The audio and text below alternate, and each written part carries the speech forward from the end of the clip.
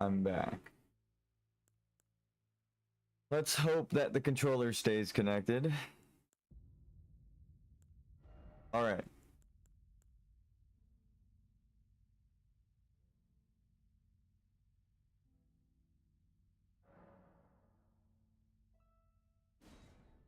So, previously on No Leveling, we did everything in the game. The only thing left to do is kill the final boss. Now, base game. I think New Game Plus might be the play.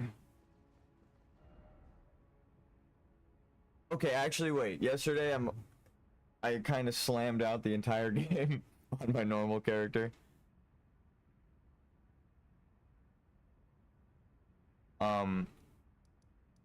All the way up to Linda. I pretty much did everything you possibly can without Melina. But so I thought, and then like as I was going to sleep, I was like, oh, there's actually these couple last things, like other quests you could do. But this morning, I was realizing, I think it got cut at the end of yesterday's VOD, but the ending of the Absolute is an extension of the Perfect Order. Right? With Gold Mask. From what I thought before was that you don't want to join the Golden Order, you don't accept Melina's accord. But if that ending has you join everything together, you do have to join her accord because you need Round Table, the Golden Order, right? To set the whole thing up. They want you to go to Round Table Hold to be introduced to the lie so that Corrin can go on Gold Mask's quest and discover that it's a lie, which then leads you to seek for answers beyond them, and then that causes you to, again, the narrative ties and the gameplay ties. What are you doing as the player?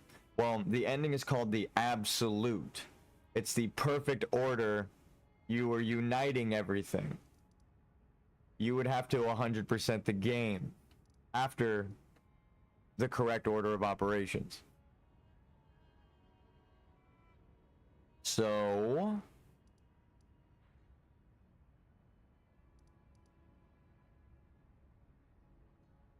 and again, it's like I don't want Hyetta to die. I don't want Iggy to die or Blyde. But I think there are characters like Melina, for example, who their fate is set because death needs to come back. So she is the manifestation of the cycle of death. Right? You have to allow her to die. So theoretically, I would have to go to the Frenzied Flame prescription.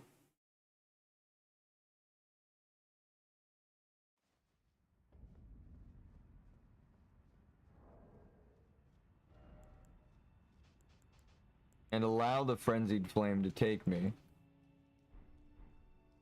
Now that I've done everything on this character,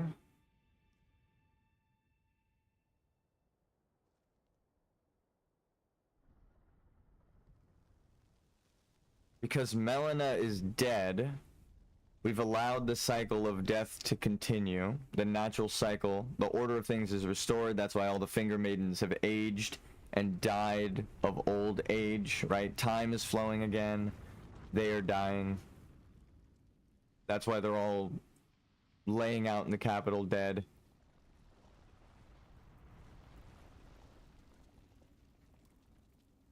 So it would just be a voice line extension of the Absolute, or of the golden ending. And look, they're gold.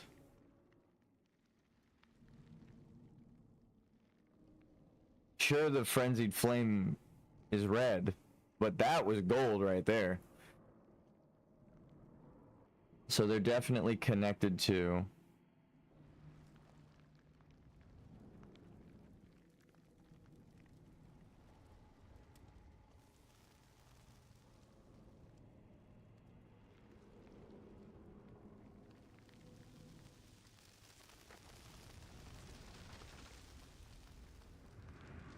the golden order, and the gold, and the yellow.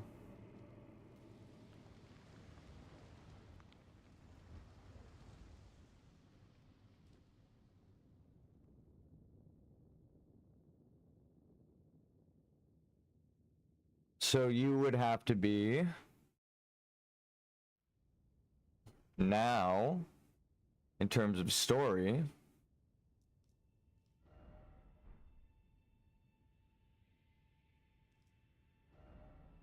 everything.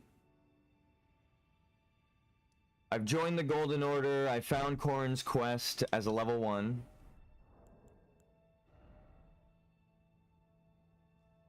Should mention, you kind of have to do one of the hardest challenge runs. No, you don't have to, I don't think. You can do it in New Game Plus, I'd be sure. Probably better and easier and more thematically designed because you would know the answers after your first playthrough, so it's better to do it in New Game Plus. So, you are frenzied. But the frenzied flame is lacking order.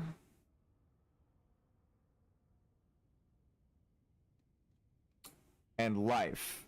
It is chaos, death, and the natural cycle. So... we would have to insert order. We would have to purify. We would have to go through putrefaction, which we have, and then purification, which would mean...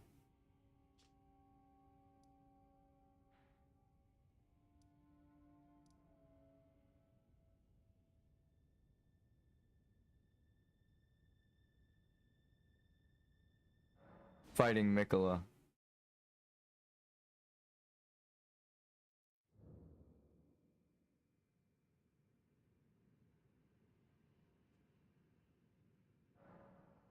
Alright, fuck it, we're doing the goddamn run.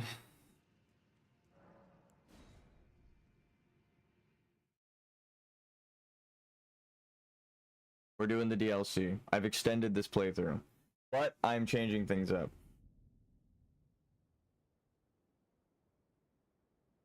Because we already have all of the prerequisites to do the absolute, you would need to go to the civilization that I'm accusing this civilization of being and find the origins of the absolute, like Mikola has, who is guiding you with the...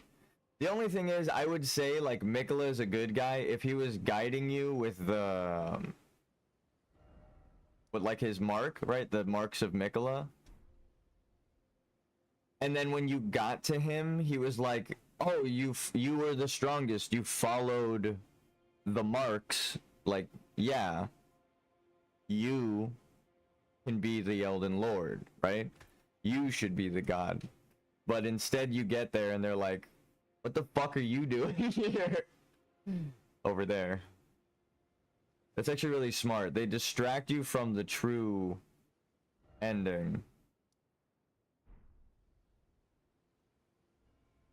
So when you enter, you're aimed this way and you're kind of inclined to look towards the mountains because the lines of the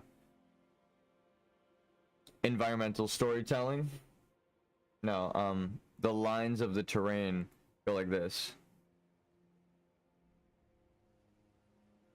Right? And then this hill goes downward this way.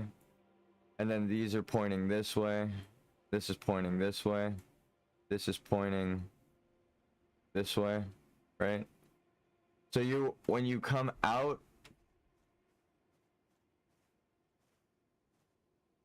oh look, the moon is here too. I'm sure that has a lore significance. Anyway. Well, that was weird. It like showed very bright for a second and then it twinkled out. and was like shrouded again. So, and you would think if it's guiding you down this way that the drapes are focusing on this circular point, but again, if you look this way, you're looking at Baal. That's Baal the dragon.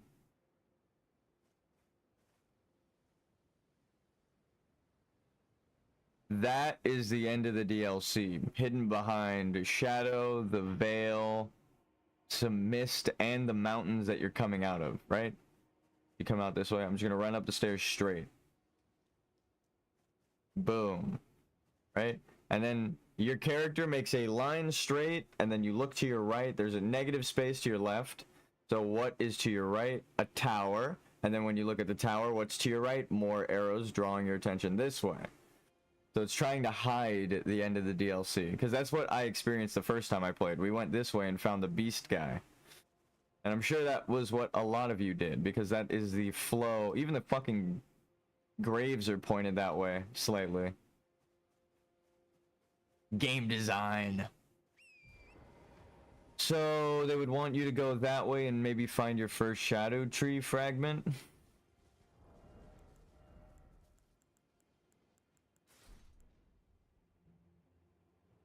Thank you.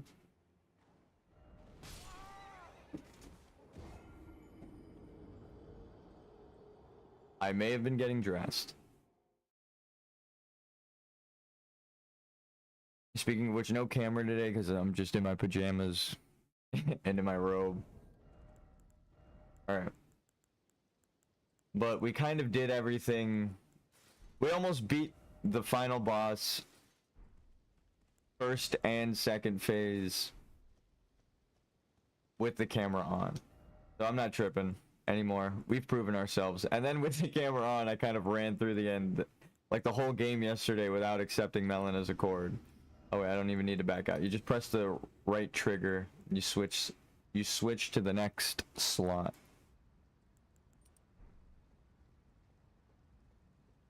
So now all my talismans are on. Anyway. Leap pot.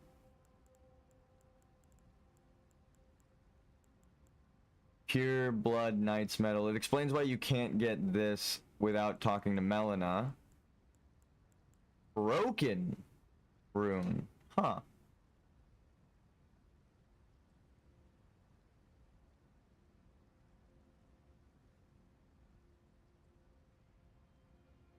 Golden traces of the grace bestowed upon those who fell in the realm of shadow. Broken and faded, threatening to dissipate entirely. Yeah, so she's trying to keep things in a perfectly round order, right? Everything is cyclical in nature.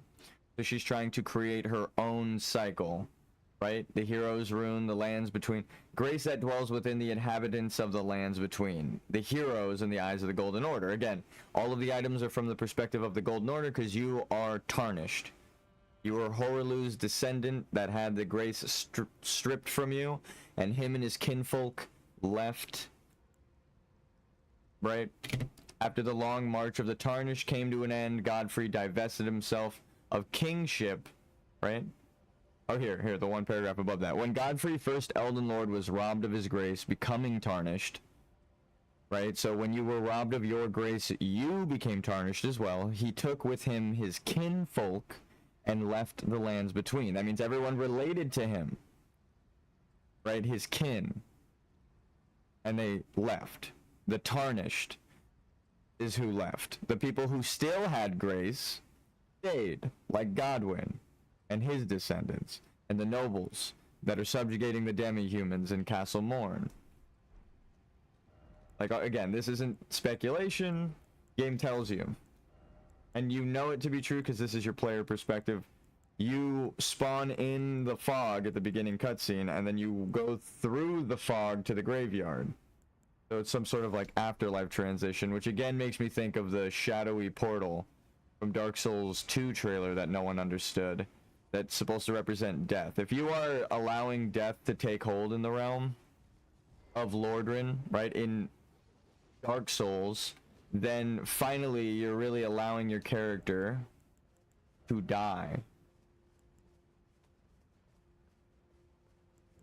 So that would be the portal, is a death. Actually, I need this. No one wants to admit it, but I mean, that's technically the goal of the game, right? Is to prevent Gwyn from continuing the Age of Fire. Speak of which, I did not remember I had fire on. I thought I had blood.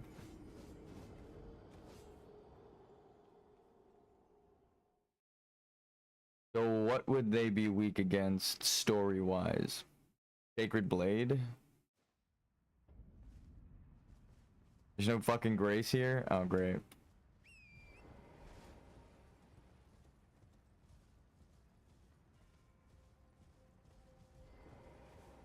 Level ring to Elden ing. Yeah, what's up? No level today. Level ring, no Eldening. What's the name of the stream right now? Elden Ring, no leveling. I reversed it today.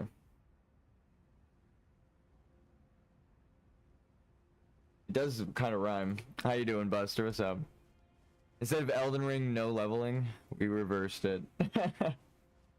It's because yesterday I was going for the secret ending and I thought I discovered it. And then I realized this morning... Oh, it was like threefold. I thought I had been tricked because I got told, oh, the 7th ending was an April Fool's prank. How does the leveling work with the DLC? Everything scales with you in the DLC, and it depends on how many Shadow Tree fragments you have is your strength. So everything will be about the same as the base game. Just a little harder, scaled upwards for the DLC power level. See, I normally do 1,000 per hit. I just did 600. I don't know how much the... Which sucks is I can't change my Ash of War right now. I have to go back to the living realm where there's grace and then change and then come back through. But,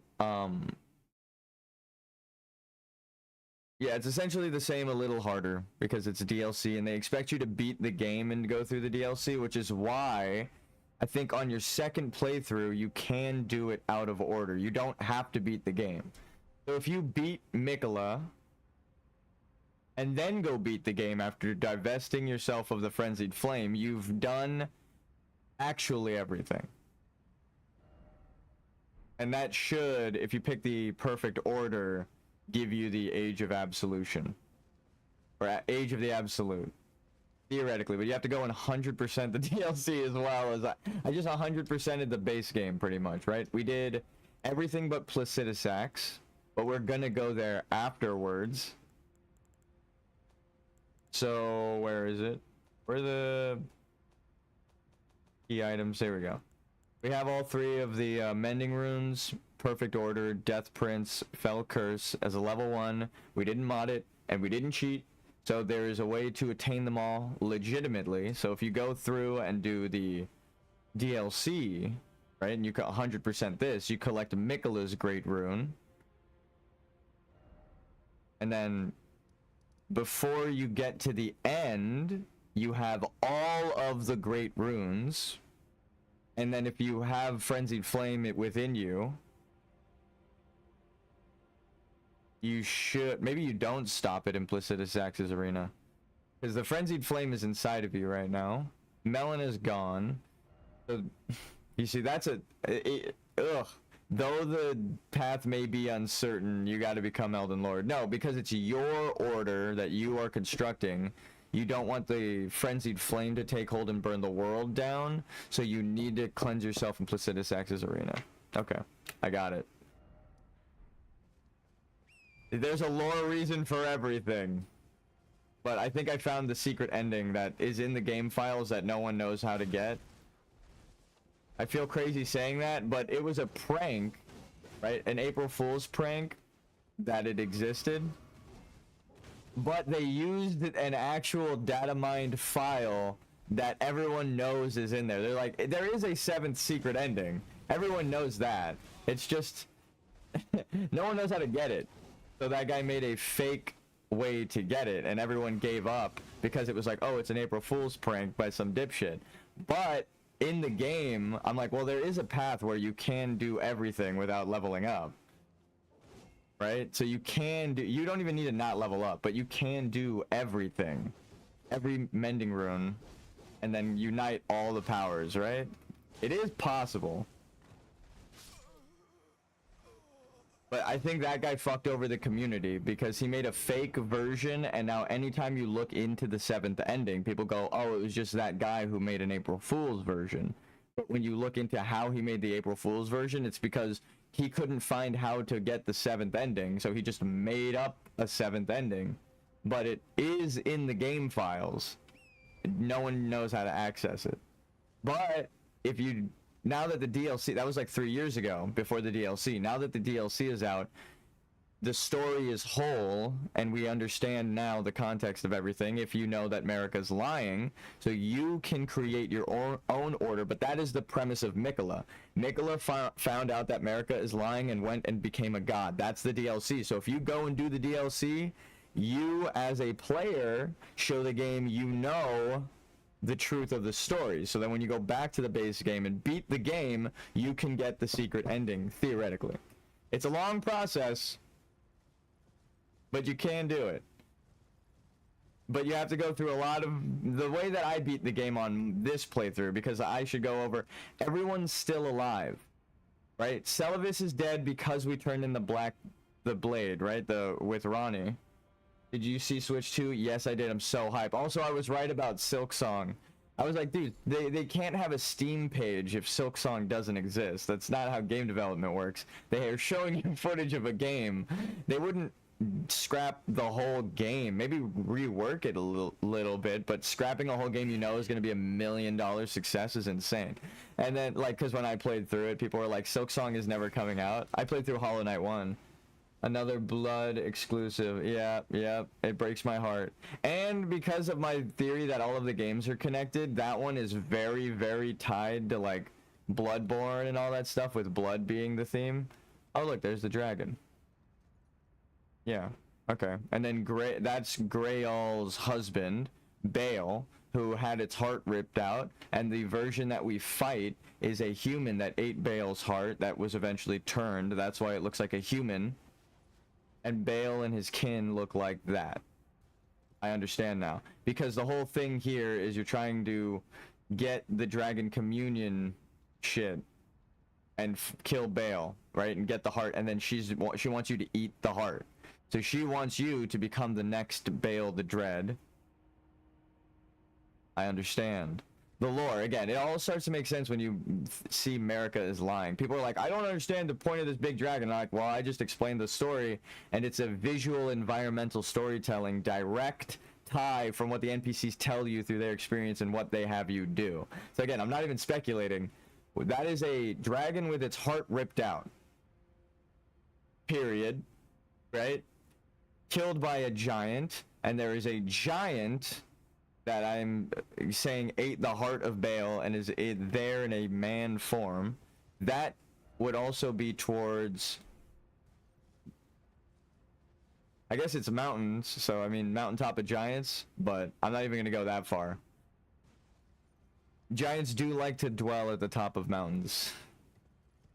Fell Flame, the Frenzied Flame, it's the same color as the Fell Flame of giants. There's like so many reasons why that what I just said makes sense, but I'm gonna just say that that's all speculation.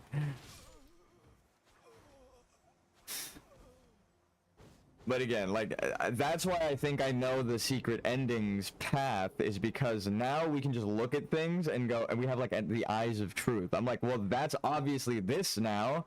You know, this mystery is solved if you look at it through the eyes of Marika is lying, right? Here's another tree that isn't in the same location as the Erd tree, which means and it doesn't even look like the Erd tree. It means there's other trees, other gods. That's the whole point of this, right? The demigods in this DLC don't have their heads cut off because it's redundant to hide the identities of people you've sealed in a shadow realm that no one will find, right? They already had their heads, like, metaphorically cut off. by cutting off the head of their society, the lion, and like sending them into the Shadow Realm. They are hidden. The only way you can enter here is with cursed blood. That's why Miquella needs to abandon their golden lineage blood and bathe with Moog to like with the golden needle, right? They need to get all outer god influence gone. That's like the main thing. I guess Moog would be Luminary Moog. Yeah, I guess that's the whole thing. Moog is like the true heir because he was born pure without the corruption, right? He's Hoarlu's true heir because Margit denies their heritage. So again, it all starts to make sense. Margit denies their heritage and they're siding with the Golden Order. Moog doesn't, is still sealed away. That, of course, is the one that Miquella would turn to after knowing the truth of like, oh, the golden lineage is a lie, my bloodline is impure, right? They need to seek purification because that's unalloyed gold needle. That's the whole thing with Miquella, is seeking purity, right? Unalloyed means not mixed with anything, so it's a gold that's not mixed with anything, pure gold. That's Miquella's whole thing. So they're trying to seek purity. They get the pure blood from Moog, and then they are allowed entrance into the Shadow Realm, right? We had our grace taken from us, so we can enter the Shadow Realm naturally. That's why all Tarnished can just walk the fuck in. Miquella specifically has to bathe in Mogwin's blood because he has the stolen golden lineage through the lion at the beginning of the trailer of this DLC that I'm talking about, that I'm saying Marika stole the powers of at the top of that tower. Are you doing the DLC scaling levels? I don't know. I think I do like 1 damage without it. I don't think the way that I view it, I think I have to, because you can't level your character up, but you have to take the natural strength of the world, which is dragons, and then of course you use dragons shards to level up your weapon. It's the same thing here, right? You were not using runes to level up. You have to use the natural elements of the world. That would be the Shadow Tree fragments and the dragon runes, or the dragon smithing stones that are here if your weapon's not upgraded. There are a fuck ton of dragon stones here, but our weapon's already upgraded. So the Shadow Tree fragments, I think, are going to work like the upgraded weapon, where as you progress the game, they will guide you to the true ending. So I can't progress past Rolana of the Twin Moons or whatever the fuck until I get all of the Shadow Tree fragments, because the story will, like the story of the absolute, the true ending, won't allow you to progress because you didn't do it in the right order. So I think I have to. It isn't just for the scaling, but I think the story is forcing you to, because you go through the old world's natural cycle. Where did these Shadow Tree fragments that of this tree that used to be sacred wind up? This is the old Erd tree, right? The old world, the old crucible. What did it empower? Where did these shards wind up? You have to track them. So if I want my answers, I'm gonna have to get those shards. But it's not just for leveling. Like, I wanted to explain that. Like, I think the DLC guides you with the Shadow Tree fragments, because the way we found the last one, right? If you go back and watch when I streamed it, like when it came out, no one had any guides up that were 100%, right? Like, we couldn't find any of the, look at that, From Software programming. Grave in the rocks. Anyway. No one knew where the last Shadow Tree fragment was, but then I used like my story deduction reasoning, and just, I was like, there's no way that path right there is a path, which means it has to be a path, because that is the premise of the game, right? So then we jumped down this weird structure and we found the last Shadow Tree fragment, and there was an item along the way, which means that is the path we were supposed to go. I didn't want to ambush him. It wouldn't have been honorable. So it's like, the fragments are guiding you, because then you find one of the last secret weapons in that area with that Shadow Tree fragment, and it's the last shortcut that makes the map loop back into the poison area, which again makes the lore make sense. So it's like, thematically, if I want to 100% the game, for the absolute ending that I think exists, I would have to collect the Shadow Tree fragments to get the true scaling to see what they're trying to show me, right? They want you to form your own world based off the one that no one wants, this old world, the Crucible world. So you have to make a new one with the Golden Order in mind, the Glowmite Queen, like all of these powers. You have to allow them to become gods. So you allow the Frenzied Flame to move on as a god through you. You allow Melina to die and manifest herself as the Glowmite Queen. You allow Ronnie to move on as the moon and the stars. You have to do the DLC because the rest of the outer gods are here. The goddess of Scarlet Rot is here. The god of Frenzied Flame is here. Like different manifestations of them. So you have to go kill all of the bosses. What the fuck is that sound? I'm seeing the path, but you have to do so much. It's not just beat the DLC. There's a particular order you have to beat the DLC in. And I'm a little scared. I really want to switch back to Blood. Where's the dude?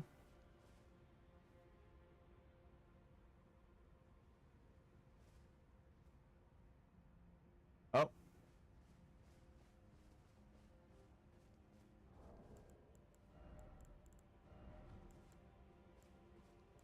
Time out.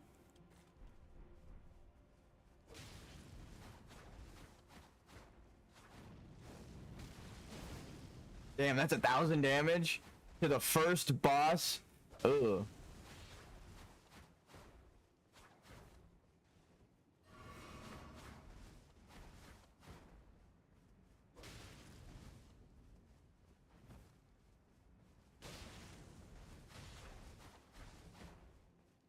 He's not even a boss, he's just an invader. Oh, this is gonna suck. I'm so used to playing my level 200 now after yesterday. I actually have to play the fucking game. This is why we go for Blood.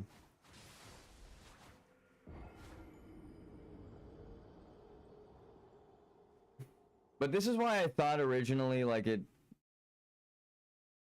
I guess you don't have to know level. Because Melina, like, the game doesn't want you to think that that's an essential thing. So that's why you have to accept Melina's Accord. Because you could do this without leveling. That's why I'm saying in New Game Plus, you could theoretically do this. But you would have to do it in the exact perfect order that I did in the past 200 hours. Like, it took me charting a course through the wiki, reading the comments of people who are like, actually, I did it like this, that, and the other way, and this character stayed alive. I'm like, so there is a way to keep the characters alive without glitching it. So it's like, Iggy is still alive. We talked to him, we upgraded our weapon. He's just not gonna die. We completed Ronnie's quest. The Black Blades never killed him, and they aren't going to, because I'm not going to let them. Which is crazy to say, but it's because we did the proper order. So it's like, and then saying it like that, we did it in the proper order, right? We did it in the right order. That is what the game is trying to say with the absolute ending. This is the correct order, right? But in terms of the golden order, so it's like, but the golden order, again, it's literally the physical manifestation of order. God damn it. If you do things in the correct order, again, the way that the game ties itself in, I explain the lore and I feel like I'm explaining what I'm doing as a player, but not because I'm like, oh, we're RP, ha ha ha. It's because the game actually is asking you to become a lord in the game, right? So they're like, if you want to be the Elden Ring, right, you want to make the Elden Ring whole, you have to collect all of the Crucible parts, right? Because that's all of the Elden Ring, right? Those are the pieces, those are the great runes that Marika plucked out. So it's like you would have to collect them all, but you would have to understand that she's lying and all that shit that I explained before, that Marika stole the runes from the Elden Ring and she is an Albinoric woman and she doesn't actually have claim to the golden lineage. That's why Horulu doesn't cast any golden spells during his boss fight, because they stole the power. And that's why she has to mix with Radagon to cast any gold, because he is the true heir, a fire giant king that she rebirthed, and that's why his child has the rune of the unborn, because to be reborn perfect, you would have to have that rune, right? So again, it all starts to make sense when you realize America's lying, but then you get stuck on people like this and people give up the fucking game. So I have to go and switch to blood now. Now we seek the truth again with Luminary Moog. No longer am I the Fire Knight. Again, I seek blood. It's strange, but you have to think of it like that. Like, what is the game asking you to do? Well, now it makes sense to use blood because they're all weak against blood and they're all using blood build, but they're not part of Moog, right? They're not part of Mogwin's dynasty. But they are kind of, right? He is an omen, a horn scent. He's the chosen horn scent for the Crucible Society, which is what these people are from. So they do use blood, but not because of Moog. Moog uses blood because that ends up being the true heritage. And again, with the cycle repeating itself, it just makes sense for him to. So the game forces him to, narratively. Of course he uses blood. The truth is in the blood, right? Metaphorically speaking, there is a magical goddess who seeks truth, and then thematically you know it to be true as the player because all of her stuff gives you arcane stat, which is literally, what is a stat of knowing the unknown? It's arcane. That's just what the name means. So it's like, okay, so she's giving you magical knowledge of the arcane, not intelligence, like glintstone, not faith, like believing in it, right? You have to get taught some new unknown secret. It's arcane to you, is what the phrasing is. So if the blood powers grant you arcane, you know they're telling the truth that the blood magic is all about seeking truth and knowing the truth. And we know Moog is oppressed, and so are all the demi-humans, right? Because of Castle Morn and all that. And his whole story. So it's like the people in these games, I'm just dying over and over to these people. Now we collect the shadow fragments for strength, because goddamn.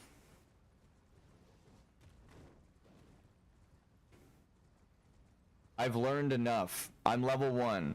So this is what I was explaining, but in a smaller sense. I'm stuck on that guy, so the game is telling me to explore the world, right?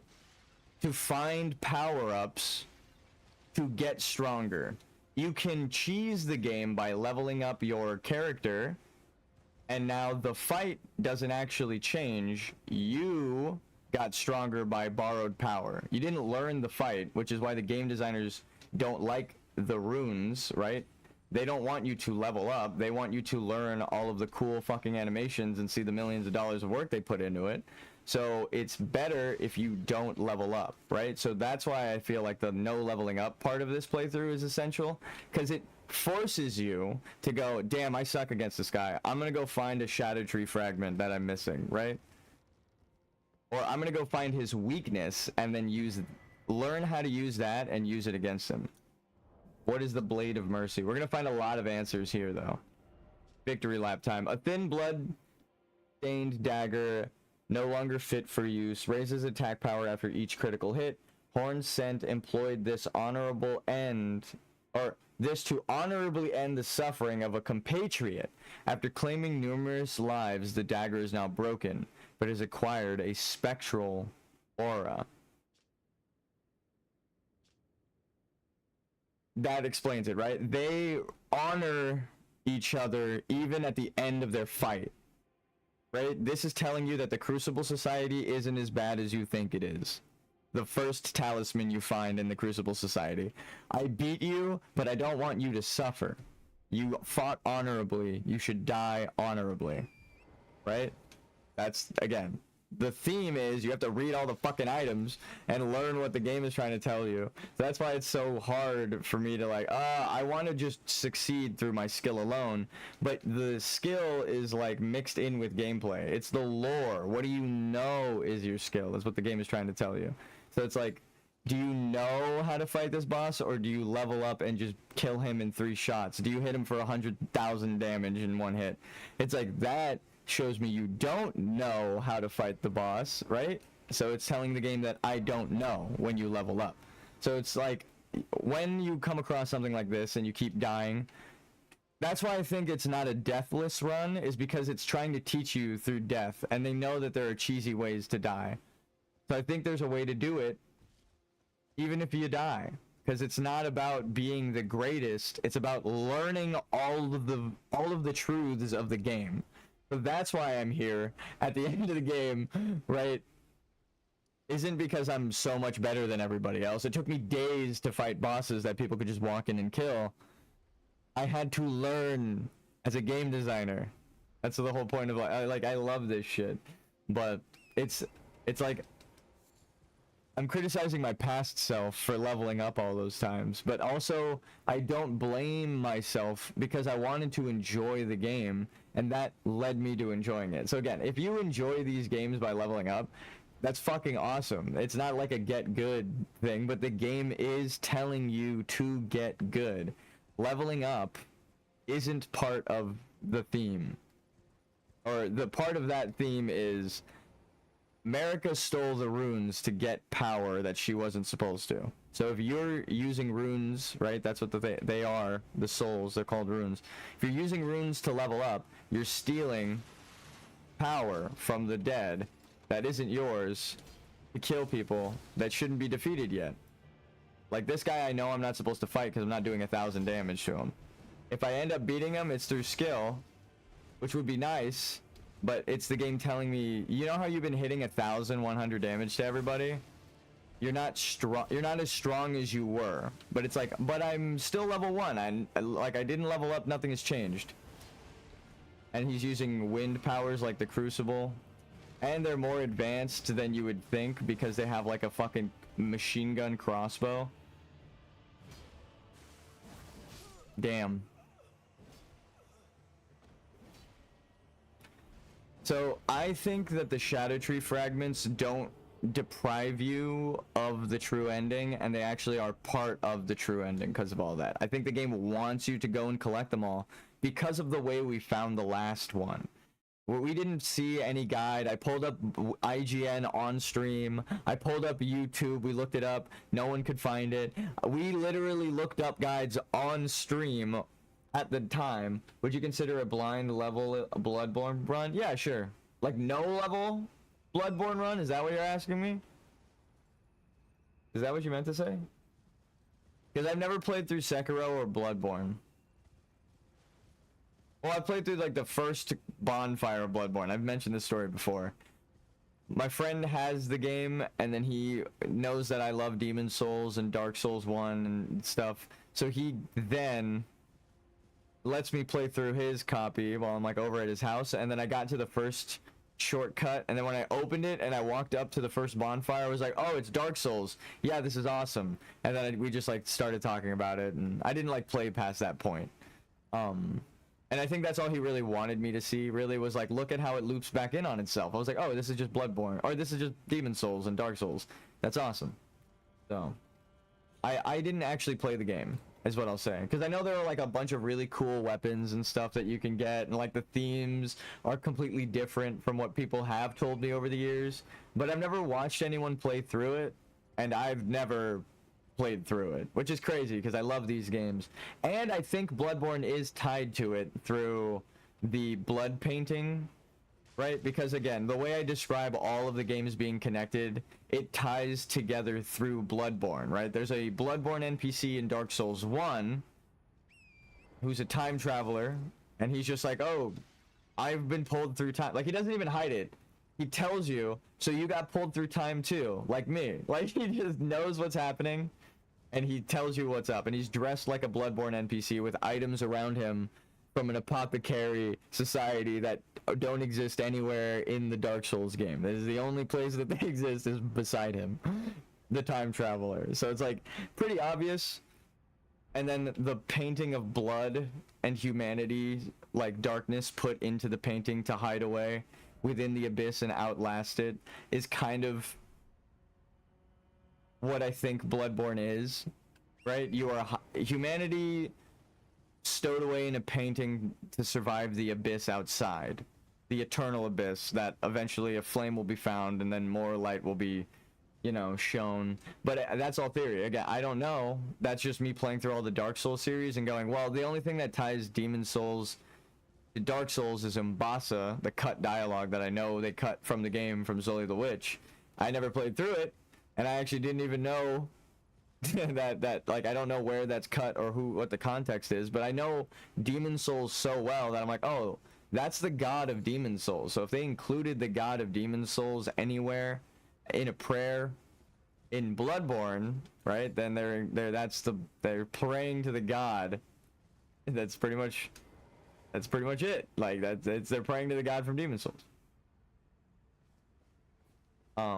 But then also, again, because Demon Souls mentions Dark Souls, they say the words Dark Souls in relation to the grand demon souls and the evolution of humanity fusing with them. So it's like they tell you in that speech of talking about what a Dark Soul is, or referring to it as a Dark Soul, that it is the inevitable progress of the demon's souls. So they're telling you after, like in Demon Souls, after Demon Souls will be Dark Souls, and then Dark Souls 1 comes out. Like, again, so like I think they're all connected. I've just never played Bloodborne or Sekiro. Bloodborne is an exclusive on PlayStation, I'm pretty sure, and I do not have it. Shadow Tree fragments can be found across the realm of shadow. Consume these at sites of grace to bolster your Shadow Tree blessing. The Shadow Tree blessing. I should explain why I'm pronouncing it like that. It's based off an old Celtic word that's pronounced like that. On my first playthrough I called it the Scadu tree, but then I understood. I even said it as a joke at the time, which again I should lean into my jokes more. I was like, well, you can also pronounce SC as a S8, like an SH sound, so it could be shadow.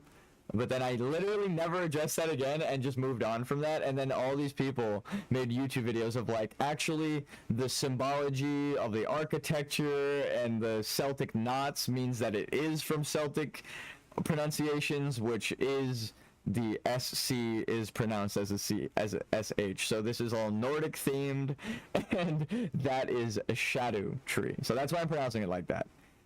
It's because of its real world inspirations. It's not Scadu tree. I thought so true. I thought so for the longest time too, and then is not the case. It's not true. It's actually Shadow Tree.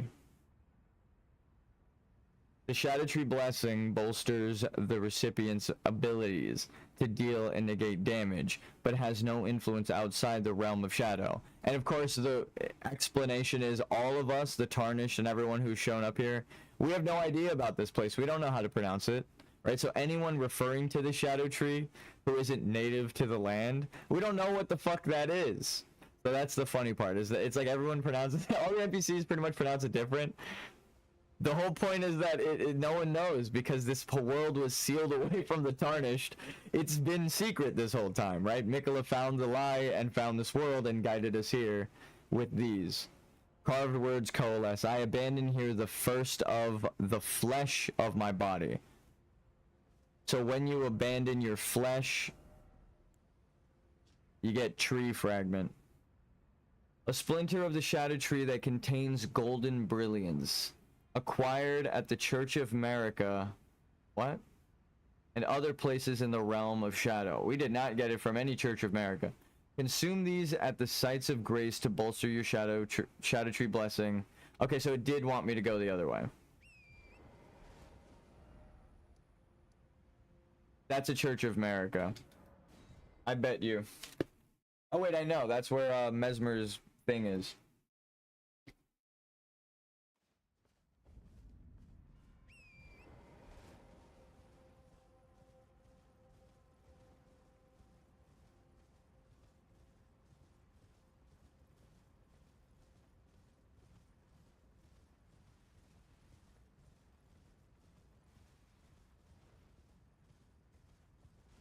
Hold on a second.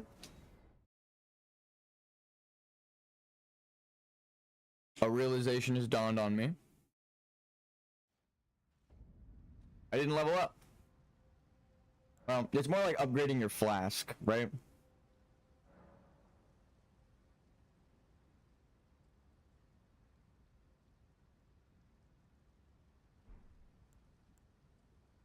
Yeah. Because everything is scaled to you. Now we should actually be doing normal damage to this guy. It's like upgrading our weapon. Everything in the area of the first upgrade is appropriate for the first upgrade. Unless it's like a late game boss behind a gate. Where is the dude?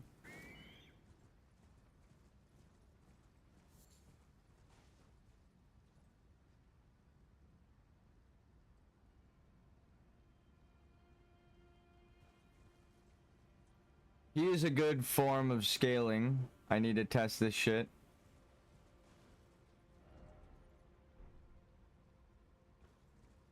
Am I crazy? He had to have been over here.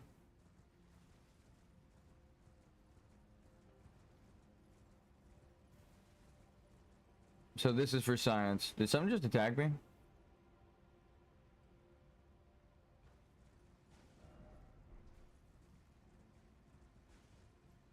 Of course, I'm looking for the wandering guy.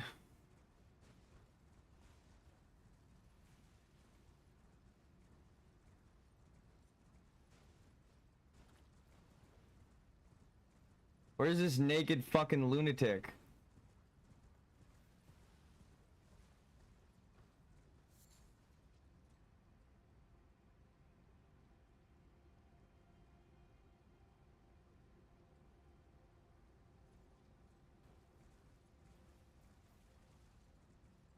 What the hell?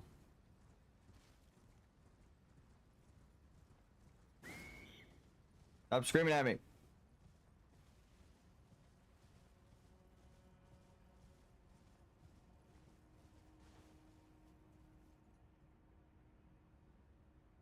Okay, that looks familiar.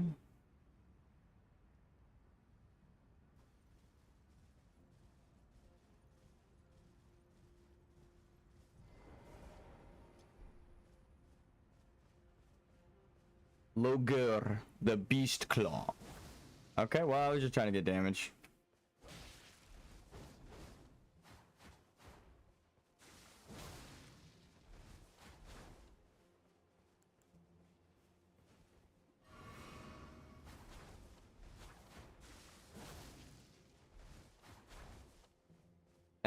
We're definitely missing a second shard. Yeah. I was gonna say, it feels like we're doing no damage. So it does... It feels like the game is telling me to explore, right? This is what I've been explaining like the whole time. But it was really early in the game where it felt like it, so it was like harder to kind of tell. Because when your weapon is fully upgraded, it's like, well, now that feeling is kind of gone. And it's all about the skill and learning like the elemental types that they're weak to. But now in the DLC we have the Shadow Tree fragments, which are going to do the same kind of scaling. But I could tell just by that if I go to Radon at the end with no scaling, I'm going to be doing... It's going to be like an hour and a half fight. So...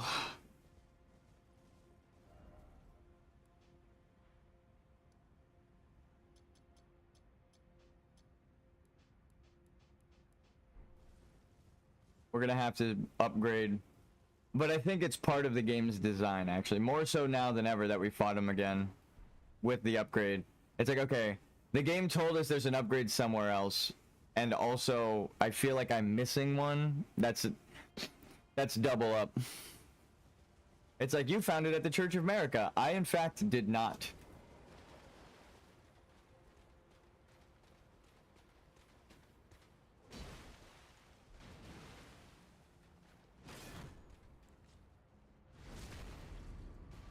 That feels like the right scaling. Right? That feels correct.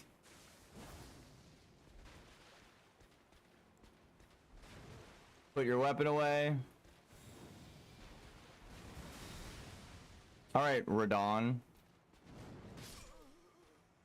Or Radagon. I kind of want to know what this guy's whole spiel is, because that was definitely Radagon's powers.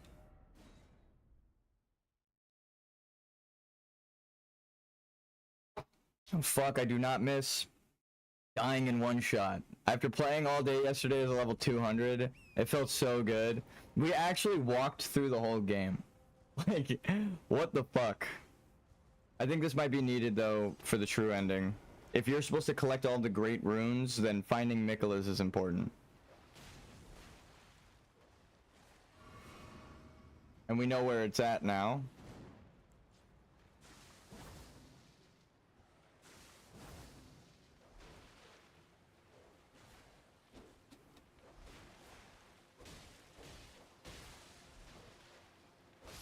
Woo! Can I just catch a break for like 1 second?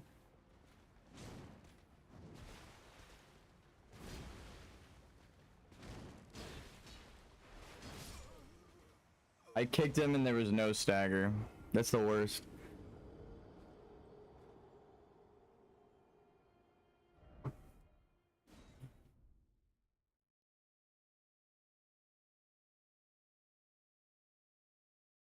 Honestly though, ever since I was told that you could put your weapon away and kick people's shields, my entire perspective of the game has shifted again. Like, holy shit, really? So Mesmer's soldiers are all sitting here sad.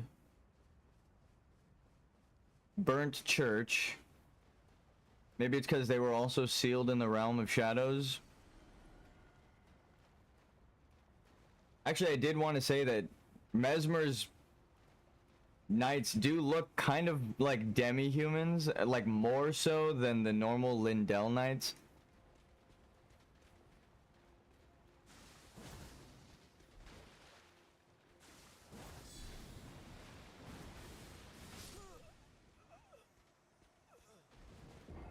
It's a triple attack. One hit counts as 3 moves. This guy has like a full Radagon moveset right now. What the fuck is happening? Alright. We're gonna go cheese mode on him because that was some bullshit.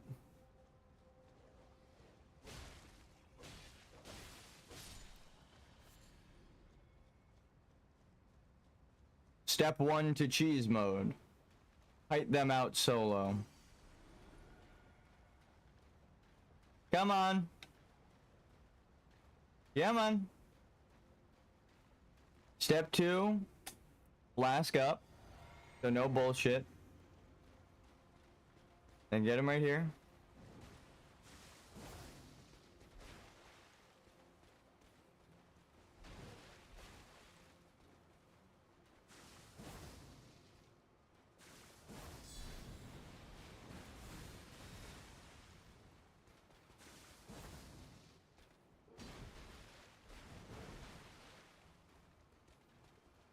I should stick closer to this guy, actually. Now that I'm seeing it, what you should fight this guy like is roll into him and get behind him. Yep, okay. And then get behind him, and then blood slash right here. Back up, get behind him.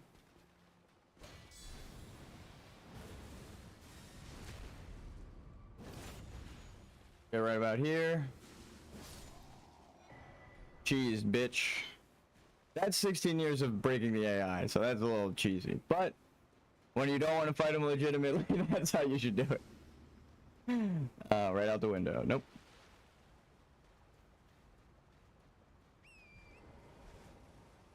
Now, I was invincible that whole time as well. Like, I was super, super safe. That kind of stuff is what makes me feel like the level 1 playthrough is possible, right? Because it's like, well, if you use everything at your advantage, and you know, I feel like a dick, but you know how to play the game, then it's like, yeah, you're gonna, you can just walk through. You don't need to level up. Think of how easy I just walked through the game yesterday. I beat Radon first try, Godric first try, Margit first try, Estelle first try, Rykard first try. We literally walked through the game. We walked up to every boss, killed them, walked to the next one, killed them. My character has 2 million runes right now from yesterday because I kept going after I ended stream. Stayed up till like 4 in the morning trying to find the truth, and now I understand how you're supposed to get the absolute ending. I think. And also why everyone has given up, because that stupid community member made a troll version of it, and everyone thinks it's an April Fool's thing. They're like, yeah, sure, there are game files that allow for a 7th ending, but it's cut content. It's cut content. Right? But it's like, what tells you it's cut content? Because you haven't gotten it yet? Right? It's like, you're not the data miner. None of the data miners are saying it's cut content. They're just saying it's in the files. So again, I'm like, well, if they're saying there's a full ending in the files that they don't know how to access, but the data miners actually say that it is an extension of the order of absolute. That's what the data miners say. The people normally say it was bullshit and they give up, but the data miners say not only is it there a secret 7th ending, but it's also connected to the ending that would have you find the lie within the Golden Order, or be told that there is one by Corrin. So again, if you now see the world through the DLC's eyes of America is lying, you can see where that final secret ending takes place. You go through the whole world and you get it. Oh, and they have access, they can access it, or they are purposely hiding it for people to find it naturally. So this is what's happening. It's exactly what you would hope for when I was investigating for it last night. Here, I'll show you. Here, we'll just draw it out. Essentially, there's 2 timelines that we're in it right now. Schrodinger's timeline. There is the real and fake ending. Why do people believe it's fake? Because of an April Fool's from before the DLC, where someone took real data in the game and made a fake ending with it. The real data, though, is a 7th ending tied to the absolute ending of Gold Mask, the sun guy who finds the lie during his quest, right? And it is like Ronnie's ending. When you exhaust all of Ronnie's dialogue, her ending goes from Ronnie's ending 1, right? This is the first of Ronnie's ending, to a different version. This is true. If you talk to her doll fully, you get a second version where the dialogue is different, and she calls you her beloved consort. Instead of just calling you her consort, she calls you a dearly beloved consort, essentially. It's like one little dialogue change, but when you talk to the doll, that changes. That is the same thing for this. There is a real ending, the first of Gold Mask's ending, and then there is a second one in the data that you have to exhaust something to find. No one knows how to exhaust the thing to find it. That is the truth. No one knows how to trigger Gold Mask's ending because it's a bunch of triggers hidden throughout the game. You would have to go investigate every fucking thing to see if it ties back to this line of dialogue through code. So it's data miners would have to know the programming and really go and dissect every single NPC to see if it triggers this. But now through lore we know we don't even need to do that. We did it by process of elimination because the story is telling me how, because it's forcing me to when I'm doing a level 1 playthrough. That's what I'm trying to explain. If you don't level up, you can't beat the bosses without learning them, their weaknesses and their movesets. Their weaknesses tell you the story, and how you have to fight them also tells you their story. And it's typically that America is lying, right? Godric is supposed to be the strongest, bravest of the gods. He's the most cowardly and the weakest, and he's got to graft people onto himself. Everything that the Golden Order says is a lie. Godwin means the joy of God, and America goes crazy and breaks the fucking Elden Ring and loses her mind and goes into complete madness because of Godwin's death. So they are the source of the grief of America. God's grief is a more accurate name. Again, the Golden Order is constantly lying. So it's like we can find that 7th ending now because we know the truth. That's why I'm like, I know it's in the game files, and that dipshit who did the April Fool's joke made everyone think it's not possible. But then the DLC came out to give you answers 2 years or 3 years afterwards. So it's like that guy made a joke based off of a real data. It's a voice line and a subtitle in the game files that's an extension of Gold Mask's ending. So it's a thing that exists. They just made a cutscene based around it. So again, it's like that fuckface ruined it for everyone because now everyone thinks it's an April Fool's and not possible. But when you look into it, it's like, no, that's stuff in the game files. And then now that we've done the DLC, I'm like, well, now more than ever, I believe that that 7th dialogue ending is attainable because of what we know. America's lying. Mesmer sealed here. He's got the Abyssal Serpent because dragons, fire, the giants, right? That is the true Crucible society before the Noxtellan showed up with the day and or with the whole Newman connection. You find Newman souls in Noxtella. They're normal sized people, not giants, right? So it's like the giants lived with beastmen, lived with beast, lived with man. It was a united society of multiple civilizations, right? The Crucible. They all fought for their strongest person, and that's what this item is telling us, right? The strongest person would win and then kill the weaker one honorably with this dagger. So it's still an honorable death that they fought, but then it's a brutal society. So they tortured the shaman. America was a shaman because of this item. Oh fuck, I don't have it on this guy. Because I'm in the DLC, I'm going to get these two confused now. You find a golden braid that it explicitly tells you is America's, and she left it behind at the shaman village, where she left a promise to never return to her home. So she's a shaman from the shaman village, but they're all shaman in this society. The horn scent in the tower over there, they're called shaman, the horned shaman, all the way to the underground Biofra River Banks nighttime civilization, right? These people that I'm saying are part of that ancient society of horned scent individuals, the nice horn scent. Again, America would let the nighttime horn scent live if they just promised not to research anything. So these guys are everywhere because these are shaman though.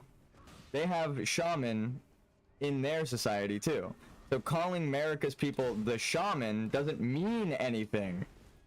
It's a extra identity given to those women who are frail and can't walk and merge their flesh with other people's, which means she's an Albinoric woman because shaman doesn't mean shit. It's another identity, right? So again, it's like that's the lore that you find when you start going through all of the items and names, even the data, because it furthers this theory. I'm saying that this person and the horned shaman are related to America.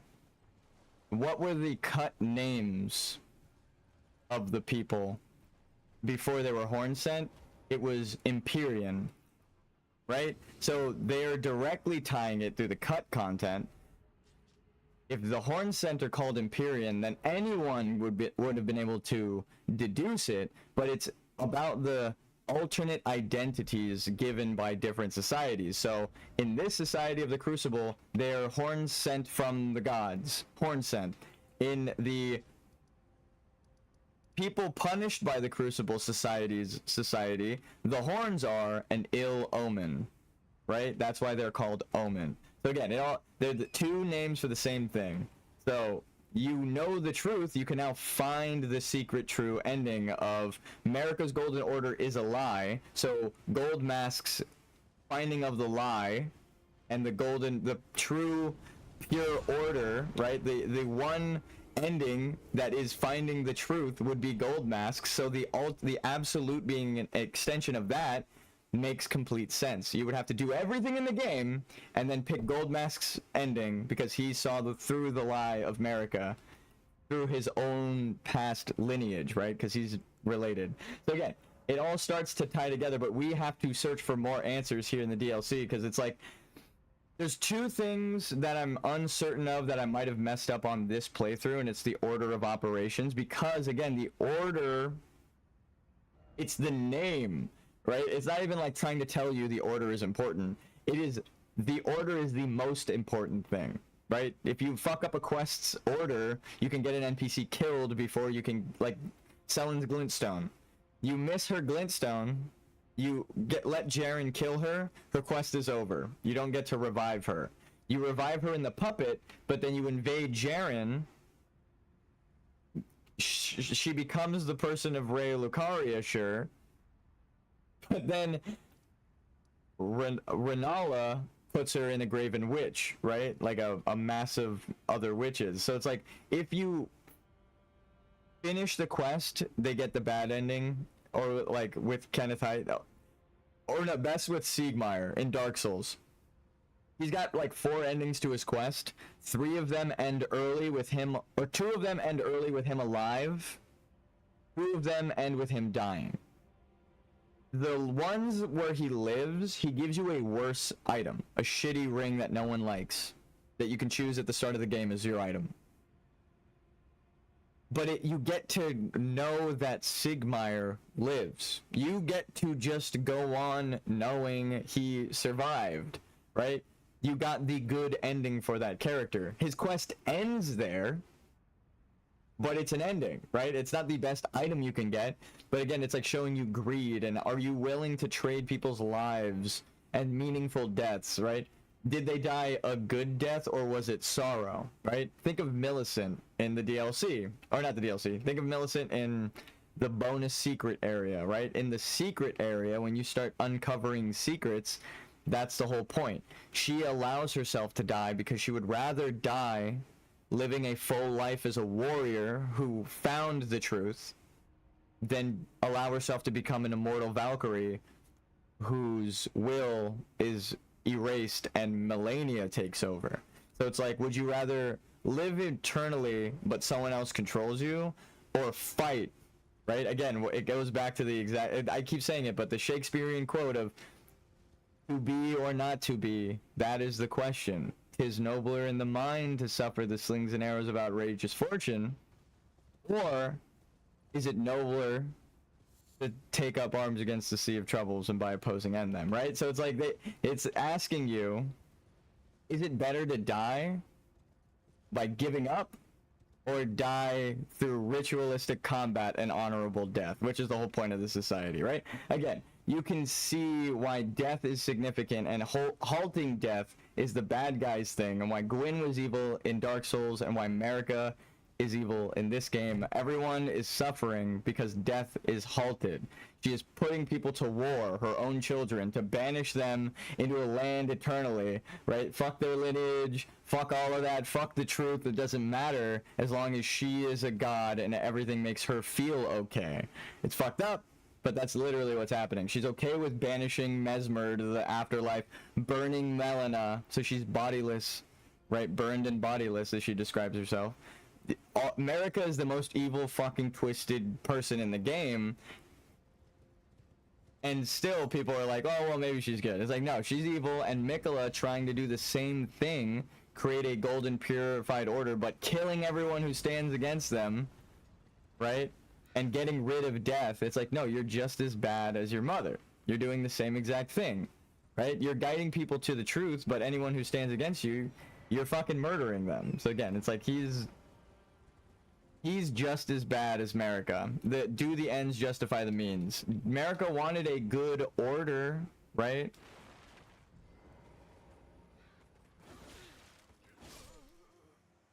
I just realized what the significance of that might be. Anyway, Marika wanted a good order to things, but what is she willing to sacrifice to do it? Her own children, her own self, right? The will of other people. She wanted to get rid of Radagon's will, but it ended up backfiring on her, right? So it's like, because he's the true heir according to the lie, right? If he is the true heir of the strong will society, then she isn't going to usurp his will with hers. It just would never happen. So, and the Albinoric items tell you that, right? They're like, oh, a mimic can possess someone, but they can even copy them, but they can't take away the person's will. Right? And then what is Mikola trying to do to Radahn? take away his will, and then he refuses in his normal form, so he has to have everyone team up to kill Radon, and then after you do it, he scoops up the body, takes the soul out, scoops up Moog after you do it, and then takes the, like, so it's like you are the strongest one. He's doing the same thing as Marika. You're doing everything, and Mikola is cleaning up after you. So it's like he's evil as shit because he's just stealing your success and then going to become a god, and then has the fucking audacity to fight you when you show up for your crown, right? It's like that. He's the most evil fucking dude possible, because he doesn't know that you can make an age of absolute with death being part of it, and help his brothers, and also do the unalloyed gold. Like, you can do it all, but he's doing the same thing Marika's doing, so he's bad. Mikola is the bad guy. Again, what do you see in the story but him abandon his love here in the DLC? He's like, I'm abandoning my flesh, I'm abandoning my arms, I'm abandoning my love, right? With Saint Trina. So it's like, again, he tells you, I don't love any of you motherfuckers. I want to become a god with what he's doing in this, right? He's like, I don't care that you love me. I love me more than anyone else. That's his whole thing, which is, again, if he's the angel of light, all of that would make him a Lucifer parallel, right? He's the most beautiful, the most attractive, the most alluring, can get anyone on his side by convincing them through a lie, but everyone just argues, but he's beautiful, but he's nice. His goal is a good one in the end, and it's like, well, so is Lucifer's technically. He believed man was bad and he was like, well, no, God was the perfect one, not so it's like you could argue that with Lucifer, but no, we know he's the bad guy of the Bible. So Mikola is the bad guy in this story, right? Because he is doing countless terrible things to his family, to his friends, to himself, and then telling you, I am literally doing this evil shit. It's like, he's not explaining himself, he's just telling you, I am doing this, I'm abandoning my love, I am subjugating people, I am ripping the souls out of corpses, right? That now I understand the lion significance in Saint Trina's thing. Again, we're gonna get so many answers. I abandon here part of the flesh of my body. So again, he keeps abandoning his flesh until he abandons Saint Trina, the goddess of love, because that's what he was originally trying to get rid of this whole time, because he's trying to stop the influence of outer gods. So it's like he wants to stop the influence of outer gods to become a god for his own order, right? Or her own order after they transcend.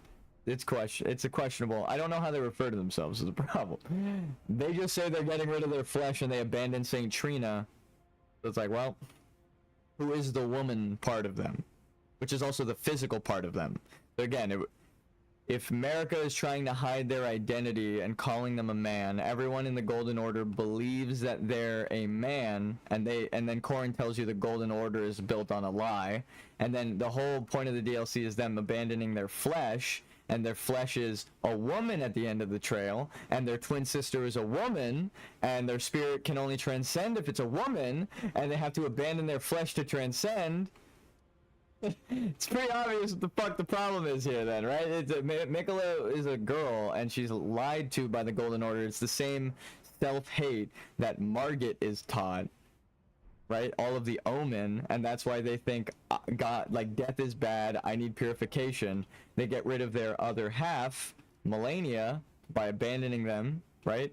The goddess of rot, because if their putrefaction to Mikola's purification, the unalloyed gold, the pure gold, she is corruption manifested. The Scarlet Rot is the goddess of corruption. According to the Golden Order, it is a self-hatred that is taught by the Golden Order that caused Mikola to do this, to abandon their own flesh and forsake everyone else's will to impose their own, right? The greater will. But it's like, again, with your absolute ending, you know that's wrong. You can unite everyone while allowing them their own willpower, which would be collecting Mikola's rune so no one else can compel them, killing the god that they created as it fades, right? you would have to go through the DLC to get the absolute ending. So it explains why it was coded into the base game, but it wouldn't be accessible until we got the answers of what the lie was that America was lying about to Goldmask and to Corrin. Now we have the answer. Now all of the things are falling into place. We can get that secret ending, I'm sure. I'll say it. I'm pretty sure we can. Everything that I keep explaining, it like again, it loops back in on itself like the fucking Elden Ring. Service to Lord Moog, but now, like you, another soul guided by kindly Mikola. I'm hardly the steady hand I once was. My fighting days are far behind me, which is why I have chosen to dedicate myself to investigation, to discern tender Mikola's ultimate purpose. I'd rather not volunteer service to a new master unless I know that I can be of use. That's so perfect. So that last little bit there was like, why would Mikola let him do that? It all makes sense now. Again, he's looking for answers according to Mikola, right? The blood Moog. So he, using Moog, Mikola was looking for answers and found them through the blood, right? That's what these people suggest. He doesn't want to be useless to Mikola, but after the rune breaks and he's still an investigator, he finds the truth of how you become a god and what Moog's body was really purposed for, and he joins you in a fight against Mikola, because this guy who finds out the truth knows Mikola is doing a terribly blasphemous thing to become a god, right?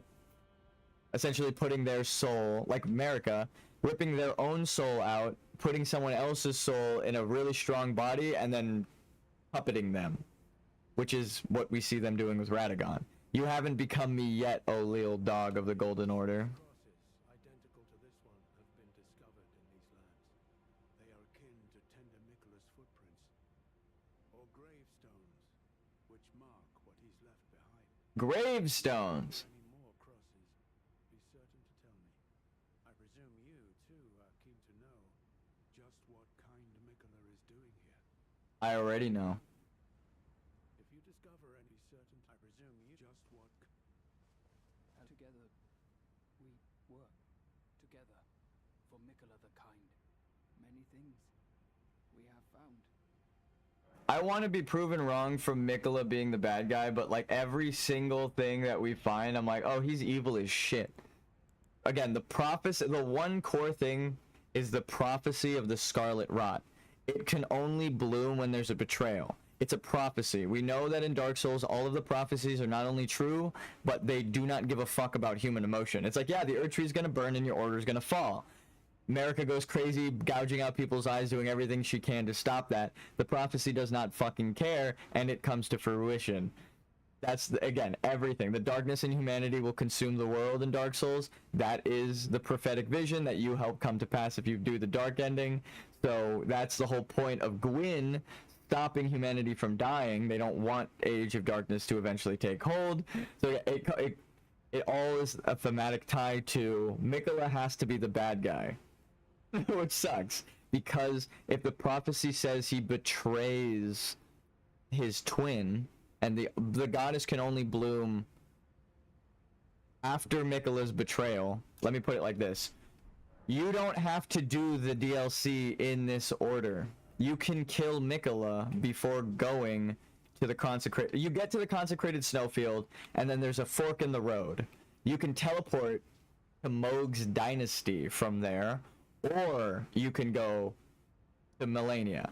If you go to Moog first, and you own the DLC, you unlock the DLC with Mikola. So you could go beat Mikola, and then come back and beat Melania, which means she bloomed after Mikola tries to be a god, right? So she is betrayed. Mikola didn't bring her to the end. He brought Radon and Moog, right? He was bringing people. He could have brought anyone. He did not bring his sister. She's left in the wall to rot. That is a betrayal of like the highest regard, right? I'm gonna go become a god. You don't even know where I am. I had someone kidnap me in secret, spirit me away. So you just are left wondering, oh, what's happened to me, and you're worried about me. I'm going and becoming a god, though. You can go fuck yourself, right? That's the most evil shit you could do to somebody, especially your twin.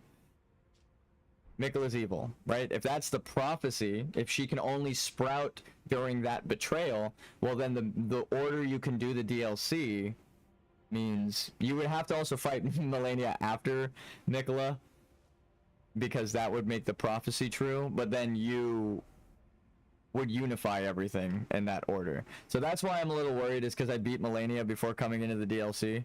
I might have fucked myself, but in terms of unifying everything in the end, you still do it. It doesn't matter which order you do it in, because the Halig tree is now yours, right? You've beaten Melania, you've gotten all the graces, and you got Miquella's golden needle, but it isn't yours because it's Miquella's. So if you go and kill Miquella, now you own the Halig tree, and also you have the truth, so you can search it. So again, it doesn't really matter which order you do it in, but it also really does, because the prophecy is only true if you do it in that reversed order. And if you make the prophecy true, I think that is the absolute. Miquella is not a good person in the game's eyes, right, of your player experience, and then you taking the love rune would make it. So again, it's kind of reversed. I don't know, but that is one little tiny thing that I didn't want to do the DLC, because I couldn't believe that it would be tied to the ending. And now that we're here, it is definitely tied to the ending.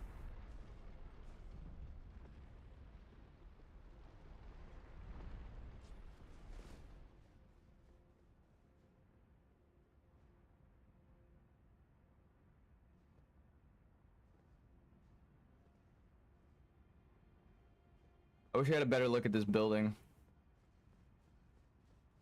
So you'd have to, I have a chart to make sure I'm going the right way, but so everything's all spiral themed, and the scorpions now make sense, because if the scorpion is the god of corruption, that needs to go.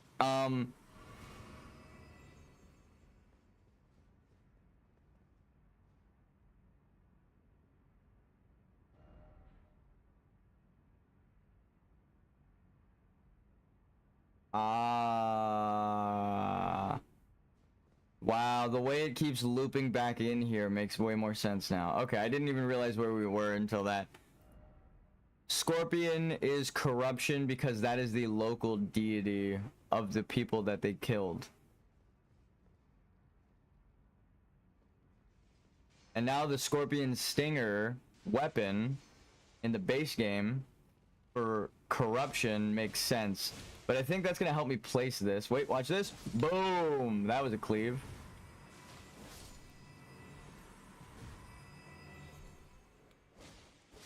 God, that was such a good fucking cleave. Anyway. Another tie to Demon Souls. These are Demon Souls NPCs. They sacrifice. So, this is a demigod. Its head isn't cut off. Look at its head, horns. So they're trying to hide that the demigods are horn sent, right? In the Crucible Society, or in Golden Order Society. You never find these people, right? The revered Spirit Ash. You only find these bodies in the base game with their heads cut off. The deities, right? The local deities. Remember, I'm accusing America of being a local deity. So if these are local deities, the local deity for this area would be a scorpion. Why would that matter? Well, that would mean... Oh, fuck. I think everybody's wrong. I think it does fit here. Because of that. And then it was removed so long ago that grass has grown and trees have grown underneath. And that's why there's a plateau. And that would place Farum Azula in the center towards the... Well, if this is the bridge, the Farum Great Bridge... No, that the making of the loop makes a lot more sense. But where would Farum Azula be? I guess Farum Azula... Okay, look, I'm just gonna say it. The Grand Cloister has the dude with the scorpion tail. So that would tie this place to the scorpions, and then what's right above it but the Scarlet Rot Scorpion Goddess boss fight. So again, local goddess, this area, scorpions and Scarlet Rot, that was sealed away.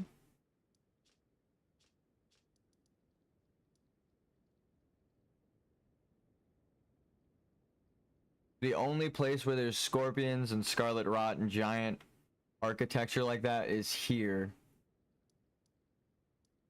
In Uhl and Uld, which would mean this big chunk, ready for it? Is this big chunk. And that's why the bridges are extending out into the ocean and breaking off from things. Because there was originally land here. But the divine bridges held because that's like the foundation of the world.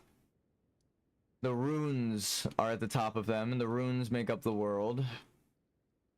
And the runes were local powers. That's why there are no great runes in the DLC. Marika was taking the runes out and putting them at the top of the towers to organize the society based off of the previous society's ruins, right? Built like the statues. They chisel away the old statues and put their new fancy statues. That's essentially what happened with the runes, right? The shard bearers of the great runes, why are they on the divine towers and possessed by the local people, right? Unless it's a local deity, right? Godric is by the tower. Kaled is Radahn's. Divine Liurnia is Ranni's. Rykard's is the Volcano Manor. And then the isolated tower that we haven't been to is the Mountain Top of Giants Purification and Putrefaction. Actually, that also makes my original theory... Oh, shit. No, because it's a loop! Because it's a loop! Alright, I found it, guys. Here, I'm gonna open that shit. You can also access Moog with Vare's quest. Yes, but you can't do Vare's quest without going to the Round Table Hold. So it doesn't fit with the no leveling thing. Alright, watch this. We found it. I found where the DLC map fits in, and I've proven it just now. I've proven. It is proven. Proved. Proved. Okay. Also, I don't know if you're typing or not. Sometimes this shit does not work. We've proven it. That line that I drew before is the truth. Alright. This is the map. I already know it now. This is the map of Elden Ring. The true map. And I will show you why I'm right. Because you know I fucking love to do that. White is Ranni. The local deity. Gold, Godric.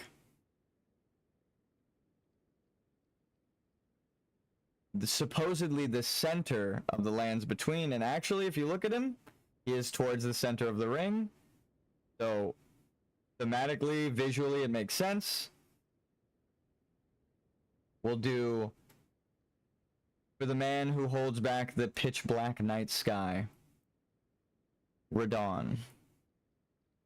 For the dark story he goes through, it is black. His story is just straight up depressing. Red for the fire of Rykard, right? Who conquered Lindell. So he, as a local deity, is now Lindell as well, right? Like this entire area is him. Rykard.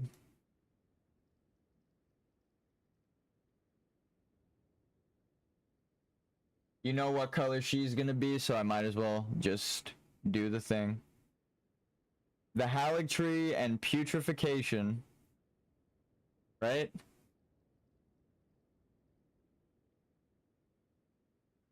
That's this. Actually, sorry, reversed.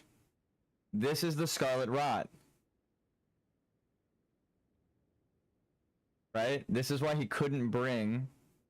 Actually, we know it actually reaches back here because in this area there are scorpions down there. So this entire area would have been rot with Melania.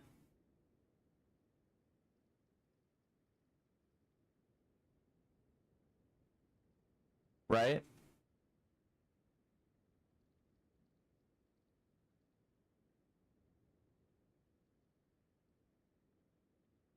And the Haligtree we know is Mikola's with his blood. It's the worst color possible to have chosen here.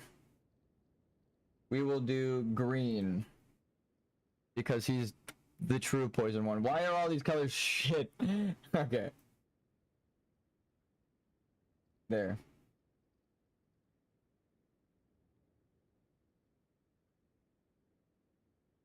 Mikola. What is up with my eyes? Why can't I see these? These are the worst colors that all blend in. Anyway. That completes the ring, but there are a couple of children missing, right? In the center of the lands between. Right there, there's one more tower. There's one more tower that's shared with Mikola, right? In the mountaintop of giants. Moog. And Margit. Margit abandoned his fate, siding with the Golden Order. So it doesn't matter that Margit's there. It's just to show you that it's a ring. That's the whole point of the map. It's a loop. Also, why else does this fit? The Fire Society would burn corpses for the dead, and the crucible here is the Shadow Tree Chalice for the dead, right? So there would be a big tree right here, theoretically, that is supposed to have something to do with the dead, right? So the Glowmite Queen showing up right here would make sense, because I'm accusing her of originating from this shack. The loop closes when we find America's Lie. He is an Albinoric, because the astrologers called the meteor of Estelle, and then on Altus, right, the Shadow Altus, which is torn away from Old Farum, right, the tornado of Horaloo has ripped it away. It all makes sense. It is a direct tie by things in the game showing us, but you have to know that it's a lie. You have to understand, and you can't even doubt. You just have to know. Even though it's uncertain, you must hold true, is literally the first thing. You must become a lord. The true way to become one is found out in the DLC, and it's this tie. It actually has nothing to do with the Golden Order. We found out where the DLC map is because of this guy. Local deities are an ancient Mesopotamia practice that all of the cuneiforms and circles are based off of. That's what they used for magical protections, were circles with runes drawn inside of them. In real life, Mesopotamia, that's what I'm saying is it's based off of. They also had local deities, so they would have to be local. That tower in the middle of fucking nowhere would have to have a corrupted area of the scorpions near it, and that is exactly what we just found at the beginning of the DLC. That is why Mikola abandoned Melania, because he would be taking her to her home of Scarlet Rot, and he didn't want her to truly manifest as a goddess. What a selfish fucking prick.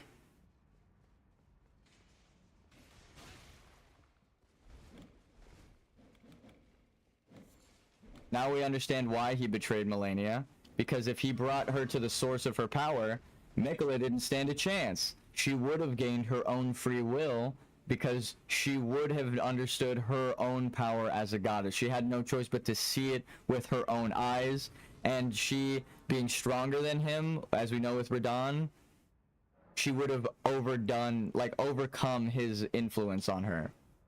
I mean, I guess we could do this. I'm not summoning anything.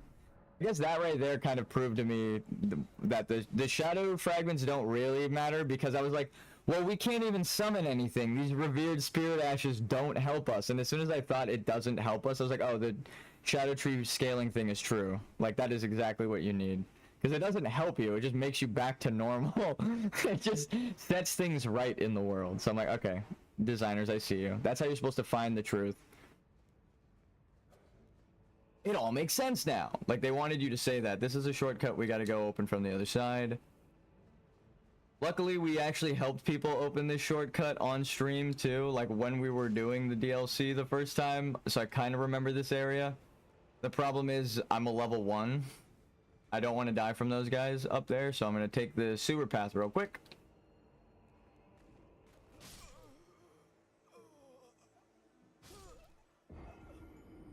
I think you need a key for this anyway. Well, we'll check. We've found so many answers. My question now is kind of scared.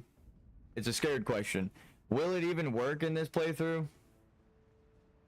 I don't think so.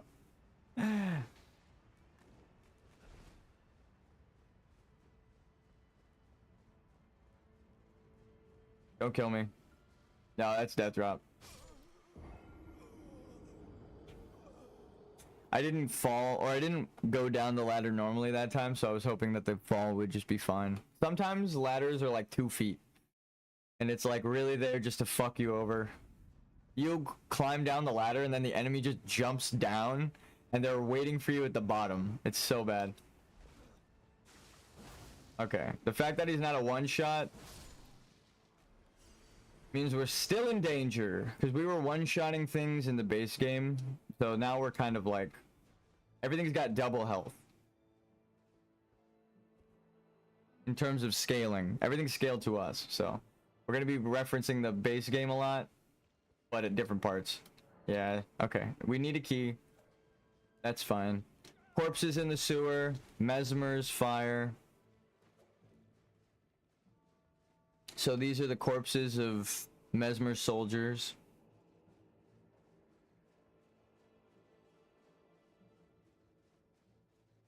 And they're actually, I noticed, they're continuing the ritual that I said, passing the corpses through the waterways.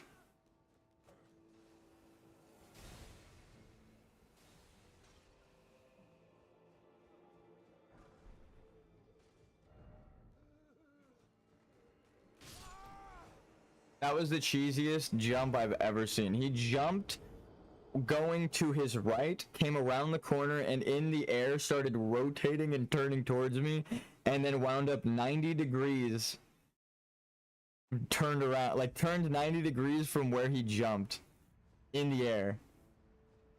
Like, he made a C shape with this trajectory, defying all fucking physics.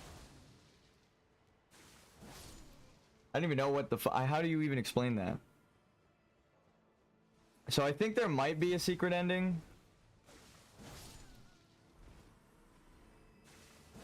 Actually, no. I know there is.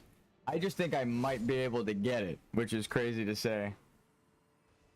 There's this thing that no one knows if they can get it or not because some guy pranked them. I have to be the one. Yeah, I think that's why there's so many answers in the DLC, because of that guy pranking them. Everyone gave up on the true ending. Like, imagine you make a game and you're like, there's a secret cool ending hidden inside of it, and then some fuckface makes an April Fool's joke about your ending, so everyone goes, nah, that's an April Fool's joke. There is no secret ending, but he based it off of files in the game. It's like, well, you would make a DLC that gives away all the answers because you know you don't want people to mistake, like, you don't want people to give up on the true secret ending of your game because of some fucking dork that made a April Fool's video because he couldn't fucking solve it, right? The answer wasn't there yet because the DLC didn't exist, so he just made up an answer and everyone assumed it was fake. That's what I think happened. I think there is a 7th secret ending because it's in the game files. I always joke about that with myself. I'm like, I would love there to be a secret ending, but it would need to be in the game files, you know? Like, you can't have a secret ending if it's not in the fucking files of the game. I am going to fucking lose my mind right now. It barely scratches me, and it gets me. My life. I'm just gonna drink the Opaline tear and run it. Because this is fucking dumb. I want answers, and I'm getting killed by inaccurate hitboxes the whole goddamn playthrough. I finally lost it. I'm rolling away from him, he misses me, and I died. That is not how the fucking game works. That's not how the game is coded. When you dodge, you have invincibility frames. What the fuck? It just happened again. Oh my god. He missed me, and I was rolling, and I fucking died. What is happening right now? Like, it's like, I'm losing my mind. But it just happened back to back. What the fuck? I gotta take it slow. But no, I even taking it slow, you're like, look how much damage I do. What? That's how much a counter does?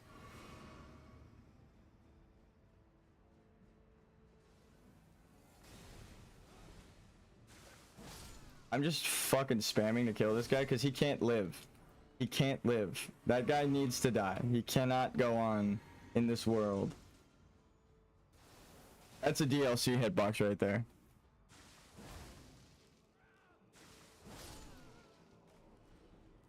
And they just sound like normal people too. Less like undead monsters, which is ironic because they are spirits. But I mean, that's the whole point, right? We're immortal. Where the fuck did you guys come from? No one invited you to this party, okay?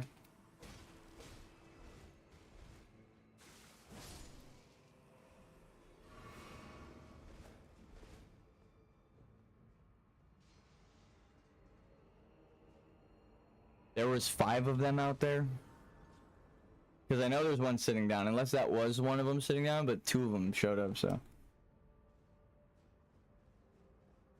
Oh my god, we're already this deep into the DLC. That's crazy. I don't like you two. It wasn't even you causing the problems, but I hate it. Okay, that is the lion that we need to fight. See, this kind of path right here is like telling you, you should explore every inch of this place. Because even the roofs that look like nothing would be on them has something at the end. Which again, a path that you would expect to have nothing ends up having something at the end. Thematic ties right at the start. But no, it really is. Like, there's a lot of dead ends in this game. Why would you put it in the middle of nowhere? I feel like they've asked the people that work at From Software, whenever you put something in the game, you have to think of multiple ways for it to apply.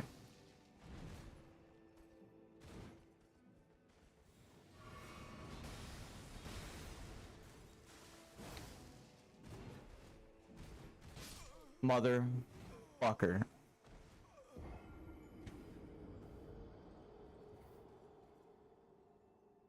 That was an 8-hit combo. He went 1, 2, 3, 4, 5, 6. So I started attacking. He's like 7, 8. God damn it.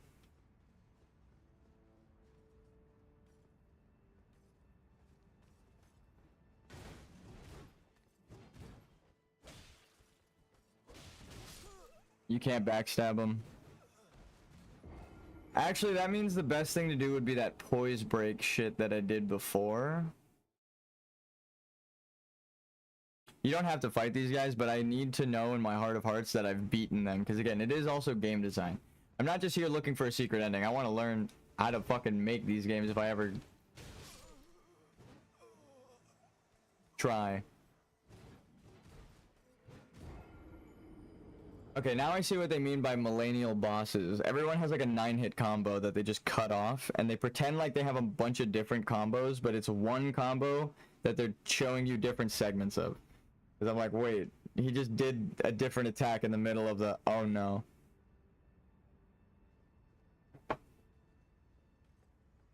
Alright.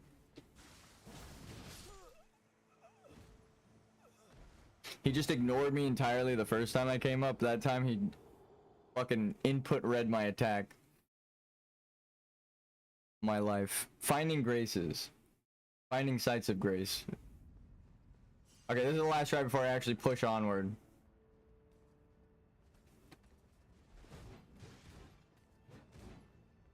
That actually is a continuous hit. I remember from fighting him the first time in the DLC. 1, 2. Alright, what? Let's count it. 1, 2, 3, 4, 5, 6. 1, 2.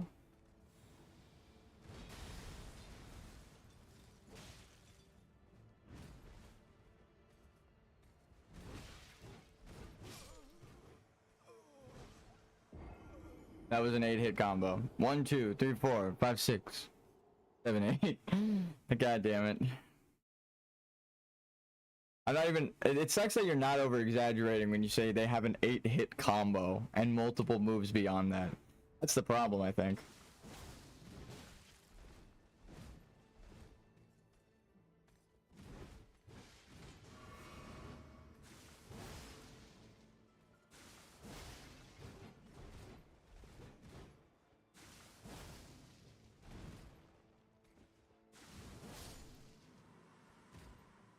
There you go, that's how you beat him.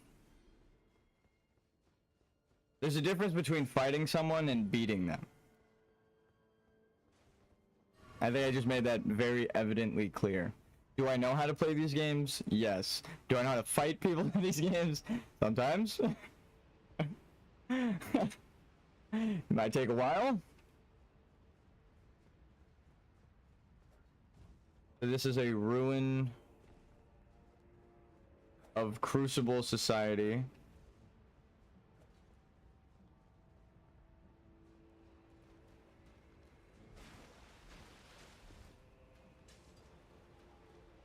Yoink.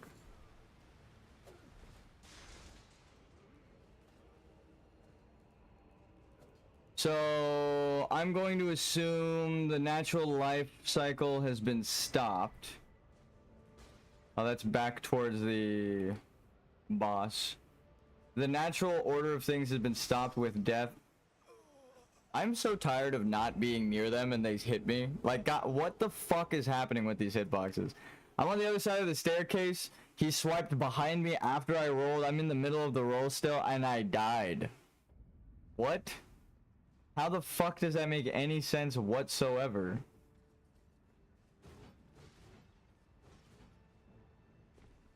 Did they rush this DLC out?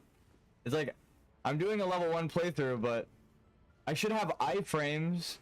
The game shouldn't just fucking take away shit from me. The only way that that could work is if their hitbox isn't accurate, is way bigger than it appears, and is lingering. So when they stop their attack, it's still damaging you. Because I'm like, how am I away from them after their swing and dead?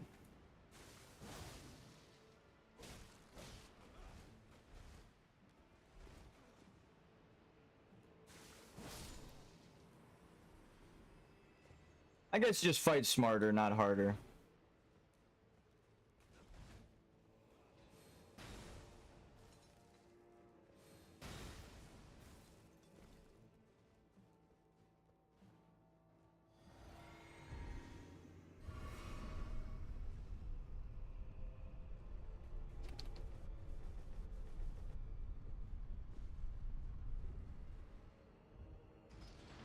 Shortcut.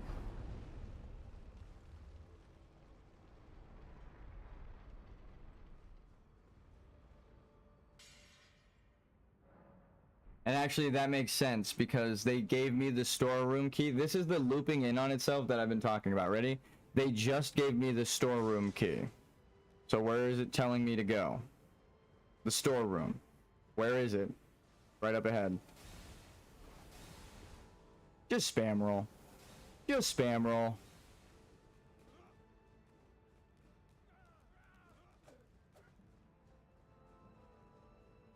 I guess I could have teleported back here. But just to show how it loops, I had to walk. Like, I didn't make my point clear until I walked there. Because look, we're walking back through, but the context is different. It wants me to go to the dead end. That now has a new meaning.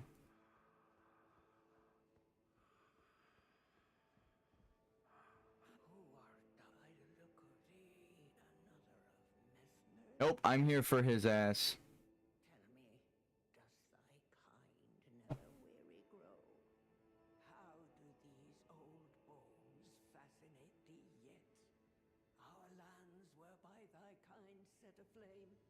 Our The Tarnished. thy kind veiled in shadow. Thou camest, robbing us of all. We already knew all this. Bringing all. Have ye not I guess everybody is a Tarnished. long enough? Listen, progeny of the wanton's trumpet. Oh, so she tells you you're related to America. Thou shalt have thy recompense. The sacred beast shall unleash its ire. Till then, with this old hag, do what thou wilt, for all the good it'll do thee in the end. Oh my god, the Crucible Society isn't the bad ones.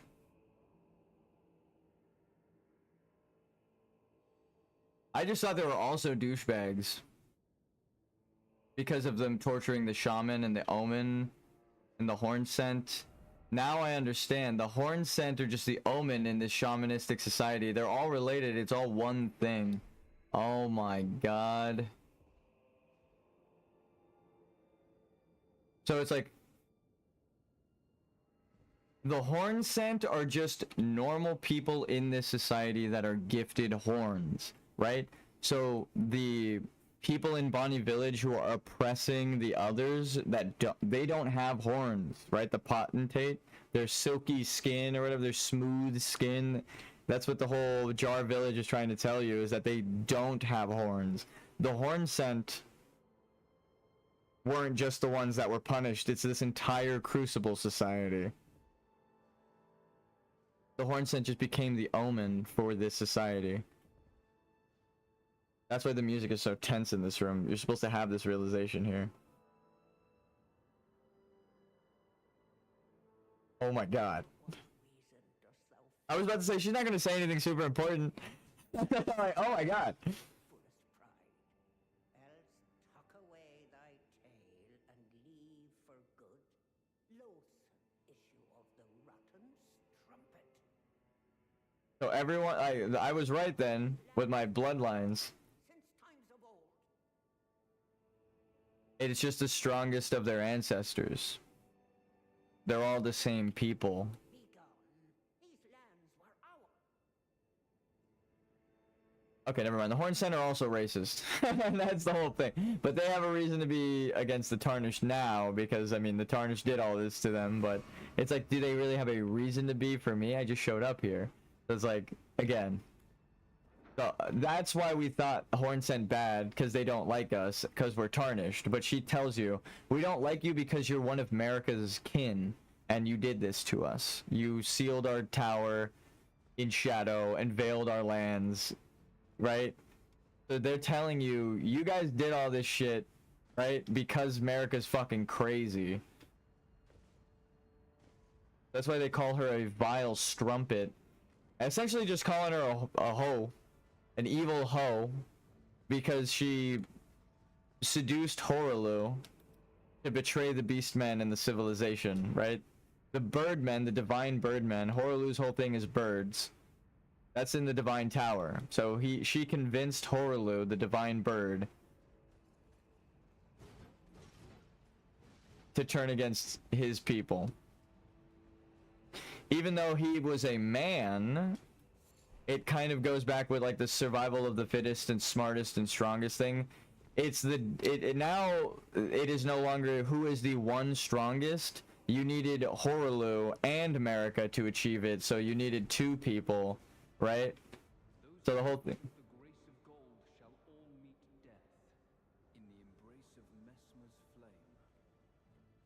Yeah, and that's why they're after you. because you would be the horn scent. Anyone stripped of grace, the grace of gold in this land, is just another horn scent. You're just another one of these people, except you don't have the horns yet. That's why the tarnished. Actually, it could be local gods. Mesmer is now the local god and his people worship him. Fire Knight Quilang.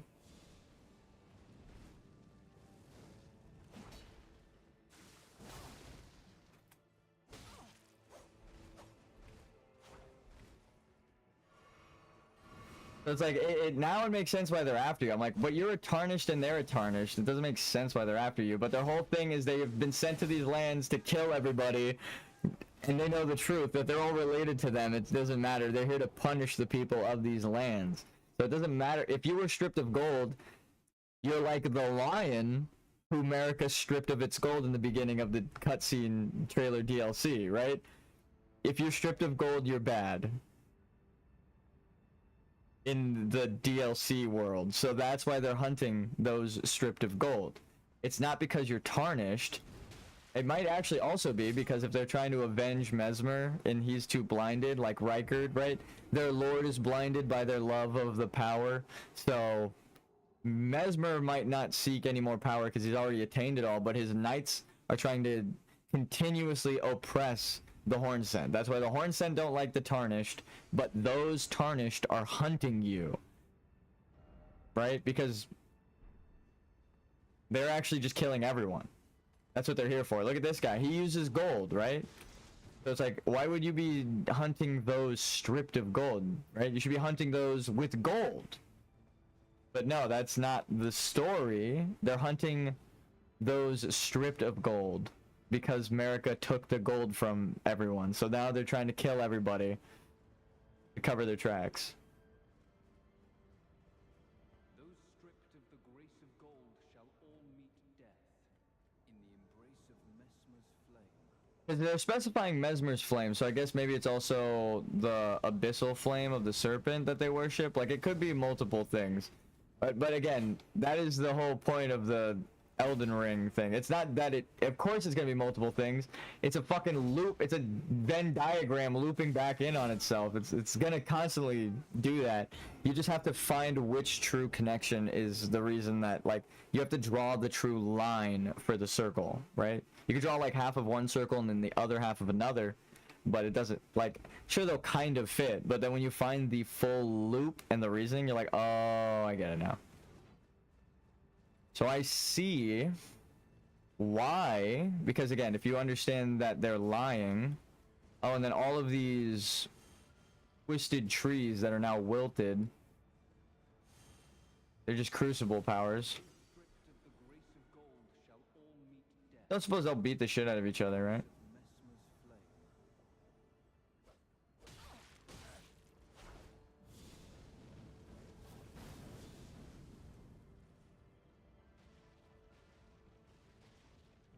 Ready?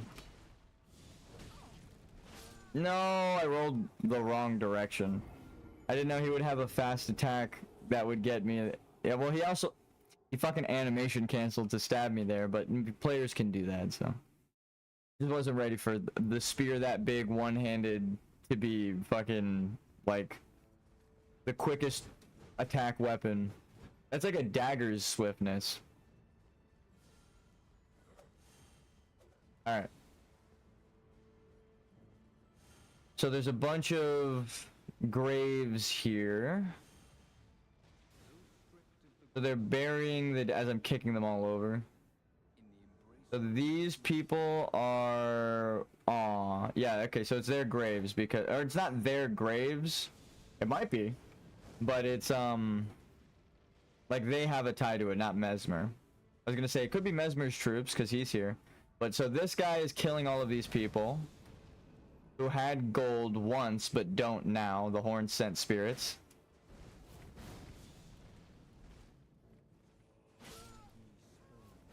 Fuck, I watched my character turn that into a sprint reel. Kneel evermore before the flame of Mesmer. Okay. So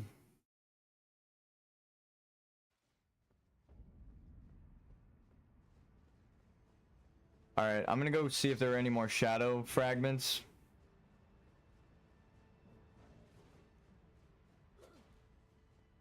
Actually, we don't have to run this again because we got the shortcut, but we'll take a different fork to make this useful.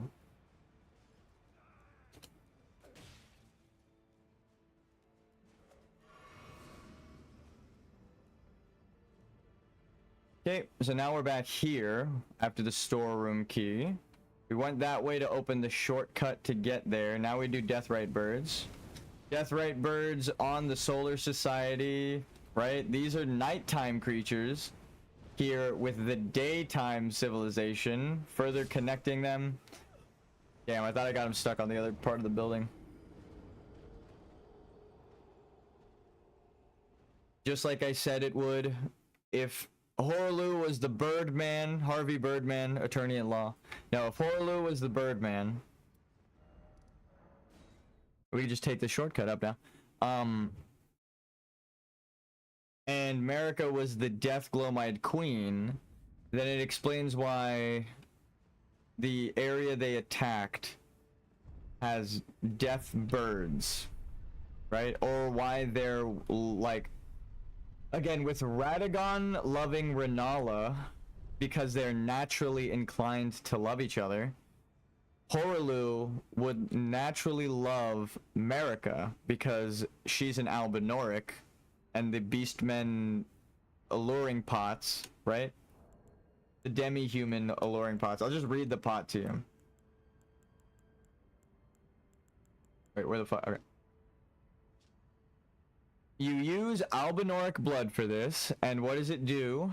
The illusion will lure in and distract foes of human build outside of combat, while demi-humans will be lured in even during combat. So demi-humans, beastmen, are particularly attracted to this, but normal humans are also kind of attracted to this outside of combat. So normal men are attracted to Albinoric women. That is what this is trying to tell you. So Horlu, the normal man of the Crucible, who was gifted the gold, would love Marika naturally. So their kids came about through love naturally. And again, it ties that together because he is the bird man with natural powers, not gold. And she is the Glomide Queen, the Deathrite birds connection. And again, how do we know that? The Godslayer Greatsword is a bird-winged crucible weapon, which means the Glomide Queen would have to have ties to the Deathrite birds and the crucible somehow. So again, it all ties back together in on itself like the neatly circular Elden Ring. I remembered the shortcut. Oh god, he remembered me! I didn't want to kiss you, dude. What the fuck? And this is the significance of the flies, right? Like, flies are poison and rot. Dragons can take any nature, like the scarlet rot dragons, the basilisks with death and aquatic nature, the turtles with slow stamina aquatic, like just resting on the shore, right? The natural progression, slow stamina. All of the serpentine things, like the snakes, are draconic because of the heraldry from alchemy. They're supposed to represent the aspects of man in nature. Again, it goes back to the real world representation that all this is based on. Story-wise, it all makes sense visually. So the dragon would have to have a tie here. And it does, through the dragonfly. Right? Now there are an element of dragons that are connected to the flies of poison. So now we know why dragonflies do poison damage, and that they are really the dragon aspects of poison. Because every aspect has its dragon. There's no giant dragonfly, like in terms of a boss battle, because she's suppressing poison. Marika. That's her whole thing. She's suppressing this area that's veiled in shadows. Death is the poisonous rot, right? They don't want death, so there will be no poison. So they stagnate it and end up creating the scarlet rot, like a worse thing. Oh, I don't like it. Oh, I don't like it. Cool, there was a fragment here. I didn't even know. And then this thematic tie, dried bouquet. Wait, there's a thing. I'm risking it. I don't even know where the fuck I am. What hit me? Oh, there's a second one. A second fly has hit the traveler. So the poison fly men make sense. They're trying to stop death. Flies are a natural part of death and decomposition. They have to get rid of flies because they have to get rid of death. There's only a little bit of death in the lands between, so there's only a little bit of poison and dragonflies. So Rykard's original element would have been poison and death, and that's why he seeks the truth. Everyone has these powerful elements. Ronnie in the moon, Radon in the fucking sky. He's so strong he can hold back the entire sky of stars with gravity magic, right? Godric is the one grafting onto himself. Even though he's a bitch, he's got something, right? He's got grafting. He's got the central rune power. Everyone has something. Rykard looks for the snake poison death, right, of humanity. Snakes are the natural cycle. Death is the natural cycle. Flies are part of the natural cycle. So Rykard would look for the natural cycle, find the dragons, and then burn the Erd tree after finding the truth. He's the Inquisitor. We know he looked for truth. It all makes sense now. Again, when I said the DLC is going to be a victory lap, I wasn't lying. I knew this was going to happen. We can talk non-stop about every single way that I'm right now. It's going to be kind of cool. But again, that is why I think I know where the secret ending is, because the way that all of these lore bits are tying into each other, again, it loops back to an earlier part of the story or something else that then loops back in on itself. This is like the gameplay. Like, well, oh, that explains why the character in the game does this thing, because story-wise, there's this big loop, right? So it all makes sense now. Why are there scorpions here but not in the base game? Because they are one of the Scarlet Rot and decomposition, and the goddess, the god of corruption that's blasphemous against the Golden Order, is actually just poison and death, and they don't want death, right, to be part of their order anymore. So they get rid of poison, they get rid of rot, they get rid of all these things, but it's a natural part of the world, so they can't truly hide it. It shows up everywhere, right? Like everything else, like Scarlet Rot, like the dragonflies, right? Like the dragons, they attack from Fair Missoula.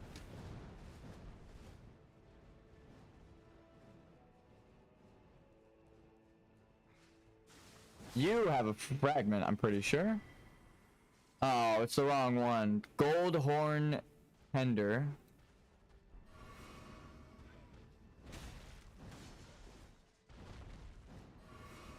Oof. Hey, Bo, what's up? I broke his ankles so bad just now. He didn't deserve that. There's a shortcut here that we need to hit, so... Oh, there's a grace. And look, so Rykard... Or not Rykard. Mesmer attacked this place. But it was still... When Mesmer attacked this place, it was still part of the lands between. So that deity has its head cut off. They would have had to attack this place to get the power to seal away the people. So that deity having its head cut off makes sense, because they couldn't have done all the other things, right? They needed to go up the tower where the Divine Lion is. I don't like you, sir.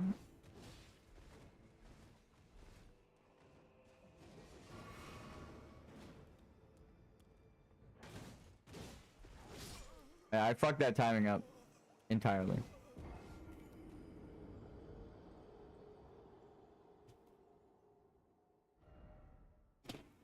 I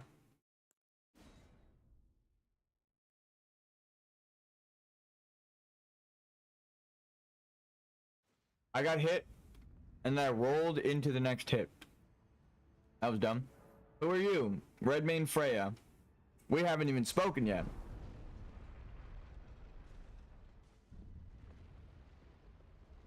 So, real quick, before we walk in this room and prove that I'm right again, here, I'll pull up the trailer to show what I'm talking about so we have a point of reference of how right I am.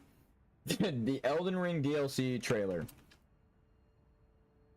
What I'm accusing Marika of doing is being the Glowmide Queen, killing a royal lion in this society, right?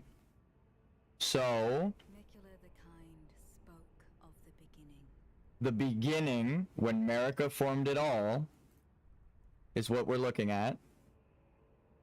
This is a hand reaching into an eye and pulling out and the betrayal. golden thread. This is the eye of Sirash.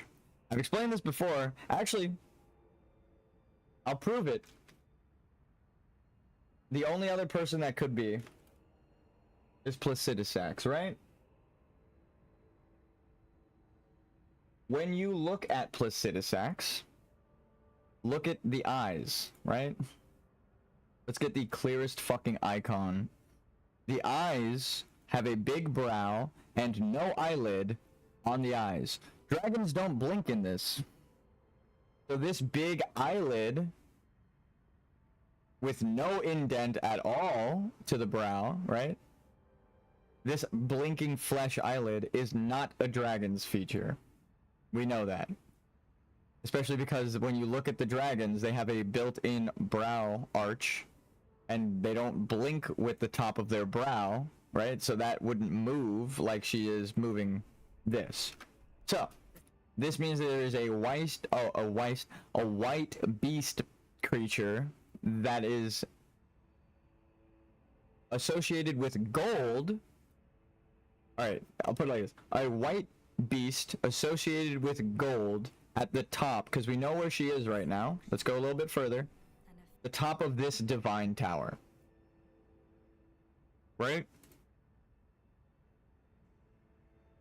So how do we know we're right? That was a weird autofill. Sirash has both eyes closed, blinded, the same brow texture and scarring, and also gold power is taken from him, gifted to Horaloo, and also this tower I'm standing in would be the divine civilization that worships that lion, right? O horn-decked beast from higher sphere delivered, So there was a horn-decked beast inside the tower's sculpted keepers, and perched within, we beg of thee, rise. the divine lion dancer, right, begins to twitch. So this was a corpse, a pile of corpses within a divine dancing lion. So they are now like dance and convert, cleanse all thou wilt. So they are saying this lion is manifested to fight cruelty. Which is you, the tarnish that just showed up. This is called the divine dancing lion. So there's a divine lion of some sort in this beastman civilization of horns and crucible that I said Horaloo attacked with Marika to get that golden power. Sirash is the one they stole the power from. And I think because he is the center of the golden, like because Godric has the center rune, it explains why this creature has all of these powers, right? Because if they're the center rune,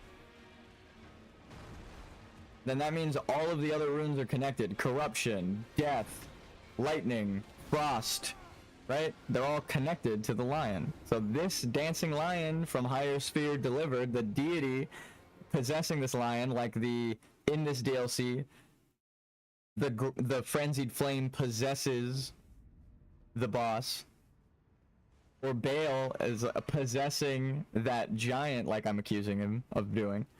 Then this guy's powers now all make sense, right? He is a He is a dancing divine lion in the Crucible civilization that America attacked and hid away, just so that no one could find out how she got godhood. And then that's what Mikola does, right? Mikola goes off on their quest to forsake their flesh that is a woman, Saint Trina, to become Radon, right? Trying to possess their consort as a spirit, like America is doing to Radagon. And the reason that they have to do it to Radagon and is like hesitant and like upset about it is because they love Horaloo, the other half of their Deathrite bird ritual.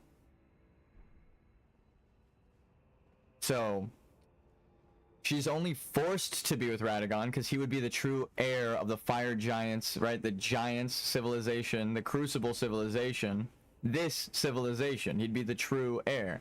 And again, it makes sense why half of the stuff is giant and half of the stuff is not, because it's a normal civilization of people living amongst dragons, beastmen, and giants, right? So there would be a mix of everything. A perfect, absolute golden order that you need to now recreate by defeating Mikola, who's trying to do the same thing Marika did. We know the story, and now we have to beat the game to get the true ending.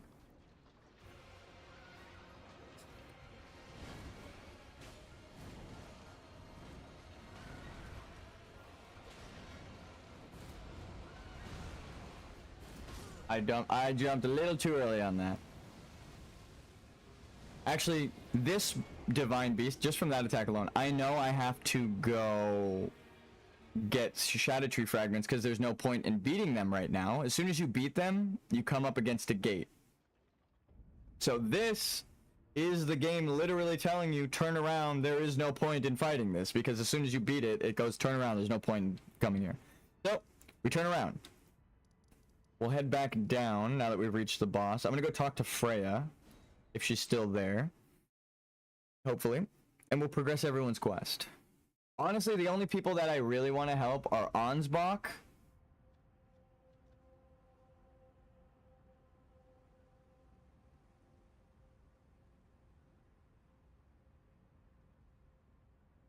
Is there a way to get them all to join you in the end? Against Mikola? I don't think so. We got Ansbach and Theolier, and everyone said that that was the thing you could do. It's funny that we got that, and then at the end of the game, we were talking to our friend who was playing it alongside of us, right? He was playing it and streaming it. I was playing it and streaming it. We were summoning each other for each other's bosses and beat the game together. I got Ansbach and Theolier ending. He got a different ending than me because he talked to the NPCs in a different order. So he didn't find out that Ansbach tells you Moog isn't the weirdo and Mikola is. So he was saying that Mikola is the good guy, and then Ansbach told me Mikola is actually crazy, and I was like, holy fuck, if you do the other guy's quest, he tells you the truth about Moog. So like, I got both endings at once because of my friend, and I realized that the other ending is you believing the lie of Mikola and siding with the people who don't understand that he's lying, like Needle Knight Lita. So again, he sided with Lita, and then that made him side with Mikola because she's a cute girl. But if you are trying to form a perfect order, Needle Knight Lita is a fucking lunatic who wants to kill everybody. You don't want to side with her, right? She's the opposite. She ends up shooting you in the foot with, like, you're trying to make peace and create your own order of absolution through strength, so you have to beat every boss. Now I understand the Crucible. It doesn't matter befriending them. The Bach quest and the Raya quest are optional because the friendship thing is a good feeling, but it's not what's important in this world. You need to kill the god to fix things. So you need to be the strongest. Whether that be you level up or you get good. I'll be right back.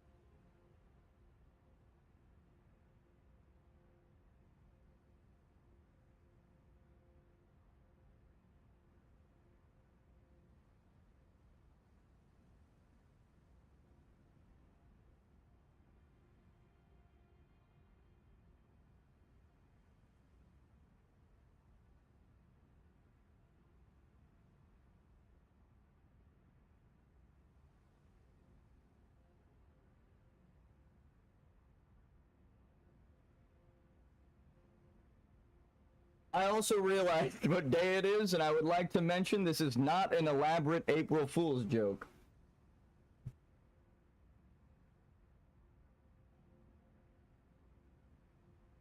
I was like, uh-oh. My mom pointed out that it was April Fool's Day when I started talking about the secret ending, and it was originating as an April Fool's joke. I was like, oh god, I hope people don't think I'm trying to prank them. I actually, I know that the files are in the game, and then some fucking moron made an April Fool's about it years later, but he actually used files in the game. There is a secret 7th ending file in the game, like I explained. It is attached to the perfect order ending, which after we explained how it all ties together. Oh my god! My god, who made the joke? I wouldn't be surprised if it ended up. Do you understand the meta narrative level? I need to draw it out because it's so insane. I'm drawing a circle. See this tree? Elden Ring's whole plot is about a lie based on this tree that no one in the Golden Order can believe, right? Corrin? I wrote his name too big, so Corrin, he doesn't believe the lie, right? So he can't believe it, but Goldmask can, right? Goldmask can believe that it's a lie, so he finds the truth, right? I'm laughing because this is what's happening in real life, you guys. There's the community, right? Oh god, I need black marker. There's the community who was told a lie. Fucking A. There's a community that was told a lie. So they think that the secret 7th ending is an April Fool's joke, but it is based off of a truth. There is a secret 7th ending in the files, truthfully. He just didn't know how to get it and made a lie on April Fool's Day, so everyone believes the lie that it's April Fool's, and no one has gotten the secret 7th ending. The fucking irony is palpable, you guys. That's crazy. What the fuck? You mean the whole plot is no one believes themselves? And they don't believe their eyes? They see that there's a 7th ending in the files tied to the perfect order ending? And no one believes it? Are you fucking serious right now?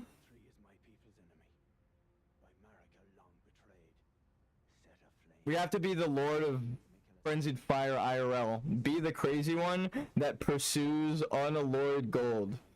We will find the truth, dude. I already know what he says.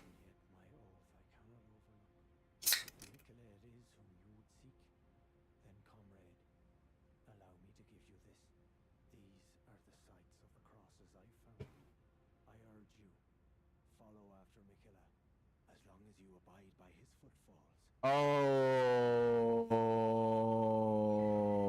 so it's a double meaning.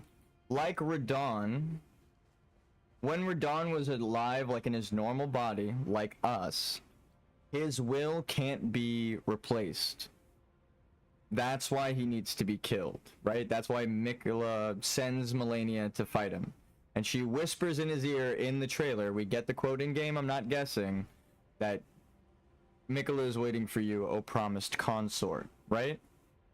So that's why Malenia corrupted Caelid with Scarlet Rot, was because of that fight in the trailer of normal Elden Ring, not the DLC. Then it's telling you that the only reason you can enter this place and just act on your own accord is because your will is greater than Miquella's, and you prove it by the end of the DLC if you don't give up. Or you end up like Theolier and Arnsbach, or any of the other people.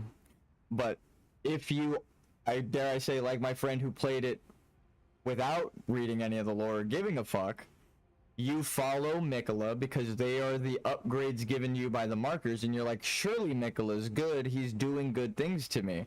What is Mikola giving you strength for? But to kill everyone who opposes him and stands in his way. He gives you the strength, or anyone who can find it, so that you can go kill everybody else. He doesn't kill the frenzied flame person. He doesn't kill Bale. He doesn't kill Mesmer or Renala or Rolana, I mean. He doesn't kill any of those fucking people. He doesn't kill the Scarlet Rot Goddess. He isn't the strong one. You are. By the end of the DLC. So he's giving you strength to fight the outer gods away from his world and then taking it over. He's evil. That's why you become Lord. Because you earned it through ritualistic combat. Like the Crucible, which is what we're looking at.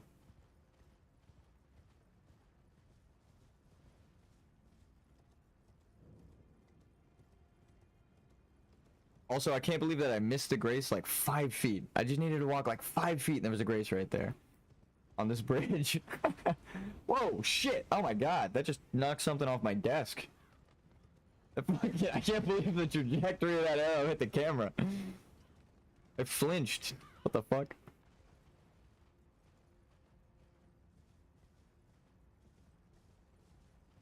See, I grabbed the Shadow Tree fragment and I was blinded by greed. I was like, ooh, more shiny. We've got so much lore. But again, I'm just going to keep proving myself right by showing Marika's lie. Mesmer used to get these. A special physic blessed by Marika, the queen of the Erd Tree, completely restores HP and heals all ailments. Marika once created several of these physics for Mesmer's sake, but never again.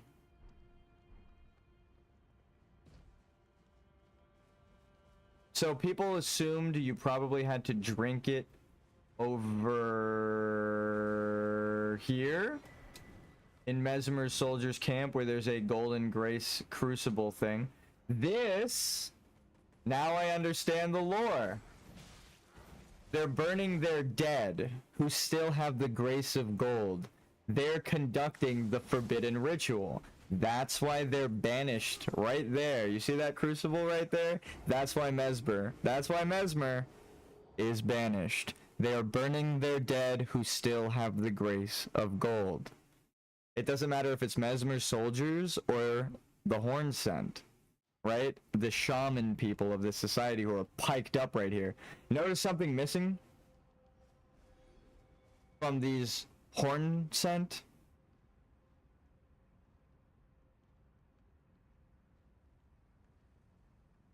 Because the spirits, they lose their horns in the base game, right? But here, when they die, I already know what you're gonna say, lore master. Oh, but Moog loses his horns when he dies. Margit loses his horns when he dies. Well then riddle me this, Batman. What the fuck are those?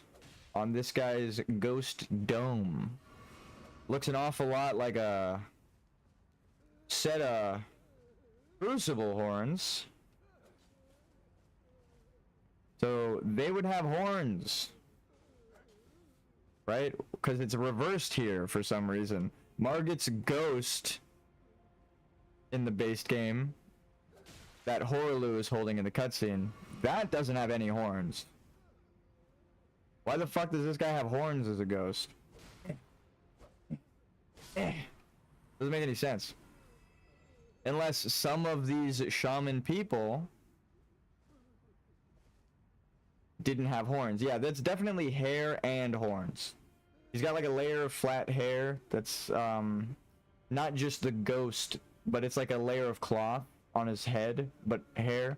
As someone who 3D models, I can confirm there's actually hair on his head that isn't the horns. So there's horns and hair, and we're not in combat. Further proving my point, They're just spearing up anybody.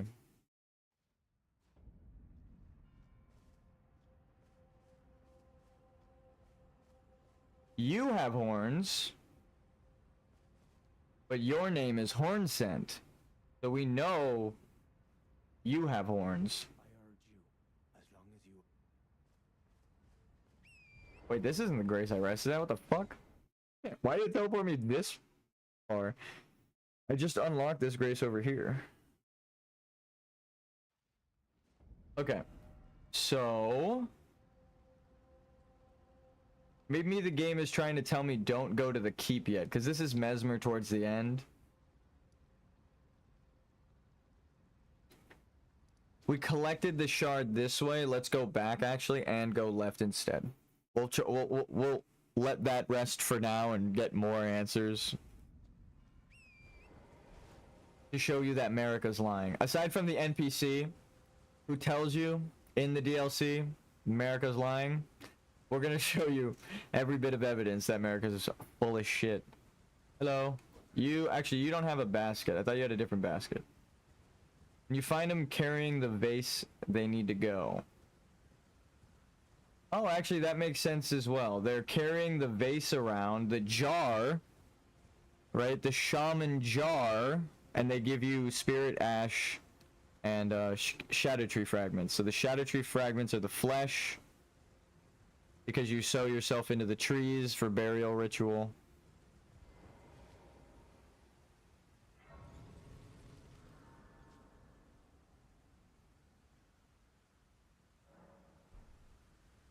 So that explains why all of the life is in the jars, right? There are spirits in the jars. Let's get some answers, huh? You're a horn scent. With some mushrooms. Oh, how it hurts. From very tip to toe.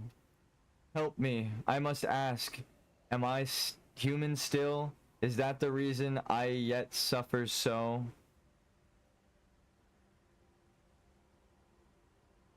Damn. So being a horn scent is painful, or is it just the poison? Nah, it's just poison. These guys do poison damage, so they're wondering about the sickness. Oh yeah, wait. Isn't there lore like they tried to help people? Like they're like pretty much battle, like the field nurses, like Vari? Let's get some lore, huh? A species of fungus, a lot of fungus in this, known for its deathly sweet stench. So they died due to fungus. Excuse me, I'm reading your backstory, sir.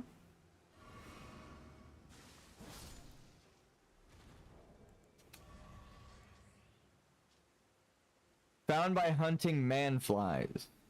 Cultivated using the flesh and blood of manflies, it can serve as pot innards. Yeah.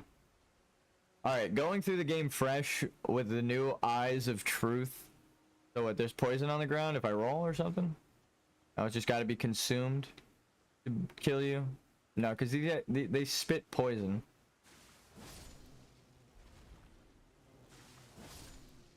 Okay, maybe we don't maybe we don't get any more shadow tree fragments.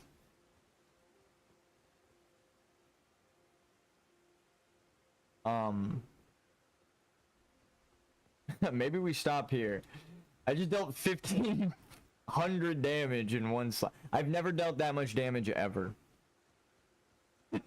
Period. What the fuck?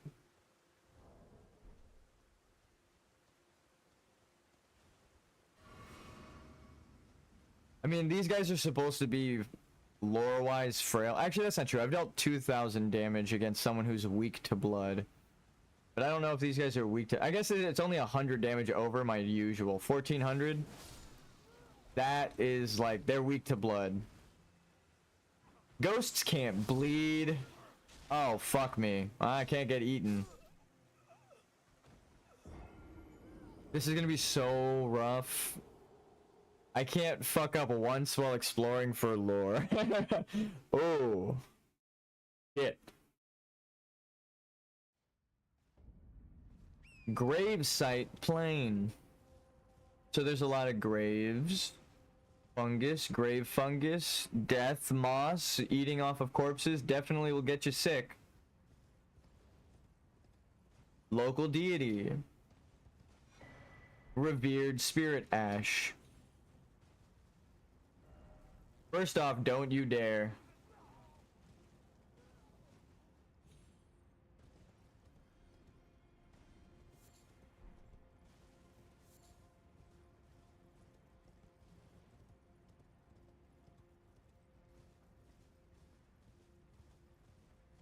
Damn, I guess they were sent to burn it away, but that ended up being part of the ritual, right? If you kill people with fire, then yeah, you are conducting the ritual.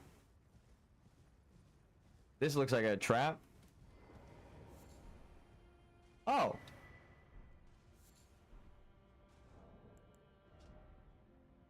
A smaller imitation of the furnace golem's visage, material used for crafting items exceedingly rare to find. A stone mask surrounded by curled horns, depicting the fell god of fire that haunts the sagas of the Hornsen. Damn. So the fell god of fire, the giant's fire, is the one that they're using. Mesmer in his army, the furnace golems.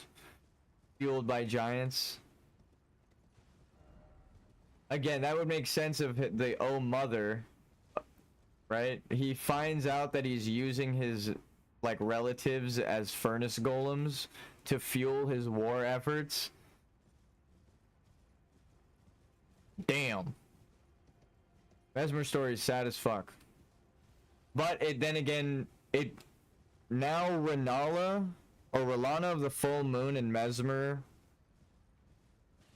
being attracted to each other makes sense, because R'Lana is from the Night Noxtellan civilization of people underground, the Nox astrologers, right? That's like their ties, that's her line. And he is from the like Albinoric and or the fire giant and fake people, from what I'm accusing them. So like the Albinoric creature of America and a fire giant made Mesmer because he has red hair. So he is half Albinoric, half fire giant, where she is Noxtellan, which is Newman, right? So that is just like its own human race. It has not. They could have been mixed with beastmen in the past, like with Bach's ancestors, the demi-humans, and then that's their name. They're like the original predecessors to humans. Again, that is hinted at in Dark Souls with the catacombs. Oh shit.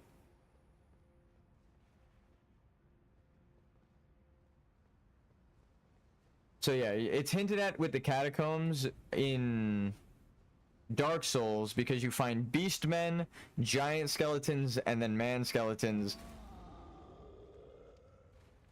essentially buried in that order. You find giants and beastmen actually towards the bottom. Giant beastmen at the bottom of the catacombs of giants, and then at the top when you're entering towards there, like towards Nito, you find you're entering a normal graveyard of normal people. So you go from normal people skeletons to giant skeletons, and then from giant skeletons to giant beastmen skeletons. So that is the Dark Souls tie that kind of proves again that they're trying to show you a more direct tie to the beastmen and flesh them out.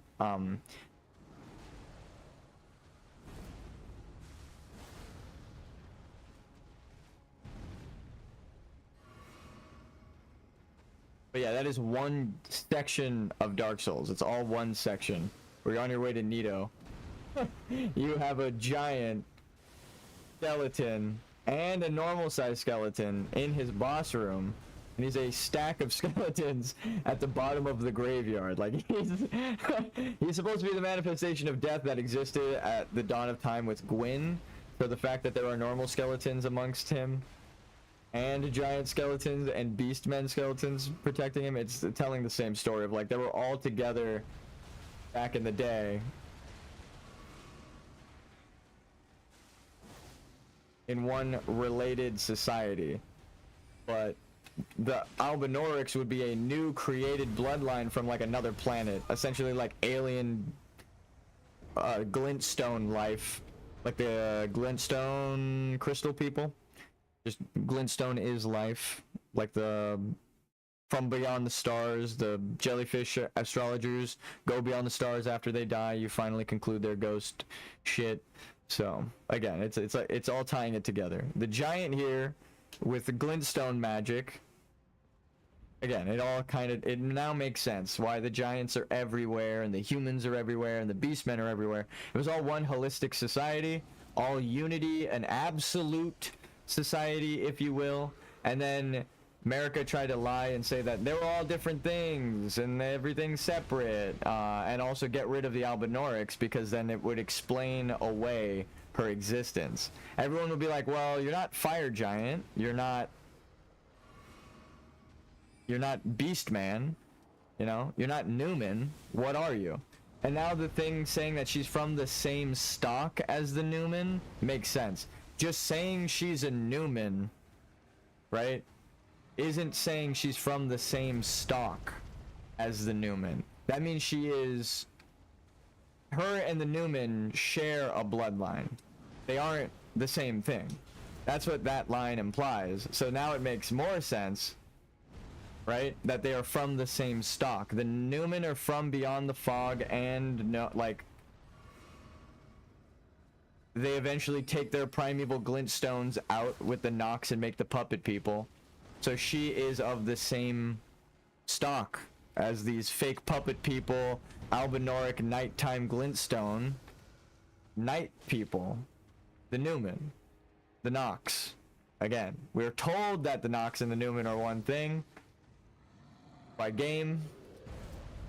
It's the only way that the Newman connection would follow through, right? They are essentially relatives. They're from the same stock as just glintstone magic, but that's just life from beyond the stars of people who have died. So if you're from beyond the stars, you're just a new life form. So again, that means the Albinorics are like a new bloodline, and if they mate with the Beastmen, which is Horaloo and the Beastmen, then that creates one bloodline for Mesmer. And then Renala is the actual Newman Noxtellan astrologers, just humans mating with humans underground. So she's a human, but also the heir, the queen of the night, right? The moon. So Relana, coming from the same bloodline as Renala, Fire Sword, Ice Sword Lady, is the sister of Ronnie's mom. Rhea Lucaria boss is Relana's sister. But that means they're from one bloodline, and they're from a humanoid bloodline, and if Mesmer is, again, what I'm accusing him of, Albinoric bloodline, that would mean the Noxtellan humanoid couldn't help herself but be attracted to the blood of the Albinoric. And that is what the game tells us, right? She gives up everything to be here and banished into the Shadowlands with Mesmer. And everyone's like, ooh, they like each other. It's like, yeah, now it makes sense.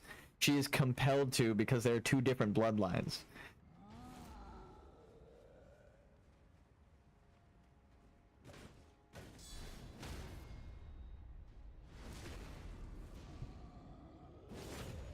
The same thing with Horaloo and his mom, Marika, right? It's like the story repeats itself because that's what the natural cycle is, right? You're going to keep finding the natural cycle of death and scarlet rot. You burn bodies, you see what's inside of them, their spirit, right? That's why there's ghost flame if it's burned underground and the night corpses are like used to see what's around, right? They found ghost flame, but then they were banished underground because it was like, oh, you can't, oh, my controller died. No, we were doing so good. We were doing so good.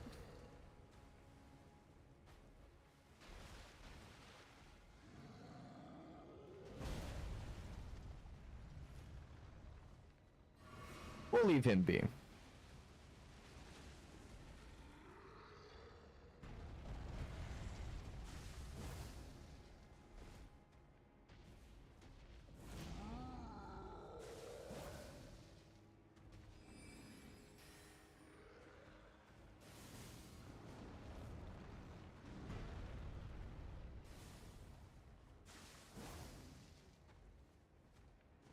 I love being a game designer, by the way. It just, whenever I really want to beat something like this, we can.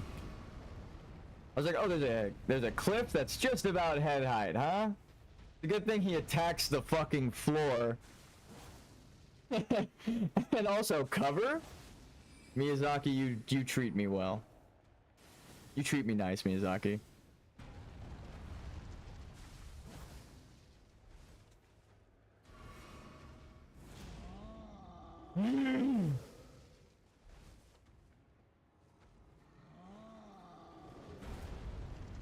Like, that's an overhead, it'd probably reach. Still gotta dodge a little bit. Overhead's probably gonna get me. Nope, that wasn't an overhead. That was almost an overhead. Oh, he's learning! He's learning!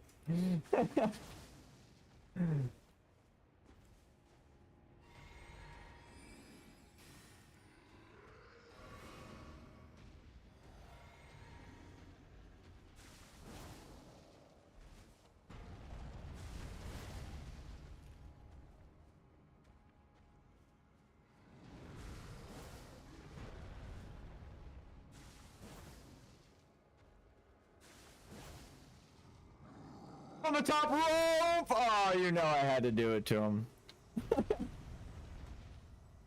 Don't let game designers play your games. Royal Magic Grease, that's pretty good. Make it a law. That's disgusting. You could do that just with enough flasks at level 1. I just did it. I'm not... how to beat any boss. Just let me fight him for long enough and get fed up. Okay. The fuck was that? I think the buff wore off. It actually is like, as soon as I get to a point where I don't want to cheese, or where I don't want to fight something anymore, because I'm like, okay, I'm not properly scaled. Let's just cheese this boss and get it over with.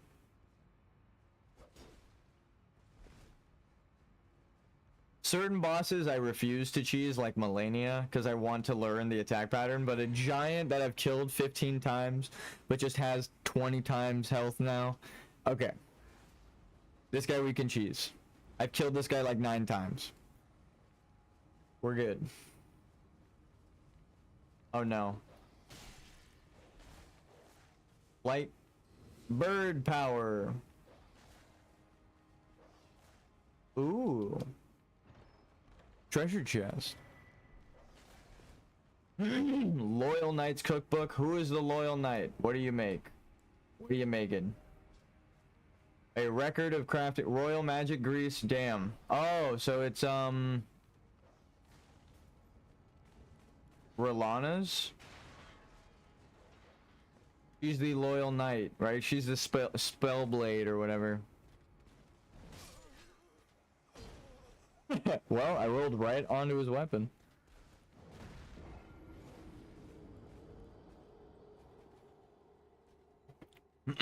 How the fuck did that guy get up there? I didn't even see him. I'm gonna be real. That's why I jumped down. I was like, well, we're cooked. We're getting pretty far into the DLC, but I'm gonna try and collect as many Shadow Tree fragments, more so to see the scaling. I don't think I'm gonna level up anymore until we get to a point where I'm like hitting a boss and I'm like, okay, the game is telling me I need to level up my weapon, right? I'm not going to level up, but we will change the scaling back to normal. Because it's all scaled to your level. So for level 1, it's scaled to a level 1. This is the true level 1 test. But they know people go through these games at this level, so... Clearly, I got all the way to the end of the game with every rune. Mending rune.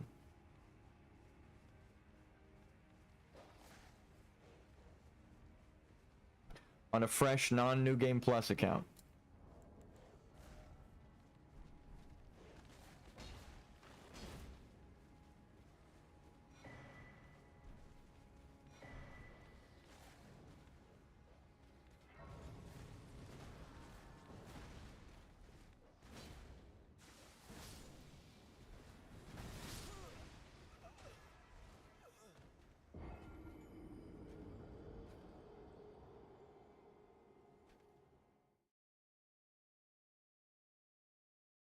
There are both Crimson and Cerulean Teardrop Scarabs. Defeat them to replenish Flask. However, you can't replenish like more than you have, or what?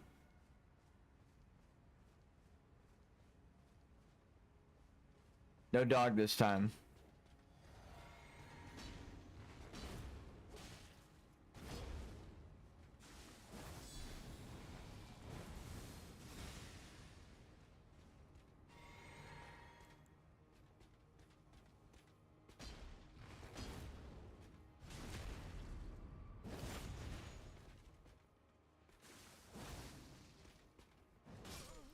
God. I sprinted through his weapon. You already know how I'm feeling. Okay. This guy's armor is really fucking cool. He looks like a chess piece. Got hit with a... The same... Or it got put in the same thing, that Weird Science or whatever. That where they make that girl in that movie. I haven't watched that in forever. But... I just remember they make a person in that, right? Is that the thing I'm thinking of?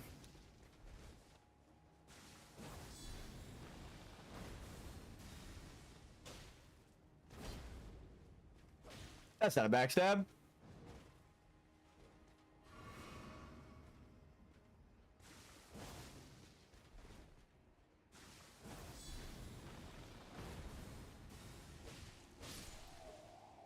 Could have hit him with the special, but I really wanted to go home who's boss. Alright. Did he not drop anything? That was for fun? Are you kidding? I wanted lore, damn it. Fucking armor piece would have been nice.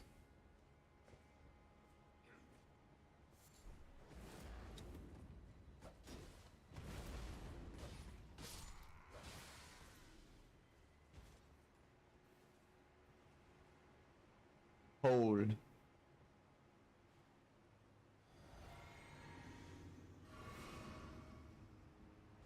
Hello.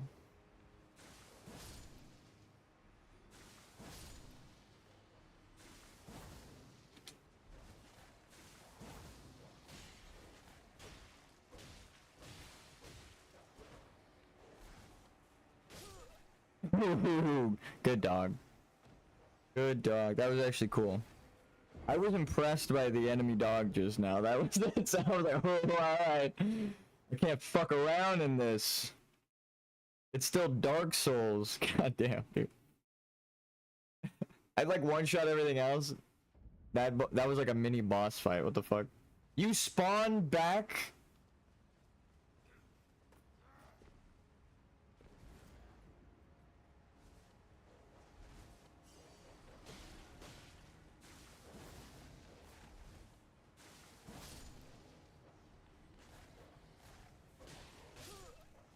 I try to get it on the backswing.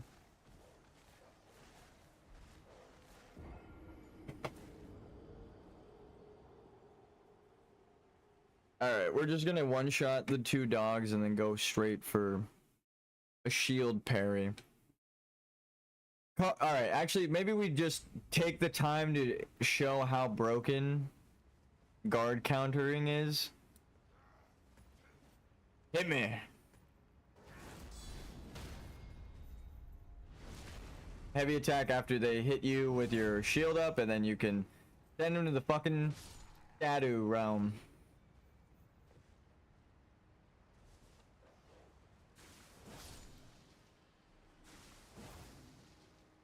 Well.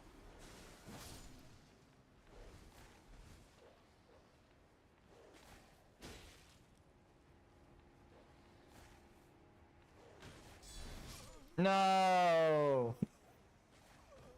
He juked me. The reason I died there, he used an attack that I thought was that second attack that killed me. He just bit at me, but normally when you're in range they bite twice, so that's why I waited. But he actually just bit once, stopped, and then started the second move, which is the one I thought the first one was, which he bites twice in that attack pattern. So I just fucked the timing entirely. Or you could just ambush them and hit them with that. Mesmer Soldier. Armor worn by soldiers who serve Mesmer the Impaler. A ragged cloak is draped over rusted mail. Though the chest piece features a shadow tree motif, gold has been used for its engraving. A small consolation to those forced to wage a war without grace or honor. So the people they're burning don't... So they can't be burning their soldiers because they don't have grace. Right? Is that what it's saying? So the Crucible people... They're forced to wage a war without honor or grace. They are made to do this. By America. Tell me this is a boss room without telling me this is a boss room. If you wanna... Oh my fucking god, where did you come from?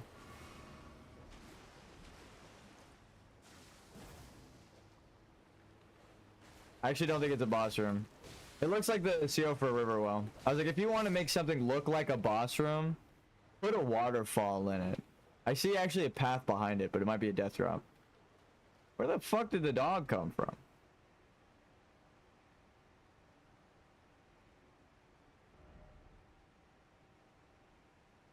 Dog. Behold. Dog. Dog. They're actually talking about the turtles, by the way. Go to anywhere there are turtles, and the odds are you find dog written on the floor.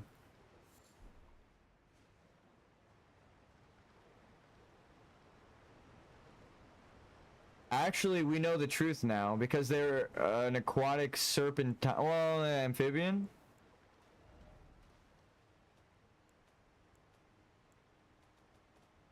This is actually...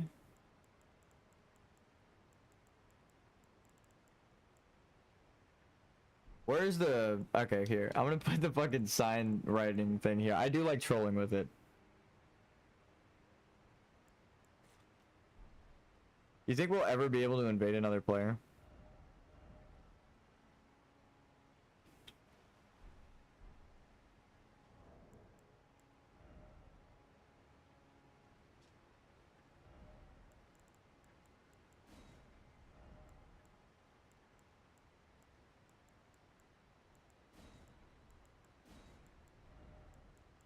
Selin taught me well.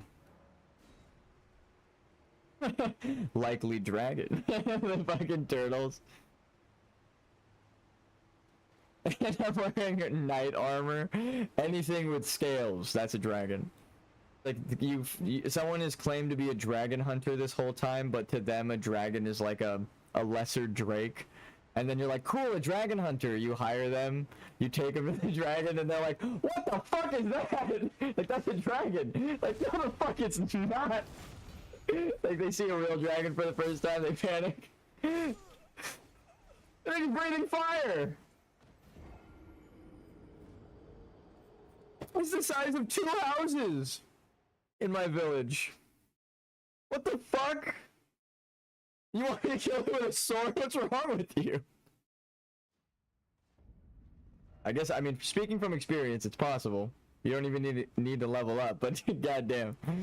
I would pay to watch that version of like a dragon slayer tale or whatever the fuck.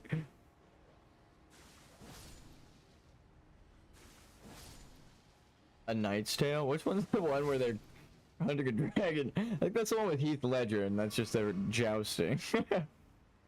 But yeah, I'm trying to remember the dragon one. Bonus path. More lore. Something just fell off a roof. Sorry, birds. Starlight shard. So the starlight fell here as well. This was part of the lands between back when starlight was falling. So that's why there's astrologers, so the astrologers can be trusted. Bada bing, bada boom. If you couldn't tell, I'm Italian. No, but actually, genuinely, I'm so fucking happy. We keep finding shit that just proves the lore bits, right? Like, yeah, this had to have been part of the lands between. Let's see if we can find anything related to like the tower, right? Where I know that there's one tower that there needs to be a broken bridge towards. So we're gonna go to that part of the map. We have to beat the whole DLC essentially. I've become but the ambusher now. Okay, that was a crazy ass combo.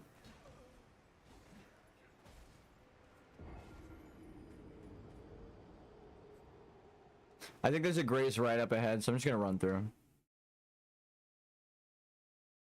We're getting to the point though where we're not the proper level. The backstab should do a lot of damage.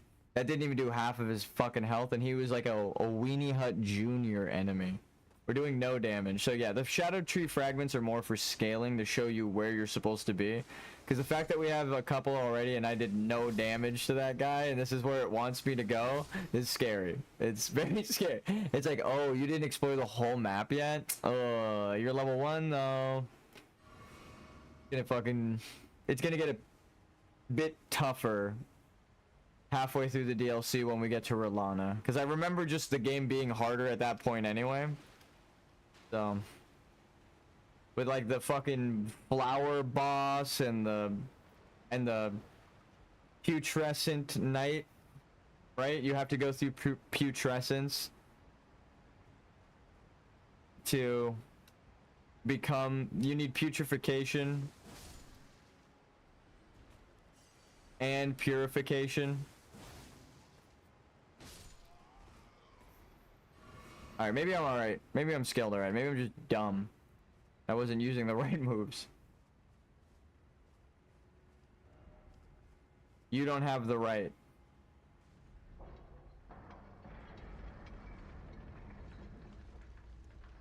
Whenever you come across a locked door that you cannot enter,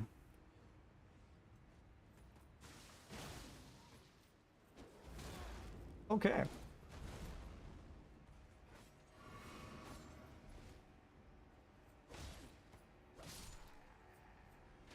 Serpentine. Just like Mesmer. I did not even notice. That was such a good... This is why I'm always moving in a circle. I'm gonna finally give out the plot. If you're always moving like that, it's harder for the shit to hit you, obviously. Just moving your joystick in a circle, you avoid like a quarter of the attacks. Keep it moving, people, and not in a straight line. If I see you moving in a straight line back and you're running, if you're showing your back and you're running from the enemy, I'm gonna shoot you too. I will help them shoot you in the back. Okay? Goddamn. Don't run away from the enemies. You have to fight like I taught you. That was such a clean shot. Oh my god. It got me a headshot because that was the only thing showing, and it barely skimmed the top of the stairs. Like if I took one step forward, it would have missed. Or if I took like one step further up the stairs, it would have hit me in the chest. It actually was like the perfect shot. Holy fuck.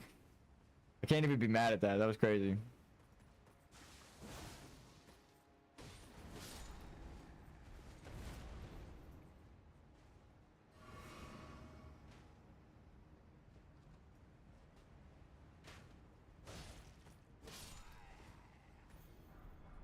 Also, they kind of attack on a timing, like, ready, go. And that arrow curved in the middle of the air, so that's why you move in a circle. I wasn't even paying attention to the dude attacking me. I was just looking at the arrow guy. Who the fuck is he shooting? Alright, let's make it by the bridge.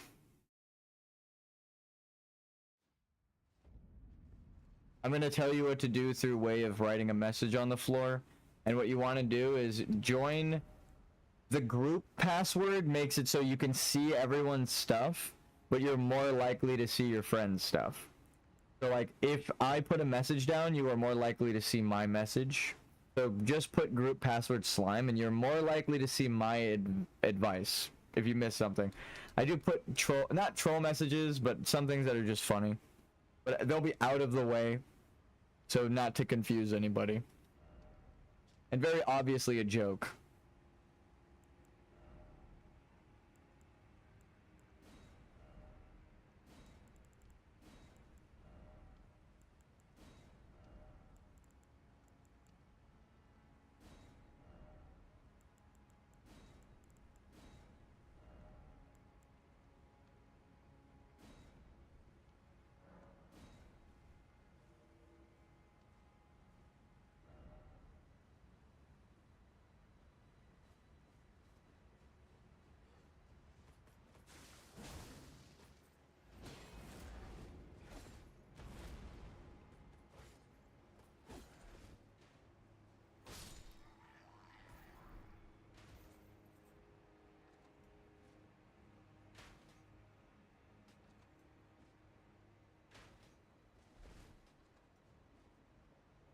They're not the sharpest. Certain things, if they don't block the pathing, like linear, like the AI knows you're there, so it doesn't consider you hiding. They won't path around it, so you can just hit them through. Oh my god. That was just a straight up way too early attack.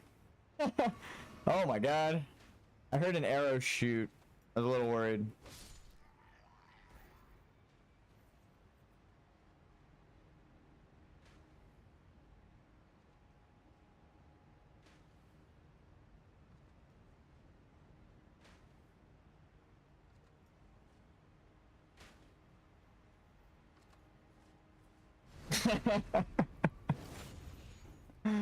Practice your movement like that, okay?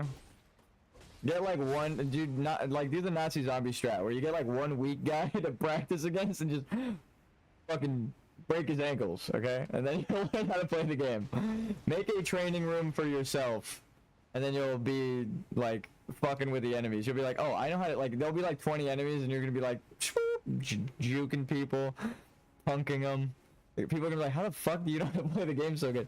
You know now. It was just your training that did it. It's not even my advice. It's like, well, the advice, obviously, if you follow it, is practice and find what you like to do. Make it comfortable for yourself. But, so people are gonna probably, you know, if you get summoned by friends, they'll mention it.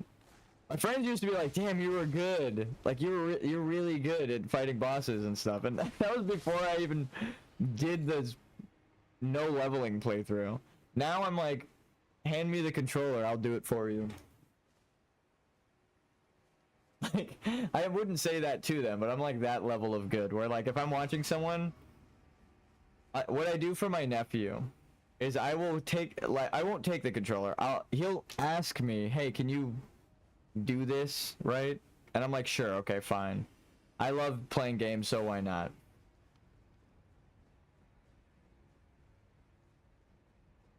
And then I will do it while explaining what I'm doing. And then right before it's over, I will let my character die and hand him the controller. And I'm like, alright, now it's your turn to do the thing.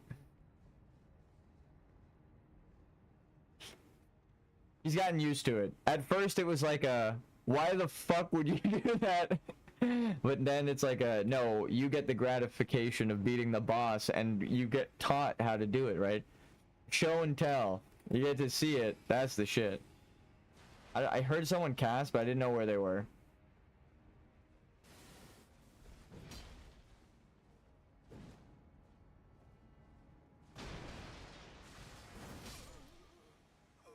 He got me with my own get. He did the thing.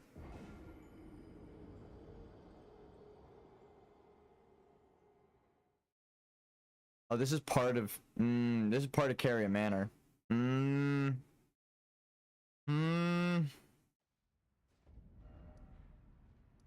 Or no, it's not part of Carrion Manor. They just have a lineage of Carrion Manor because Mesmer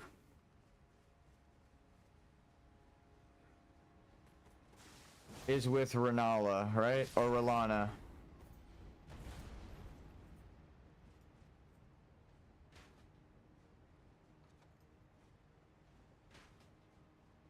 Wait for both arrows to shoot.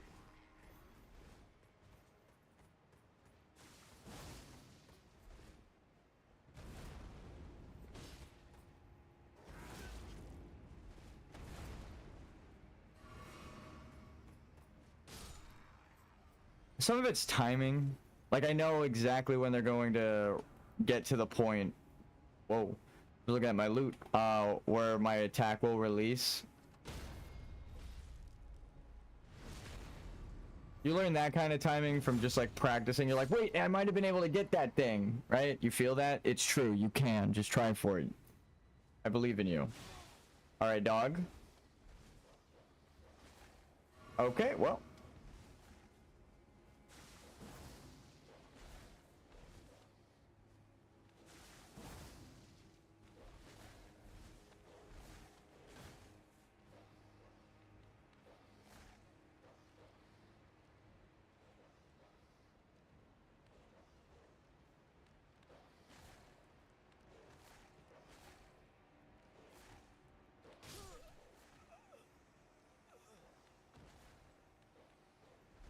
Damn, that was fast. They're still going. That's not an attack combo. That was weird. It just kept attacking. I've never really seen that where there was no breaks. Alright, fuck it. We run it, and then we challenge the Carrion Knight at the end of the path. Surely all of these guys give up by the time we get there, right?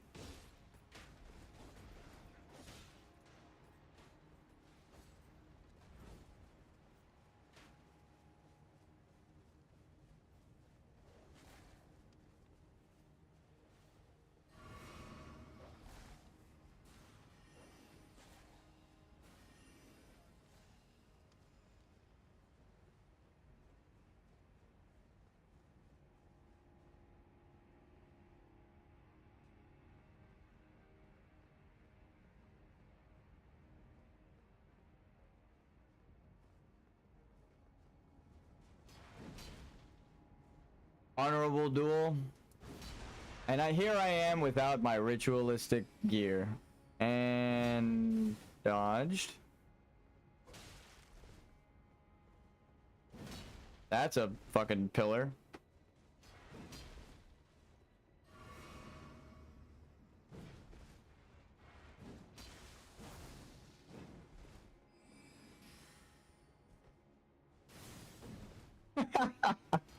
That was a lot to gamble, but I really hope that worked. It did. It's so dumb. I was like, well, if this thing is indestructible, I'm just gonna fucking use the fucking swords.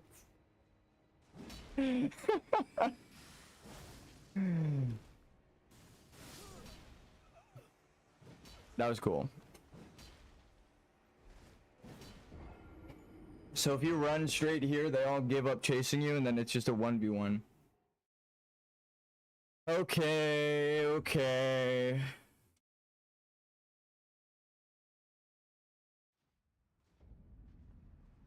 Now the real question. Can you reflect multiple spells? Oh, duh. No wonder I feel like I'm one fucking level behind. Okay, everything makes sense. In terms of my scaling now. Not even lore, just gameplay. I was down a scale. They were all scaled one tier above me, and now I'm properly scaled for them. In a linear sense. I think you're gonna get too broken by the end of it. I kind of see why people ask.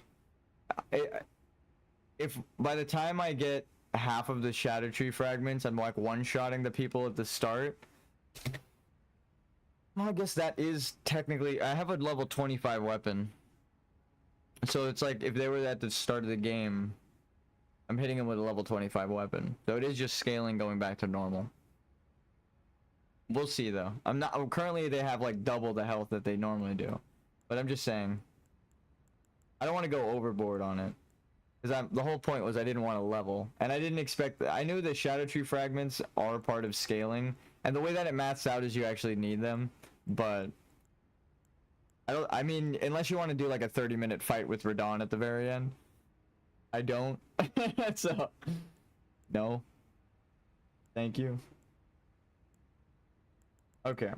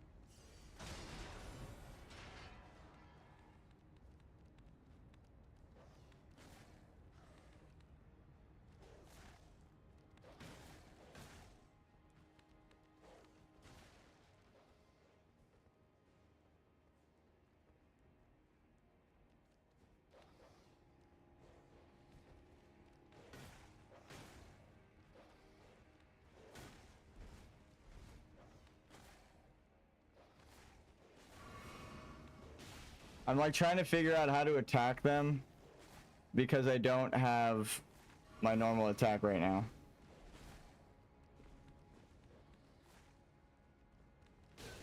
Nope. I knew that wasn't gonna work, yeah. You can't outrun the dog, so I was gonna try and chase it down, but it still out damages me. Damn it, dude.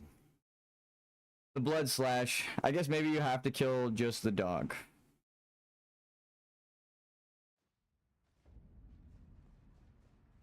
Dogs in the DLC. I leveled up and it's like harder now. After all these years of Dark Souls, I think the hardest enemy is the dog. It's because of the timing. It doesn't...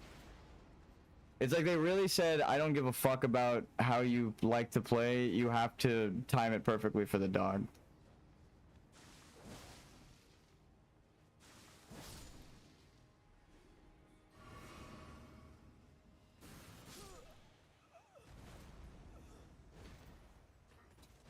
I didn't know I triggered him that far. The ranged guys. They're invisible, so there was 0% chance of me even being able to tell. Because you can't see them to know if you triggered him. I was hoping the timing was fine. I think it's better to just run it then. Run it, and then if the dog chases, blood slash.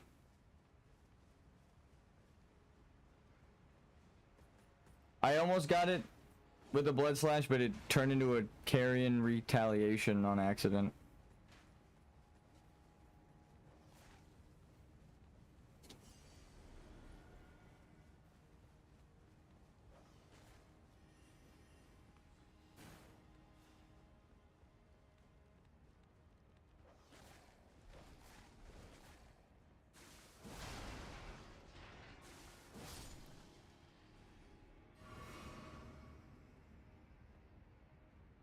This one's for science. I'm okay with walking back again.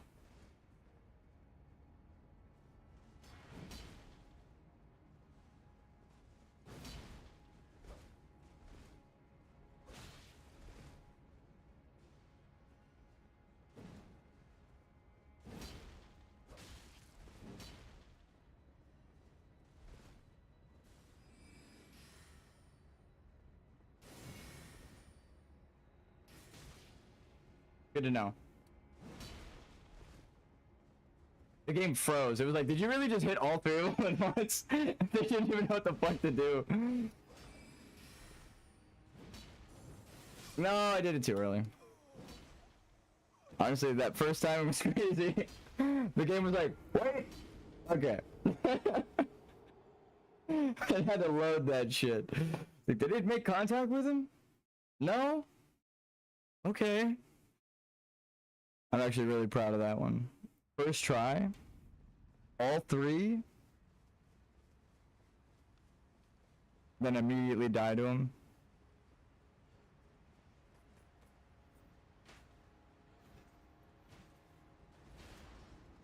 So what if we like...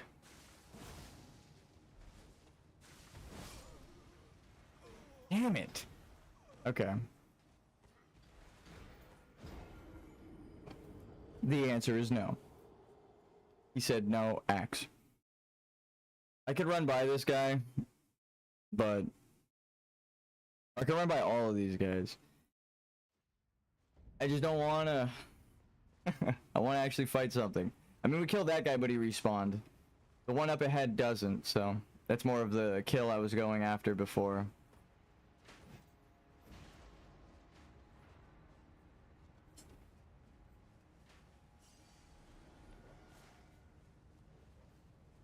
So you can't stop at any point. What the fuck? He like had that prepped for when I was around the corner before the guys who were closer.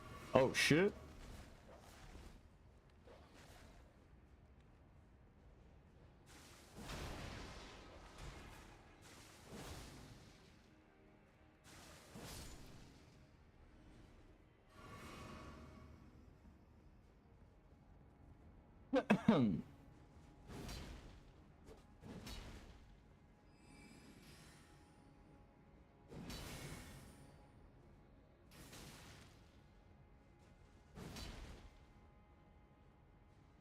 No. Oh, I hate jump attacks so fucking much, dude. That was like an input read jump attack. I hit it and he jumped and it was like, oh well, there's nothing I can do. The only way to hit him out of that, actually not even. I've done a fully charged two-handed sword, like I've done, hold on, this, where you equip the sword in two hands and fully charge a charge attack, and it still doesn't knock people out of the air. This fucking game with jump attacks, but I mean, you should use them at that level, because it's broken. The thing is, they input read, and when you go for a jump attack, because you have to give it away with that big-ass wind-up, most enemies will roll right through it. They don't give a fuck. They'll animation cancel, because they know it's so broken. The ones that are best to use it against are...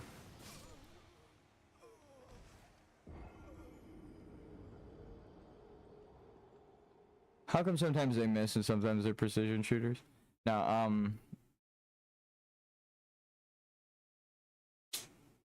the crystal people. The crystal people are the best ones to use jump attacks. Like 3 or 4 jump attacks and they've broken.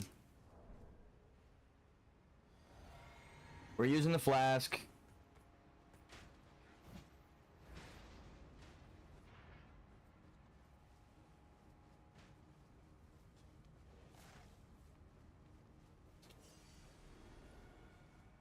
Oh.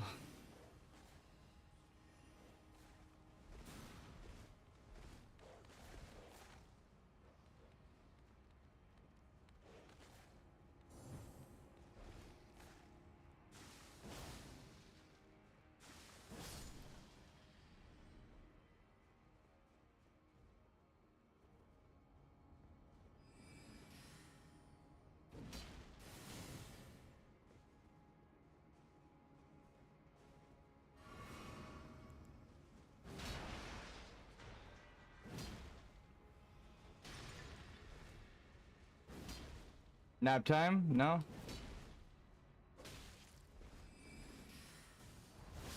Oh my fucking god.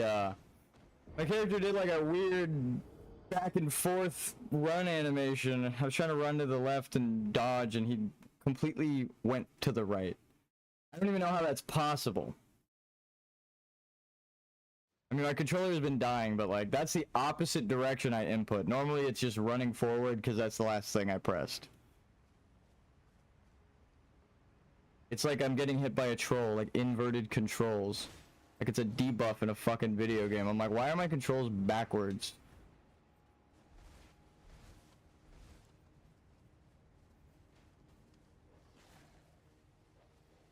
My like eye is twitching with rage from that one. How the fuck? I deserve that one. I stopped for stamina at the worst time.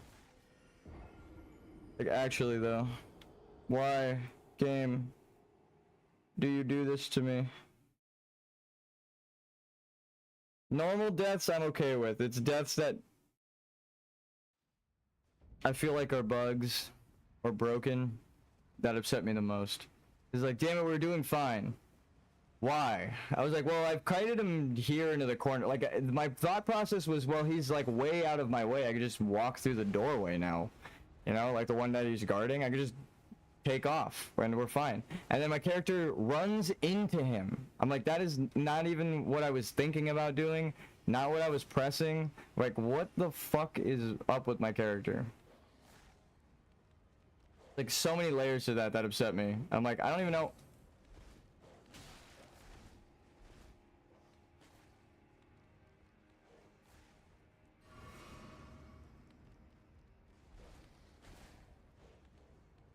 Wait for it.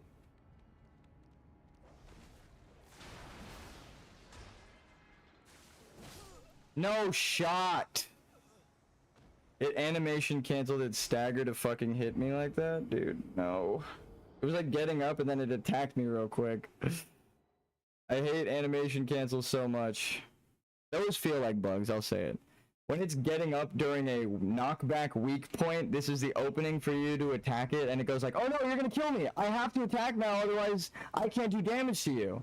So the code breaks itself to attack you. Oh my god.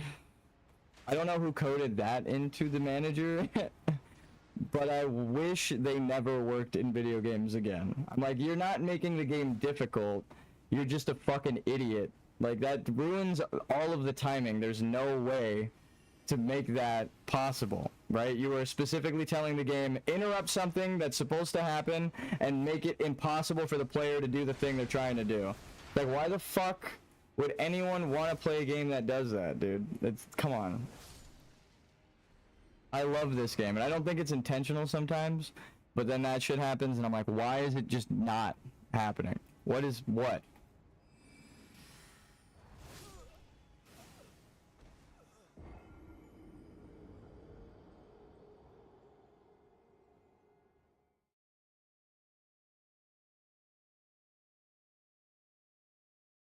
Ugh.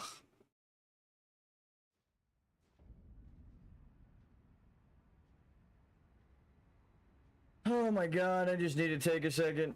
I'm losing my mind on this part frustrated me so much. I'm just gonna use my physic and run through.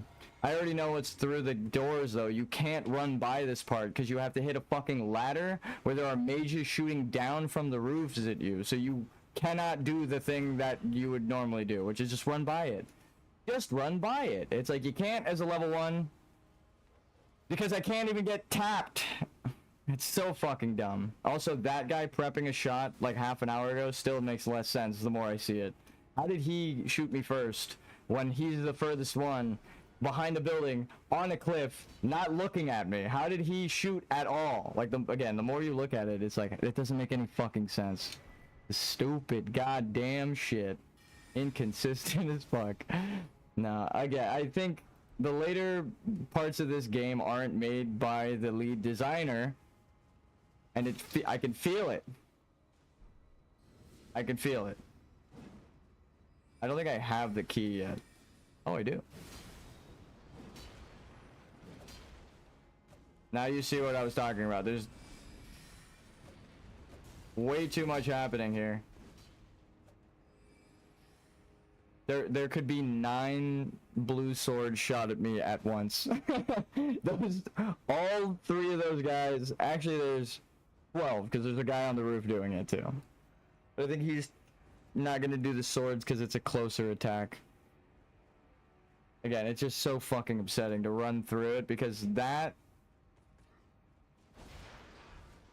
feels like a gamble every time. He's attacking through the walls now. Like, actually, we just saw him swiping the wall, and the only thing showing was his hitbox. Please, game.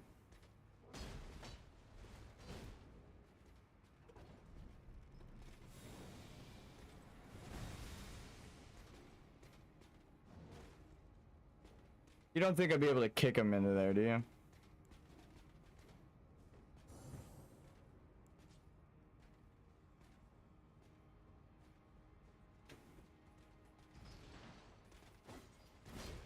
My headphone fell out. It's just one thing after another right now. Hey. Ready for it?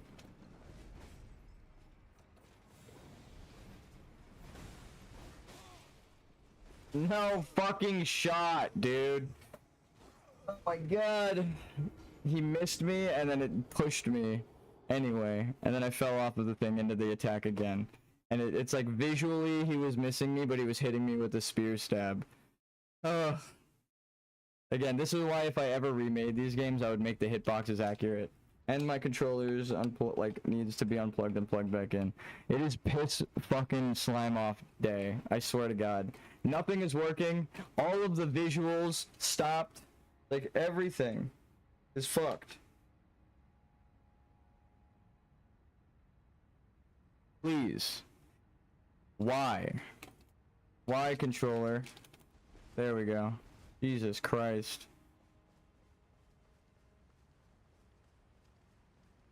I don't even want to blame the disconnecting of the controller on all the other deaths. Because it's just... I know this happens in this game when I had a new controller and everything was fine. It's just sometimes the hitboxes miss you and it's still like, actually, it got you. I know that he swung next to you and nothing made contact, and he missed you, is what it looked like. You're gonna take the damage, you're still gonna flinch, you're gonna get knocked back, you're gonna die, right? Like, I just pressed roll there, but it's not even worth saying. Camera's not on. There's just so many things that can kill you in this. It's fucking insane. So again, trying to say like, oh, you should do a deathless run with no leveling, I'm like, I don't think the game is gonna ask that of you. But this is like one of the hardest segments in the game, in my opinion. I remember doing this when I was level like 200, and it was fucking annoying, so. It's just, that's why I already have a path charted out, because I remember like, oh, you have to do this like this or you're fucked.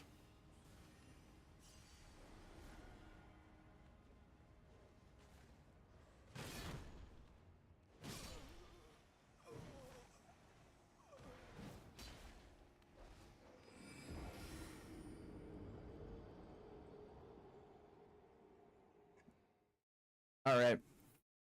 Physic locking in time, I don't care.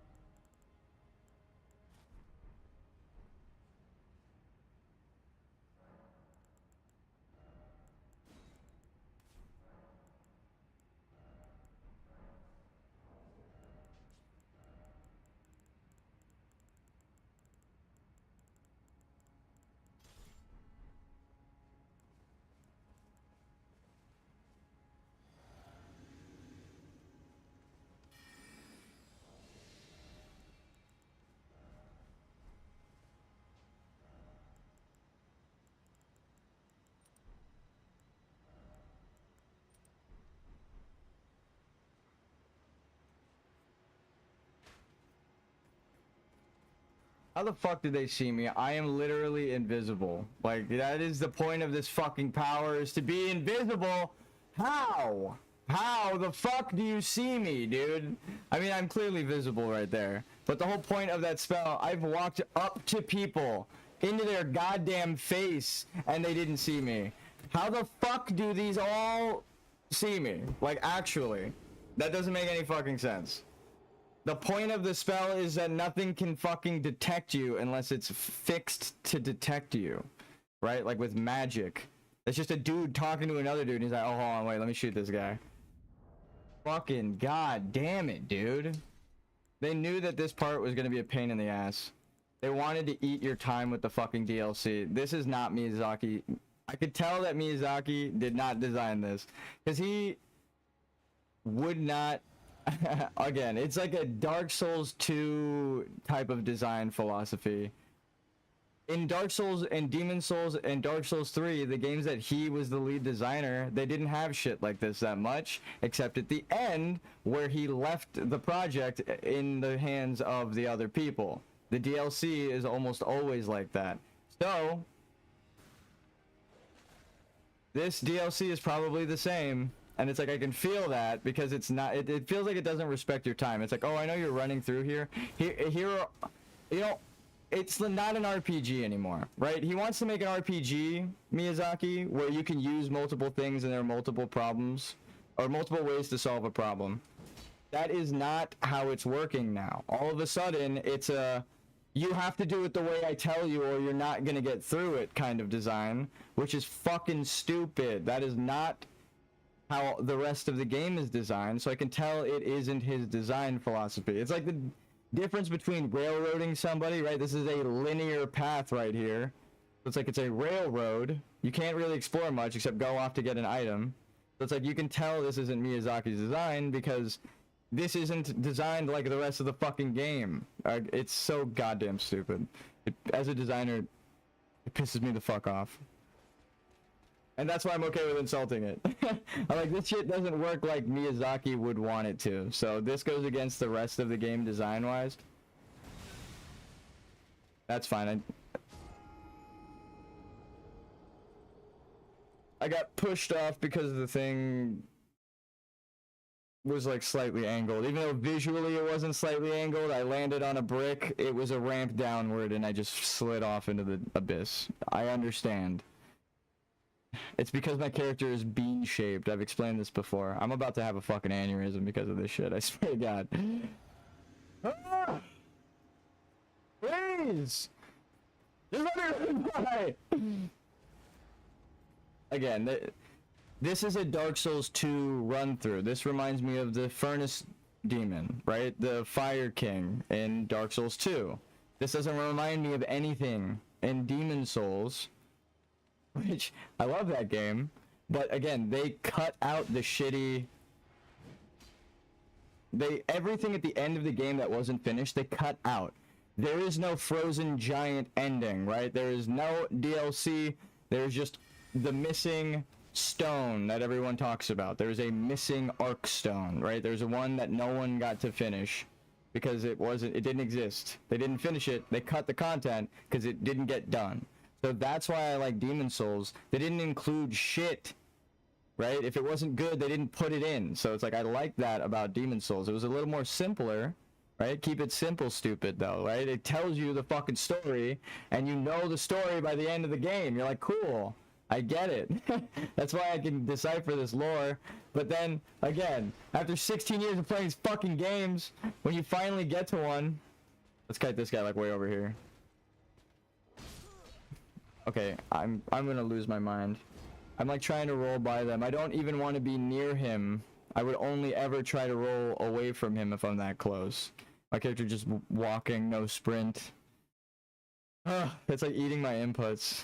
But it might be the controller dying too. Yeah. Oh my god.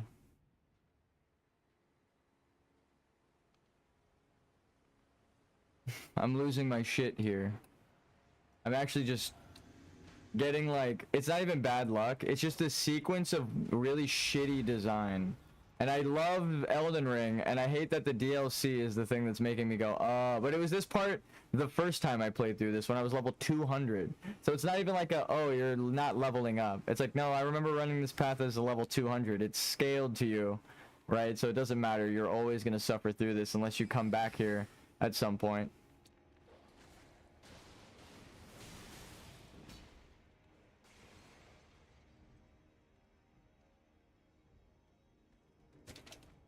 Like that guy knowing I'm coming.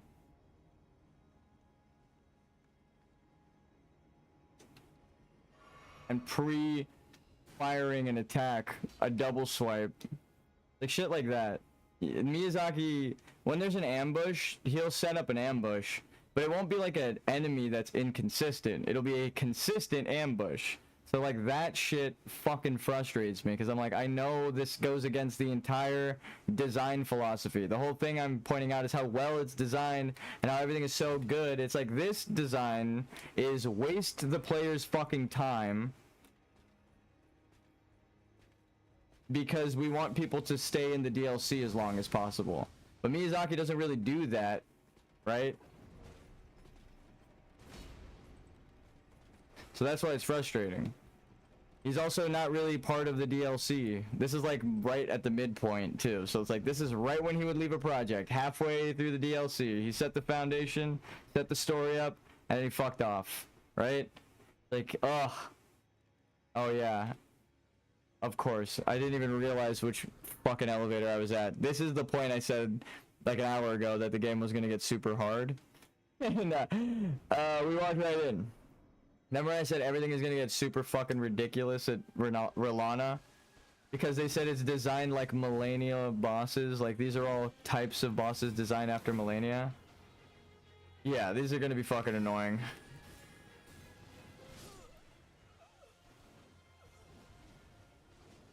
At least we made it through. I got by it, but this is literally the point I said that this shit would start happening, and it is the point. It's like the halfway mark. This is when Miyazaki would leave the project. He is setting up a threshold guardian to prevent players from going to the shitty last half of the game. No. Yeah, because everyone complains about Mesmer and Radon, and my controller just died. Here's me pressing buttons, right? I'm clicking buttons. God fucking damn it, dude. I'm gonna go smoke. I'm gonna leave him running into the corner. I'm a wired controller, and the light's still on, which means it's functioning. And the reason it's running forward is because the input I was just holding was forward. Why is the game doing this to me? Oh, look on the right there. It shows you your scaling for the shadow tree. Actually, here, let me try something. We have 42 at the top there. What if we go...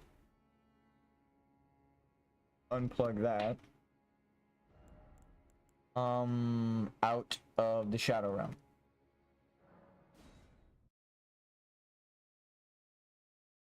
What's our scaling? Are we scaled up? Or down? Up? No, and down, because it's 75 now. 282, 291.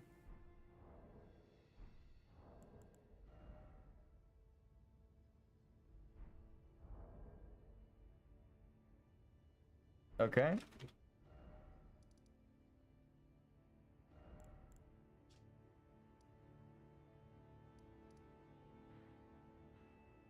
Ah. I understand now. They really, really, really don't want you to go there. Right there. We were way ahead of ourselves. That's why it got super hard. I didn't even realize. We're supposed to go down here and explore this entire thing and go off into the other zone and find the other paths, the other gods, and the truth that Mikola is even trying to hide, I think. Well, not even try to hide it, but just doesn't even care, right? He's gonna impose his own will on anyone. He doesn't care if you know it. He's like, act accordingly or I'll fucking kill you, is really what it is, which is worse. That's even more evil, so, yeah. Again, with Mikola is evil, that's just more evidence to him being bad. So we're supposed to find a way here. Don't know if there's a shadow tree fragment around there. Or I think there is, like, there. Now that I recognize the map piece. And then here. And there's the center of the lands between. Actually, that makes sense. If this... Back into the lore. Because we're gonna have to... The game is telling me lore by kicking my ass. It doesn't want me to go to Redlana yet. I was saying how I feel like I'm downscaled, right? Even though my shit is... I'm doing more damage. I'm actually not doing as much. Actually, no, it's upscaled on the right. But the amount of damage you do to them as a level 1 is less relative to their health. Like, if I hit someone with my blood slash in base game, they'll just die. Right? One shot them. That's without any scaling. But in here, I hit him with my blood slash, and it takes like 2 to 3 hits of my blood slash, and you know, which is my strongest hitting move. So it scales me up, but everything is scaled off of me. So it's really just saying this is what a level 1 would truly be scaled to in the DLC. I think that's what's happening. Because when you play through it, even as a level 200, when you get to like Gaius and you're missing Shadow Tree fragments and stuff, it's fucking impossible. And you do like no damage. And that's another level, like 200 max upgraded weapons and shit. So if I had no Shadow Tree fragments and I got to there somehow, I don't think I'd be doing like not even visible damage to his health with my attacks. Like I would hit him and it would be like a light attack per hit. Like the lightest visible attack per hit. So I think, again, I'm just based on how we're attacking people. Let me go back in here real quick. Or here, we'll go to one where there's enemies. I'm just going to run up and attack something. And then we'll go to the equivalent in Lindell, right? So this is like Mesmer's unit. You fight these guys at the start.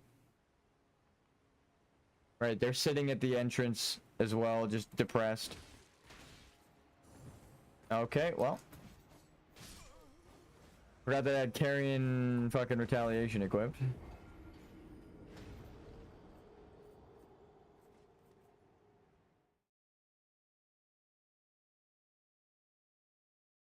You have to hold shift and right click if you want to use your weapon art. I just thought I'd say that. When normally it's just right bumper. You have like a whole keyboard full of keys. And they still manage to fuck it up somehow. Now, I love Dark Souls, but that is one thing they've always fucked up. Nope, not alter garments. God damn it, dude. The mouse and keyboard playing of Dark Souls is fucking garbage. And I've made better. Like, fucking around. And I'm not even joking. You can recode other games' controls, like World of Warcraft and stuff. I've made it way better. Like, I don't understand why it's so fucking hard. Hold on.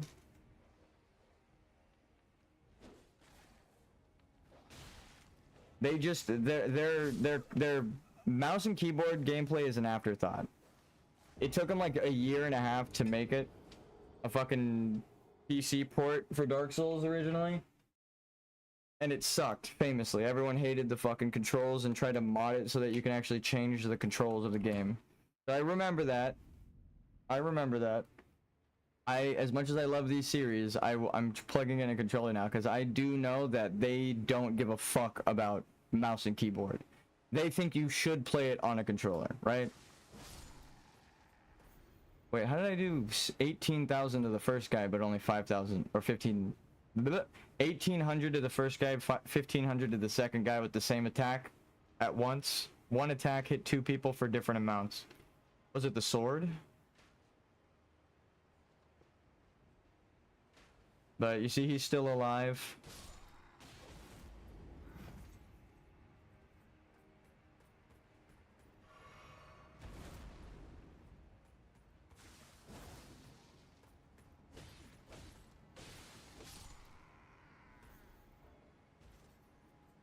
The bleed helps. They feel like a little stronger than the base game unit.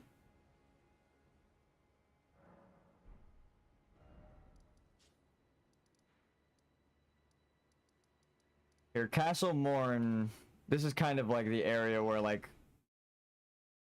they have the Weenie Hut Junior Knights and the bigger Godric Knights, right?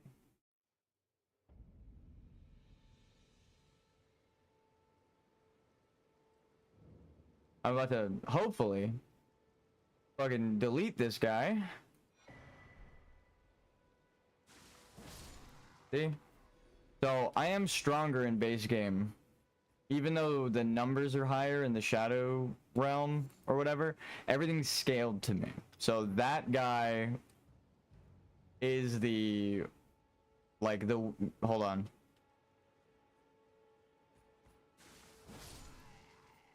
He's only got like 200 health. He has like no fucking health, right? They barely have health.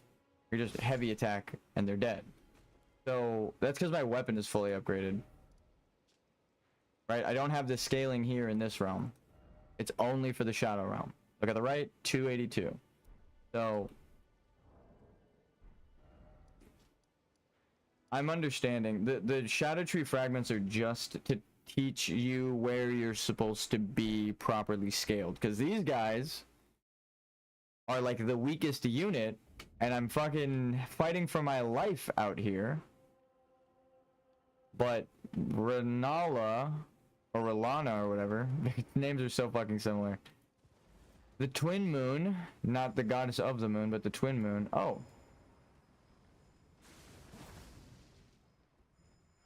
And then this also explains Rykard and the Serpent's connection to the perfumers way back, right? Firespark perfume bottle. Rykard was trying to find the truth, and if I'm saying that he found out that Mesmer was banished and Melina, his sister, was killed by America, then he would side with the perfumers and the Serpent, right? Damn it. I just tried to outdo his attack. against the Erd tree. So it's like the perfumers in Riker's palace, or like the poison place where Melania is from, with death. Actually, that even furthers, if this is Rykard, then it explains why he has snakes and poisons and everything in his local symbology. But if it's Melania, right, the shaded castle with being near Deeproot Depths, right? Technically, that's like not the closest, right? Is this closer?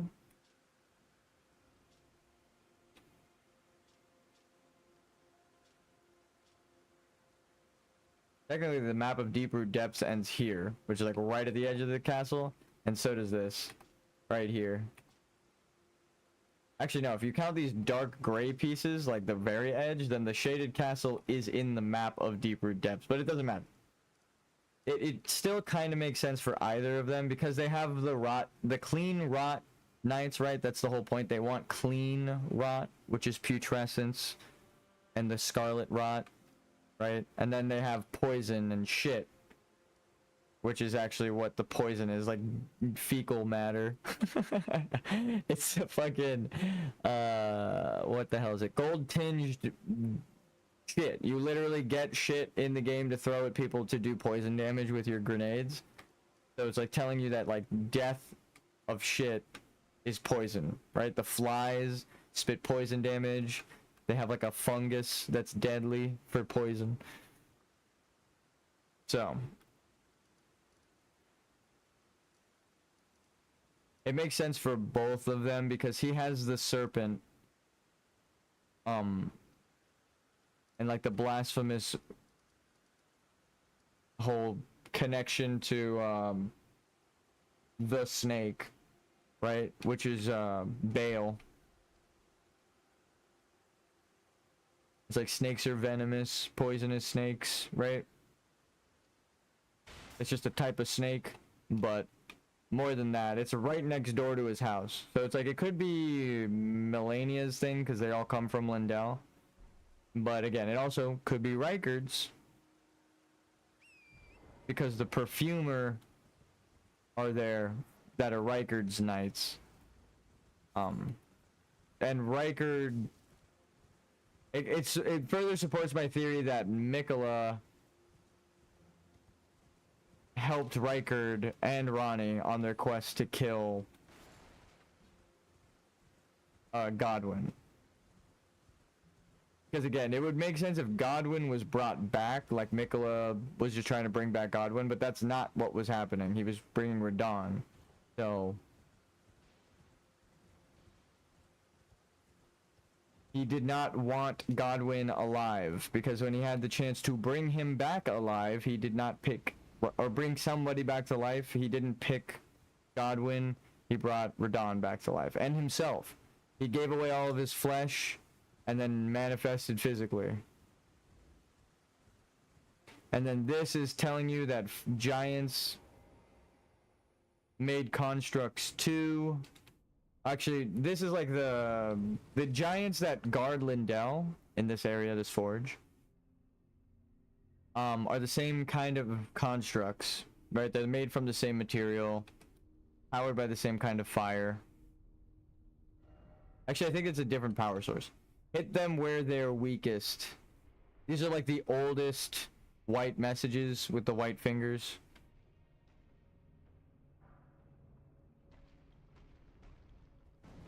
And again, to prove it, this crystal, see how it sparks? It does the same thing, whoa slime, to the oh, there are fire slimes. Huh. But yeah, it does the same thing to the other giants. Whoa, I was trying to go that way. Okay, well that's fine. How do you even write a message there? People find the craziest places to write messages. What the fuck?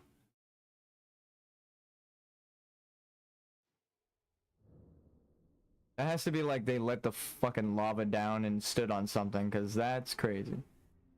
Time for Elden Ring, yeah.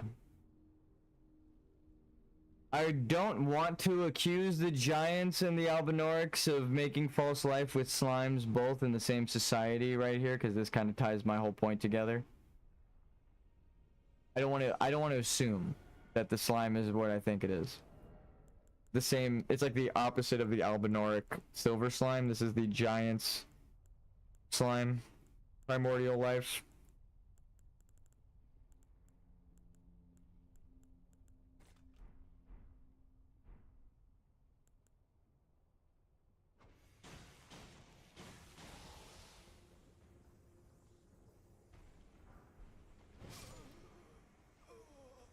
What? Again, with that was nowhere near me. It's fine.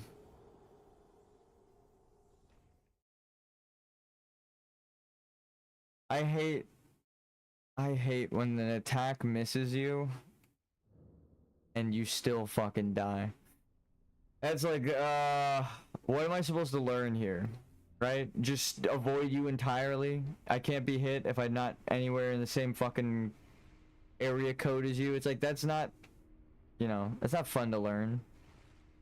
But it's why I think Miyazaki might not have had a hand in all these things. Because one, it's DLC, and famously he's moved on to other projects like Metalcore or Armored Core and the new Bloodborne that's released on Switch. I wouldn't be surprised if he's getting further and further away from Software. After the Armored Core thing, I was like, oh, he's done with Elden Ring. He wants people to understand, like, it's done. You guys beat it. That's the story. It loops in on itself, right? Like, it's sad to say, but I think Elden Ring is the end. Which is crazy, because they just came out with another one. But I don't think Miyazaki worked as hard on that. The fact that it's Switch exclusive, and they're willing to do exclusives again, is like, that isn't what Miyazaki would have wanted. Because that's what he hates about Demon Souls, so, that sucks. Makes me think he's just like, alright, I give up, I don't give a fuck anymore. It sucks, but I actually think that's what happened. Whoa, what the fuck?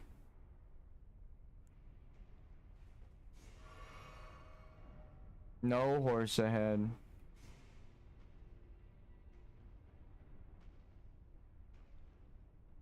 But this game is already beautiful and complete enough, and it really does tie in the rest of the series. I will say that. Seek lever. Jumping required ahead? I see, I see.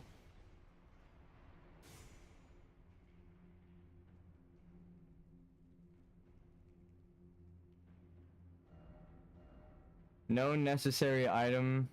Thank you. Goodbye.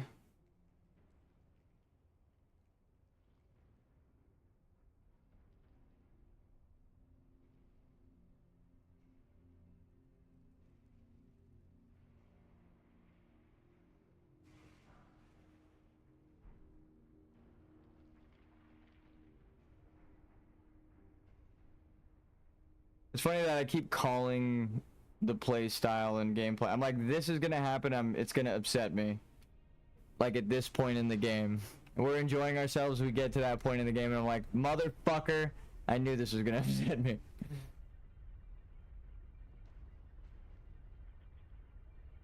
Looks like they're putting a blender in the lava.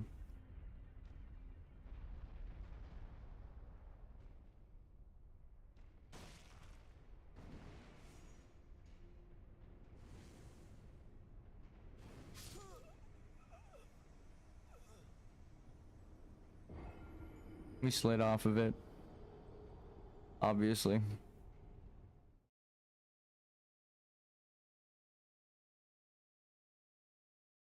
You just have to accept death if you're a level 1 playthrough.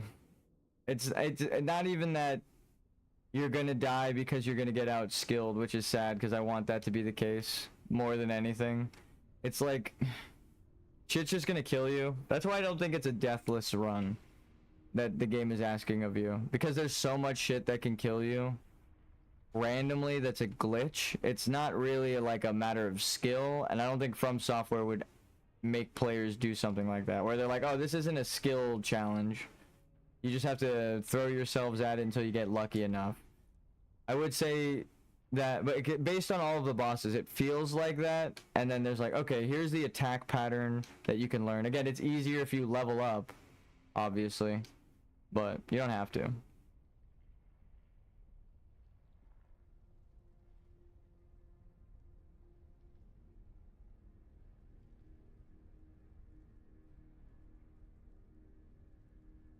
I'm supposed to jump from up there, I think. I mean, the fastest way would be to just...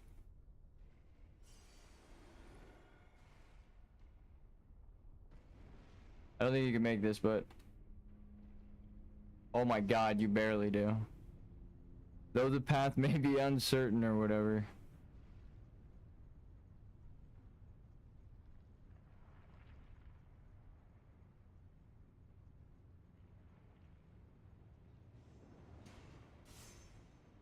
Anywhere else to jump off in this? No?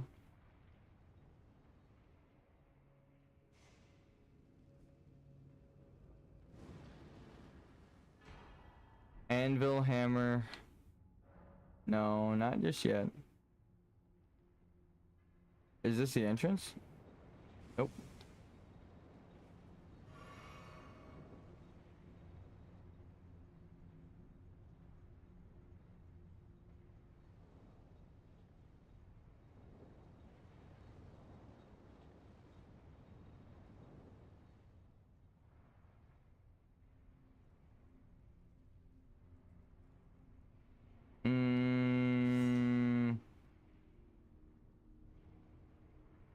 Okay.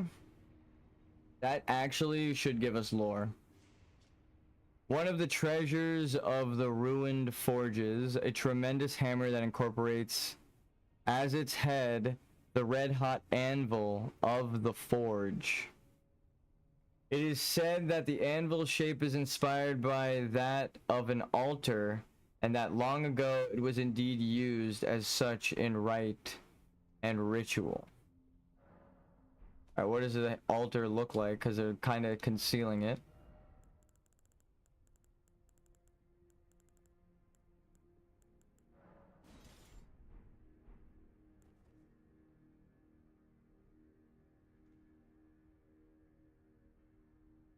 Are these crucible flames? It just looks like fire. Etched in on the walls, like vines and fire. Same thing that's etched on the walls, though.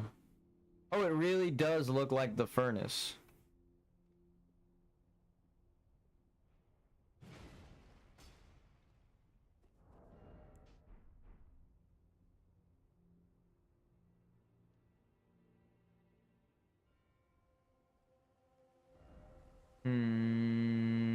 Okay, I see. And then there's another split path. There's like two.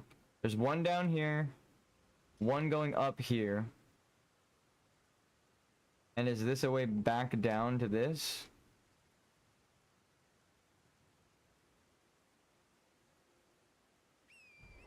Yeah.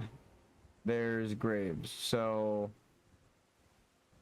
you can come back to this. It's not as essential. That's why you loop over it.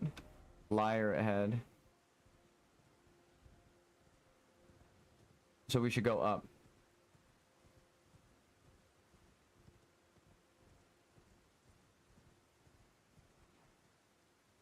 So yeah, this is a giant crucible civilization.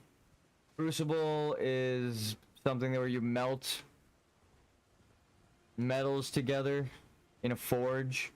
So the crucible civilization would have to have an anvil and forge civilization. Right? A crucible for a forge. Forge to make something like life is what I would assume. Mortal clay. I would put my money on it. Well, actually, yeah, we just fought mortal clay men, so. Mortise. So they're forging life through death because they feed death through fire to the tree, and then they bury it, and then the tree gives them powers and life, and crucible horns, and then they fight survival of the fittest. You really have to decipher the whole lore to get the complete order. Now I'm understanding. You have to accept poison and all of this shit as one of your order, which means the Dung Eater is definitely a lesson on self-taught hate. Because dung is poison, he is Dung Eater. Right? He's the Poison Eater. So he has something to do with poison, restoring death and poison to the Crucible, or to the Elden Ring, which would then in turn be part of death being restored, and then the Crucible's horns and the horn scent being returned to, not power, but like the cycle. People born with horns, right? He's trying to make it so everyone's born with horns. What's poisoning me? What the fuck? If order is defiled, then nothing is defiled, is the whole point, right, of the Dung Eater. So it's kind of telling you if poison is important, right, then it's actually not poison. It is putrescence and beautiful butterflies and scarlet rot. And that's why they constantly overlap in themes like creatures and locations. And you can use them both in the same place. Like you can poison someone and hit them with scarlet rot. Because they are two sides of the same coin. So because they're two different things. Is there a thing that I need to go knock over somewhere, right? Seek what? Try ill-omened creature blood loss. Seek shortcut. Alright. There's a bleed person up ahead, I'm assuming.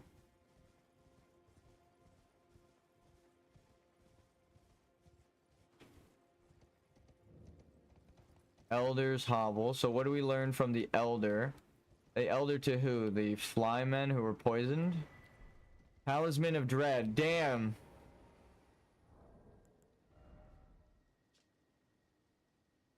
Talisman depicting the dread dragon of the jagged peak, whose roar causes the peak's molten fury to boil and churn.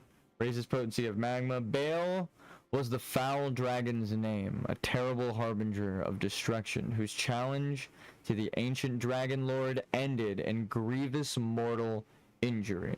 So Baal, magma dragon, and you know if you are a magma dragon, that means you ate the heart of a dragon. So somebody ate the heart of this dragon and became magma dragon, Baal. I am accusing a giant of eating that dragon's heart down there. You can see its wings in the distance. Remember, it's got a hole punched in its chest. So a giant ate its heart and became the man dragon. And then, through that rage, attacked Placidusax, and they grievously injured each other. In Lindell. Or in, Farum, right? Farum Azula, which I think would have been here, and would explain why they're all tied together. There are dragons like Grail, right here, that fled from somewhere, right? And why they're moving this way. They're all facing this way, as if Grail was moving from east to west, right? So it would have to be meaning somewhere around here was dragon area, and that's exactly where Baal's dragons wind up on the map if you put it here. So they fled from the Shadowlands that were being banished, and they barely made it because they are natural elements, right? They're half-living creatures. Maybe that's why they attacked. Maybe that's why they set down from Fair Missoula. O Baal, tyrant dragon, do your wounds yet ache? Is your fury still yet to crest its zenith? Hurry, hurry, and lay it all to waste. Lay waste to the proud, the conceited each. Every last one of what? Every last one of that arrogant lot. So you would be arrogant if you believed yourself tarnished and your heritage was stolen. The people who you stole it from are like, fuck those people who think they're born better than us. Burn it all down. And that's why Rykard gets Bale's magma worms in his volcano, and he's a serpent that's blasphemous with fire against the Erd Tree because Placidusax was the gold, and Bale attacked the Erd Tree, magma attacking gold. That's exactly what happened. Again, it loops. The cycle continues. The circle closes in on itself. The lore is found, right? The Elden Ring, we know. Actually, I see the path up the jagged peak from there. That's crazy. It looks like there's two paths, like way over there and then one right here, but this one looks like it was brushed over, like they removed a big segment of it, but then it continues right there back up.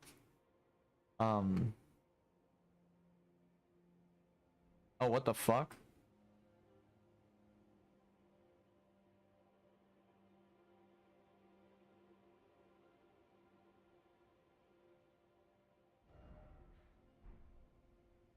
Is that the abyssal forest down there? Like just a bit, yeah, like over there.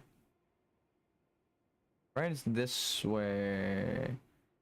It is. So the madness underneath the mountain, and he's mad, he's got fury, the fire's fury, right? The natural order of things is supposed to be the strong attack and the strongest survives. Oh! And like the ritual, right, with the dagger or whatever, the talisman that we found. Do we even have it anymore? Yeah, here. Hornsent employed this to honorably end the suffering of a compatriot. You would learn that if the predecessors, the dragons, fucked over the entirety of society because they didn't honorably kill each other. Bale left Placidusax to die and fled to die on their own. So Placidusax was wounded, and so was Bale. There was no honorable kill. There was no, like, I must grant you a death and prevent your suffering. So that's what we go to do. That's what the that's why you get this talisman. It's saying you are here, if anything, to grant these people a merciful, honorable defeat. Bale suffering, the maiden, the poison maiden is suffering with her corrupted Scarlet Rot followers, and the whole of that area just fucked over because it was attacked by Mesmer. The people down below attacked by Mesmer and the madness, right? They all cut their heads off. They're fucking crazy down there. You go and you grant the priest a glorious, honorable death. And the frenzied flame is happy about it because you are continuing the natural cycle of life and death. So that explains why the frenzied flame is so happy during their boss fight. They're like, yes, fight me, and let us win. One of us is gonna win, and that's it, right? Like, they are happy because the fact that you're fighting means you are continuing the natural cycle of granting these people honorable deaths. So it makes sense why, in the madness and chaos of it all, that boss would be joyfully dancing around and happily, like, attacking you, because that's madness, boss. Again, it doesn't make sense. It drives you crazy. That's the point of it, right? The Golden Order calls it madness because it would drive you mad if you found out that it's really just the natural cycle of things, right? And you're trying to attack the Golden Order, they'd call you crazy. So the madness is the one thing that is happy you are continuing the cycle of life and death when you're here. So they're fucking ecstatic that you've arrived, because where the 2 fingers are eternal life and eternal order, the 3 fingers are eternal chaos, eternal death, and the last finger being the natural order being suppressed, right? That's what I've said. So to unite all 3 of the fingers with the 2 fingers of order, you need to kill everything. Placidusax included at the end of time, as well as Bale. You need all the remembrance bosses, that's for sure, but I kind of deduced that already. But we've understood why Bale is the way he is. and who that dragon is over there. That's the original Bale. And the reason they know that when you eat Bale's heart, you become Bale is it had to have happened. And now they're covering it, obscured with fog. Poetic. Actually, it was kind of cool. It was clear long enough for me to explain the story, and then right when I finished the story, the fog rolled in, because we have to go there to kill them. Okay. I was hoping we'd find maybe a secret path, but it's just a broken land. But we know that. We know it's a broken land. Because there are earthquakes pulling the natural land apart. Again, the natural cycle. Land breaks apart. We got a warp up here, actually. Land breaks apart. Turns into the earth. Earthquake happens. Magma. New islands are formed. That's why Bale is separate on like a weird volcanic island like mass, right, of dragons.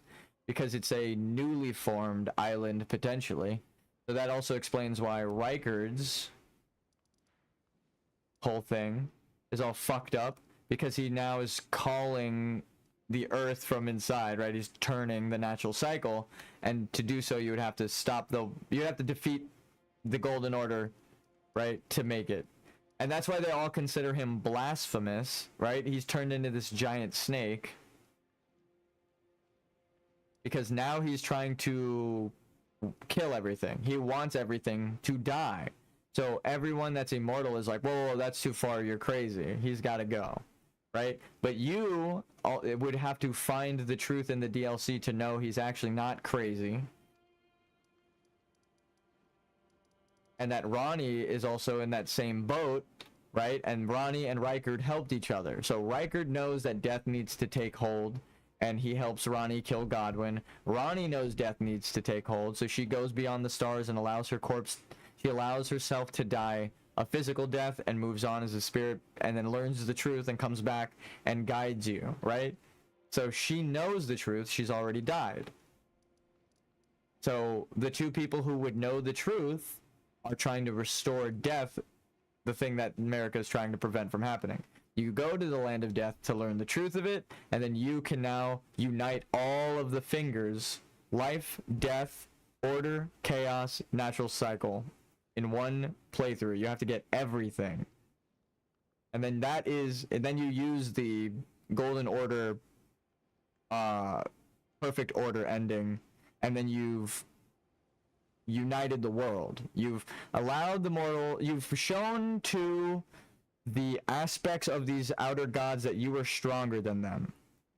So they are forced to accept you, whether it be you can beat them back, they stand no chance there, whether they try to take purchase in your land, or they allow it to happen and they join you, like Ronnie, right, in the Dark Moon, and all these other things. The Golden Lion, the people who respect strength and dying, and the natural cycle, like Rykard, the dragons.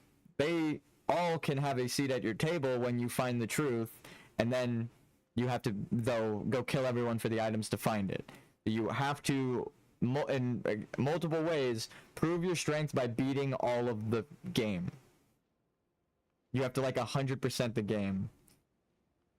And then I think you get that ending, but you have to do it in the proper order, which we have written down here. There's a couple of mistakes I think I made. We're still going to try for it. But we have, as a level 1, this is how I know. This is what I'll say. As a level 1, look at the stats over there to the right. It forces us to change what we do, right? You either go with the turtle, you take it slow, or you throw on all of your powerful stuff, and you're participating in the Crucible ritual, right? The ritual sword talisman, the ritual shield talisman, the Erdtree's favor, which is the Crucible, right? And then the dragon's stamina of the turtle. You take the original building blocks. If you're doing sword and shield normal build, which is probably what Miyazaki tests, because it's like the first thing that they do in the engine, right? Sword and board. Because you need to be able to block, you need to be able to parry, you need to be able to counter, you need to be able to fucking guard block, right? So regardless of if they have weapons or not, the first thing you would need to build in the game is sword and shield. in the engine. So again, it would have to be based around the Sword and Shield. So the founding principles of the Crucible Society, Sword and Board. Again, what you are doing as a player reflects in the story. It's the narrative, right? What if I narrated what your player character was doing, now they go and kill this person, now they go and do that, now they go and do this, and I never tell you the reasons why. You can now use the theme and say, well, this must be the reason why, that must be the reason why, this must be the reason why, right? The theme isn't the narrative, and the story is the lore. It isn't the narrative, right? The backstory of these items, that's lore. It's not narrative, right? We never experience whatever the fuck this is describing. It doesn't matter to us, really, but then it does if we need the lore to act in-game as the player character, right? And then it affects the narrative, it affects you, and that's how they tie you into the story. Are you an invader? You're an invader of Volcano Manor, or a recusant Bloody Finger, right? Period. You're one of the bloody people. The two people who invade through blood. You're one of them, right? You're either using the bloody fingers of Moog, or you're using the recusant, right? The recusant finger, and all the recusants come from the manor. And Mogwin's dynasty is a different blood-based, truth-seeking society. Again, it would connect it if Mikola helped Rykard and Ronnie, because then it is also, that explains why there's blood there, right? They, one, found the truth with Rykard and Ronnie, that death is important and the cycle needs to continue, but now they're all competing to be the god that fixes things. Ronnie wants to bring about the age of the stars because she's the one of the moon. Rykard wants to bring about the age of blasphemy because he learned the truth that the blasphemous snake of Bale that attacked Lindell, Karamazula, right, is actually just the dragon's strength and serpents. So that's why there are magma dragon people in Rykard's Volcano Manor, right? And magma is Bale's whole thing. Connecting those two, dragons with Rykard. Again, it all starts to connect when you see the lore, but you have to play as a level 1 because it forces you to do these things, right? I am gonna die if I take that much damage and block with my weapon. But I'm not gonna die if I block with my shield. So it forces me as a level 1 to play with my sword and board, right?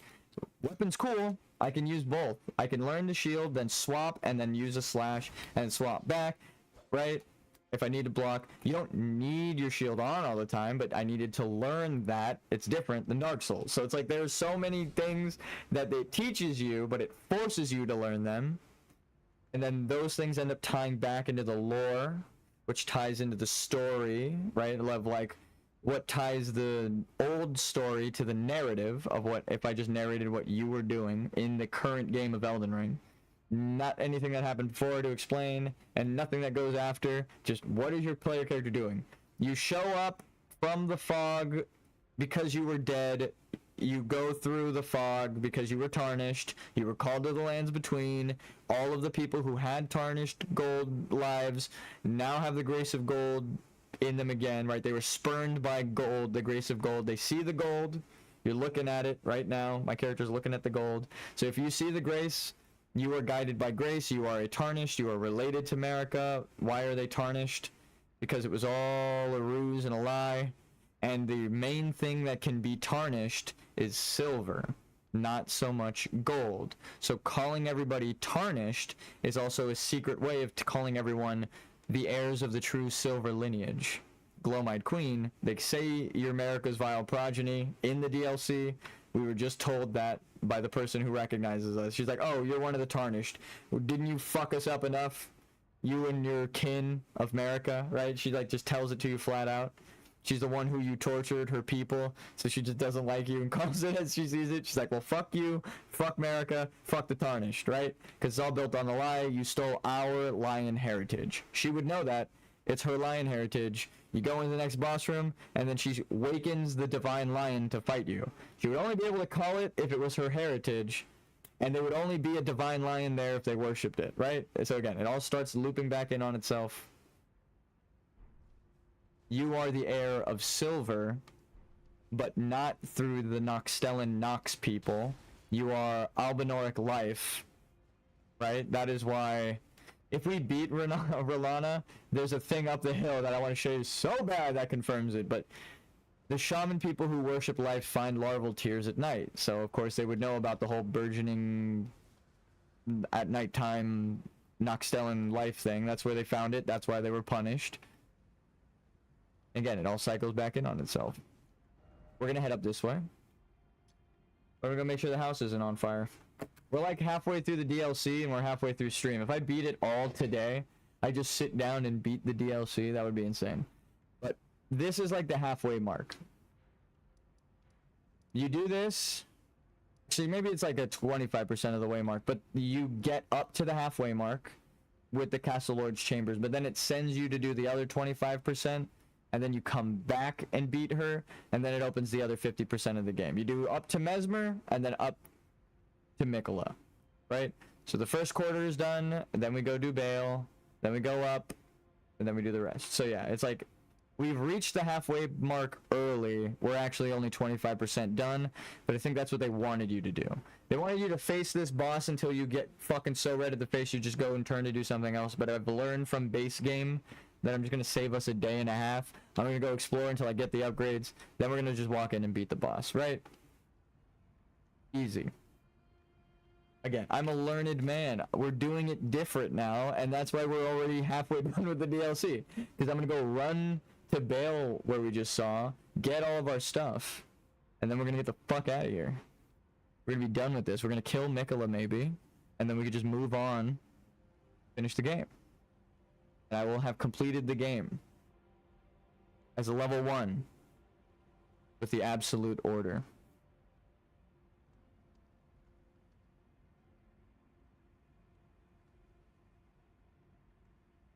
I'll be right back.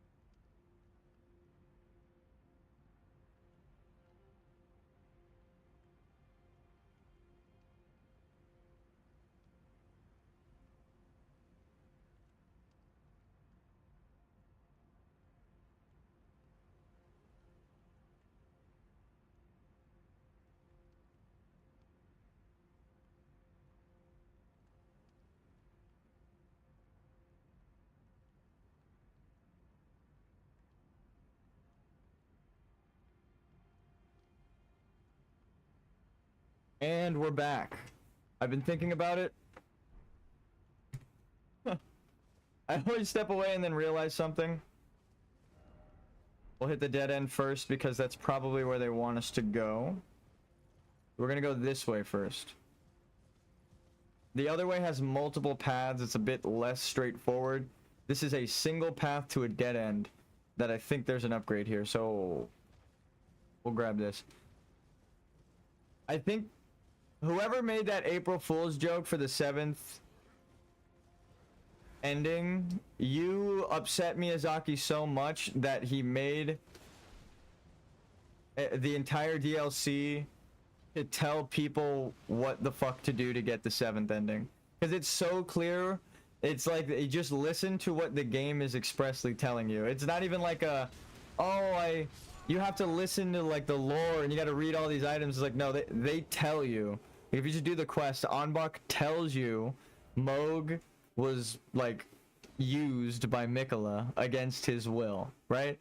And Radon in the trailer is fighting against Melania, and she whispers, again, it tells you in the game with like her helmet, one of the items quotes that Mikola is waiting for you, O promised consort, to Radon. So it's like he is fighting to not be Mikola's consort, right? He wants to have his own willpower because that's what the bewitching branches do. Mikola's power takes your will away, makes you fight your friends, and you know, it makes you go to sleep. It's death. So they're evil as shit, but this definitely gives you all the answers. They just straight up tell you, oh, Mikola abandoned his love. So it's like, what is the nicest thing? Your love. Okay, make the goddess of love, manifest her, and make her say, Mikola abandoned me down here. Right? If you love anything, you gotta stop him because he's fucking evil. And then they also say that, you know, she's not even saying like, I want to become a god, take me with you, right? She's not saying like, oh, and then also replace them with me, I want to become a god, which is kind of what Ronnie's doing, right? Saint Trina literally just says, please just stop them, right? You don't have to do anything for me, just stop them for the good of everybody, because they are the goddess of love. So it's like, yeah, no, Saint Trina is the good one, and you abandon that part of you, you're definitely the bad guy. What the fuck is wrong with you? And the only thing that we've seen that Mikola do is use Saint Trina's power to abuse people and force them to do shit that they don't want to do. So it's like, again, when you just use your eyes and break down what the game is telling you, Mikola is the most evil character. Even though they have good intentions, it's like I want to get the quote right. What is it? It's, the road to hell is paved with good intentions. The proverb, the road to hell is paved with good intentions, means that actions, even those started with good intentions, can have disastrous or negative outcomes, right? So he's the bad guy because he doesn't realize Marika's wrong. He found out the truth and is doing the exact same thing Marika's doing. So no, he's a bad guy. Also, I just realized these guys look like lions. They don't look like the normal dog people. Dog, lion, daylight, night. I understand now. This is where they put all of the symbology of the lion because it's in the shadow realm and they're trying to hide it. So they put life in death, and death has come to life. That's why there are undead walking around the living world, and there are spirits still alive in the shadow realm, right? It's like reversed. The dead are walking, and the living are smushed under things like that, right? And you, being part of the lineage of the gold falsely forced into you and the night, again, it's the sins of the father. Do you deserve to die because Marika and Godwin are evil? Or can you make it better with an absolute order, right? It's what Miyazaki's trying to tell you. trying to have you ask a question and then answer it with your own actions.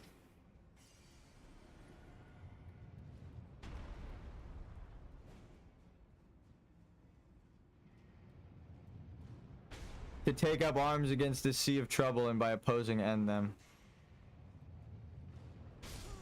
Damn it, I thought it was, I guess that's a different dungeon. There's one later on where there's two of them and they're both slamming in different sequences, so you can't like just walk past the first one and then not worry. You gotta like keep your eye on the ceiling. I was like, I don't see it, but I hear it, so I was just getting ready.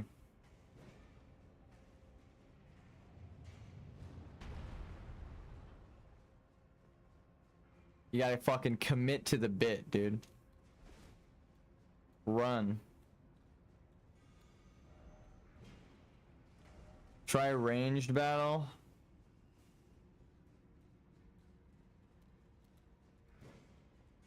Lightning Bloom underground now makes sense because they're hiding.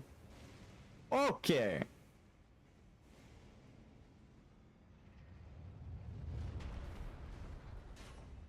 Okay, well, that was what I wanted to do.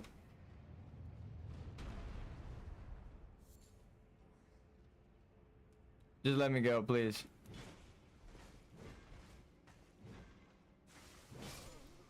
I knew it wasn't gonna happen. So that explains why these guys look like lions, and even though that the source of power for Horaloo is a lion, why would you try to hide the lions, right? All of the lion-looking golems, what the fuck are these things called? They have a name. But the other ones look like dogs and rats. Because the rats and the dogs were the ones subjugated by the lion. And now they're the ones doing the subjugating. They're torturing them, pinning them to crosses, making them live in caves while they live in palaces. Damn. Miyazaki, you're such a good goddamn writer. I can almost think of the real world parallels as I said it out loud. It made me sad.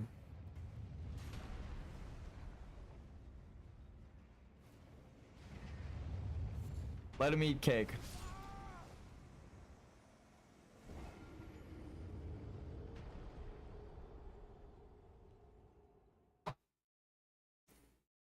He didn't even need to do money, right? He didn't. Runes are money, right? So power, souls of the dead, your ancestors, that is money. And you can take people's ancestry and use it, pretend it's your own. That's America.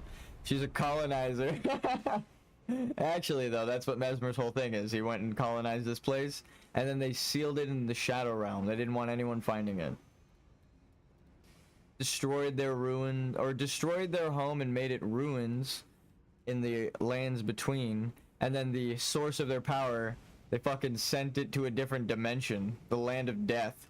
You try to kill something so bad, you sent it to the Shadow Realm. That's like, that's the joke. They literally did that. Ancient dragon. Okay, so yeah, dragons, lightning, lions, right? In the giant catacombs. Again, use your eyes. What is that telling you? It means that death, ancient, death, and life were tied together.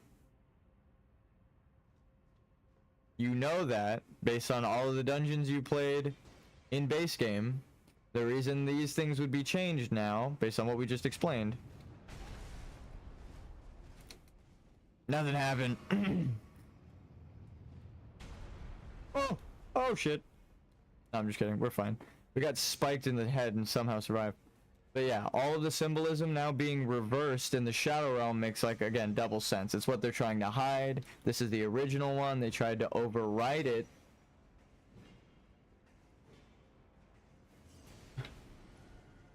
In the lands between.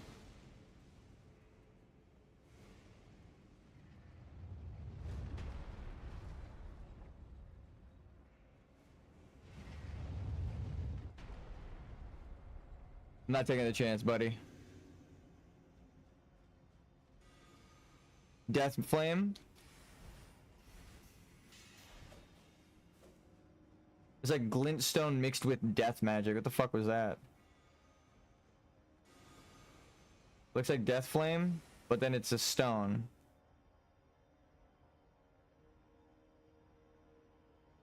I could be here all day. I'm just kidding. Oh, and it's the half mark of the centipede that shows up when they cast. It is death. The half death mark of the centipede or whatever the fuck.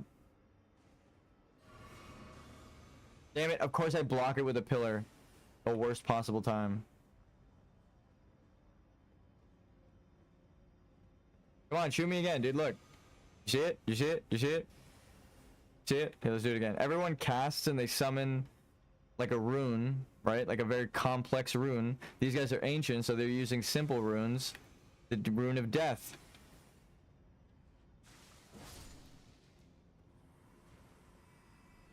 Again. Sun and death working together in one dungeon to teach you.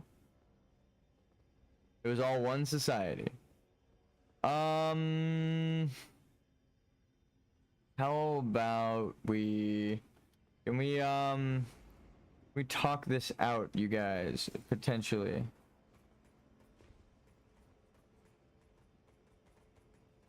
Okay, you're a little closer together. Let's bring you this way. Let's bring you this way.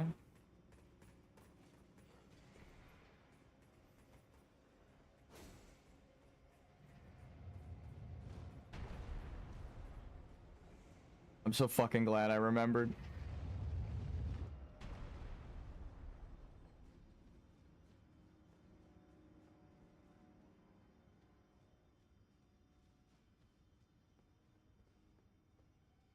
The last thing I'm gonna do is trust a fucking corner here.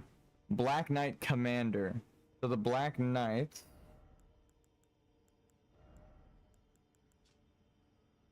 Ashen, I wanted the lore of these guys so bad. I was like, who do you side with? It would have to be Mesmer, yeah.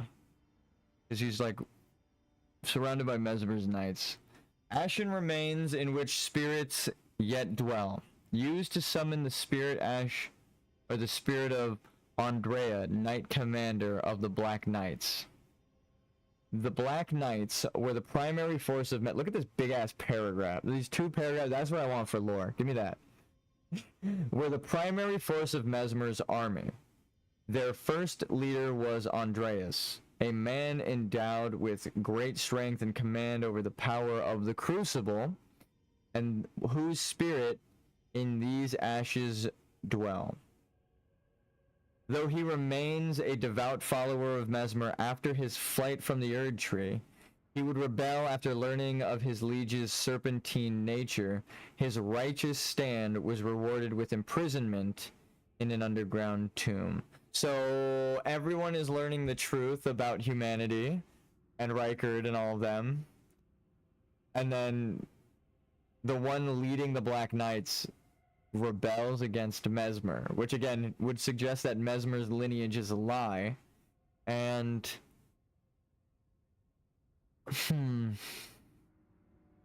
I think Mesmer is the reason America started pulling runes out of the Elden Ring. Well, no, they said that they put it in Godfrey.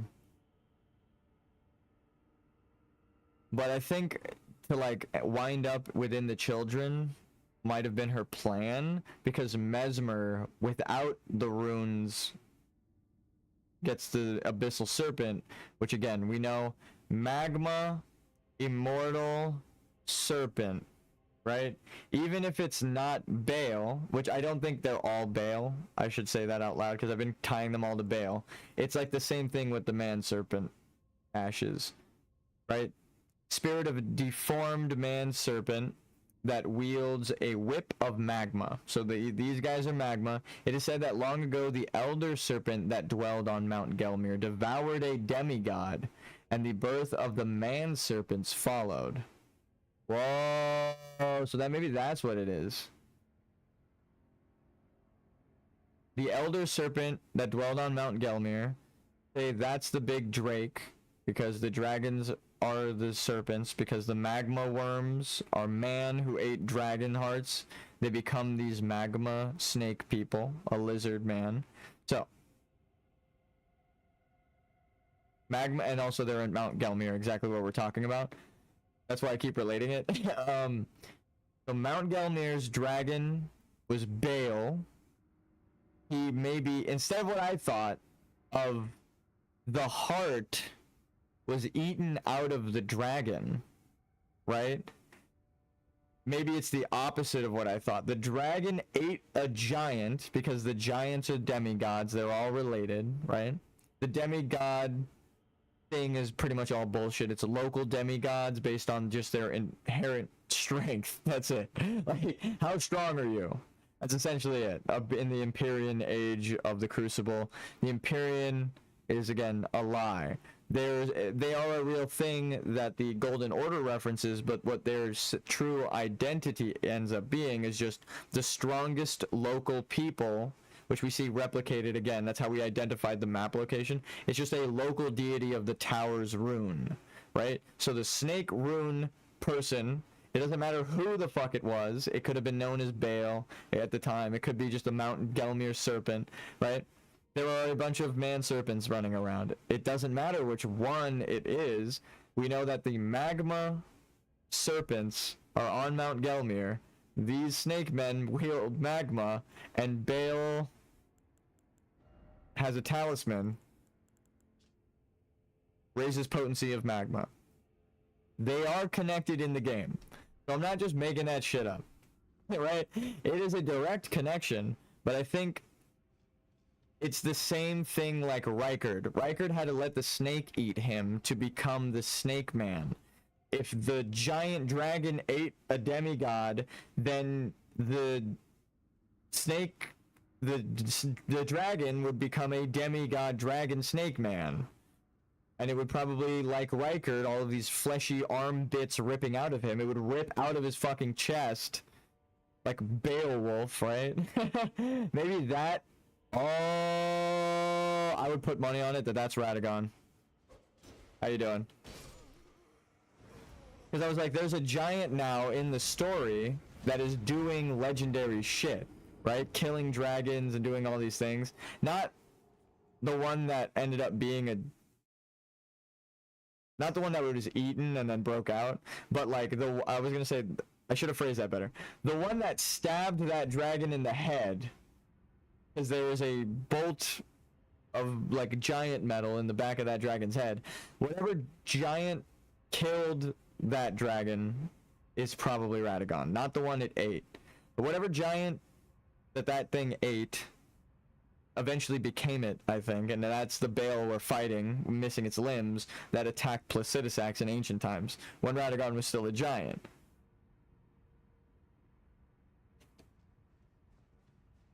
Actually, it also makes sense space-wise, because this would be connected to the giant mountaintop of giants, where I'm standing right now. Like, this would be the part. So they would have the same underground structures. Oh. I tried. They'd have the same underground structures. There was like a legendary item at the end of this that I missed. I was gonna leave and then I saw orange glowy, which means it's super, super important. So, lore-wise at least. Even it might not be useful as a player, but I'm not doing just a normal level 1 run. I'm pretty much doing like 100% level 1 run, but in the right order.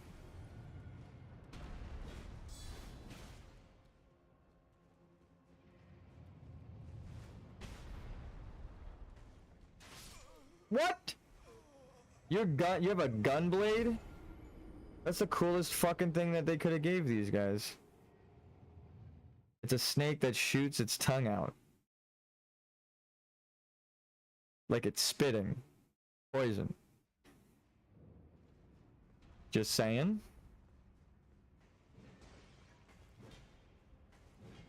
Am I crazy or is it a snake?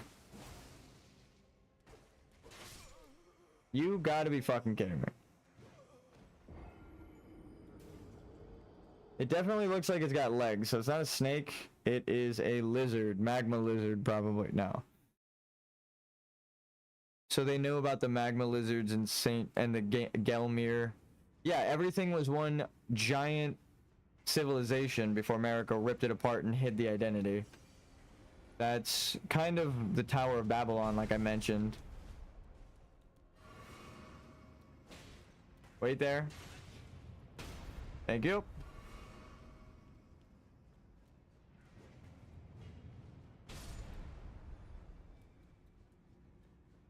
Now that I'm understanding, again, the ending of the Absolute makes sense. And why everyone theorized why we had to wait until the DLC. Are you fucking... Why are these guys way harder all of a sudden? What is happening? I'm gonna take my armor off to run through here. Because you run faster without your armor. I'm just gonna drink the physic and book it. Speedrunner strats, go!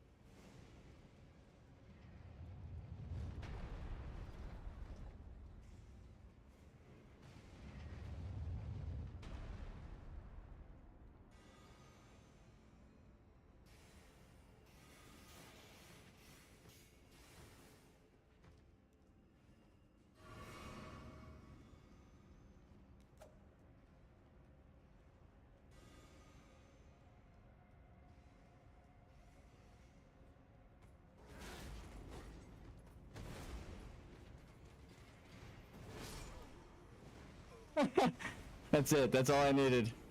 We're out of here. I was like, he can kill me. I'm just picking it up. It's actually faster if he kills me right when I grab it. That was real speedrunner strats. I'm not gonna ever speedrun the game, but God, I was so sick of this place. I was like, fine, fuck it. I'll do what the professionals do just to get the fuck out of here. Alright, we actually got everything in this dungeon. Except maybe underneath? Nope. And that's good news.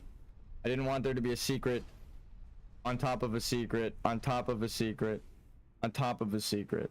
Because that would have been a little much. That would have been very golden order of them. We can't teleport out of here, unfortunately.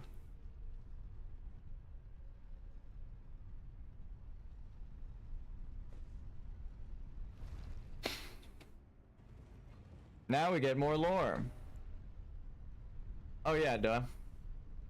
Since times of old, large gloveworts were used to comfort heroic spirits, given in tribute to those who died the most glorious of deaths, in the hopes their stories would become legend. So the Black Knight having a ghost glovewort to ease the spirit of the Black Knight, ash of, like summon ash, spirit ash or whatever the fuck. Yeah, it makes sense.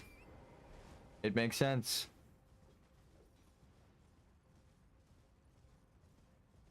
And then these are all coffins, and they have to like get rid of the death symbology, right? All of the symbols of death. That guy with the lantern, the mariner, the boat, the submariner. No, it makes sense why they gotta put them all in a cave down there. All right, I think there's a way up here. You might have to do Mesmer's whole fortress, or you might have to beat Rolana first. That's fine. We'll skip it.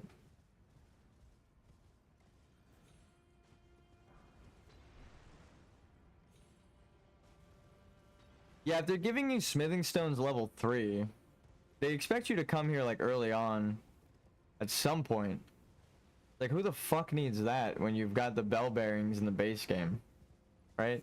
It's like, that's for a player like me who is stumbling through the game at a low level early on and just got the DLC and is like playing new Elden Ring game they just got, and with the DLC.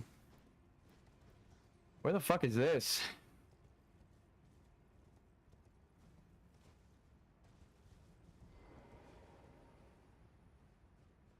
I'm expecting tremendous lore from whatever the fuck's down here. Spelldrake Talisman. Oh, okay, so the Glintstone Dragon people. Yep, Mesmer's Fortress.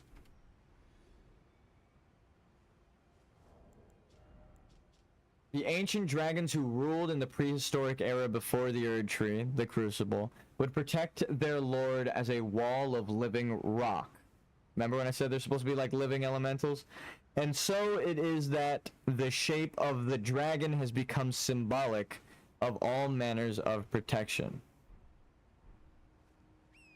That's fucking cool. And you're probably gonna need that for R'hllana. The super spell blade, right?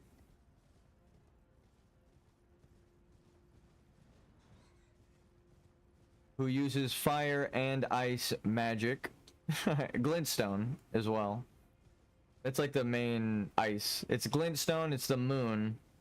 So she could use frost and she can use the Glintstone energy. It's all the same thing.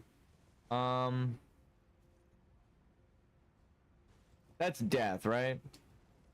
Oh, I guess you could walk there, never mind.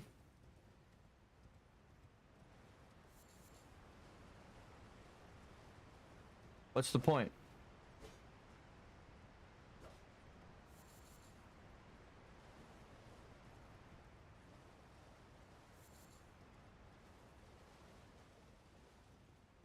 So we would have to get death, put it in, we would have to get everything, yeah.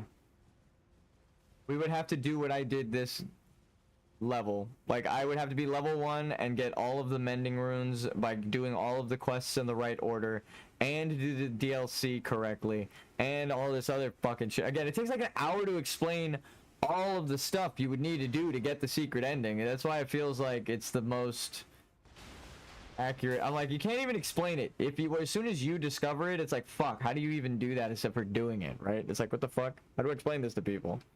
But I kind of discovered it on the journey of my level 1 playthrough. I was kind of joking at the beginning, like, wouldn't it be funny if there was a secret 7th ending? But I was like, there isn't one in the game files, so that can't be. Like, I said that at the start of the playthrough. And then, lo and behold, the secret 7th ending that's in the files, an extension of the thing that completes all of the lore that I'm talking about. Like, well, fuck, I guess I gotta make sure I'm right. I can't even ask anyone, right? I'm like, how do I explain this to anyone? You gotta do this quest and then do this quest and then do this quest and then do this quest before this quest so you don't trigger that. Like, there's so many of that. Like, oh, you can't do that too far because then Iggy will die, right? You can't do this too far or this character might die. You don't want like we did Nefeli's quest, so, and Kenneth's quest. So Nefeli and everyone, our friends, are running Limgrave, right? We are married to Caria Manor. We have befriended Raya, the heir of Volcano Manor. We have literally unified every single force and no one has died in our playthrough. Like, the way that we did it actually is what the story is trying to tell you. If you befriend everyone and complete their quests and kill all of the, like, evil people that oppose them, that are oppressing them, you end up allowing for a beneficial order for everyone. It's crazy.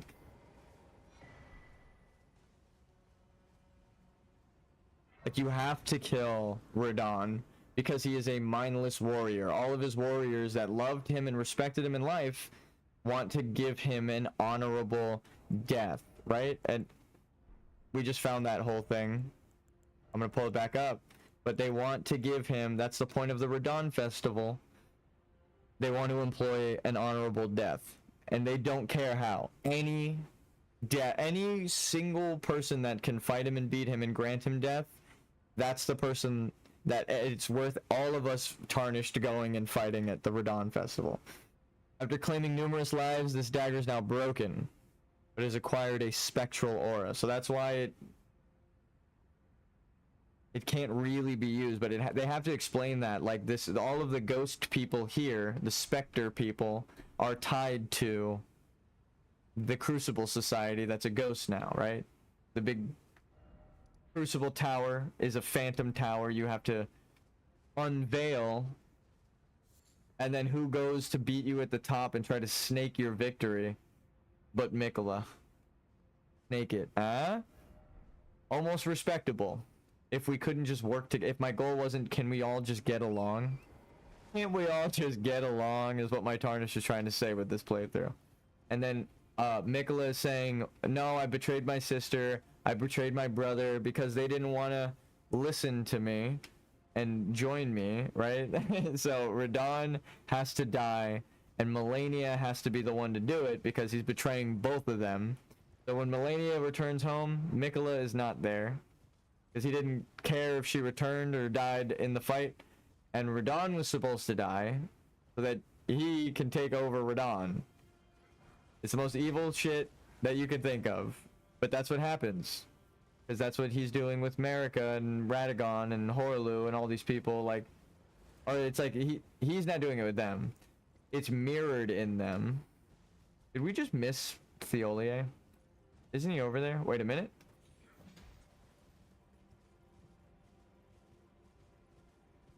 I forgot, this is the DLC trying to introduce all the NPCs. I'm like going through it blind almost. I've only beat it once. Yeah, he's sitting right there. I just walked right by him. Like, I actually walked up to a lore NPC, grabbed the thing, and just fucked off. I wonder how many people did that. They're like, fuck this guy, who cares? It's actually, again, ironic because Mikola is love. He is Saint Trina, right? Is the power of love within Mikola, and Mikola is using Saint Trina for his own benefit. He is using love within people to get what he wants, and then betraying them in the end. Again, the super evil. Hello there. And then betraying love. Lady Leda spoke of you. Another tarnished. Guided here by Mikola the Kind. My name is Teolia. Teolia. Okay. Tarnished. And here on Kind. I've never actually heard him pronounce it. So, well, We've been saying Theolia. Teolia. I suppose. We did T. Here's to new beginnings. I'm sorry. Seems sleepy. Is all. I'm as weak as a kitten and thick as two planks. I've always been this way since the very day I was born. I'm afraid the only thing I'm proficient in is poison. Sorry.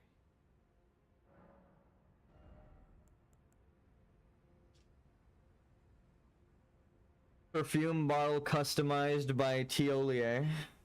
Attacks release perfume powder producing deadly poison. There are some techniques of the perfuming arts that employ poison. Upon learning of this, Teolia threw himself into mastering those techniques, and he made them his own. Okay, so he didn't invent them. He just found out that they used that and made his own poison powder. That's cool. I'm guessing we're going to be using a lot of poison in this. Might as well grab that. I love it. Toxic mossling. Found in swamps, round and plump. Material for crafting. Okay. Found in poison swamps. Like a darling infant. Ugh. More ties to, like, primordial life, though. With the elements. Like the butterflies and the glintstone with the centipedes and death. Poison bone dart. This shit's crazy. Altus bloom. Said to be a funeral flower in an era long past before the Erd tree grew. A golden tinged flower from a succulent plant that blooms on the Altus plateau. Okay. So if we find Altus blooms on Shadow Altus, then it is Altus Plateau. Yes, please.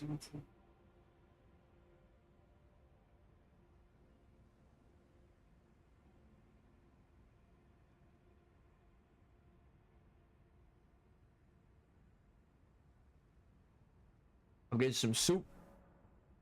My brother's sick. They made soup. They offered me some. Your boy's about to soup it up. Smith script dagger. Okay, dagger engraved with a Smith script. Reduces mass, enhances the effect of the scripting arts, allowing this weapon to function as a throwing dagger for all attacks. Once thrown, the dagger instantly reappears in the wielder's hand. I used to want a sword like this, but then I ended up making a blue fire sword. That's why I'm so bummed there's no like blue fire in this game, because my first D&D character, I found a black diamond, which is like one of the rarest diamonds, and then I asked our blacksmith dwarven friend, who, shout out Brian, you know who you are, that's just a common name, so I'll say it. He helped me forge the sword with a diamond hilt, and then I found an enchanter like in town, and I was like, I wanted to do, you know, like fire damage, like and I was like wondering if it could be blue fire, and then they, of course, the DM was cool and did it for me. This is back when I was a player. It was actually my friend, not his dad at the time. I said it way back when, like, he and me both learned from his dad to DM, so it was pretty cool. But yeah, blue flame. I love that shit. I'm a weeb. It was like middle school. Again, 16 years ago. That is crazy.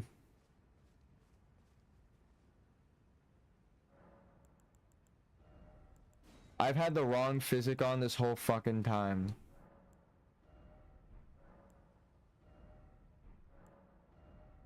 Should we just use every available bonus to beat the game to get the secret ending? Like, we're not gonna level up, but we'll do everything else. Okay, we have to bring something to him. Okay, naturally the poison man finds poison swamp.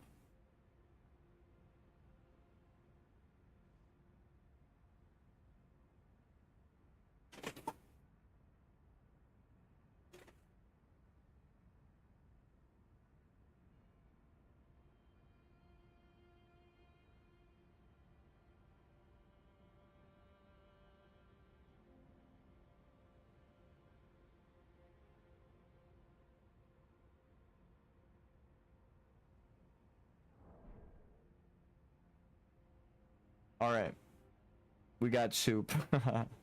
I'm not trying to get sick, but soup, always a bonus.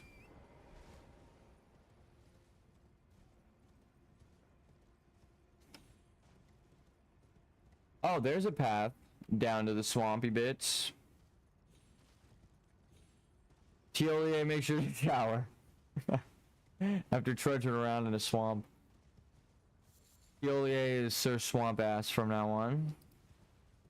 He's sitting down right above a swamp. Ass on a swamp. Useful though. Grave Glovewort. We're finding a lot of it here in the Shadow Realm, but they don't bury it underground as much. They just let it grow.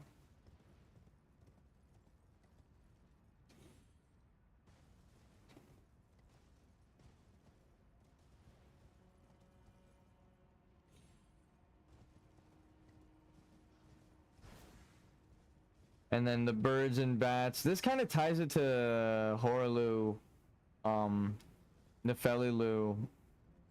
What the fuck is it called? Godric's Castle, right? It's really Godfrey's castle. I guess maybe that's why their names are all so similar. It doesn't matter which one it is. It all loops back on itself. It's the same fucking thing. He has the rune because of Godfrey. He has his castle. And he's doing the same shit upholding the Golden Order. It might as well be his father, right?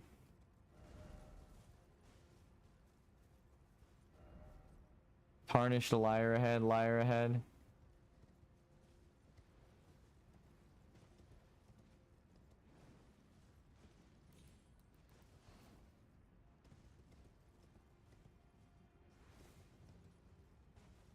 Please show me a grace.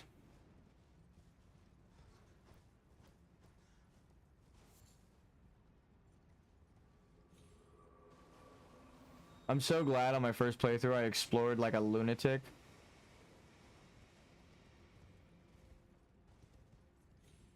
Ready?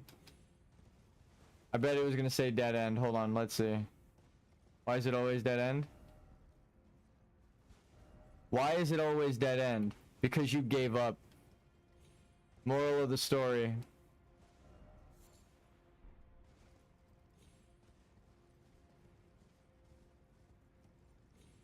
Hold on. Never give up. And never surrender.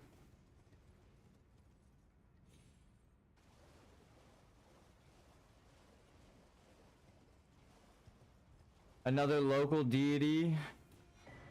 Revered spirit ash. They've cut the head off. So I think the ones they cut the head off have the spirit ash, and the ones that are retaining their head give you a fragment, right? Is that what's been happening? Oh no, those guys always give you spirit ash. So they have a tie to death.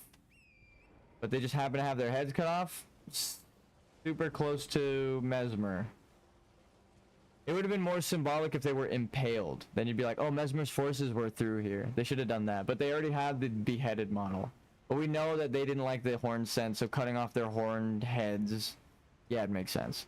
But again, the reason the other ones don't have their heads cut off is because it's redundant to do it after the initial ones where you claim the capital, right?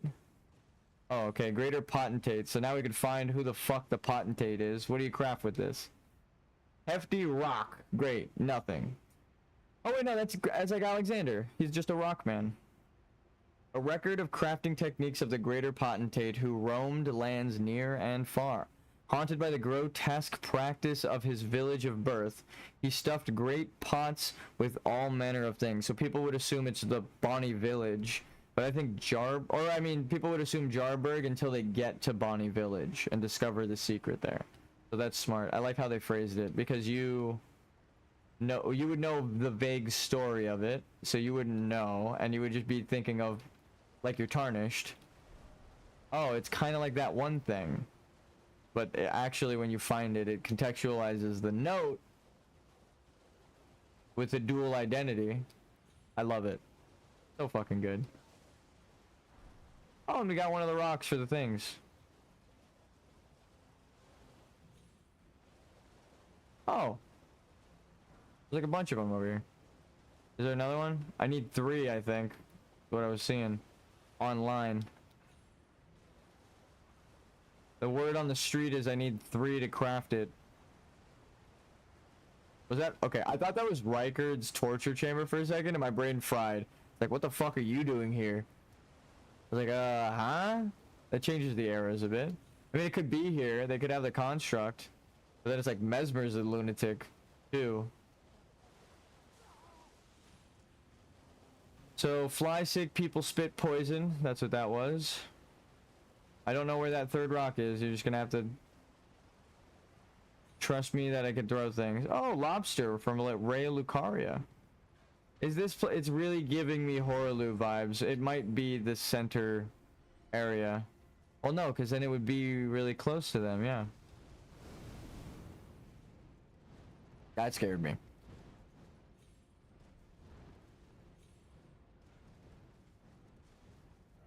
Try running and to be wary of sniper?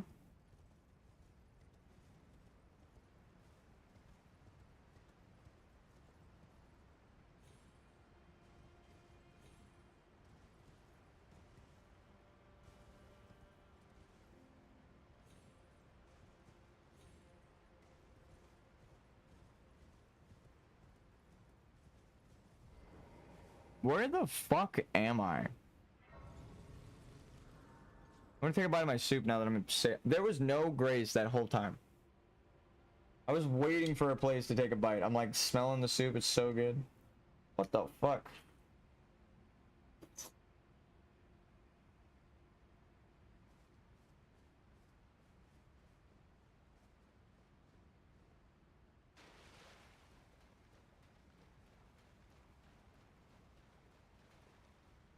Oh yeah.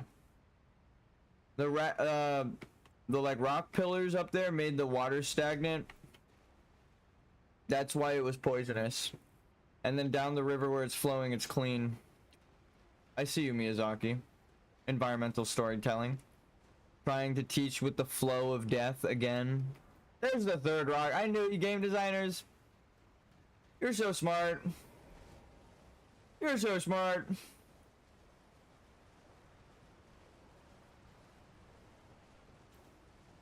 That's actually fucking awesome. This is where you would have jumped down, and then you just go into the water and then follow the path. Was there a thing? Suffering, oh suffering. You see, these gamers don't see the materials as a reason. One of them flowed downriver because that's when it's a round rock, they're beaten up by the flow of the river. I should have known. Yep, more. There's probably a third one hidden up there, but I don't want to dig through the fucking... This is such a beautiful area. Is it supposed to be? Tell me. Secrets of this zone. Spirit. Why is this place so beautiful? I was once told a coffin could convey its passengers upon a gentle circle to the velvet garden of deepest purple. Did that really just say that? I was once told a coffin could convey its passenger upon a gentle cruise to the velvet garden of deepest purple. So like I said, with the coffins were along the waterways to go somewhere. Oh, to slumber in such a paradise. And then Theolie, or Teolie, not Teolie, Saint Trina being at the end of the sleeping death society at the underground coffin area now makes more sense to me. The sleep of death. For in that sleep of death, what dreams may come. That's the rest of the quote. Actually, that's one of the quotes in that Hamlet soliloquy that I've been talking about. But now they're really giving it, like, now they're hammering it home for me. I'm like, oh damn, I might have been right. I was just saying it's kind of like Shakespeare, but they literally did like the sleep of death. In those sleep of deaths, what dreams may come is literally Saint Trina's quest. You have to let her kill you, and then what dreams may come. He tells you that the gods are lying. It's a nightmare. The god that's nice, Mikola, he abandoned his love, her, in a pit at the bottom of a graveyard, allowing it to die so he could become a god.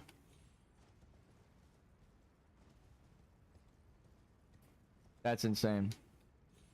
Mikola's evil as fuck. No one will ever be. I will argue until I'm red in the face. Mikola is evil as fuck. So what's this way, spirit? Give me a moose. Give me like a big moose boss that just bursts out of the waterfall.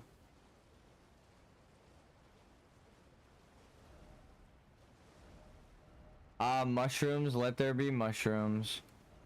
Armament required ahead. All the more necessary item. What the fuck are you talking about? Up ahead. I love people.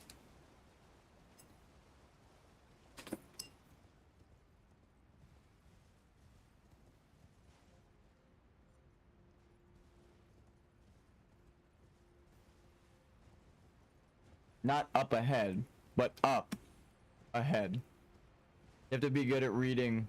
Precious item ahead, try projectile weapon.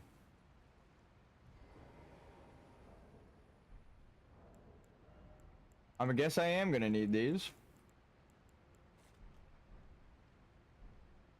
Think I get it first try?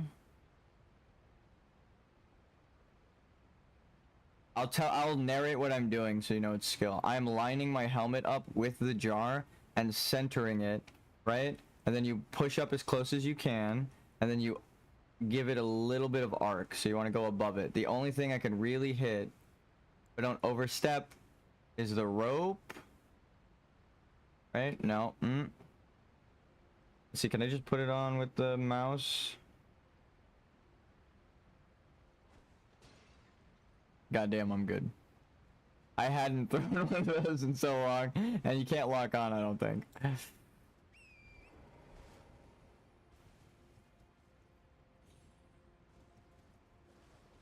Up ahead. Mushroom seller's bearing. Now you can buy mushrooms. That's awesome. They meant like up. Not like up ahead, but like up ahead. That's fucking so goddamn funny.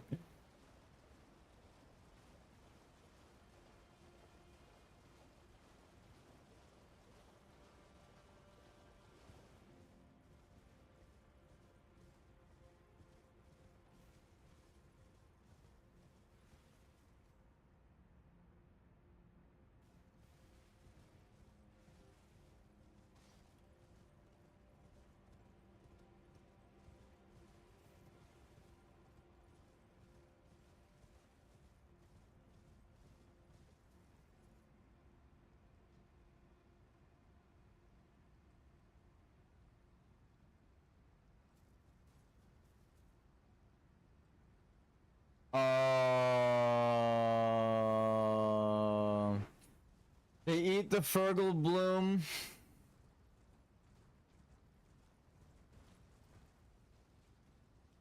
I can't bring myself to harm this beautiful creature. They eat the Fergal bloom because they're herbivores and they gain its powers. What you eat, you gain its powers, like the dragon, right? You eat a man, you gain the man's powers. Like the serpent, the man serpent. I would have killed you if it wasn't for the writing around you.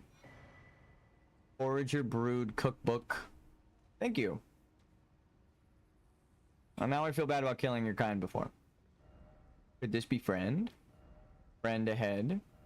Didn't expect friend. So now you can add the Scarlet Rot as people who can join the round table. Your new round table, right? This is going to allow you to complete the circle. The only place we can befriend them is here in the DLC. That one is going crazy. I don't like that. It's flashing behind me.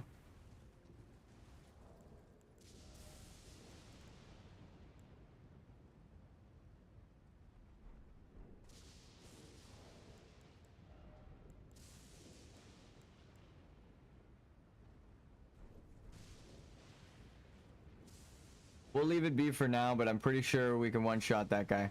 Ooh.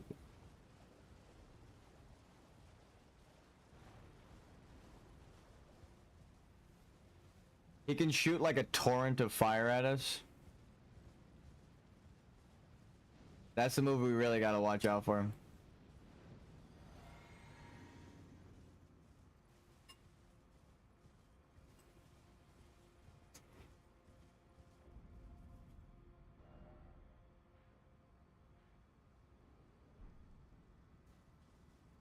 How big is this place?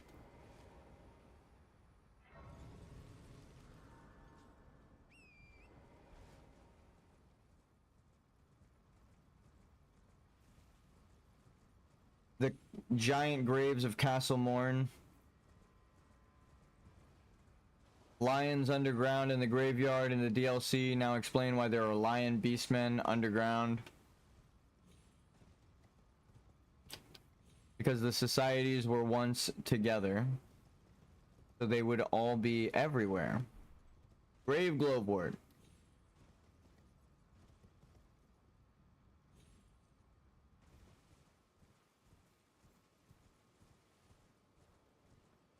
There is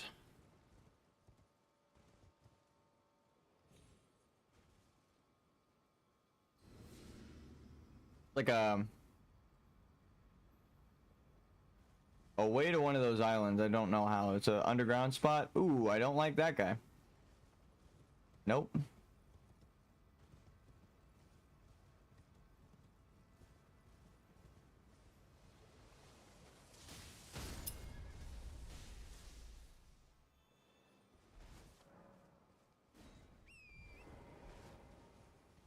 I dropped my spoon in fear.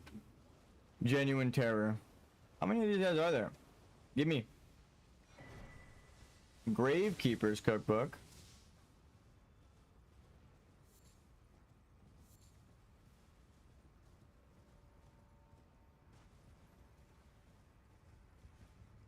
Ah.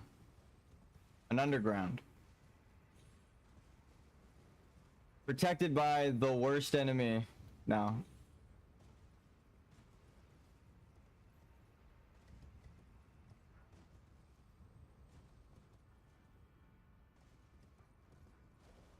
I love all of the people who got the early access version of the DLC being like, these things don't have a point, and then we find the secret. What the fuck just died? We find the secrets in our natural playthrough. I mean, it happened. I want to play an actual From Software game when it releases, aside from like Demon Souls. I think the only time we did it was the Erd Tree, like on stream, and we found so many secrets. It was wonderful. It was like a community event. That's what it felt like, my entire stream.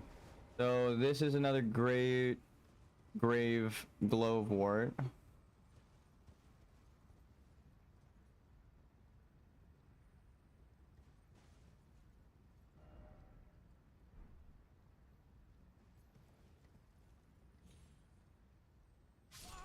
That was bad.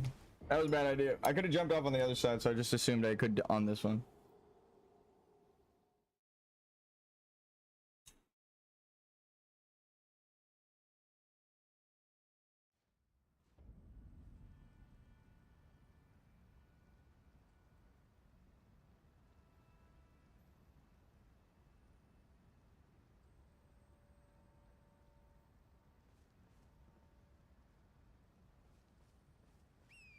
Isn't there supposed to be a dragon up ahead?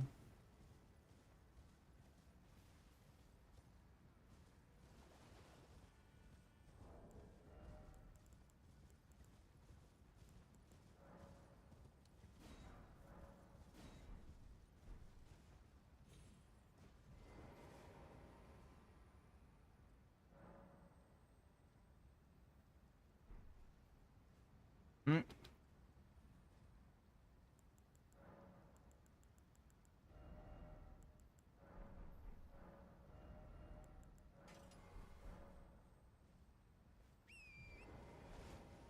That was weird. It didn't apply my ash. Riding through a graveyard.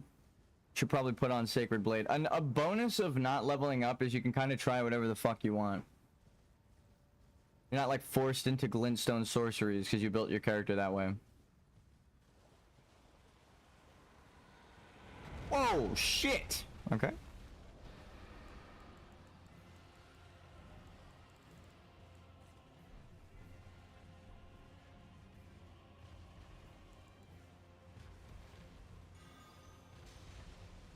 That doesn't do a fucking thing.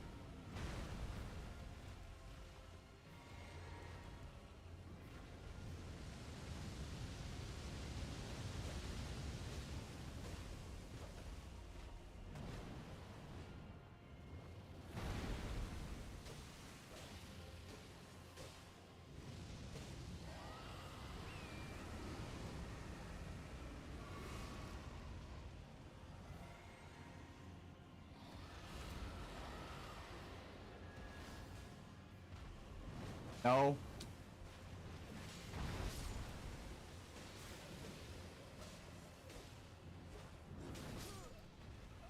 Oh, I thought he killed them all. Damn, he summoned an army. We almost killed him.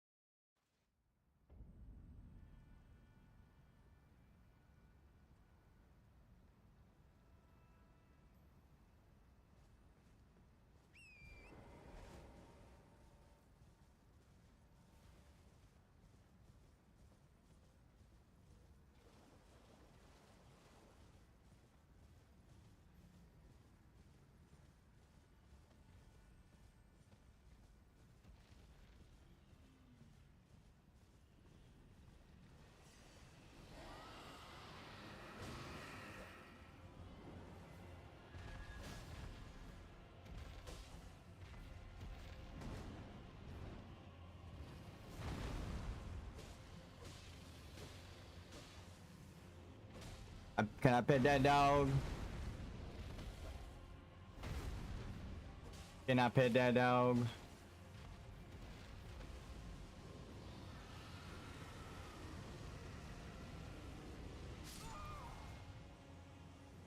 Fuck, I was like barely at the back end of it.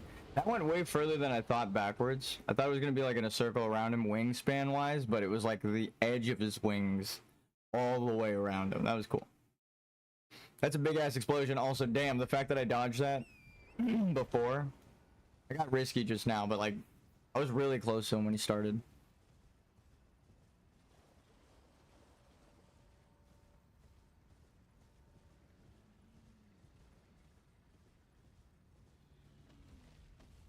Like when it didn't kill me.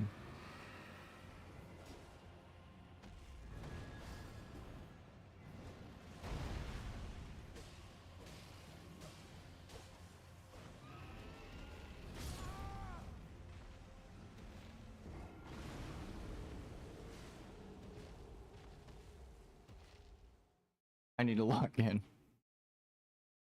What I need is a drink after all this soup.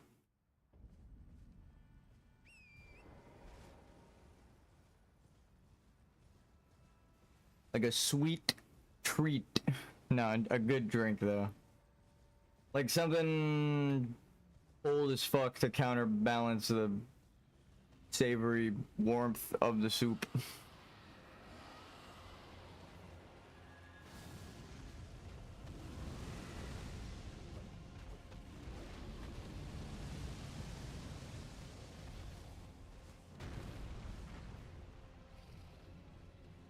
How the fuck am I still alive?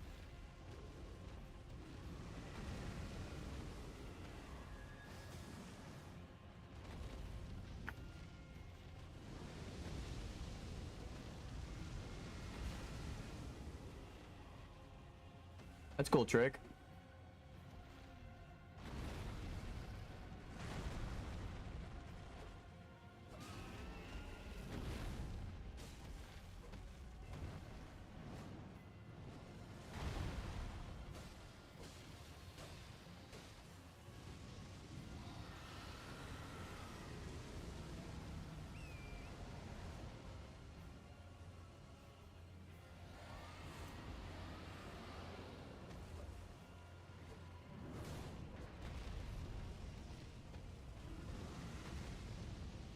Maybe we just wait for him to kill them.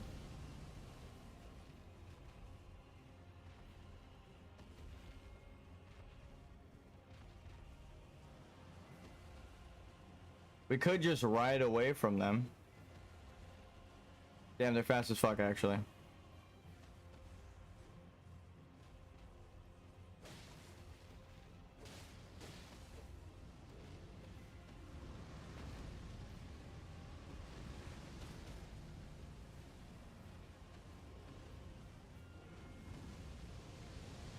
I should have ran across him. That would have been so sick.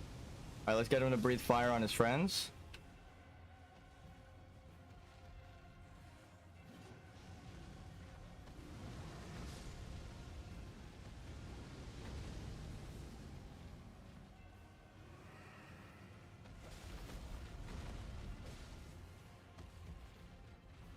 I should help.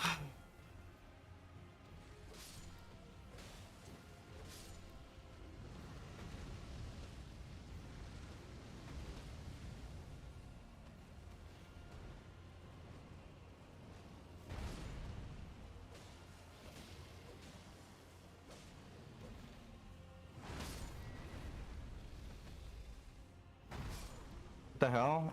Oh. He wouldn't let me get up because I got knocked off the horse, I guess.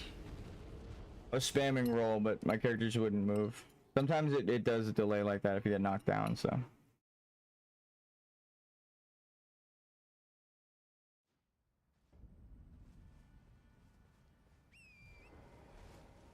We just gotta pray that he doesn't summon more people, because it kind of ruins I hate multi-bosses. Like boss with multiple enemies. This guy summons.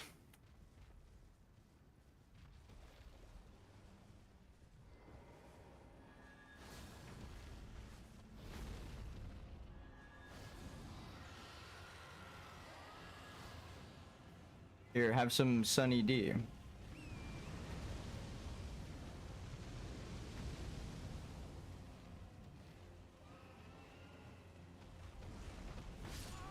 Damn. He got the I jumped and he knew exactly where I was going. He read me like a book. Nah. I didn't recognize the attack. I thought he was gonna breathe fire or something. But there was no build up, so I was like, it's probably like a big build up.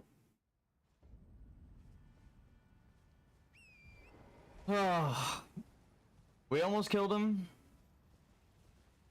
I feel like he's guarding a couple of Shadow Tree fragments, so I could probably just get by him, upgrade, come back and kill him. Like up that hill behind him, I'm pretty sure. Oh, we almost did it.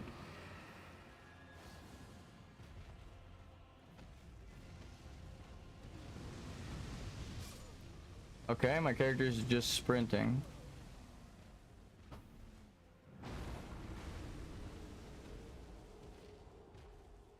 Fans on. We're adjusting seating position now. Probably gonna die a couple more times, but it's okay. I just hit my fan and it turned on. The fuck?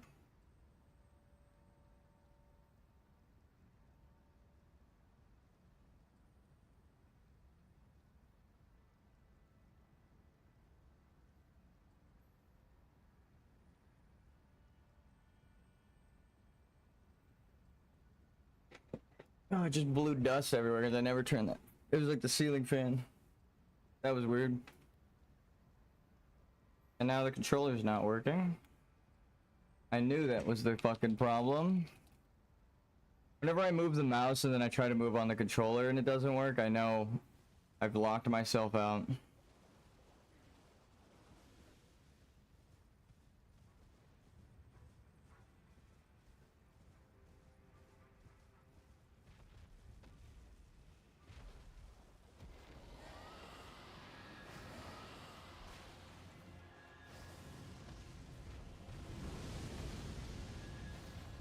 Where the fuck were you shooting that, dude?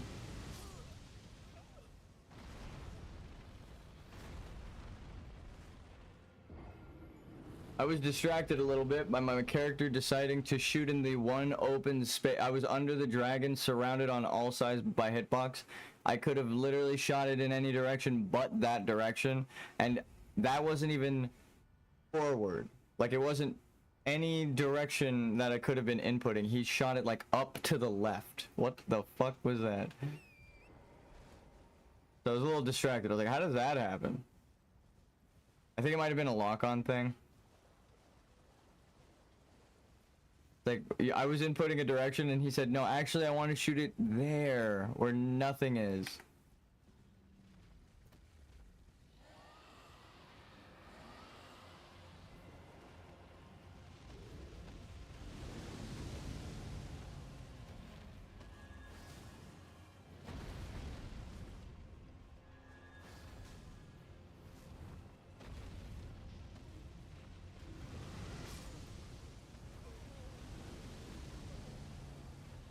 Probably just fight him on torrent.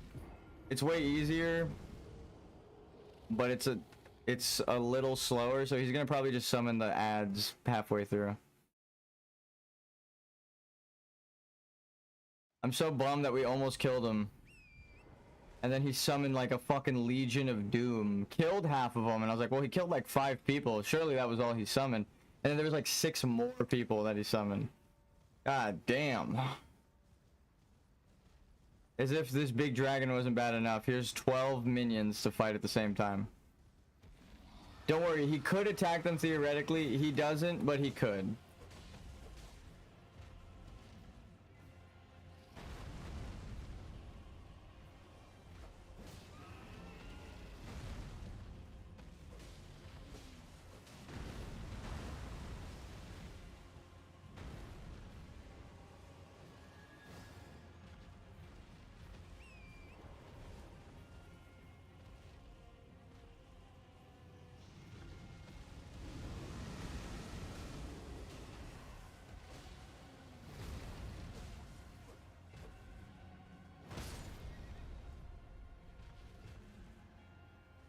What is happening right now? Like, whenever I get knocked off the horse, it's like a random roll timer. It wasn't the same as the last one. It was like a little faster. I want like some fucking consistency, please. If you get knocked off your horse, you should be able to just count to 3 and know that the animation is gonna be done, right? Like, cause it's gonna finish up. It's like the fact that it randomly animation cancels or forces you to go through the whole standing up sometimes. I thought my controller disconnected. Like, that's how long that pause was. And then the next time when it just happened, I managed to roll out of it halfway through. It's like, what the fuck? Please just make it so that it's a set it feels like adaptability, right? That's the one thing everyone hated in Dark Souls 2.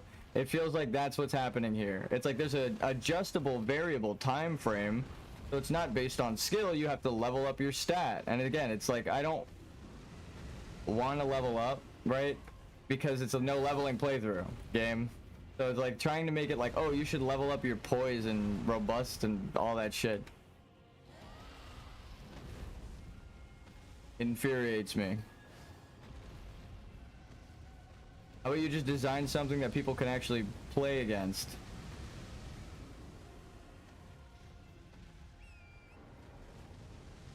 "12 enemies on top of a boss isn't a boss fight. That's 6 enemies in a trench coat, okay?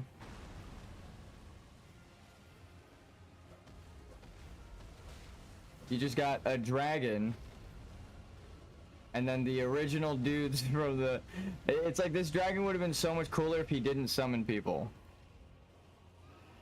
Or if he used the attack, like, to summon spirits. It was like how most bosses do it in base game, where it's an animation that they do, and it attacks for them, and then it's done. And then it's done, and it thematically ties it together, and it's not a fucking whole 17 boss fight. I tried to jump over it. I thought it was gonna be... He doesn't have the same dragon breath as all the other dragons, I'm learning that. Actually, he does have that, but he doesn't use it all the time. He has this new one that I keep dying to. I'm okay with dying to these moves. Just please. Make them consistent. It's like when you spawn with 20 people, it's what the fuck, how am I supposed to dodge? I don't know where to go. They're off camera in every direction, right? It's like, what the fuck am I supposed to do? Run away? Like, that's not really, it's not a really fun boss fight. Congratulations, you have to run away from the boss fight, right? It's like, that's the shittiest fucking fight. You have to run away for like a minute straight. No fighting anymore. It's no longer a boss fight. Like, the worst fucking kind of design. I hate when there are large portions of the fight where they're like, you have to just kite it around. It's like, that's not a fucking boss fight. Also, god damn, yeah, the getting off your horse takes forever.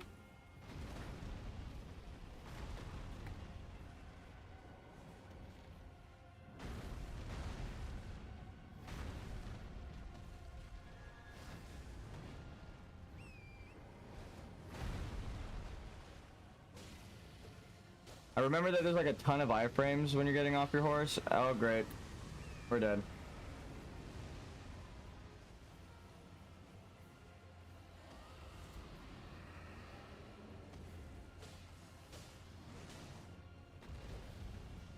So he summoned all of them here.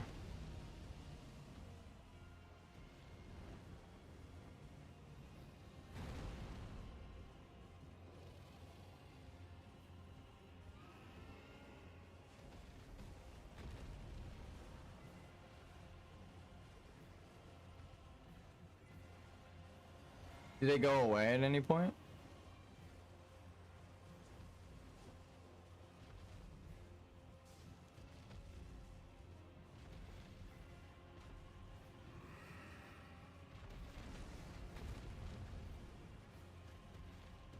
He does the smallest hitbox attacks when they're all around him, of course.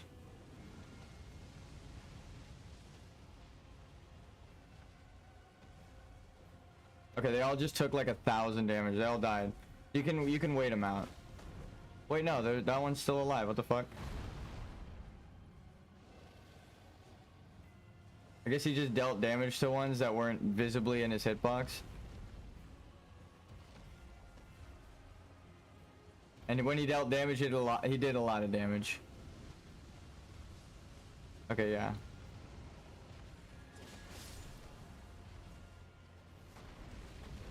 See, that one guy being there cost me the invincibility bubble just because he can offset his attack, right? If I'm attacking for the dragon like I just was, he could just poke me real quick. It's like, I hate multiple bosses. That you can't account for both randomly, right? It's double random, and they can offset to fucking kill you. So there's no way you can use skill to beat them. You have to fucking gamble and pray that they don't kill you.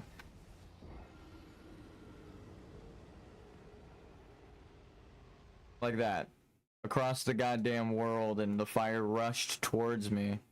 Further than any dragon's fire had ever traveled. And still reaches me. I don't even know what to say. That was so far for dragon's fire to travel that it's like, alright, I guess he just has special dragon's fire too.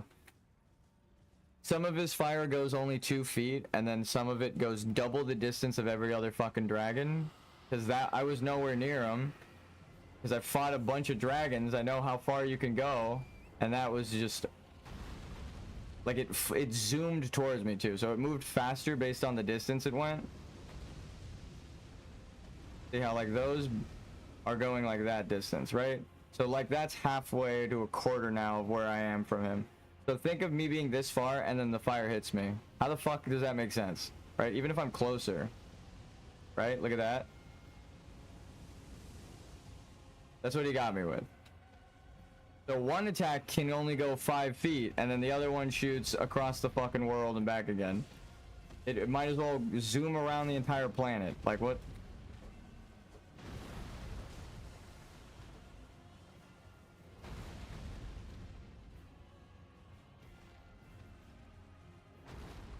It also went through the fucking graves, so it's like, oh, it just, you know, went right through.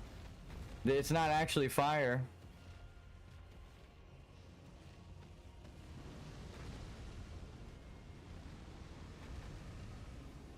Alright, I'm actually done with this boss. Now that I'm analyzing it, I'm like, we've killed 100 dragons, and the only thing that makes this guy different is the things that I hate about bosses. It's not an actual boss, it's the same boss, and then they added more enemies to it, right? So you have to fight 13 fucking enemies at once. That's not a boss fight. That's a wave of enemies. In a game where you're supposed to fight one-on-one in really skilled, time-based combat, you can't fucking dodge 30 people. It's not happening. It's like whoever designed that and this DLC, I know that it wasn't Miyazaki, because it goes against all of the fucking design philosophies. He barely likes to allow 2 bosses in one fucking arena. Why are there 13 bosses technically in that arena, right? There's 13 enemies that spawn, and they're faster than the boss, so you can't like kite him out and just fight the boss. You have to fight all 13 of them. It's like, as a level 1, no, I'm not doing that shit. It's gonna take like an hour to have him kill all of them, and then I have to run back and chip him and run away, praying that the cheesy, stupid hitbox doesn't fucking kill me. It's so stupid. It's like, again, I love these games, but when I get to a point where I'm like, this goes against everything, right? But I know that it isn't the lead designer that made this, right? It's the 8th dragon boss, and it's copy and pasted. It's like there's nothing unique about that boss except the element. It's fucking dumb. Actually, the things that, again, the attacks that they added that make it unique still contradict how the other fucking dragons work. So it's like all you're doing is adding inconsistency. How does he have dragon fire that moves 5 feet, and then dragon's fire that goes like so far that I can't even see him over the hill, and it's still reaching me, right? Like, how the fuck am I out of render distance and getting hit by something that the alternate version of it can't move beyond the wingspan of the fucking creature? It's like, again, the inconsistency is what kills me, and then it's going to be a random inconsistency because there are 3 ranged guys that will randomly decide to shoot me. They don't try to sync up their attacks. It's a fucking homing projectile. So if I moved 2 seconds to the left, not even, if I move to the left 2 steps, the spacing is different, the timing is different. I can't dodge its homing attack and a dragon attack and 3 of them at the same time. Right? They all have to cast it once, and the AI doesn't do that because it looks stupid, right? If they all walked up and all cast it once and all walked up and all cast it once at the same animation, you'd be like, this looks fucking dumb. So they try to prevent that by having them like offset each other, but then it makes a timing that you can't fucking dodge. It's so infuriating. It happens with any multiple bosses, and it's like every time I beat those bosses, I don't feel like I've outskilled them. We'll fight them for days, and I'm like, okay, thank God that's over with. Like, it's never an enjoyable thing. So I'm like, that field boss can go fucking choke on it. I'm not gonna fucking put myself through 18 enemies that it can then just immediately... I don't even know if it could just summon them back. So we could spend 10 minutes killing them all, and then he could just immediately summon it back, undo the work, all that learning and progress, all that time wasted, not getting any openings, just because it's not that it wasn't tested, it wasn't designed well, right? All of the other dragons have one-on-one boss fights in an open fucking field because of that.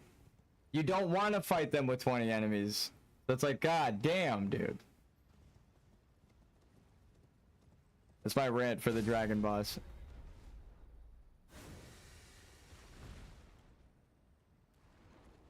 This one I'm okay with. I forgot they even had that long ass range. But it's like their range is a sniper. I already know they do that. So I'm not like, oh my god, he hit me so far away. I'm like, yeah, I know. That's their thing. He hit me so far away. But again, the inconsistency is what kills me. I'm training for a dragon that can fight close range, and its fire goes mid-range. And then it's also like, actually, this has infinite range. It'll just go to the end of the arena, and then when you go past that point, the dragon stops fighting you. So it's like, okay. Well, what the fuck? It takes up the whole arena with its fire? Right? It's like, what? Normally I wouldn't care, but it's the fact that 18 people show up and start shooting projectiles at you as well. As a level 1, you can't time that. It's like they didn't test this DLC as a level 1, is what it feels like. They just went like, oh, the base game enemies you can beat as a level 1, so let's just copy and paste them everywhere, and then you should be able to beat it. It's like half of the shit that I'm encountering, I'm like, what the fuck? Why is it not like this at all in the base game? It's like, oh, because Miyazaki helped design the base game. He was on Armored Core while this was being made, probably. So... same thing that Dark Souls 2 has, is Miyazaki wasn't leading the project, and then of course, all of the problems from Dark Souls 2 show back up. It's like, because Miyazaki is the only one that understands how the timing should play out. And it's not about just constantly killing the player, it's about meaningfully killing the player. When you randomly fucking die, there's no meaning to it, you don't learn anything. Right? It's like, okay, well, what did I learn there? That can randomly happen? Right? You can analyze it, but it's like, well, if I fight him according to normal logic of how you fight things, try to space him perfectly, try to attack him during an opening, right? You do everything right, and then the game, I don't want to say cheats, but it breaks its conventions just to do damage to you with an animation cancel, right? Or that like 13 enemies, so that it's essentially 13 chances to animation cancel. It's just they're intertwining, right? If he shoots at me, and then halfway through someone else shoots at me, and then halfway through someone else shoots at me, you can't dodge that. There's 3 attacks, offset, period. That's not how Dark Souls works. Even with the fastest roll, you can't dodge that. The offset will catch you. That's why dagger attacks are coded the way they are. That's why I'm like, if you put more than 3 enemies in an arena, I already know you didn't design this well. So that's why when like 18 people show up, I'm like, okay, maybe I wait them out, right? It's got to be patience thing, but it's not. I was running around for like 5 fucking minutes and nothing happened. It's like, it doesn't feel well designed compared to base game. I'll say that. It sucks. A lot of people give this game shit, and I don't want to give it shit, but like that, it really is the problem. Finger Weaver Cookbook. The finger creepers hail from these ruins. So now I sound this one hanging bell. So now I must sound this one hanging bell, and sweetly cradled I shall become at the bosom of the exalted mother.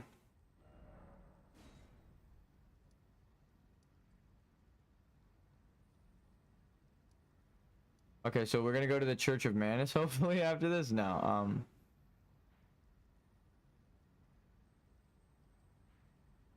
that's all gonna be past it in the northern area. We need the shadow tree fragments from all of these zones.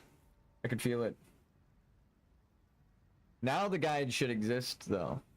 And I can actually pull up the one that I remember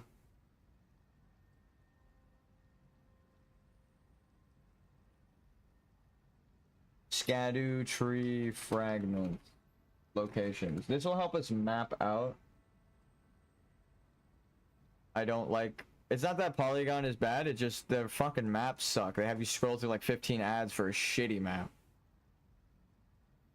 Alright. Church, got that. 3-path cross, got that. Castle front, got that. Main gate cross site of grace by Nicholas Cross, got that. Drops pot, bearing shadow enemy that sparkles and runs away. Yep. Wait.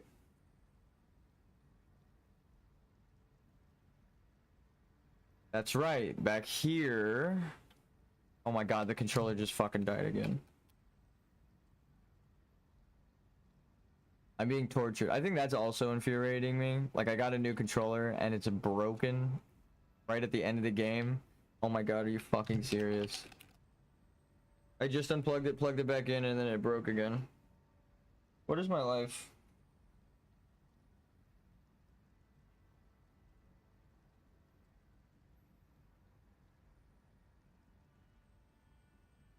Fucking A.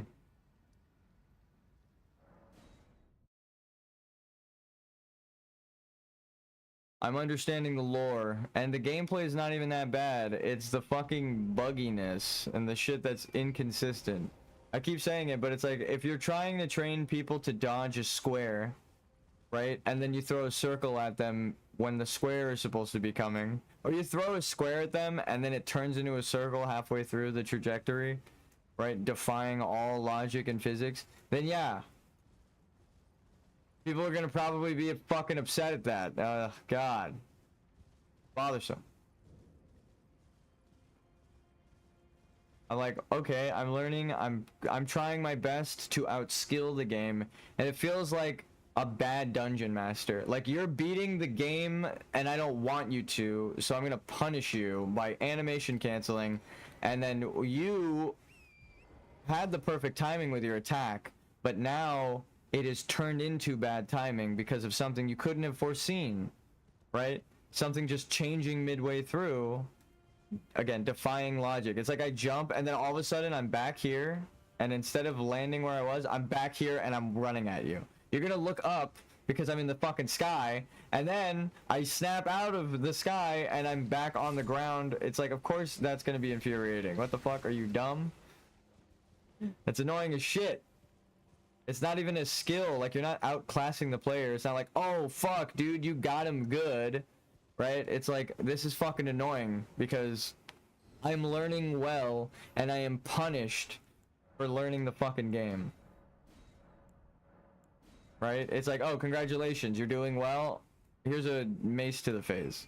Here's a, actually, I'm gonna jump back and do a really quick cast that's the same speed as your attack, so you can't interrupt your own attack and you will be hit by it. There's nothing you can do except die if you're a level 1, right? So again, it's like, it's not balanced for level 1, and it's all of the other timing, right, except for the places I suspect this fucking dipshit worked on. It's like, if all of the game, the core of the game, the main story quests and some of the important side quests don't have this philosophy, and then all of the side stuff that you would designate to your, like, you know, co-designers and stuff have this other opposing philosophy in terms of design, then yeah, I can kind of see, like, I could just see it, you know? I'm like, this isn't designed like Demon Souls, period, right? This isn't designed like the earlier core part of this game,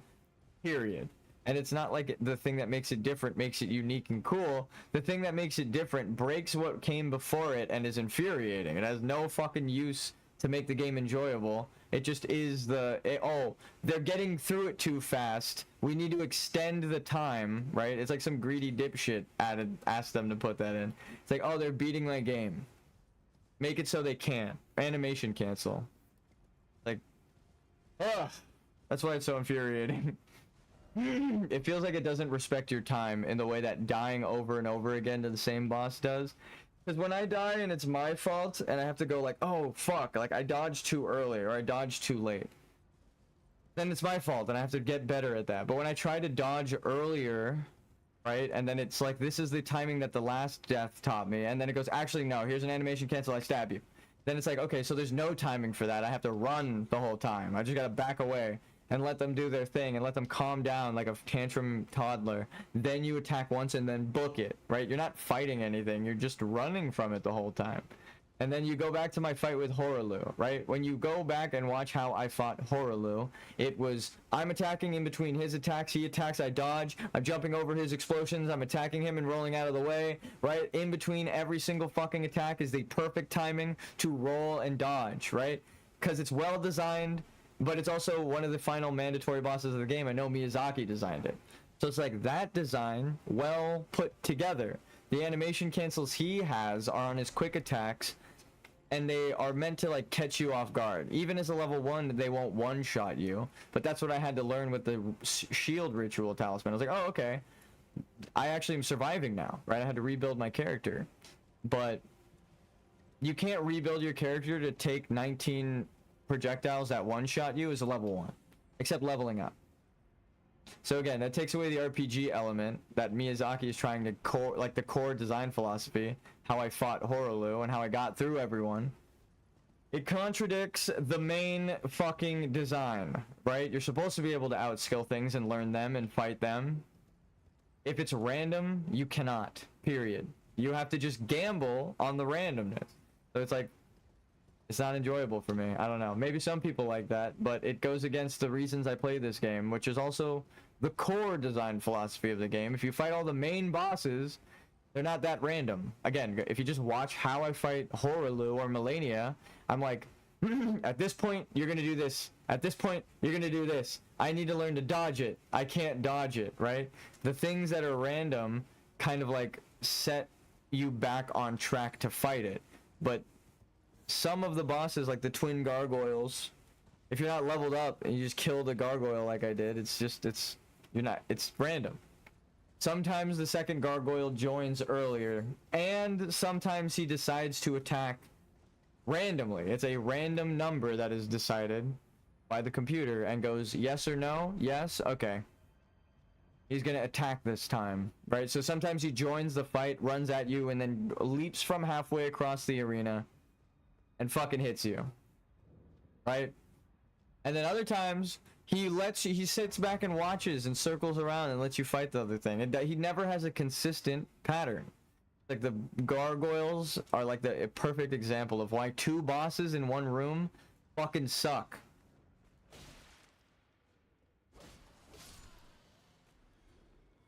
But then when you add, the more bosses you add, the more like problematic it all is. Now there's a bunch of fucking enemies that can all offset their attacks. And you can roll through 2, 3, 4, and then that happens, right? It's like, actually, there was that 6th one. Did you have enough stamina? No? Well, they're all going to attack you. All of them, right? So unless you have enough stamina to dodge every single attack in the game, you're kind of doomed.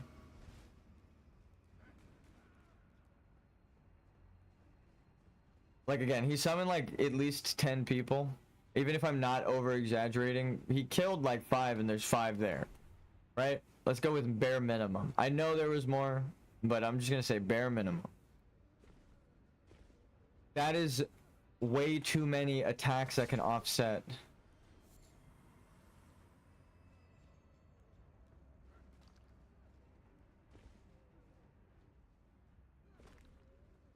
Again, like 2 people can offset each other. 5 attacks on top of the boss, which again, I know there was more, but just that many is insane. How the fuck are you supposed to dodge it? You can't. You'll get chipped, right? And if there's that many of them and they all chip you, say you're just surviving off chip damage, right? They don't one-shot you, but you're still gonna die because they're gonna chip you down because there's fucking 10 of them at the start.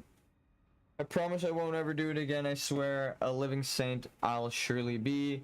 Please, you must forgive me please. They actually misspelled it then on the wiki, and Vati Videos is wrong. He's not saying that I will be a living saint in the jar. He's saying I will be a good boy in life if you don't turn me into a jar. Again, Vati Vidyas.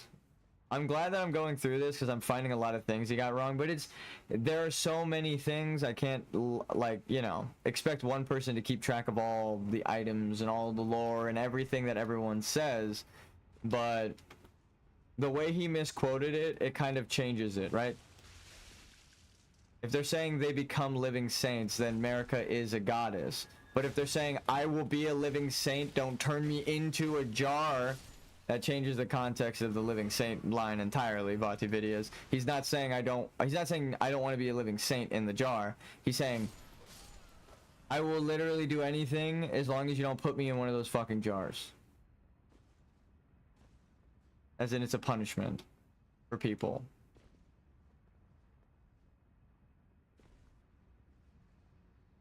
Well, and look, it's actually the same jars as Alexander. Yeah, he said they're not the same jars too. He's just wrong. I'm okay with calling it as I see it. His ass is just wrong. And maybe that's why no one has been able to solve the secret ending. Because if you watch the lore master Vati Vidyas lore, he's guiding you wrong because he's reading the items. Get the fuck off me. I'm busy here cooking. But if he's reading the items wrong and going off of the items because they holds them sacred, right? Then of course, if the items are lying to you because you're a tarnished and all of them are from your perspective, the Golden Order perspective, calling things blasphemous and heretical, right? Then you're going to have everything wrong and backwards too, and you're going to... What I can't believe is that he constantly... I feel bad saying this, but I've noticed it like 3 times now. He constantly repaints things to make it so that Marika is a goddess, because that's what the items are saying.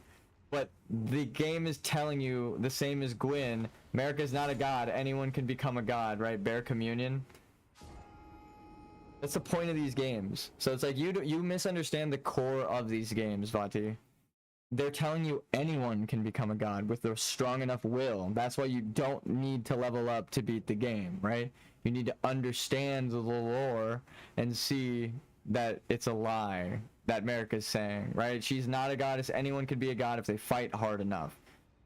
That's it. That's the Crucible Society that existed before Marika's, right? You can just prove it to him by quoting the thing he loves so much.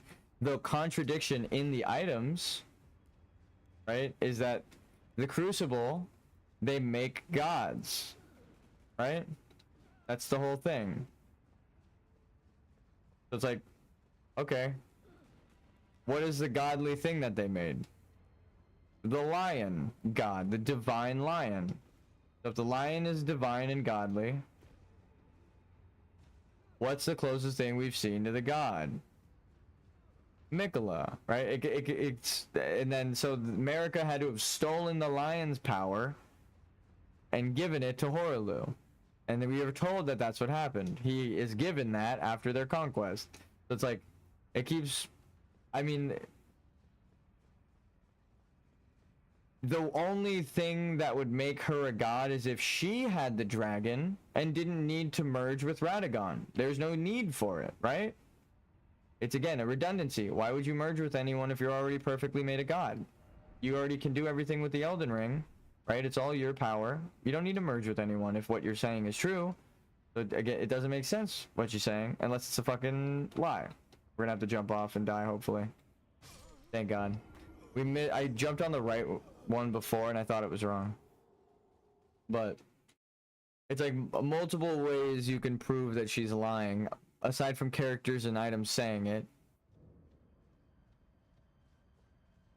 And again, if anyone can fight in the Crucible Society to become a local deity, then anyone can become a god. It's the strongest will that survives, right? So anyone can become a god in the game, because that's what the Crucible is trying to tell you. It's the survival of the fittest.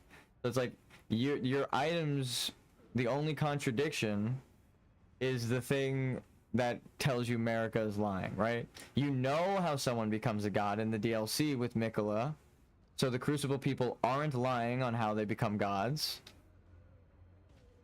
So if the Crucible people are right, then anyone can fight to become a god. You just need the strongest will. So that's where the greater will comes from. The phrase greater will. She misunderstands what the greater will is, being an Albinoric woman from underneath the ground, not from this fucking world, right? It's alien to her. Physically, it is literally alien to her because she is a conjured soul from outer space put into a fucking body. And it is metaphorically alien to her because she is an Albinoric from the Noxtellan society. So when they enter the daytime part of the society and it's all about strength, right? It's foreign to her. They are normally oppressed, which is the reason why she's fighting, right? They're normally oppressed. So she's not used to the strength. And then she ironically becomes the thing that like she hates and doesn't want to become. She becomes the Glowmite Queen.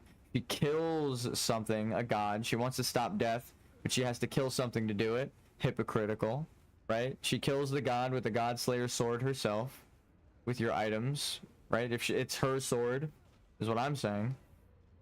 The Glowmite Queen, who's the Glowmite Queen? Well, Melina is the Glowmite Queen, and she says Marika's her mom. So Marika had to have been related to the Glowmite Queen if she isn't to the Glowmite Queen. So either way, that sword is tied to her, even if it isn't hers, because of Melina. So it's like, again, you just use game logic to prove it. The items lie. That's why they changed the name from Empyrean to Shaman and everything. They wanted you to... Motherfucker, I went the wrong way again. We die. I don't even think that or it might be a talisman, but if it's not, kind of useless. But Vati is under the impression that the Empyrean are truly chosen. I watched like the 2-hour-long lore video, that the Empyrean are truly chosen by the fingers, right? But if the fingers were the thing that chose people in the original Crucible Society, right? Let's say that the fingers weren't abandoned originally and did choose her as a Empyrean, which is what the Golden Order knows as the Horn Scent version, right? Because they had the same name, the cut content. I'm using your logic. Well, then she would still be related to them, right? In terms of societal. But the difference is she did not have horns, right? She is not a Horn Scent. She is a shaman in the society of Horn Scent. So she is oppressed, like the rest of the women in these jars. But I don't think I have a story, but it's again environmental storytelling. I don't think she was taken with the rest of the shaman women, and that's why she looks normal. Is because she was never stuffed in a jar. And that's why she never became a goddess in the eyes of the Crucible, and they never created a strong warrior like Alexander. God damn it, my grace tricked me just now. That's funny. I gotta like drop a rock on that or something. My grace got me that time. Alexander, rock potentate. The potentates are the people in Bonnie Village. That's their names. So they're making the pot people. Again, it ties it all together. Which is the whole point of the looping symbology. Everything is tied together. Did I just do this?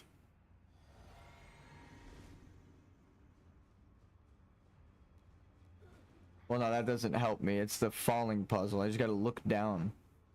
Actually, I was looking down again. I was blinded by my own grace.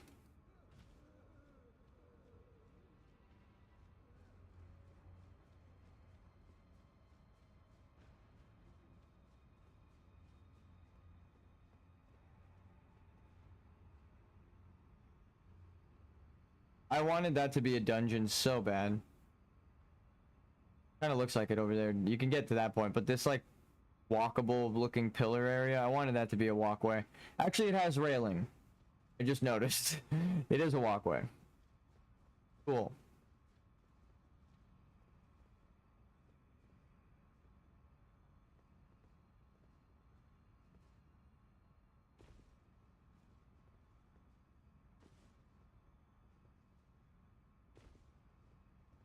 The next one is the one that blinds me. You don't go to that one. You go to this one.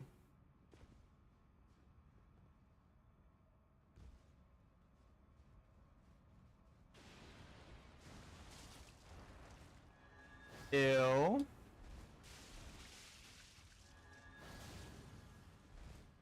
Holy does nothing to them. 'Cause, I mean, they are supposed to be trying to create a holy entity, so kinda makes sense. It's just upsetting that it does. Because that means the Crucible is right. Ugh. And I don't like saying that about stuffing women in jars. It's just they're right about how the magic works. I don't know if they're right morally, is a good way to phrase it. Is it morally right? No, I wouldn't use that in my order, but are they right that if you stick people in jars, they meld together?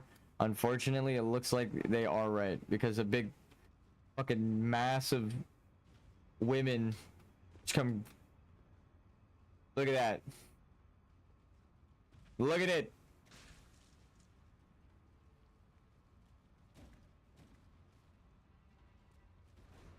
And it, again, it's like a double... It makes sense in multiple ways. If these are the weakest of society, right, the nighttime shaman women, the Crucible thinks it's a mercy to form them into someone like Alexander, right? A new strong warrior altogether. Ooh, speaking of which, here's a jar right here that'll wake up like Alexander. So they think they're doing like what Alexander's doing. He was like, I want this to happen because I want to become a strong warrior, right? He's okay with eating people and putting them in the pot. That's his whole thing. Giant pot.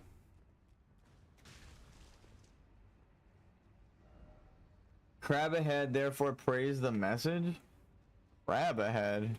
Oh, hermit crab. So these are shaman women, and we've said that the society of, you know, the Crucible. Oh fuck me.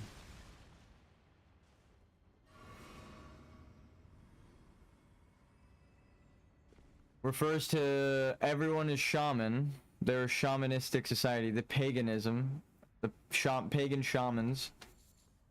The items refer to them as that. I forget which one, but it calls them pagan. Oh, I remember now. Kind of further tying what I'm talking about. The thing that refers to the pagan nighttime society. Do you mind? I'm talking about lore.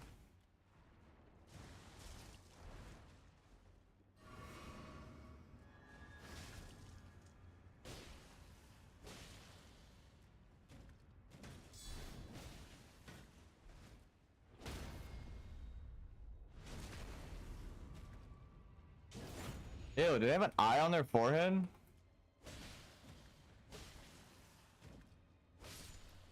What the fuck?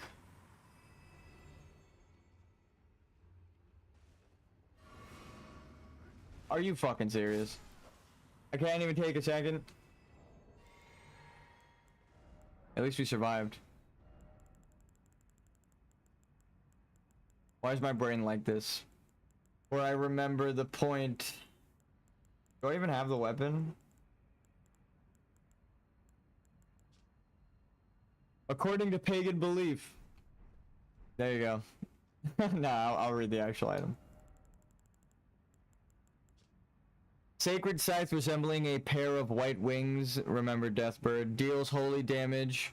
According to pagan belief, white-winged maidens are said to be death's gentle envoy, like the singing maidens in Horlu's area. So he's got birds, he's got singing maidens, he finds Marika, a shaman woman, is lured in by her albinoric blood.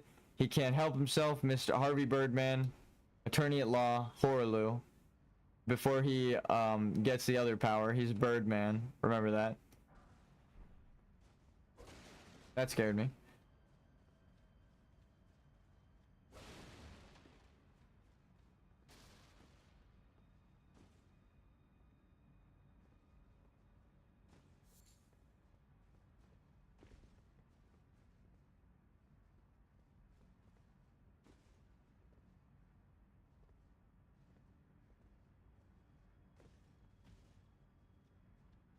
Must have taken a wrong turn. Behold ladder. Yep. The fact that there's a material on there means that I think you're actually supposed to go up there.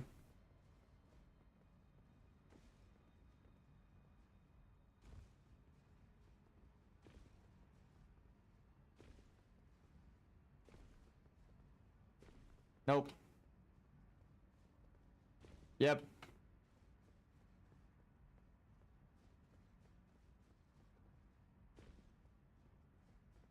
Maybe it's the other way.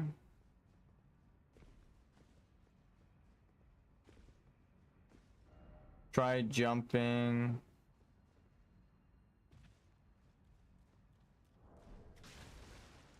Okay.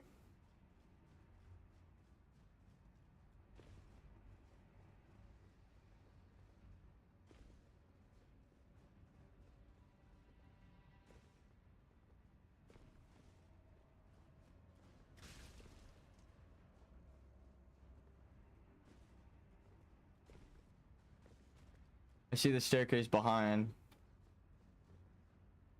Okay.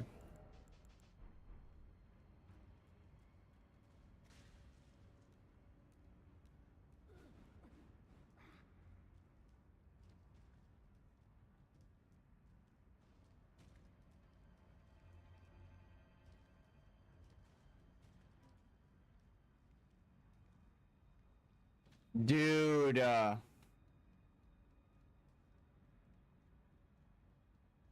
maybe it's the other way.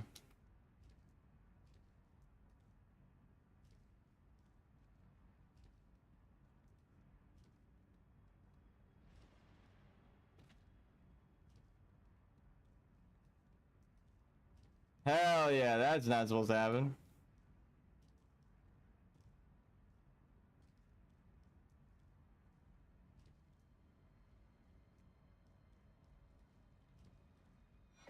That tells me that wasn't the path that they wanted me to take. Innard meat. Gross.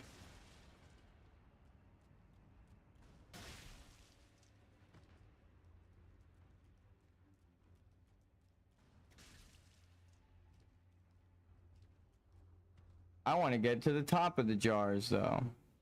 I don't think you can. Oh, you could just run up that? Maybe you can. Nice jar room.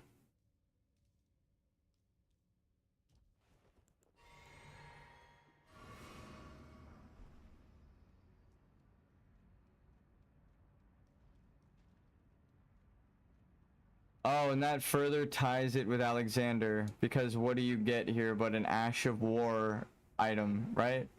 So it's like, hey, you remember how Alexander gives you Ash of War strength? Well, here's an Ash of War.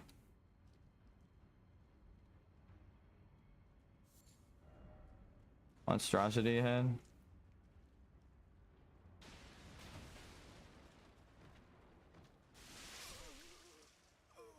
Well, that's fine. To be fair, I didn't even know where the fuck I was. It's better to die and then move linearly.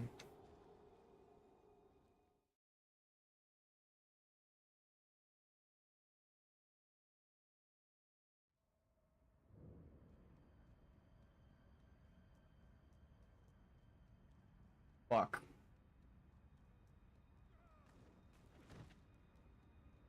You kind of just tackle him.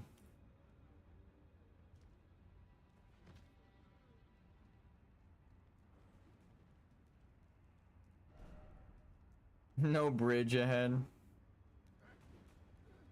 Did they mean jump down or something? No?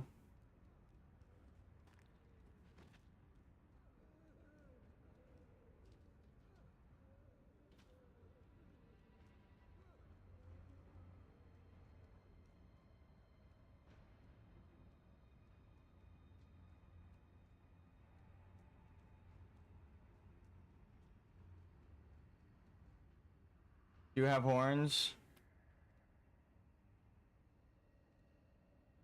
Looks like he has horns. Yeah, he's got horns. Like sticking up out of the top right of back of his head. I saw 2 horns. Actually, I saw more than two, but I saw two for sure. This is a no-go.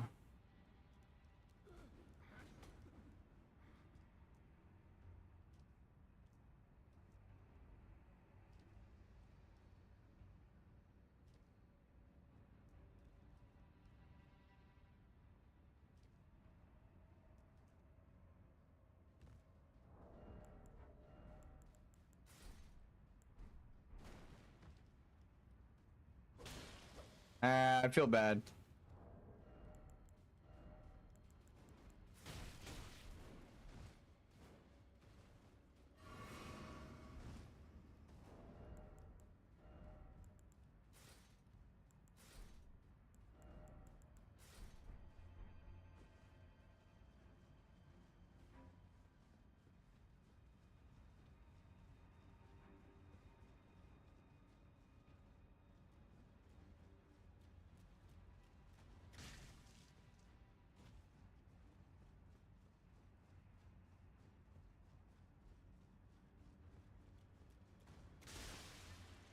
Oh my god, did you just jump the fuck off?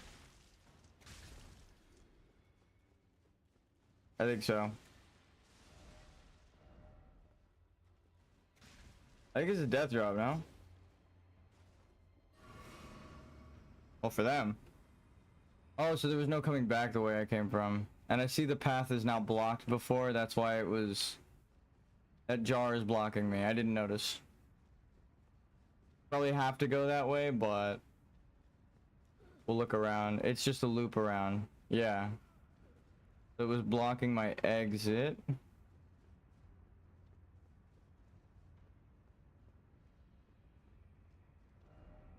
Aww. You don't mind if I grab this, do you? He minds.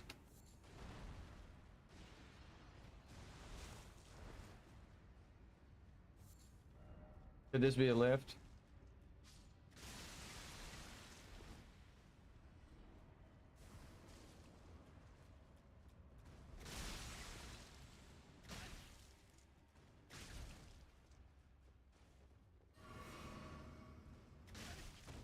You know what? Fuck it.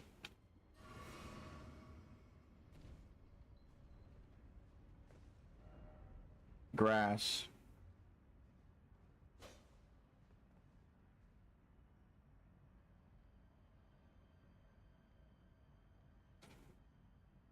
Was that a shortcut? As if it was a really shitty one.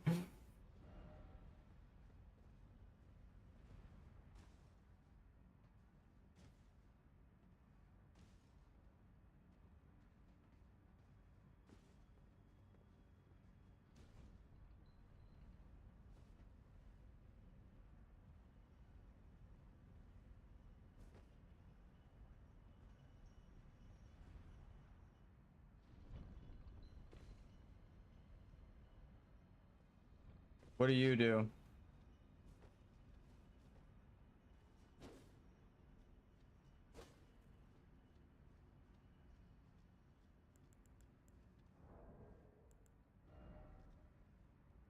Oh, it's the elevator button.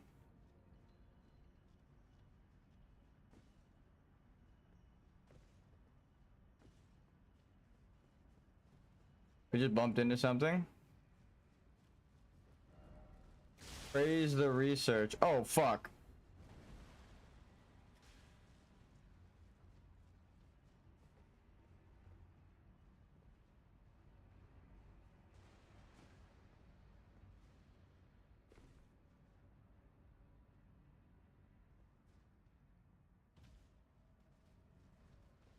I'm pretty sure I forgot something down there, but it's okay.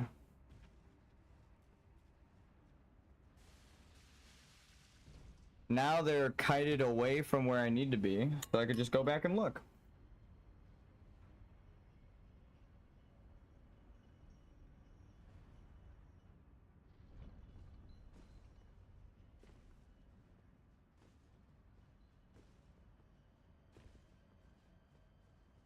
What am I bumping into right here?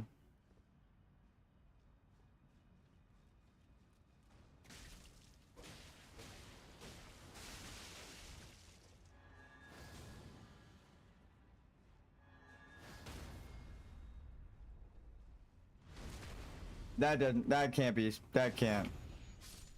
Let me see your head. Damn it. Jar. Ah. Does it increase potencies of big jars? Increases the power of thrown pots of all sizes. Oh. It's let me solo her's older brother. What level is let me solo her? Because I soloed her at level 1. I think that is the new... I think we've we've earned a new hat. If he's lower, if he's a way higher level than us, and what he does is impressive, then oops. I didn't mean to accidentally outshine him. That's his whole shtick.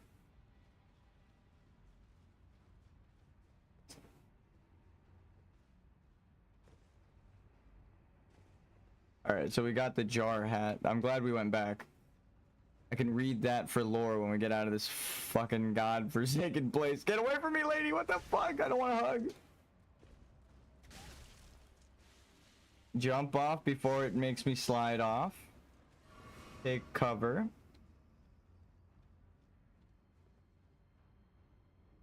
I don't even know where I'm at. Time for head. Uh-oh. Big-headed enemy. What's a big-headed enemy? I'm just assuming a jar of some sort.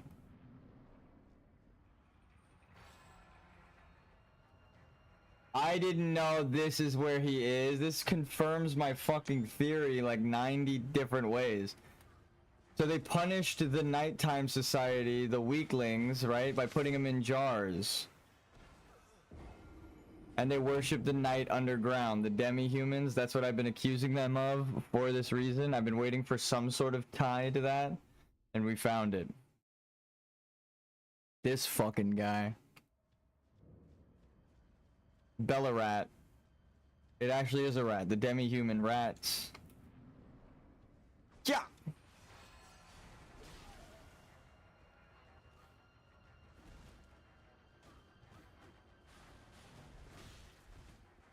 Okay. You are a Melania type boss.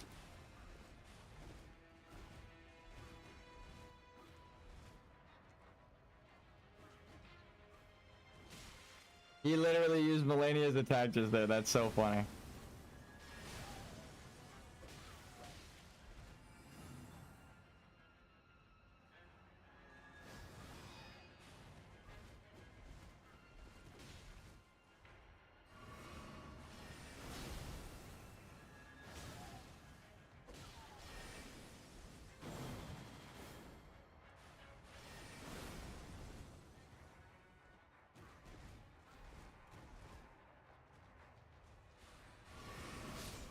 Fuck me. The little like glitch animation of him falling off the platform.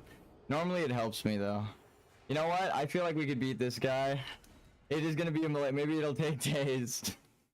But we got this. No, I feel like this one... This is a lore boss. He fights like Melania, but he's not quite as strong. Just based on how much damage we're doing. Also, maybe this does damage too? No, that would have been so nice. Hit him out of the thing in the middle of the air. That's okay though. I just wanted to see how much holy damage did comparison wise.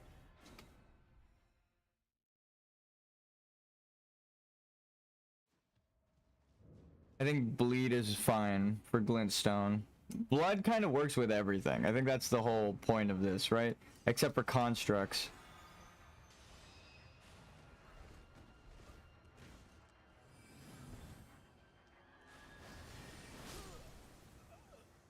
That was a nasty input read. I did my blade attack and then as I started it, he jumped into the air. So, ugh.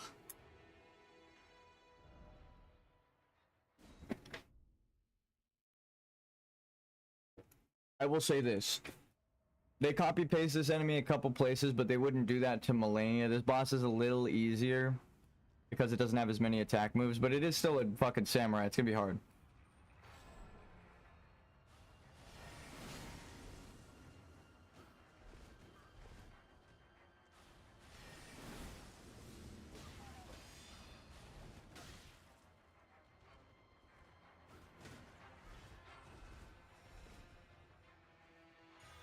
That's not my healing.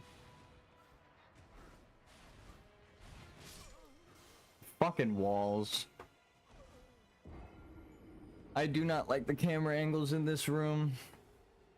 I mean, him teleporting around is bad enough, but the fact that my camera keeps hitting the wall just because I like sidestep and then he moves a little bit. It's like this right here, right?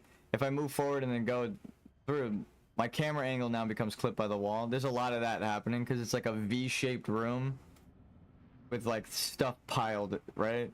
On all sides. So if I'm like right here, it clips. If I'm doing that, looking up when he jumps, it's just constantly fucking clipping.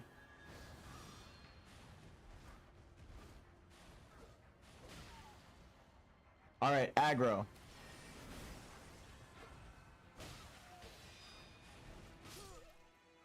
Okay, he actually just animation canceled and parried me in the middle of my attack.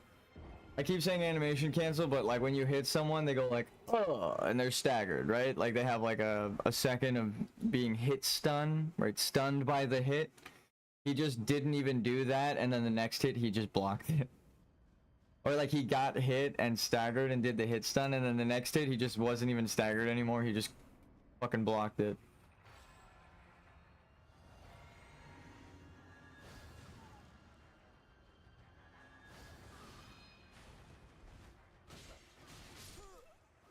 That's on me. I was trying to hit stun him out of it because he's small.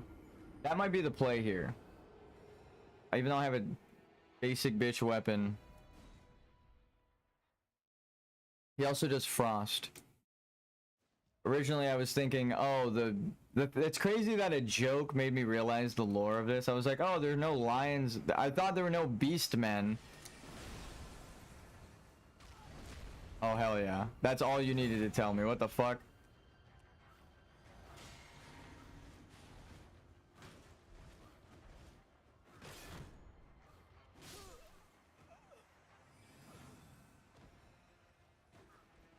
He just did 10 hits in a row.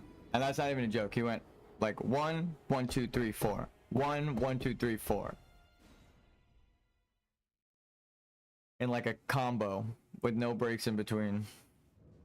I don't have that 1, 2. Well, I have to be in combat to count. Like, I don't even think I have that many rolls. 1, 2, 3, 4, 5, 6, 7, 8, 9. Yeah, I actually can't even dodge that last hit. A 10-hit combo is too much for you to dodge. This is why I feel like it's not scaled for level 1s, because you would just know that. You can't make a 10-hit combo. That's why I'm like, wow, an 8-hit combo is risky, because all you need to do is put a 3-hit combo right afterwards, and no one can dodge it, right? You have 11 hits. So, and 3-hit combos are like the most common move. So...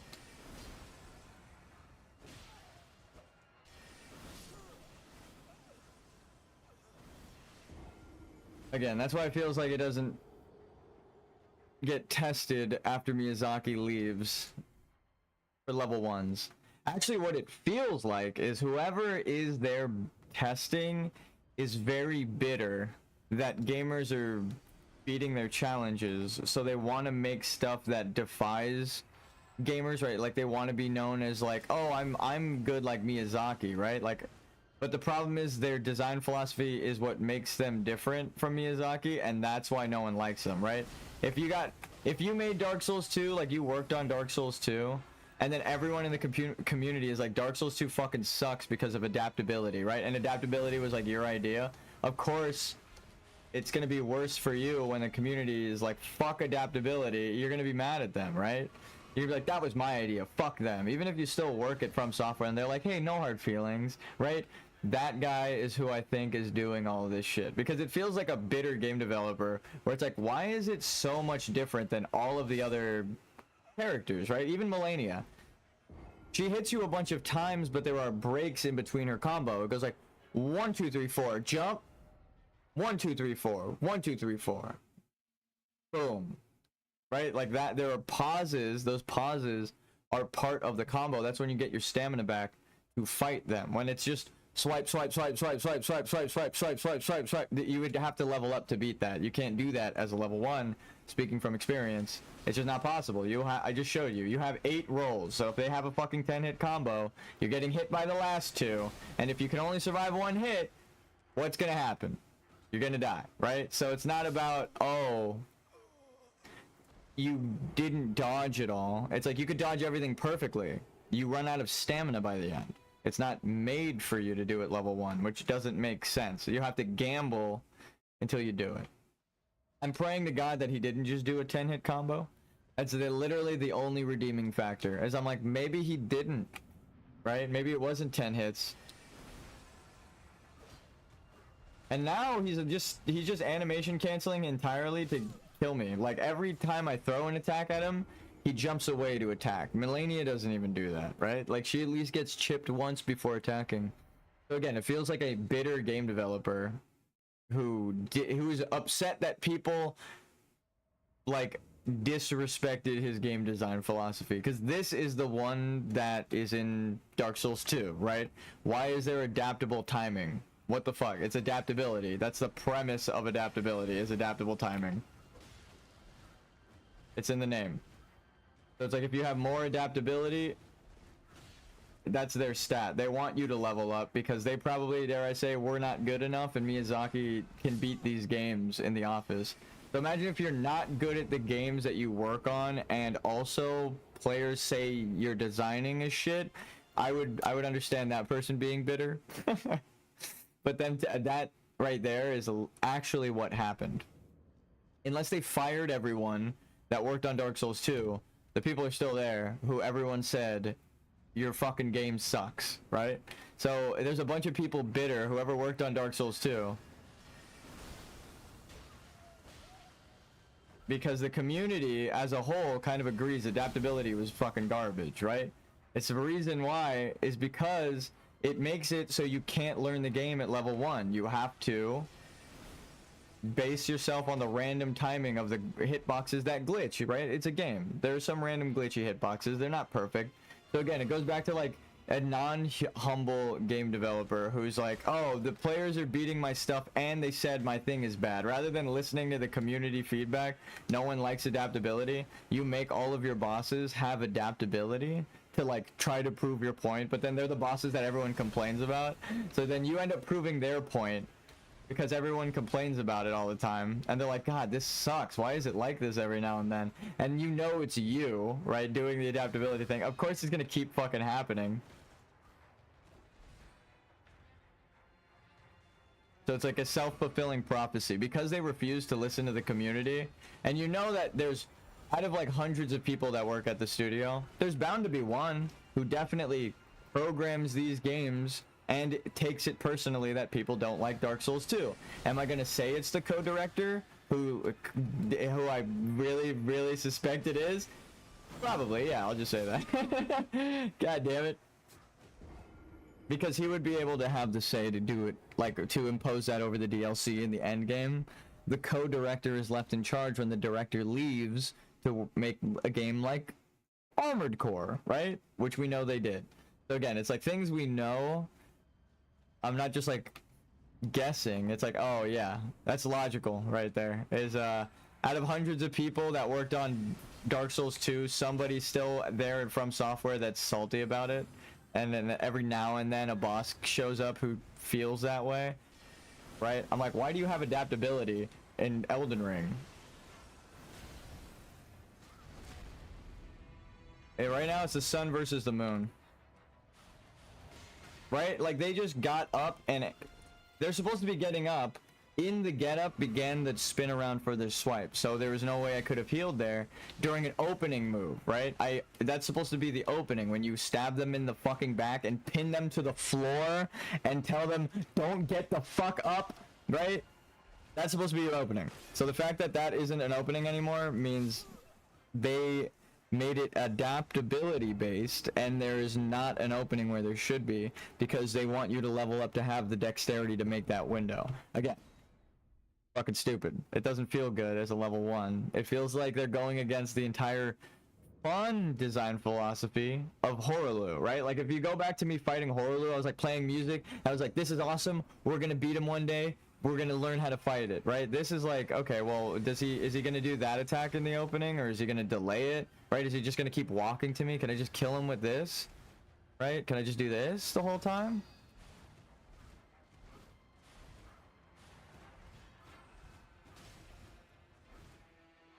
That was 1, 2, 3, 4, 1, 2, 3. So that's 7. Actually looked like there was like 2 in between that missed me.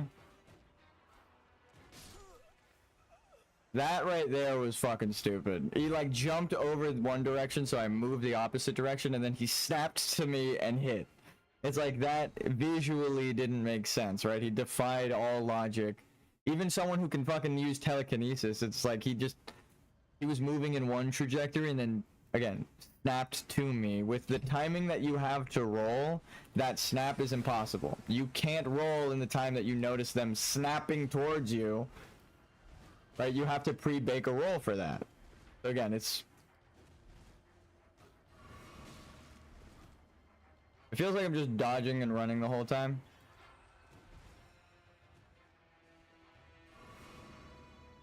And not getting any openings.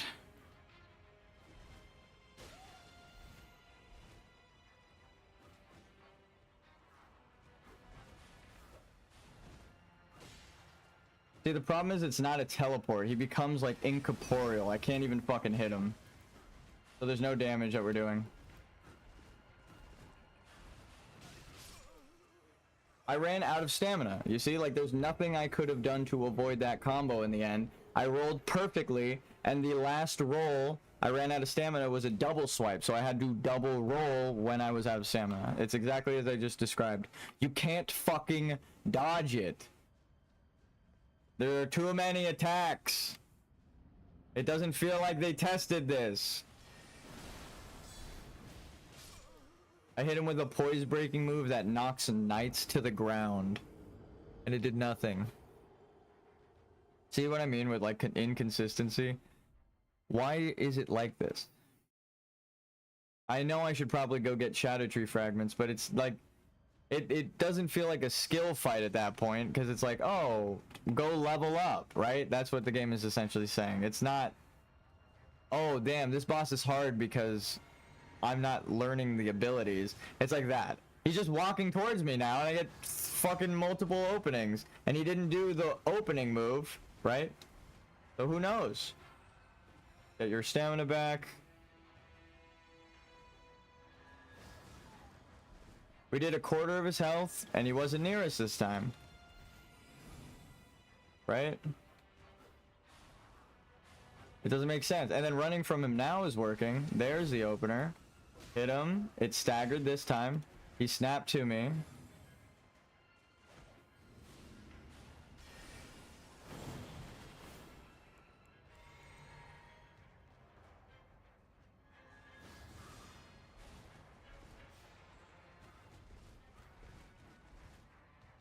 I guess rolling through is the way, because he cuts his combo off with that spacing.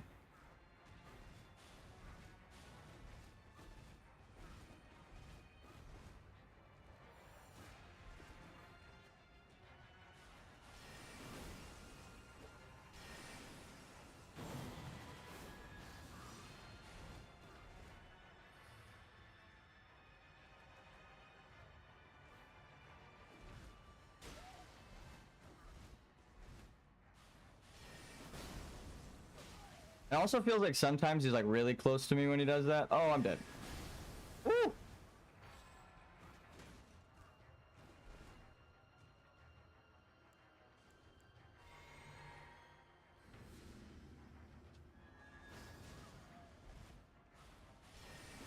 That was like, again, a complete gamble that I survived there.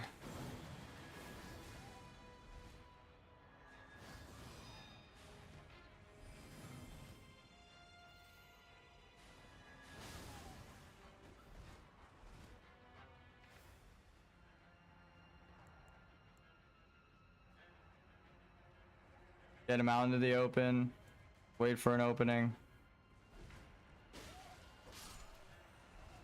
He almost killed me with that counter. I hit him, and then he was like go back and watch that death. Go look at how I killed him. I hit him, and then he flinches, and then as I'm going to hit him and I make contact, he goes from the flinch animation into the parry animation and parries me. He wasn't parrying me, but he parried me, right? That's an animation cancel. It doesn't feel good when they fucking do that stupid shit. Even though I killed him, it doesn't feel like I succeeded, because he was about to fucking cheat me out of a win right at the end, right? It based on a random, not skill-based attack. Again, I fucking hate when that shit happens. It doesn't feel like it's balanced. I just beat his ass, and it was like I just have to run from him and shoot him with a projectile kind of fight. It doesn't feel good.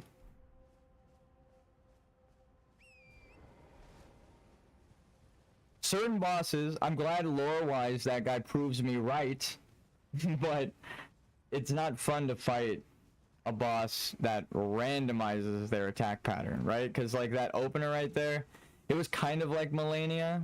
Like I see what they mean by like Millennia bosses. So I can imagine like the one out in the world that you bump into 100% of the time, like as you walk down the road, was designed by Miyazaki, and then that one had its time adjusted by a co-director later on when Miyazaki left the project and he was in charge. But for Miyazaki not to be over his shoulder and say, stop with the fucking adaptability bullshit, you dumbass, no one likes that. Right now this guy's in charge, so he puts the adaptability in.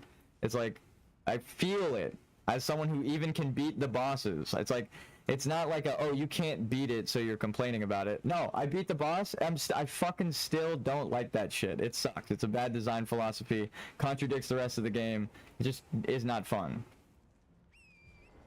Like when I beat Horolu, I felt like, damn, I was good. I got good at fighting that boss, and I won. Beating that guy was like, I have to just cheese his AI because it's going to randomize. I have to wait for him to not do anything, hopefully, and then attack him. So I was just running from him, and then when he went into idle, I would attack. Like, it's not a fight.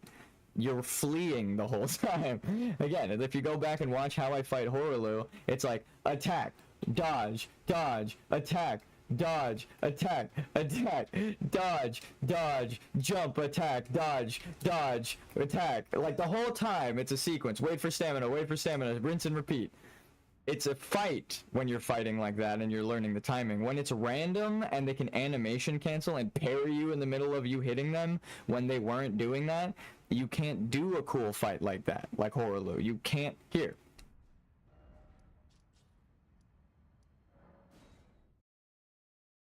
This is a boss that people have trouble with, but this is a boss that isn't fucking random like that. It just has really fast attacks, right? So when you learn that, Ola Slime, I'm back, what's up? I'm complaining about random bosses.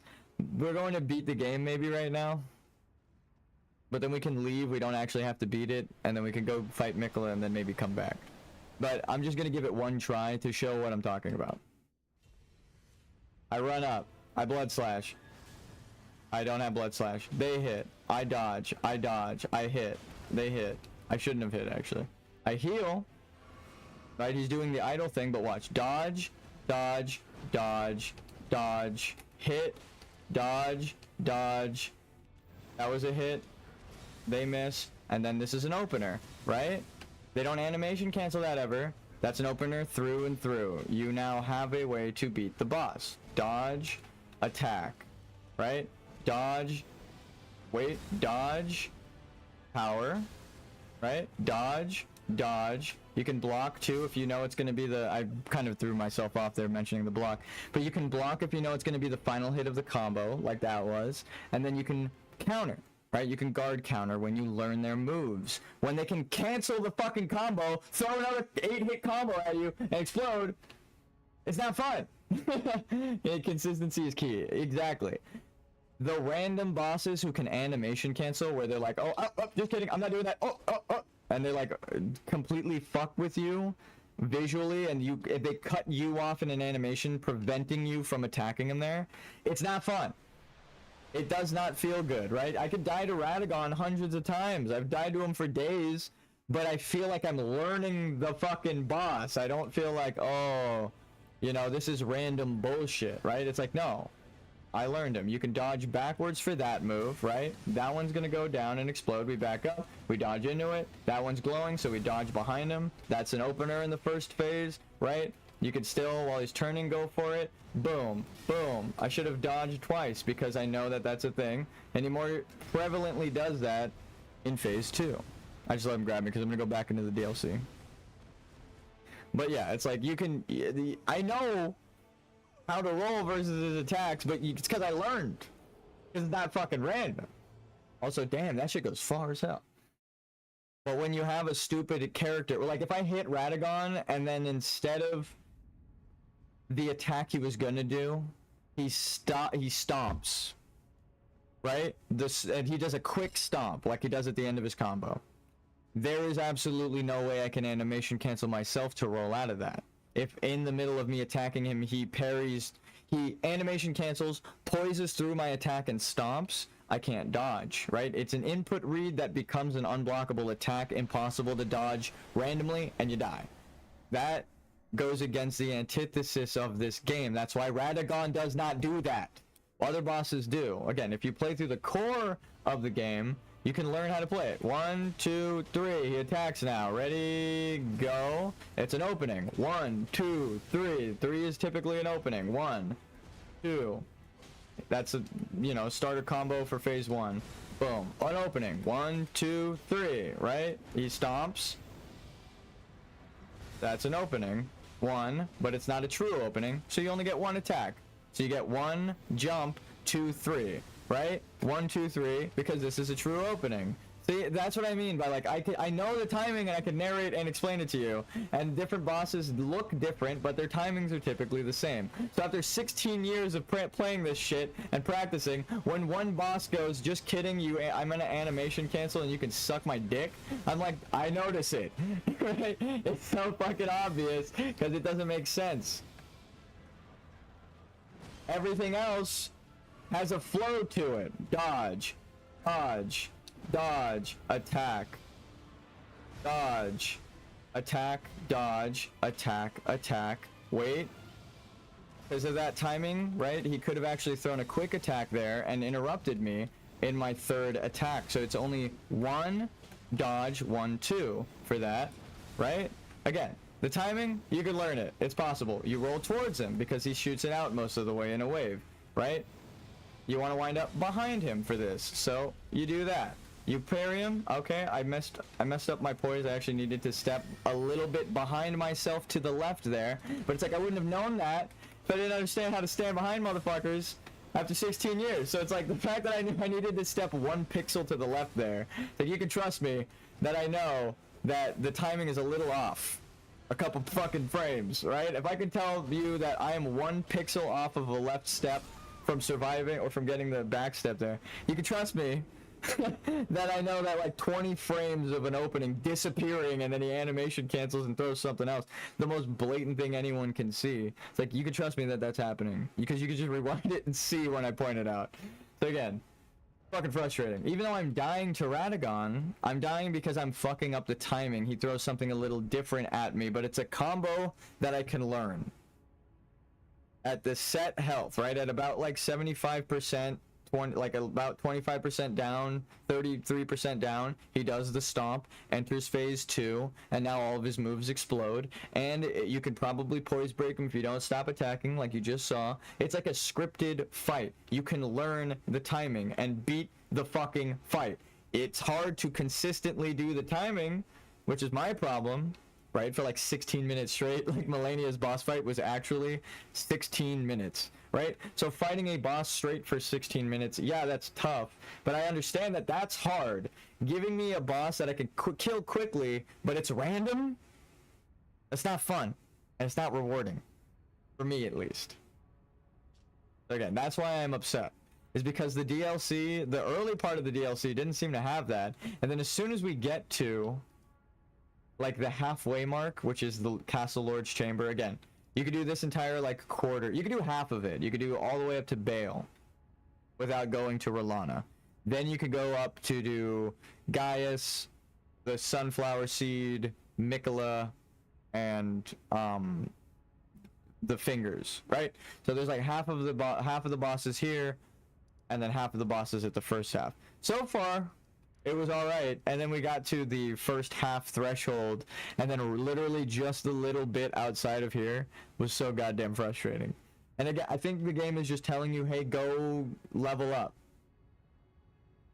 But when you can see how that's frustrating You ever play Guilty Gear? No, but you can tell by how like why that's frustrating. The game's saying, "Hey, go level up," when I'm doing a no leveling run.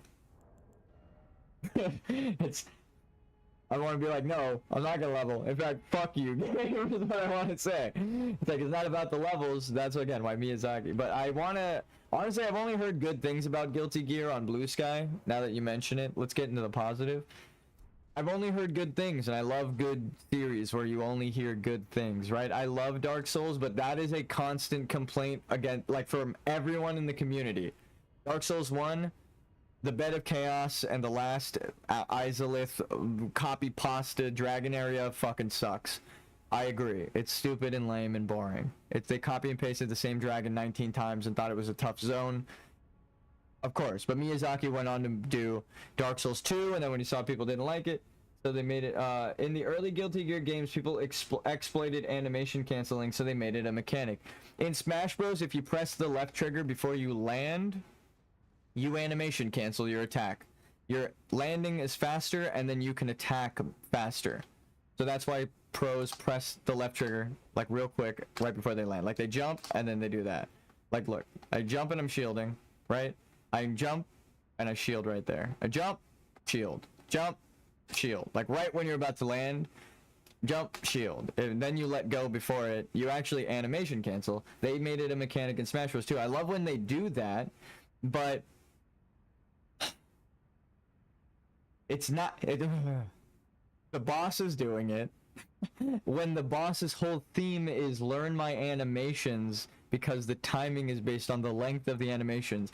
You get 60 frames a second, the animation is 120 frames, you get 2 seconds. Right? So if they can animation cancel, the whole fucking timing is messed up. Because they've canceled the animation, which is based on timing, which is based on frame rate. That's why it's so infuriating, because it's like, you physically cannot do anything as the player. You have to accept your fate of death that the game decided randomly with an animation cancel, it is going to bestow upon you. That's why most of the main bosses don't have animation cancels, and Melania, the one secret boss he's proud of, has like one animation cancel, which is the fucking thing I didn't like about the boss. I was like, wow, she can animation cancel there. But that was her theme, right? She's a liar, but not really. She believes the lies of the Golden Order, right? So she can't help but lie to herself because she was raised in the Golden Order. So like half of her moves being a lie, where she attacks you and then she pretends she's opening, but she's holding a combo position. So when you approach her or you attack her, she flows into the next combo. It doesn't animation cancel, right?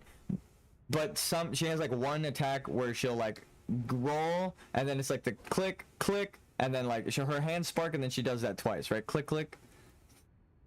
She can animation cancel that attack at the end just to do the waterfowl dance. And it's not a true animation cancel. She cancels the animation halfway through and begins the waterfowl dance, but what happens is the animation finishes, but she has the poise of the waterfowl dance, which is unbreakable pretty much, except with a frost thing. So you have to hit her and find out halfway through your hit, oh, she's poising through your attack, and you're too close because she's begun her waterfowl dance, and now you're finishing your attack as she's taken off into the air. So she is at the point where you now need to run away from her, and now you can move. And you're point blank. Again, that's what kept killing me, was that she would animation cancel into the waterfowl dance, but it would flow into the next animation. So it would look like an opening, I would hit her, and then it wouldn't stagger her, and she would just jump into the air. And I'm like, well, I'm dead. Like, I had to accept my fate every time, and that's what it felt like, because it was like, oh, well, I can't dodge this close. The animation cancel randomly happening in this attack, like, instead of the 6th attack, it happens on the 5th attack, which is also what kept happening.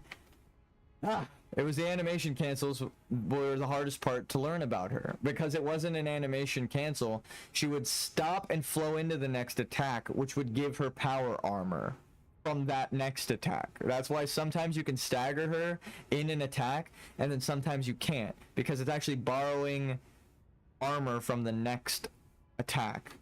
And that and that it flows into the next attack because of that.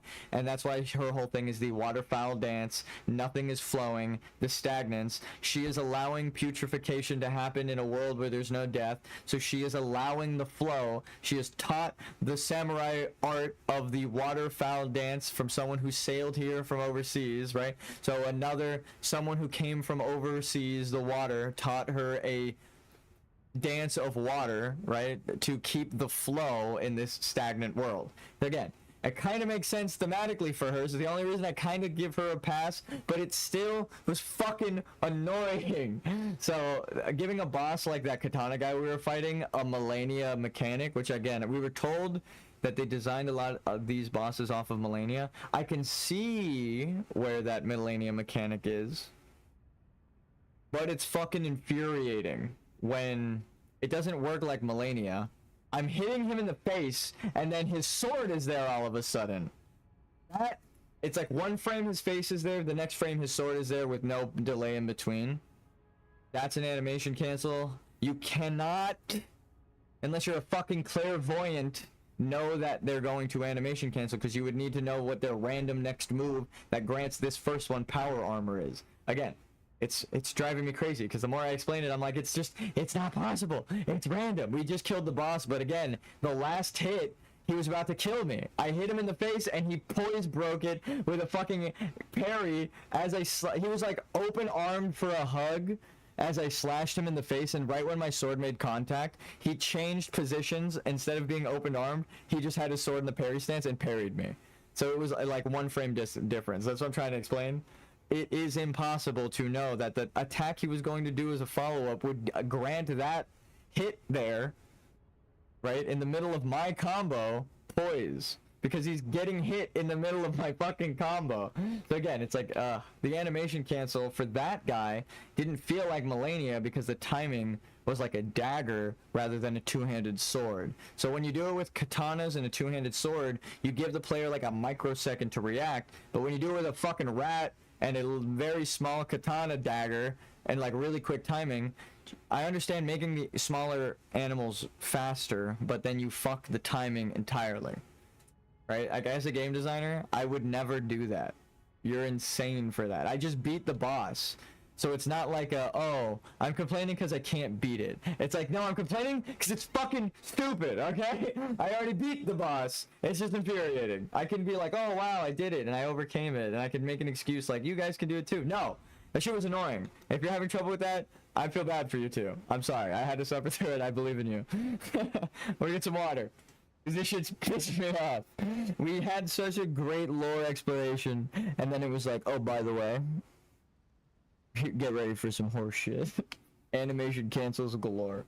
I was just saying how animation cancels annoyed me, and then they gave me like 3 bosses in a row with them.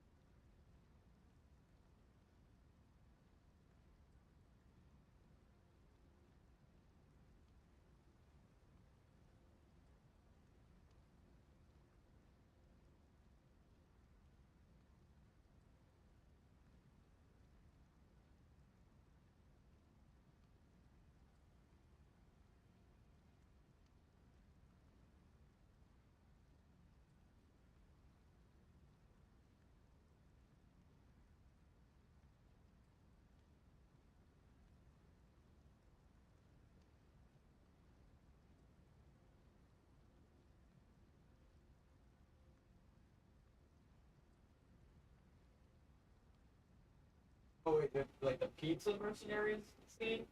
Like from 3?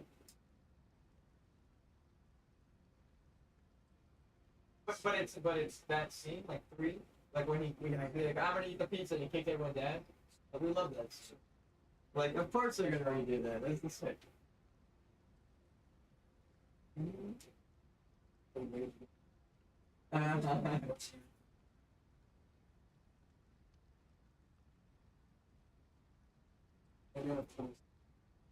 It shows a poster or something.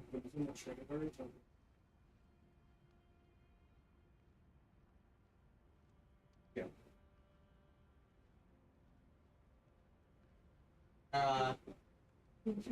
Hell yeah. Like the early 2000s love letter. That's sick. Devil May Cry. My brother's watching it, and it's Kevin Conroy's last project. He voices a character in the show. I can't believe that. He was like, can you tell me who this is? And he was like playing the sound. And I was listening to it, and my brain was like fried, because I was like, there's no way it's him, so who the fuck is this? You know, I was like, I have no idea, is what I said. And then he said, it's Kevin Conroy, and then I looked at him like, what the fuck? And he was like, yeah, this just came out today. So it's like crazy that, damn, dude, he's... And it's, again, it's like bittersweet. It's the Devil May Cry series, which is about, like, an immortal demon, and... all of these, like, the value of life. Very Dark Souls, dark, gothic themed, so it's like, whoa. Damn. If I ever had to do one, like, I love Devil May Cry, but it's like, yeah, that's a fitting series to be, like, one of your last, if anything.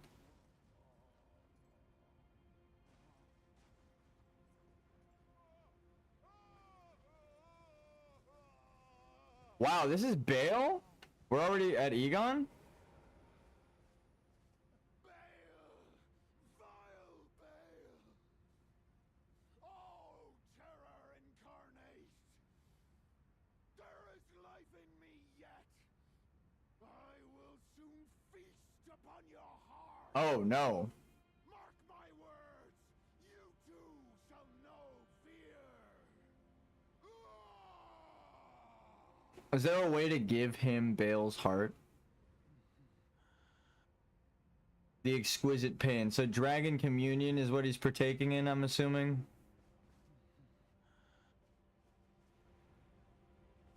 Keep rolling, rolling, their soundtrack was crazy just now. In the Devil May Cry series. Fucking, I was like, it's like a love letter to the early 2000s. They were like playing Papa Roach and shit. Is what he said. I was like, what the fuck? Like, cut my life into pieces. Cut my life into pieces. Like that whole thing. I'm like, wow.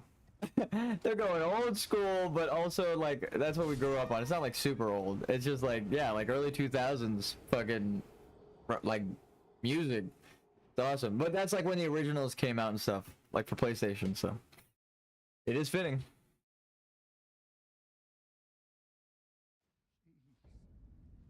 am sorry. I repent. Come no closer. Oh, the horror. Please spare me. Please spare me.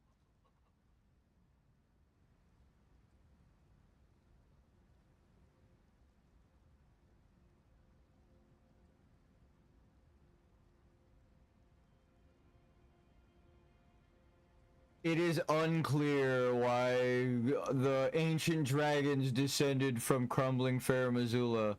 It's like, well, yeah, if this was their civilization and Mesmer was sent to take the heads of dragons, right? Egon is a battleground scavenger. That's essentially what all video game players are, so respect to Egon.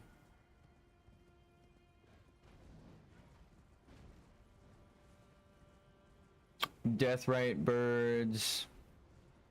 It's funny how like environmental storytelling is so powerful that all they have to do is put like one lore item somewhere and I'm like, oh, I see, thank you. Like they're so good at it that there's significance in like almost everything. Spirit gravestone. Oh shit, that was close.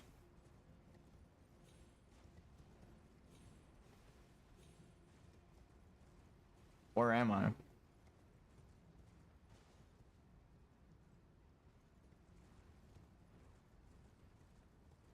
A tower.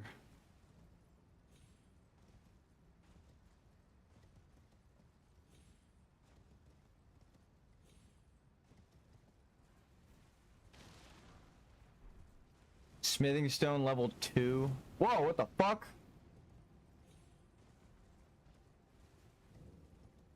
Suppressing pillar. Let's see how they phrase it.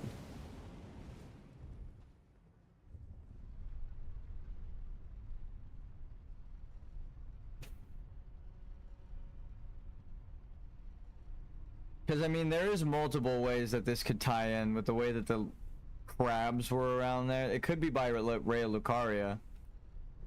Right? So. Ancient dragon smithing stone. So the dragons and smithing and the Crucible Society were the foundation of this, the suppressing pillar. What does it say? The very center of the lands between all manners of death wash up here only to be suppressed.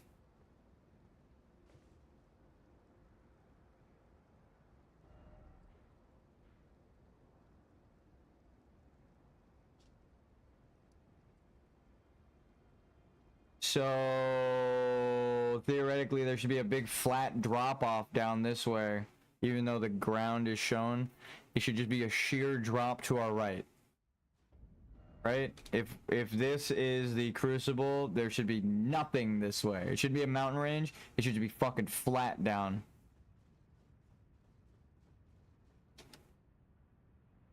It is.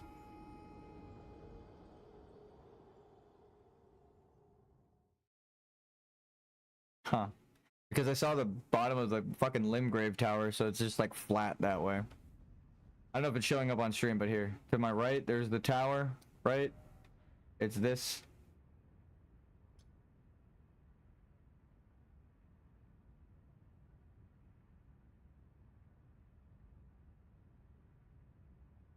That's Moog and Margit's.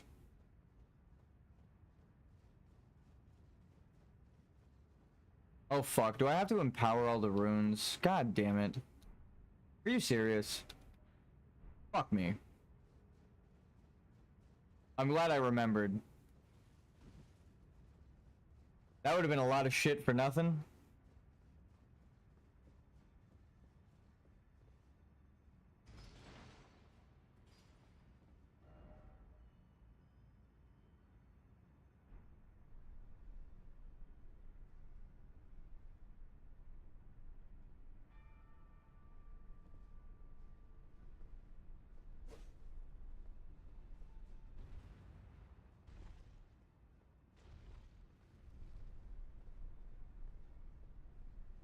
That's Melena's room. She finds her purpose.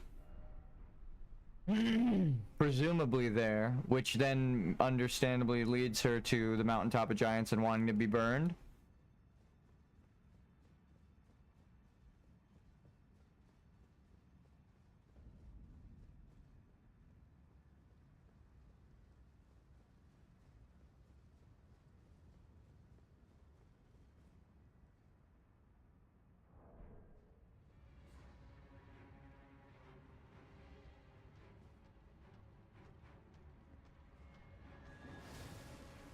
That's not Blood Slash.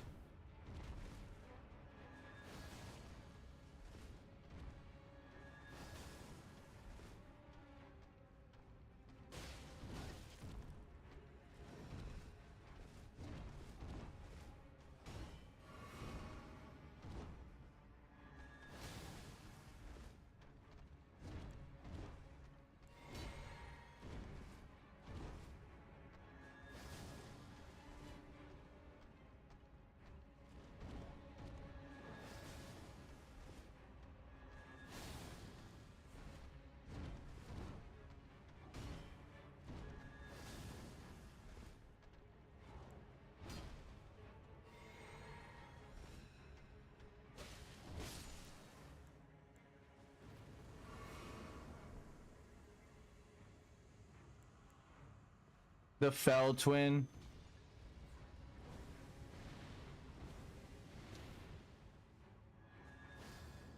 Oh, that's not good.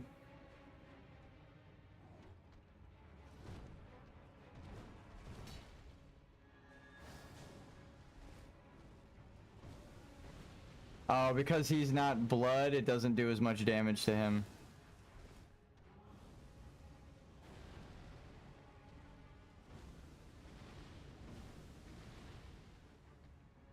If they're fast homing missiles, sometimes you want to move towards them to cut their trajectory off a little bit at the pass.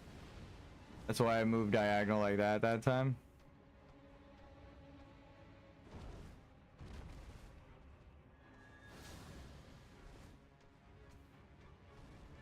Fuck.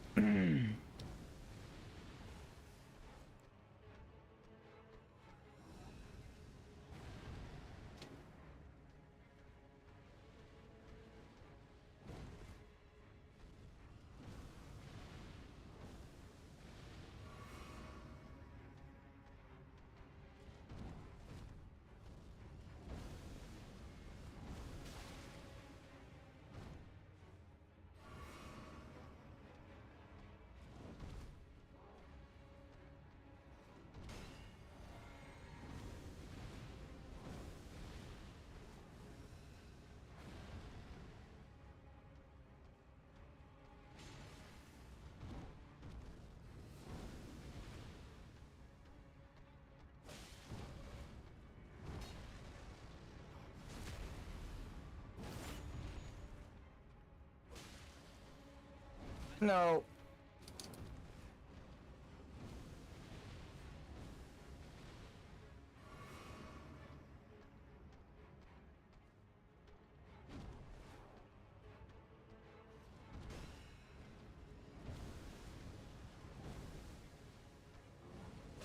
Oh. Why does that remind me of Spawn? Like the color pattern of black and gold.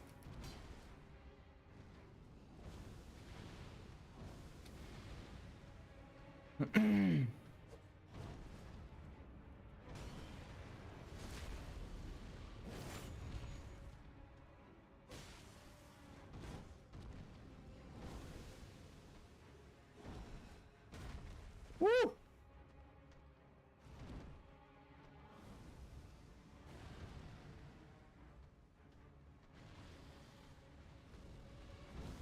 No shot! God fucking damn it, dude. I rolled that way, but my character continued to sprint. That's the worst feeling ever. When you, because the sprint button and the fucking roll button are the same. I tried to roll that way. Well, I just get the opportunity to fucking change my power now. God damn it, dude. That's so stupid. What punishes the omen?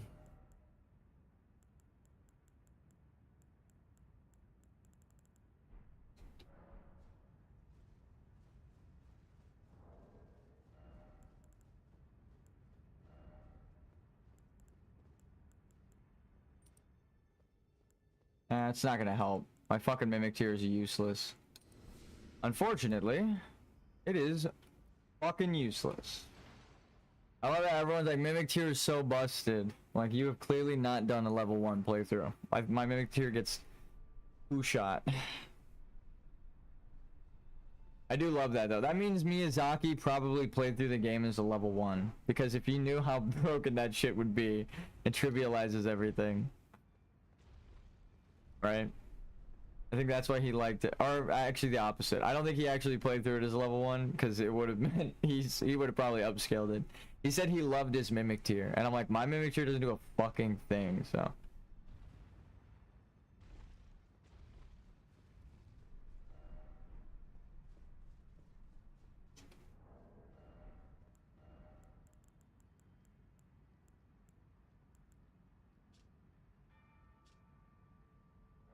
Can we actually make these?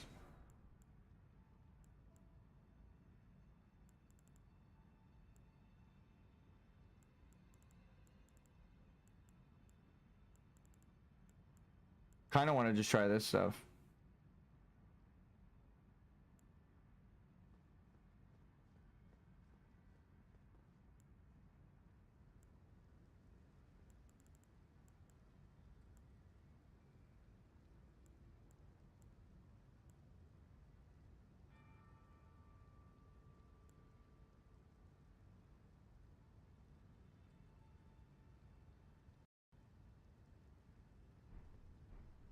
I thought this one was gonna be easy, I'm not gonna lie.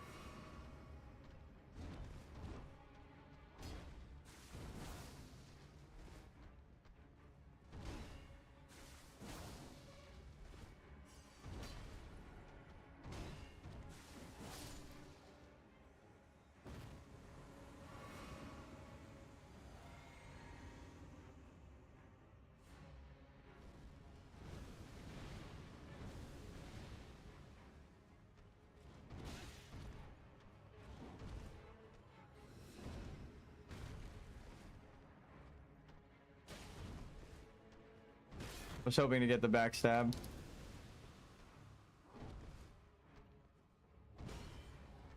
gonna turn the volume up because I can't fucking hear it. What the hell? Come on.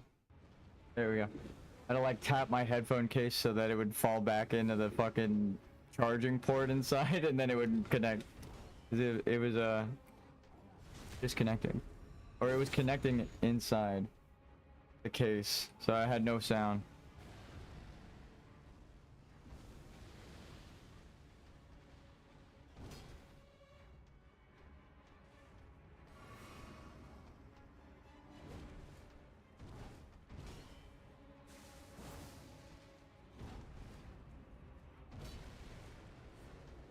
No, I fucked up.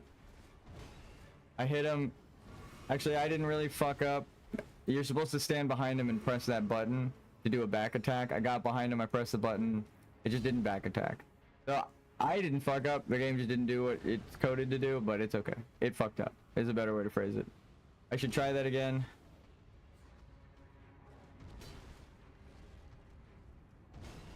Right? The proper timing, you get that.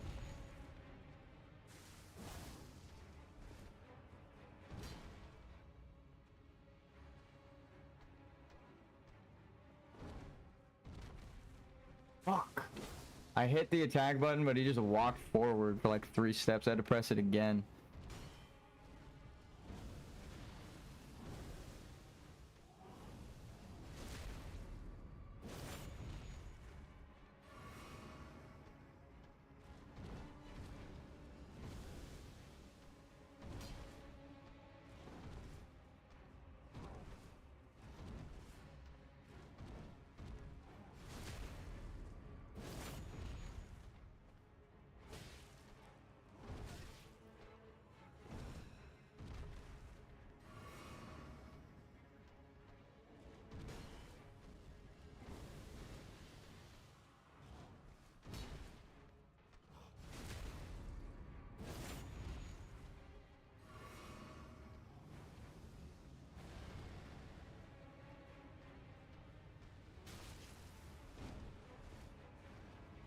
No.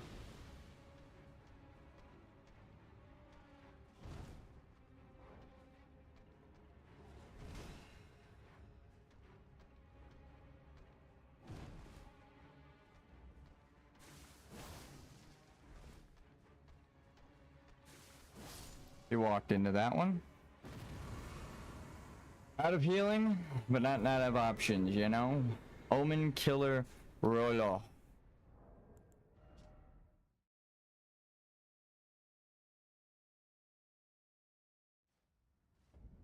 We did make a lot of progress today, but it was not the final boss. No.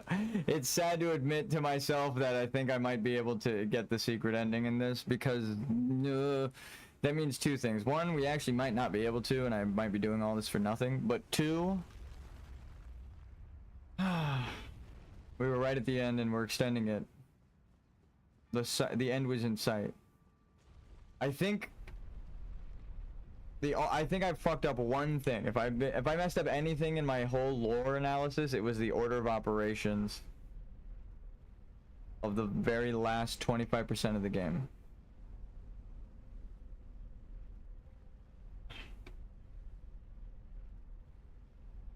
Right, you gotta go from one thing straight to the next, and then the thing that's required after that until everything is done correctly in the for the absolute ending. Right, that's how all of the endings are, but you need to do everything, right? Like sitting up in my chair. Even though I know nothing's gonna attack me, I'm like readjusting and shit. This is great. Cool. We did the thing.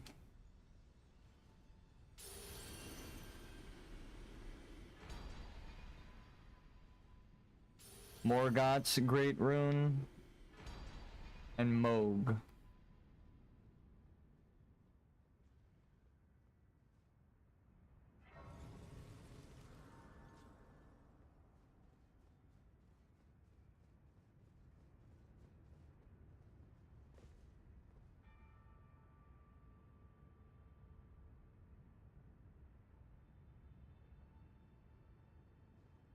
Yeah, I guess, and the world is eroding because the earth is supposed to be made up of corpses, right? Ashes to ashes, dust to dust. No one is really being killed, right? Your Erd Tree burial, you're put back into the Erd Tree for your grace. That's what happened with Godwin. Nothing is ever truly dead in the lands between.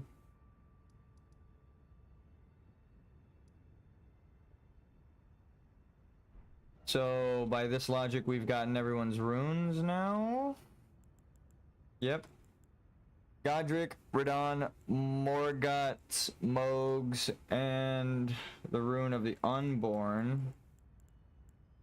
So the Rotten Pillar would have to connect through the Giants.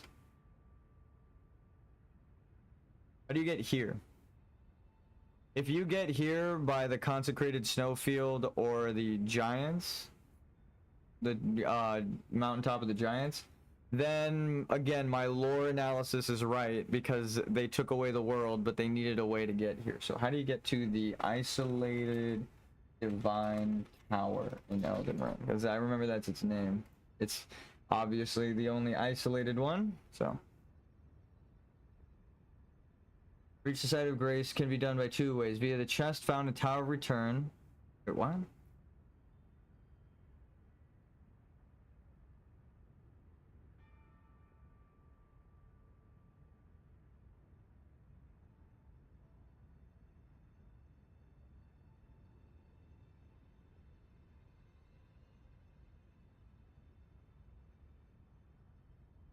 What?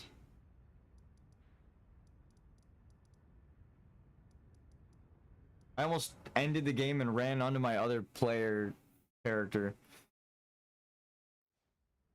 How does that make any sense?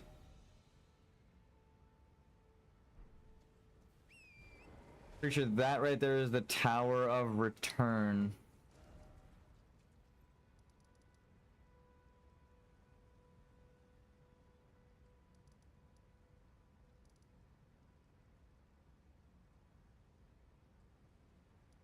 I guess America has sealed away a bunch of lands. That's what this is hinting at. There's like a bunch in Limvel in the Night Rain game, the beta. The fact that it's not Limgrave and it's a different world that is manipulated and fucking randomly generated every time.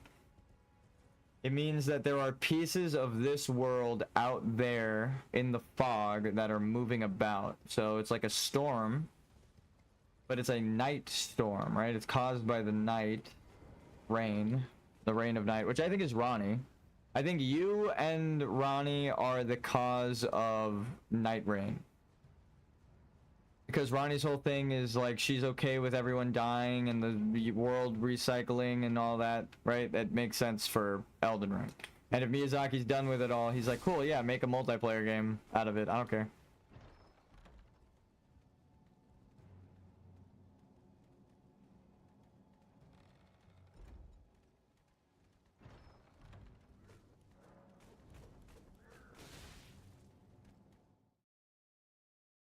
I dodged the trap. I didn't even know you could fucking do that.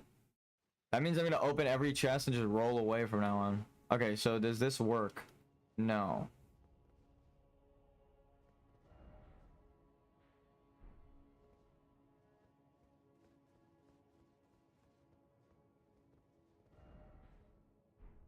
That doesn't make any sense. Unless there's a teleporter over here that takes me.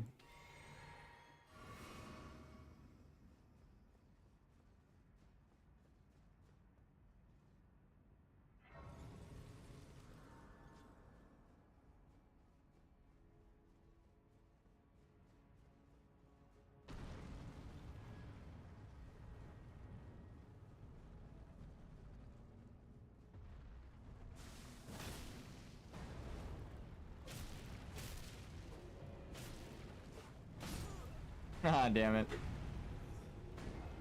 I mistimed that by like a half second. See, like that laugh right there, like I understood why I died, so I'm not upset. Again, it's like I could feel that I hesitated with indecision on an attack a couple of seconds before I started that combo. So the initial attack fucked me over, right? You need to just walk up, attack, roll, no hesitation. Right? I actually pressed roll just then. I don't want to say that, but it's true. 1, 2, boom, right? Boom. 1, 2, 3, and duck, and 1, 2, 3, and smite, right? Boom.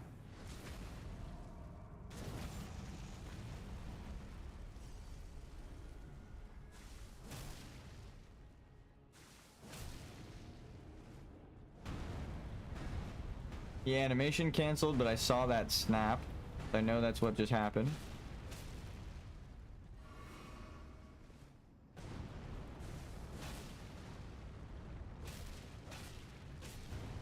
See how he's like jittering during his animation right there? I was about to say, you could tell he's about to be poise broken. Because each one of those attacks was making him wobble more and more. And then like I was about to hit him a couple times to point it out, and the very next attack broke his poise.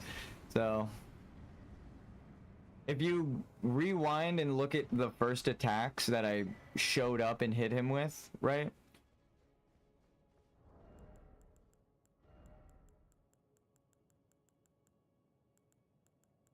Stop, that's like the best thing ever. No fucking shot.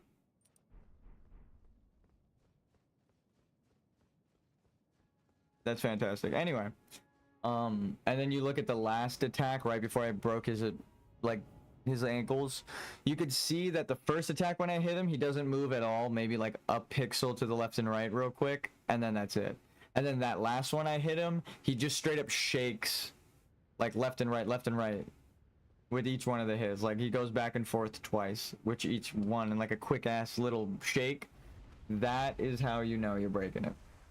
Like you're about to break their poise.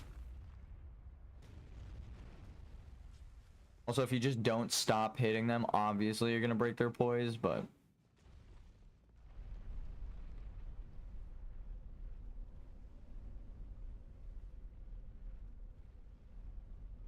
I don't think that's gonna be possible. I don't think you can go through there.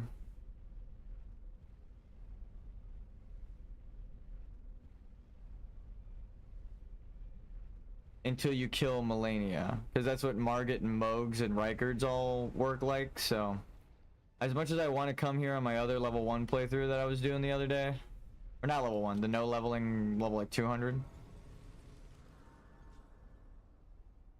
that was insane. I'll at least acknowledge that. I walked through Elden Ring and killed every boss first try. What?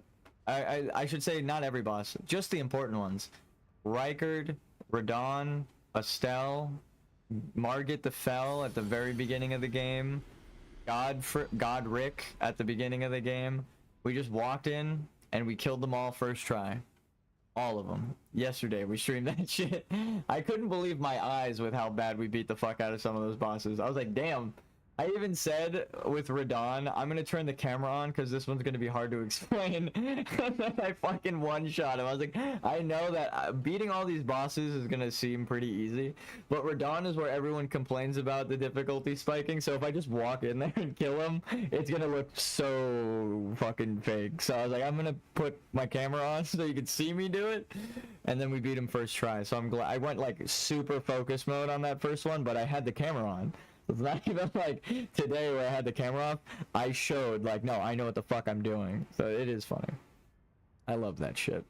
I wasn't even expecting it. I was like, all right, let's just take it to the end. We got all the way through. We did everything. Ronnie's quest, Stell, Rykard, Renala. We got everyone without dying. Like when we ran in, we just killed them first try.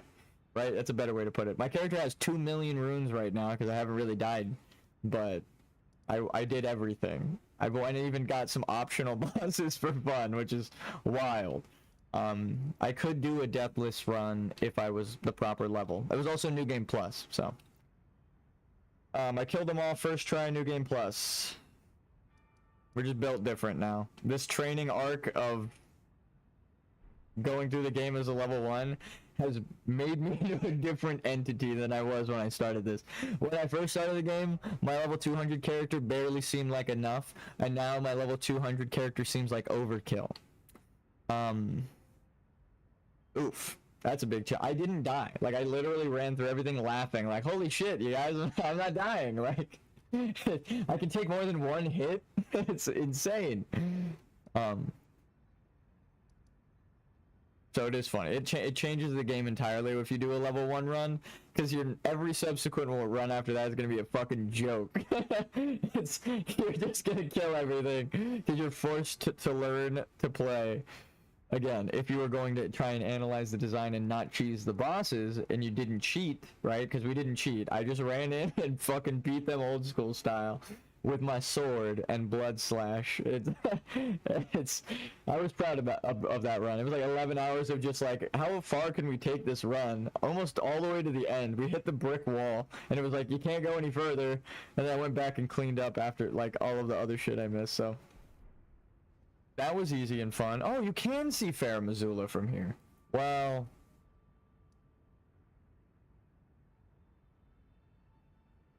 you're in the divine isolated tower that you had to teleport to. So this tower could technically be. Nah, I'll say it can say technically be, you know, paused outside of time. But I know Placidusax's arena is the portion that's outside of time. That storm right there is just the ancient storm, right? That's the storm that they mention. Nefeli. There's only one storm, right? The ancient storm. If this happened forever ago, right? Fair Missoula was attacked by the Golden Order when like again, you just use the lore of the in-game things. Fortisax is protecting Godwyn, right? Because Godwyn helped with the first war against the dragons when the dragons attacked Lindell, right? Aside from my lore and the things that I've deduced, like that's just what we know about the game, that it expressly fucking tells us with item descriptions and character interactions, right? And also environmental storytelling. If Lindell attacked them with Horalu, who had an ancient storm, it makes sense that it's trapped in a perpetual fucking storm. Also, I would like to note there are no dragons flying around Fair Missoula, and that's kind of their whole thing. So there aren't any dragons in the dragon place. Remember, if you go there, I mean, there's dragons surrounding it on the map, but like, we just go anywhere in Fair Missoula and look up and around. We're surrounded by dragons, right? Of course, I picked the deepest fucking pit in the goddamn dungeon. It would take me like 5 minutes to run out of there, but we're here. We got it. Right? Well, what the fuck? Oh, I see them now. They're down there. There was one little dragon. There's another dragon. There's another dragon.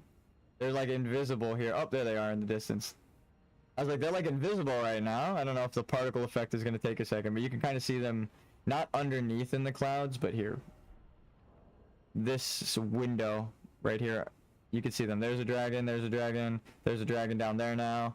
So they're flying around everywhere. You can see them from afar, right? Can you see the dragons from here?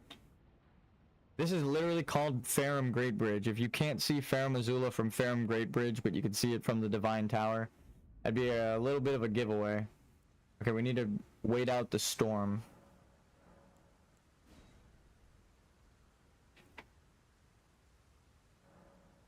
I think it's always storming here, which kind of furthers the whole ancient storm thing, but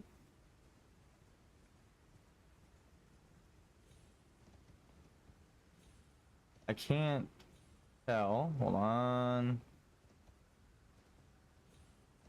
God damn it. I just want to jump up these rocks. Let me up the rocks. They're not gonna let me up the rocks.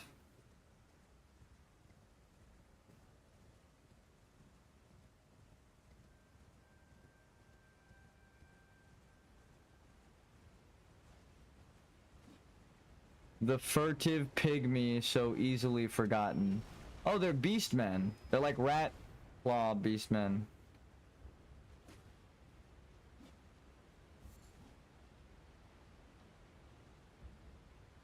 I see the Divine Tower from here. That's the isolated Divine Tower, so Farum Azula would be over there. To the northeast. I'll mark it. And yeah. Man, there ain't shit over there.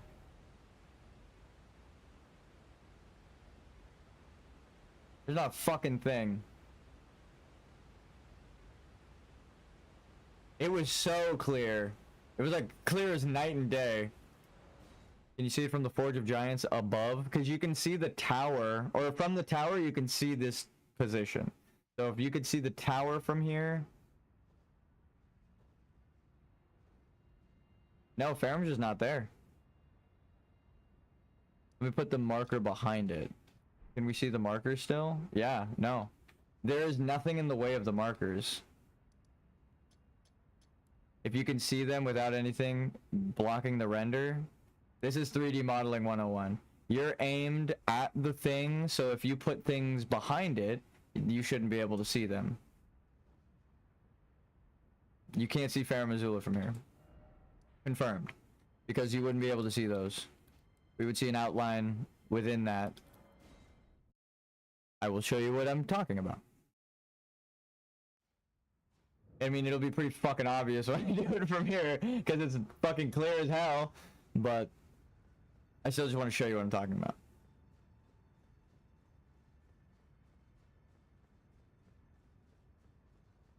Well, first of all, now that I see how clear it is from here too, with a straight pillar of storm, yeah, duh. Okay, so real quick, this is the center, so maybe like 1, 2, 3, 4, 5. You only see 3 of the pillars, right? Let's move them in a straight line. Right, you still only see 3. Actually, one of the ones from behind moved, so we know it wasn't a render distance issue, right? Because we only moved the back line, so one of those missing means that the other ones are behind the pillar. You wouldn't be able to see them from the mountaintop of giants, not even the top part, right? You wouldn't be able to see them, period. So this Divine Tower is sealed away in the same ancient storm that I'm saying all of this was ripped away with. So we just confirmed that with the laser beams. The fact that we could put lasers behind it from here just confirmed that. Because again, the Forge of Giants, we just did that same perspective trick, and we could see all of the lasers perfectly clear. There was not a single block, right? Which means, and from the top to the bottom, which means that the funnel at the top wasn't blocking them either. So there is no blockage from Forge of Giants or Farum Azula. Which means it's just not visible from here, because it's not there. It's sealed beyond space and time.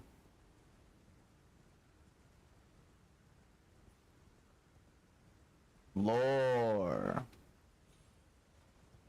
This right here is the only confirmation we can get now. This is closer, and it's not way above it, so it would render, because it's, the tower is within render distance of this. So if I could see the tower, oh, I like that they give me time to look at the lore. Oh wait, I think I see it. Barely over there, do you see it? Let's try to cover it here, ready? 1, 2, 3, 4, 5 equidistant lasers. Okay, well, never mind. Actually not what I'm looking at right now. What the fuck am I looking at? What the fuck am I looking at? It's not Farum Azula. There's like something out in the fog. Oh, it just might be the render distance. Here, and this is how you would do it, right? You take one of these lasers, you move it over here. Not there. Take one of these lasers, you move it over here. Right? Actually, you could probably do it 2 at a time now.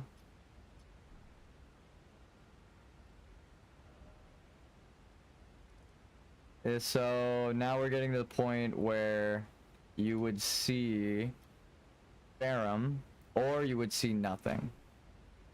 And we still see nothing, so you can't see Farum Azula from here.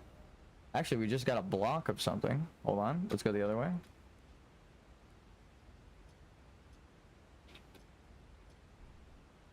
Nope.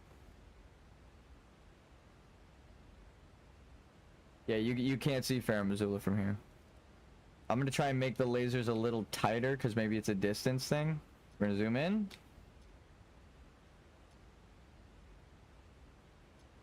I'm gonna move them as close as I possibly can to each other. Right? Nope. That would be right through the storm.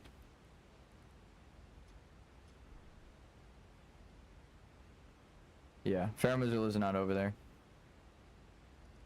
We're essentially putting a light behind it and shining through, and we're seeing nothing, right? It's translucent, or transparent. There's nothing there. So, my theory that Farum Azula sealed away, isolated divine tower. I mean, a lot of people have known that, but they always wondered if you could see it from there because of the fog. There was never been a good render distance, but I just proved that if you can see this tower I'm standing on from that place, right? From down here, right? And you can see this place from here. Actually, again, I've confirmed it. There's no denying it. The only thing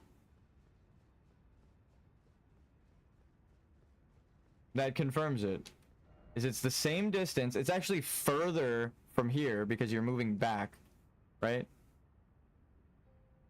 And now you can not only just see it, but obviously there's 5 lasers over there behind Farum Azula, but there's only 3 visible, right?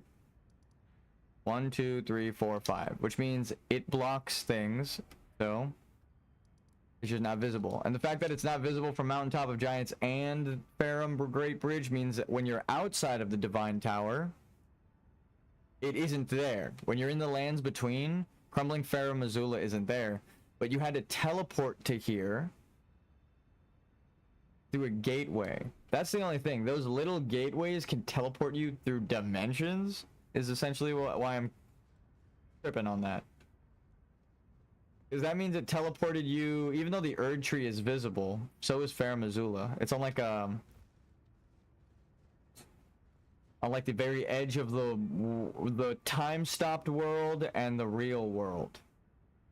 And also it makes sense that there is a bunch of landmass ripped away there, right? artfully away. No, but just like straight up, straight from this point is where I'm saying that the world had been ripped up, right? Like it's all ripped straight up and then into the shadow world from there, right? And what do we see but a flat tear all the way to the mountaintop of giants, right? So that means there is a big, actually we can get a good angle of the other part that I wanted to know if it's a sheer drop or not. It looks like it is, but this is going to tell us, yeah, it is. So I'm right. If anything needs to go above anything there, this whole fucking gray area is nothing. This is the laser, right? So if I put it a bit ahead of the walkway, look what happens. Now you can see the whole laser, aside from the one behind it. And that's all water down there. So this whole big gray area is absolutely fucking nothing, which means in the lore, or in the map that I made, hold on.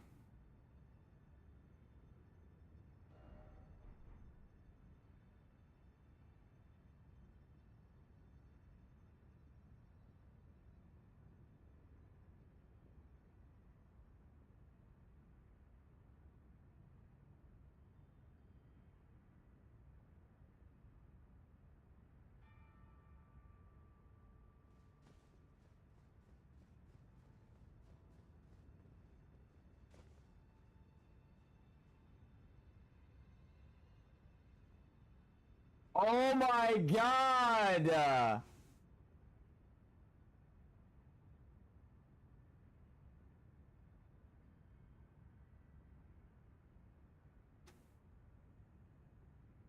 There's a remnant of a dead tree right there where I put Farah Missoula, you guys. Like, I can't even make this up.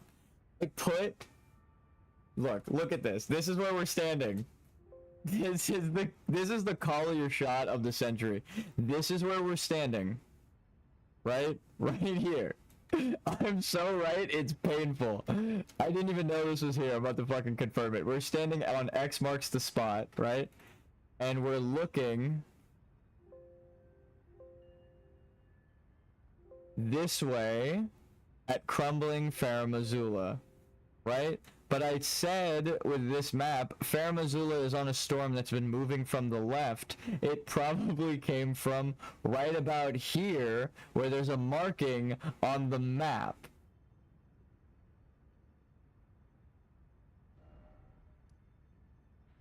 That's insane.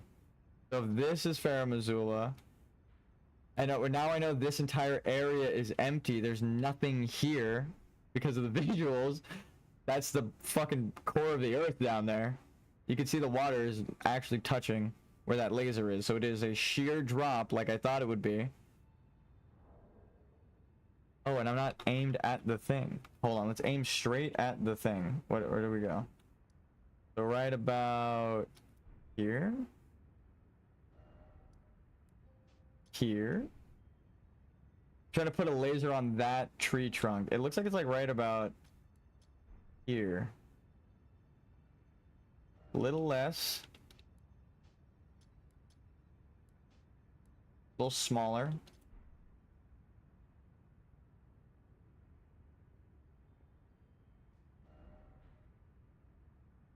So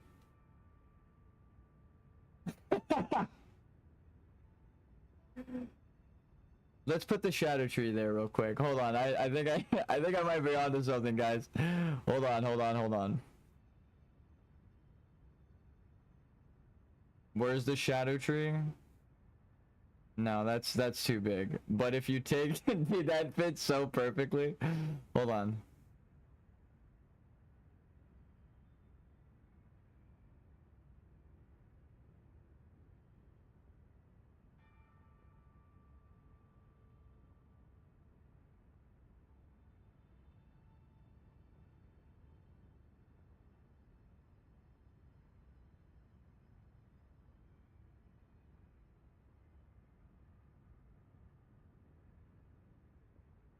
We need to get here to see how these bridges are broken.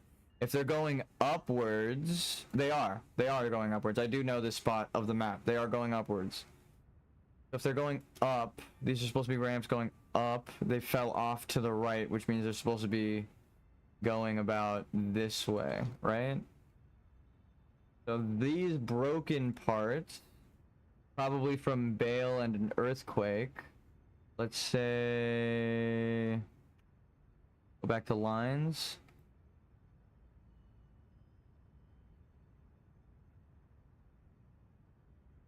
Line that up with the church. Yeah. Look at the bestial sanctum down there. This is where the Crucible Society tore into.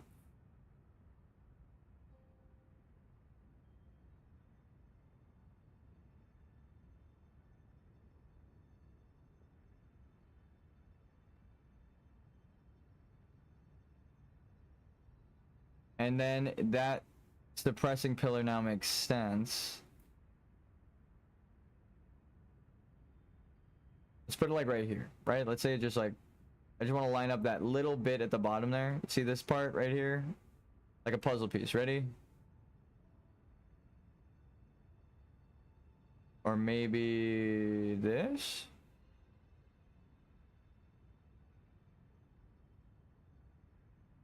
Oh no, I think we did find it. We have to go here and see if there's an underneath part.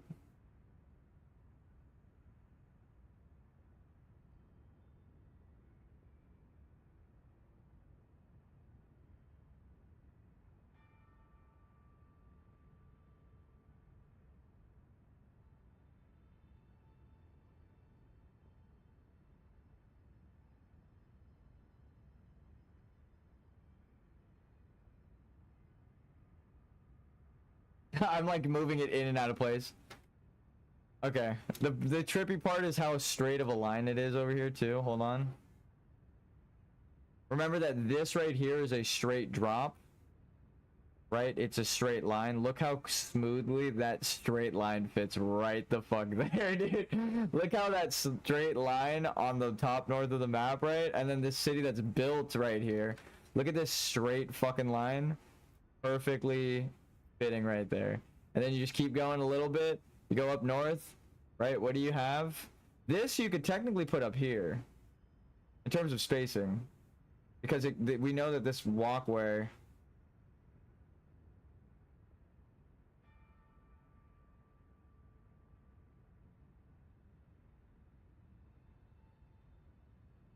So wait, that changes this. What we should be looking at is this.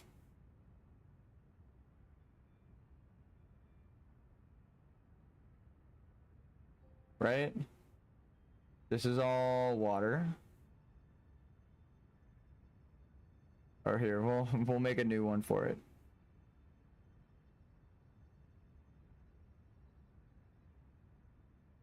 Hold on.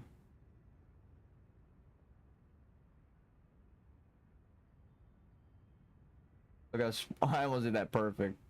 So this is kind of like this. And then there's the Erd tree right here in a circle. Actually needed a bigger map or a bigger chunk of the. Let's grab all of this water. Or like all of this water. Right? Because that's kind of what we're looking at right here. Just a sheer drop off into some water. The Erd tree is right here. We know that. I'll erase it. Right? This doesn't matter. This doesn't matter. We need the divine tower there. Let's just do this. Because that's actually what the map looks like in game. Why does that matter? Because now we can line this up a bit better. Actually, all of this is water. So we would need to...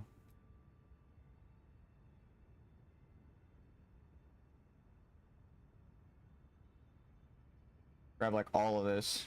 God damn it. The line is moving. It's not good. Okay.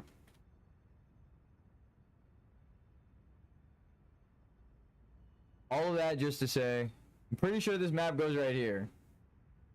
And Fair Missoula being right here is actually just a trick, right? So why is this Divine Tower supposedly right here? Because if this... Here.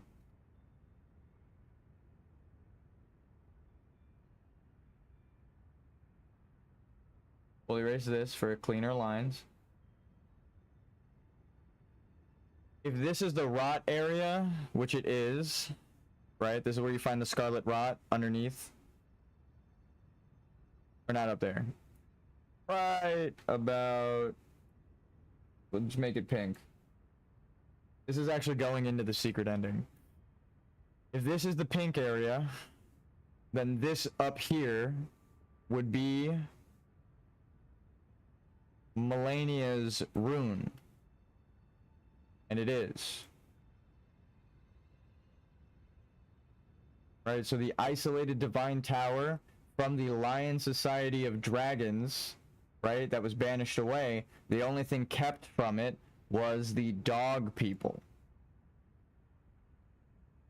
So we're here at Melania's thing. Now my question is, what the fuck is that? That's the top of a tree. Like, look at the Erd tree roots that are or the Erd tree branches going down. That's the visual, right? Those coming up. That's got to be Erd tree because it's on fire. Oh, those are just roots of the Erd tree? That would mean this theory is kind of correct because they took away half of the tree's earth, and that's why the roots are showing. On this side,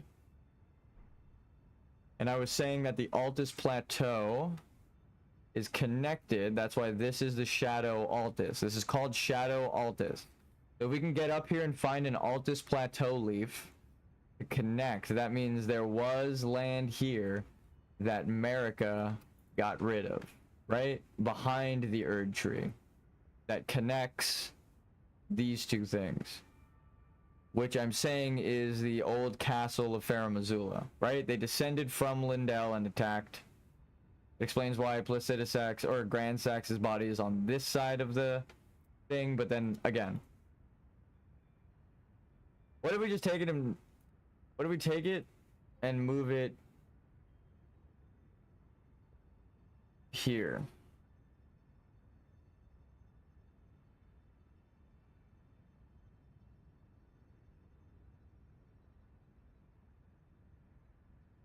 Nah.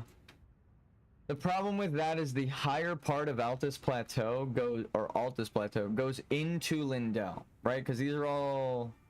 Actually, did I scale these properly? You can tell by the size of the trees.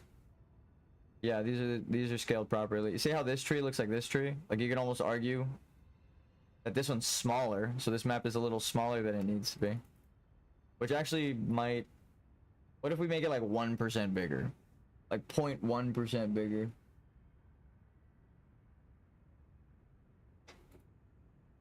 Now are these trees about the same? Yeah, actually, they're like perfect.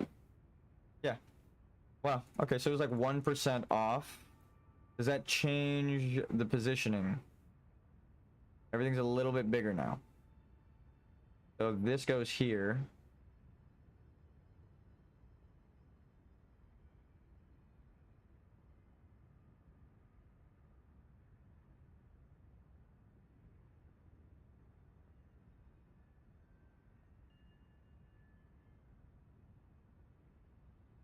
Yeah. I think, again, because we've seen the nighttime, I'm going to confirm it with this. You see in the DLC, there are lion people underground, beastmen, part of this society, right? These are wolf people, right? So if she was the Glomite Queen and she had power over the wolves in night, then she gets rid of the lion people above. That would explain why this part of Kaled is so low compared to Lindell. When you look up at the Erd Tree, right? You're halfway down the Divine Tower. There are catacombs below you, right, towards the base of the ground. Can we not even see the fucking Erd Tree from here? You barely can. We are in the roots of the Erd Tree, right? Because this is supposed to be taken. We just saw the roots from here, over here, or whatever the fuck there was, like over here. So these are roots sticking out because they're on fire. So they are connected to the Erd Tree. They aren't the Crucible or the Shadow Tree, like I was gonna think for a minute. So if they are, that means we are even with the roots of the Erd Tree, which means this part being so low now makes sense. And then raising like a ramp up to the Altus Plateau. I think it's actually not land being removed, but it's like Liurnia or Caelid of Celia, where the land is now sinking down because the foundation it eroded away underground, right? With the Scarlet Rot causing these people to sink in, the Nameless City is the hole for Lindell's moat, and then Celia and Mogwin Dynasty in the blood here. Then I see where the blood people are. The blood fiends would be right about here. This is where they're fighting, right? So that would put him really fucking close to Caelid in the grand scheme of things, where the blood dynasty is, right? So this is the blood dynasty. This is the what was Caelid originally? Strength and health, the vitality. Then you get the center rune here, which is literally middle. I would put money that this is Limvel, the missing land here, because there's another sheer drop off right here. So this is a piece of land that the knight eventually gains power over, because Ronnie's rise is above this. She would have power over here. It makes sense why the Night Rain would be there. So that's why this isn't where the DLC is, because this is known as Farum and Farum Bridge. The old Farum Azula would have to be connected to this half of the map, right? This part on the right side.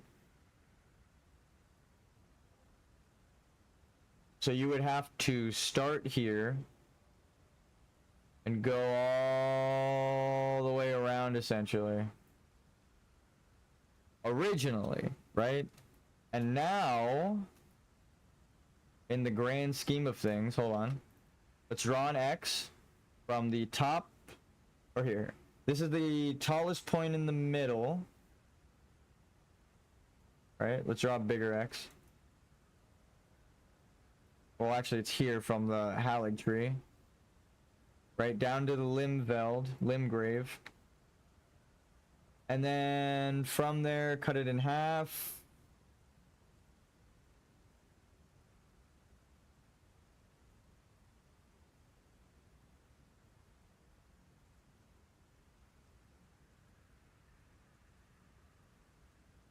And if it's supposed to be a ring, hold on, I'm on the wrong line.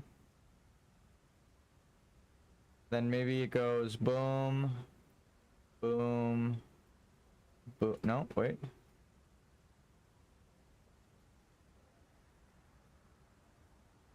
Boom.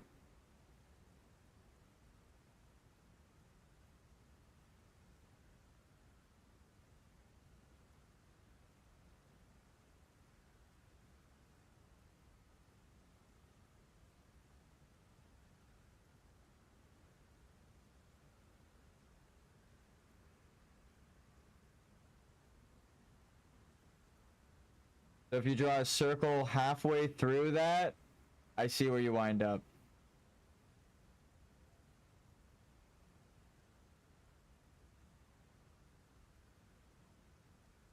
This is the middle of the lands between now, which makes this pillar true.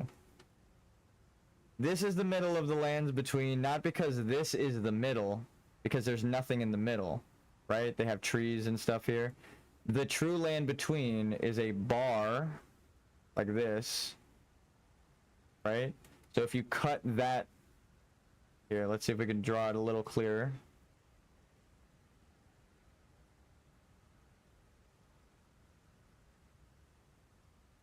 Yeah. So this is the lands between, right? This is the thickness of the lands between.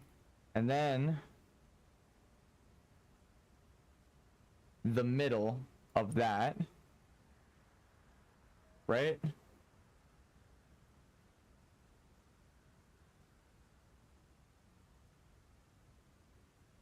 Where is it? I just want to see. Okay, it's right there. Whoa, that hurt my eyes. Well, that literally felt like my entire perspective changed, like my eyesight changed because of that. So if there's nothing in the middle, and the visible stuff is the lands between, right? And it's a circle, there's no middle to a circle like that. Or there's no middle to a ring, right? Where's the middle of a ring? Right? It's in the middle, but there's nothing there. It's the water. So the center would be here. Right? I think that's what they're kind of getting at with this is the middle of the lands between. Because if it's a ring, then that is in the middle of this ring, right? This is the thickness of the ring, right about halfway down. Kind of like, oh shit, it's too big. Actually, and my suspect, what I was assuming is that Bale's Island was a volcanic addition, so that would even cut this off and make it even more centered around, right?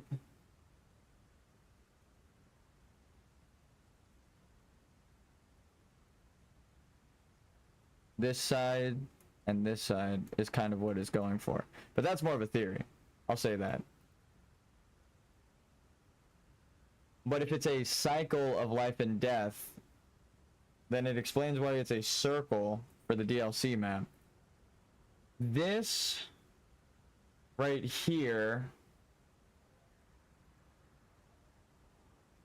almost makes sense.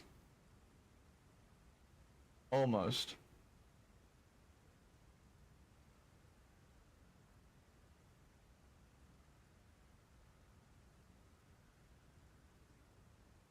Hold on, let me do one other addition. So if we're doing old school world,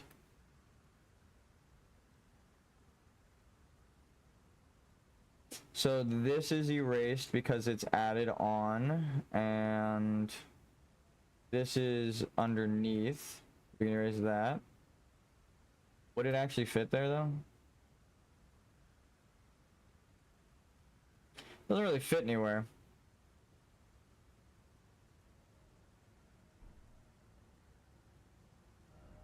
Is this part rounded right here?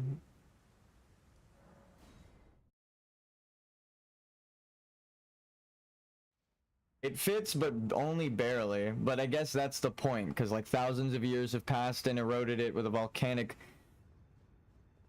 like, dragon living there, so. You see though, like, you have to take a lift up because it's uneven ground, right? Like, look at how low all that shit is, like Kaled way down there. So if I'm saying that there was land above it at some point, then that would make sense why it's getting covered right here. So let's just put it, theoretically, in the center of the lands between.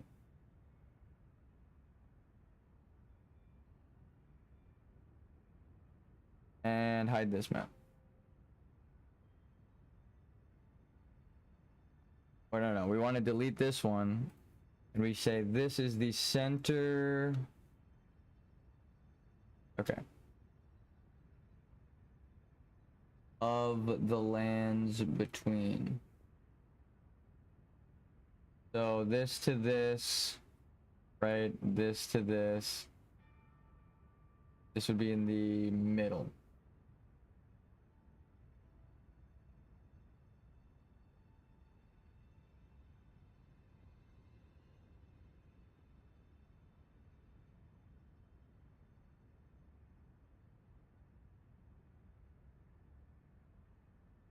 Or if it's just completing Altus, just covers everything.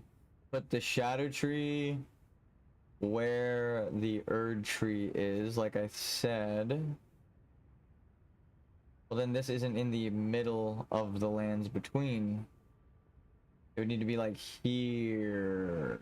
To be towards the middle of the lands between. Uh-oh, that actually fit a little too well for a second. What the fuck?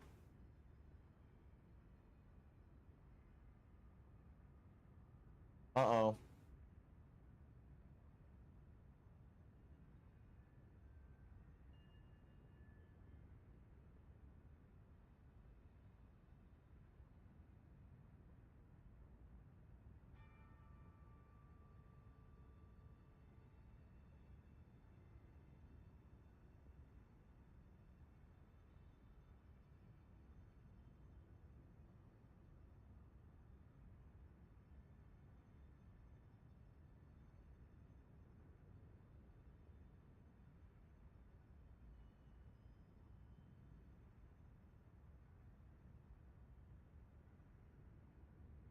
So if you just cover Kaled, you just cover it all underneath. And like, say all of this is supposed to be covered, right? Originally. And Raya Lucaria sunk underground.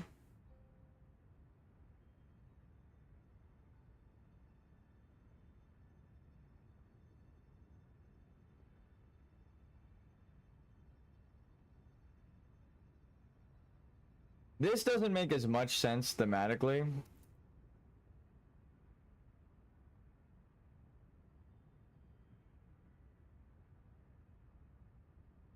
Like, the theme of the game isn't really enhanced by this, and there's a lot of overlapping on Lindell's side. Even when I try to make it fit as much as I can, I think this entire bigger pocket is showing you, like, it doesn't really line up how you want it to.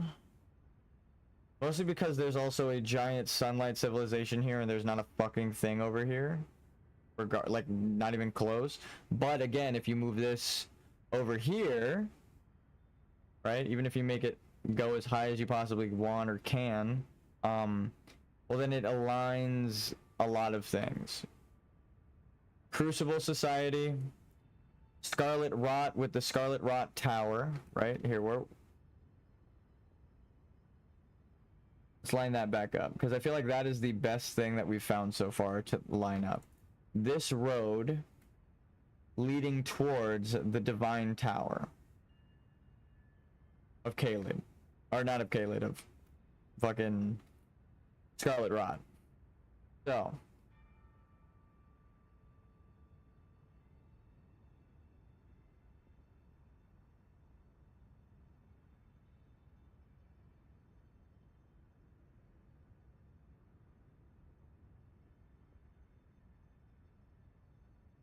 Huh.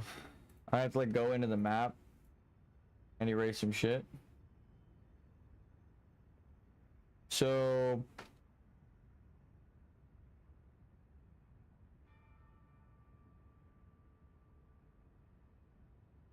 this all doesn't exist. There's actually nothing there but water.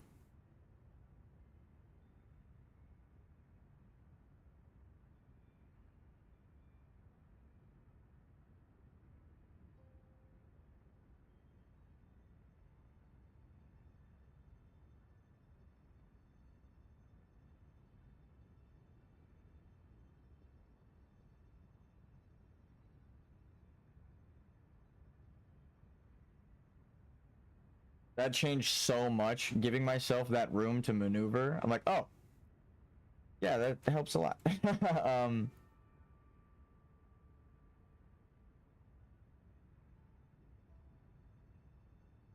Where's the Divine Tower? Kaled Rot. Oh, and Scorpions. Here, this is where this castle is. I think I found you. It was so close. Bellarat Tower Settlement, Bellarat Goal. All private altar. So based on these things, there should be right here. I see it. Do you see it? These are the scorpions of death, right? Bellarat Tower. I think this is underground though. Nope, even better. So there is... That's the shortcut that makes the whole story come together. Holy fuck. You have to beat the whole game essentially to open that fucking shortcut, and then it gives Melania her purpose. That's insane.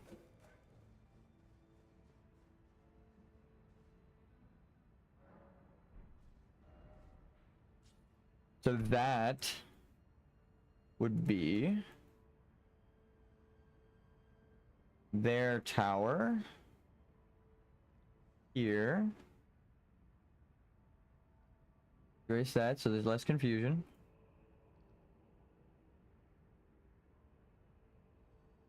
And we got to give room to the shadow tree, right?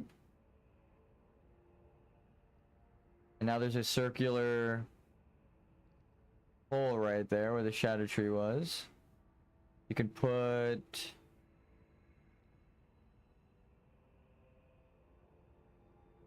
Or maybe we could put Fair Missoula right there. Hold on.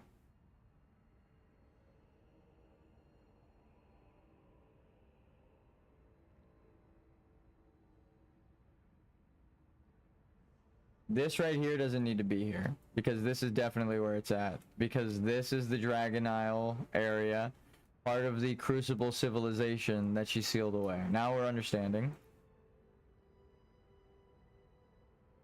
The fingers with the gold were the thing that granted Placidus Axe his gold. It's the same kind of gold encrusted in their being. The grace. Those stripped of grace will die by Mesmer's flame.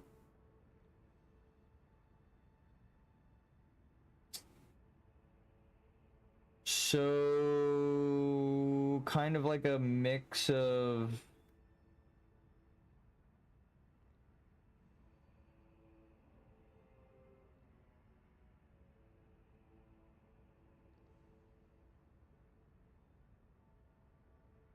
let's go to Reichard's.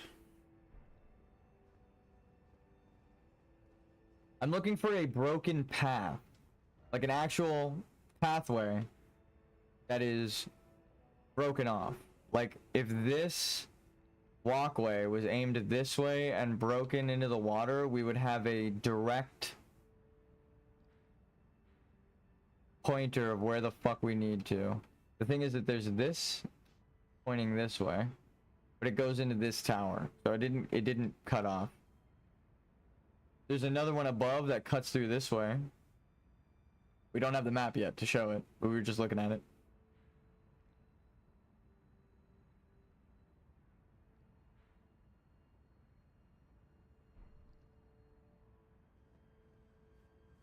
Scorpions, poison, death, putrescence, the divine tower of purification and putrefaction now makes sense. Is there a pathway down below?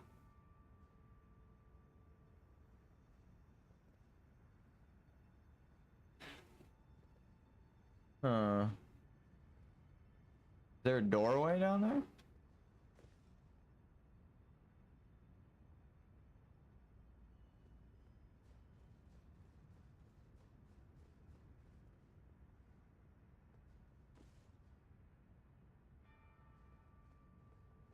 You know how far we would have to fall to check? The place I'm suspecting it would be is on the left over here. Might as well have checked there first, right? I'm accusing this tower of having a walkway. Not right here, but off to the left. Just want to check everything. That one right there. But let's just make sure before we do it.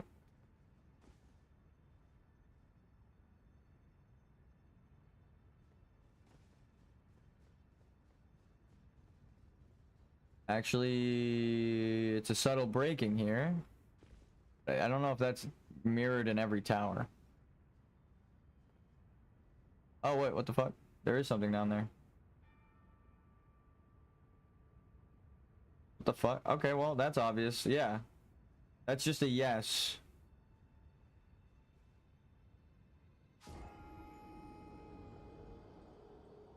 The thing I just landed on?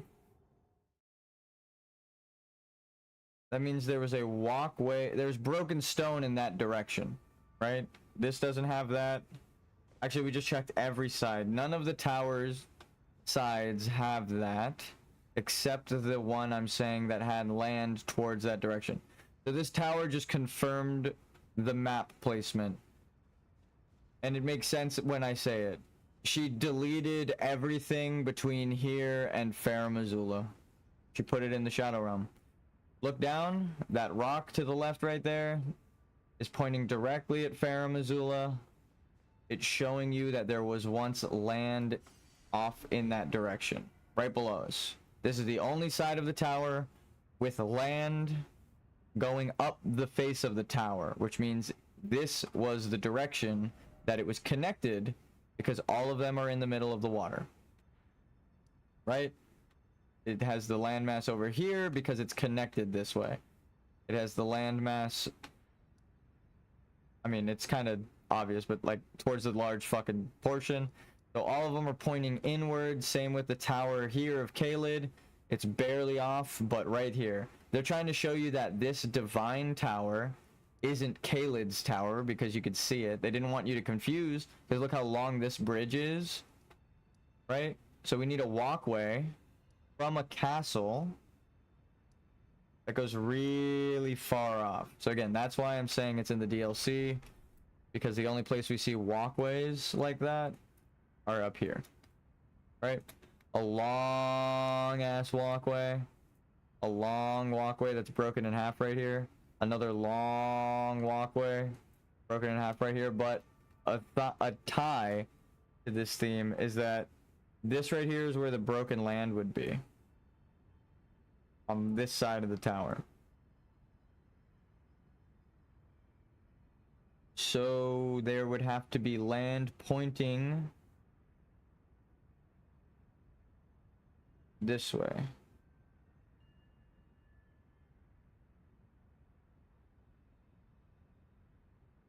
Right?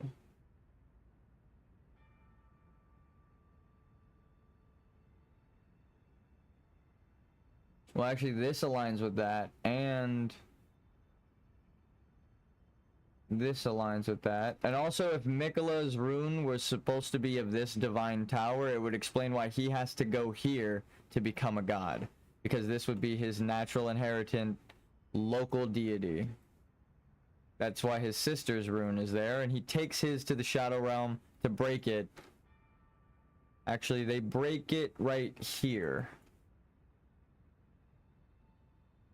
Right? Or actually right here is where they break their rune by the death. Kind of away from everything. But it is a straight line to the Divine Tower from here as well, if you take that bridge. Right? Click on it, and then you go through the bridge, right? You click on the grace that's there. Oh. You click on this, and then you click on this. Look at the bridge in the middle.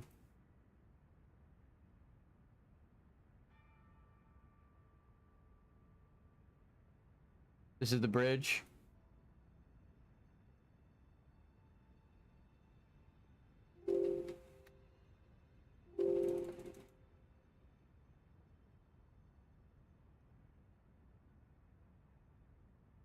It would be about here for that distance. And that is exactly where Mesmer ends his thing. Okay, yeah. Actually, isn't there a broken path right there? In the DLC? Yeah, you're looking at it. What do you mean, like right here, there's a broken path? And you fight like a hippo. Yeah. You fight like a hippo here at the broken staircase, and then there's like another ridge.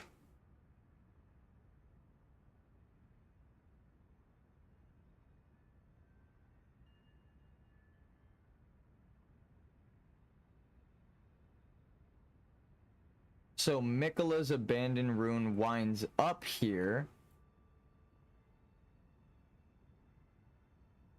Because that's where things go to die in the natural cycle.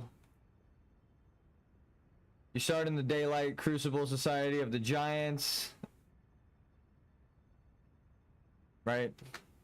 Or, if they were giants so close, then it explains why Mesmer could invade with giant furnaces, right? And they don't show up anywhere in the lands between.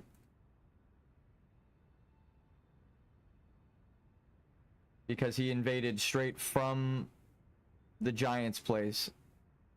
So there was nowhere in between to leave them in the lands between. There are no giant furnaces anywhere, right? So they had to have been able to just take them straight from the giant's place right there.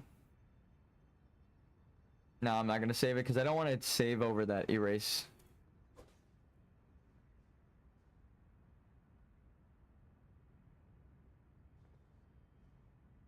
And the color of the land here is the same as in the DLC on this side of the rock. It's like the same rock color. Like the putrescent green flymen, right? That's the whole rock style over here. And then you get to the shadow world where it's all banned. It's all banished in shadow so you can't see it. But if you're trying to hide the identity of it, you would hide that first.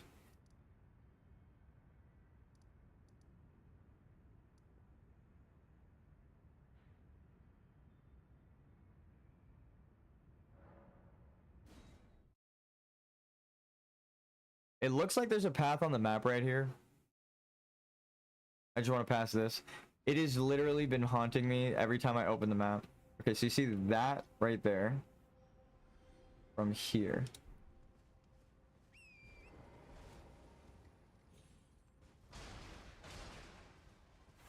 Sometimes the maps, they actually have changed the map a couple of times because it shows a path that's not really there. Okay, so the Blood Fiends are over here as well, right above Mohg's dynasty. It's not even a question. It's just a fact. Okay, so you definitely have to go above, unless you jump down here. No, there's no way up. Silver flies, what's the significance lore-wise? Why are they washing up here? A firefly that gives off silvery light, found near bodies of cold water untouched by sunlight. The light of fireflies is believed to have an alluring magic. Silver light is considered to invite riches. Dope. Dope. So silver light attracts the amber light of runes, right? It guides stars. The Noxtellan moon is said to guide countless stars. So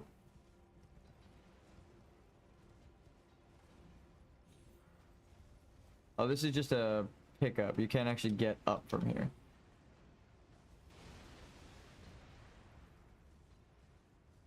Again, explains why the Amber Star Shard is dictating the gods' fates, why the beastmen of the Amber Star are so allured by the Silver Albinoric blood because it's made up of stars, right?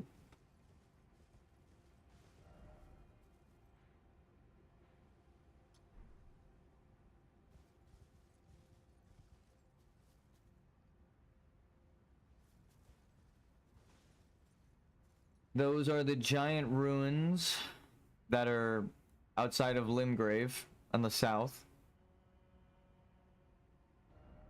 Right? It's the same architecture as those like first ruins that you probably ever stepped on. Do you mind?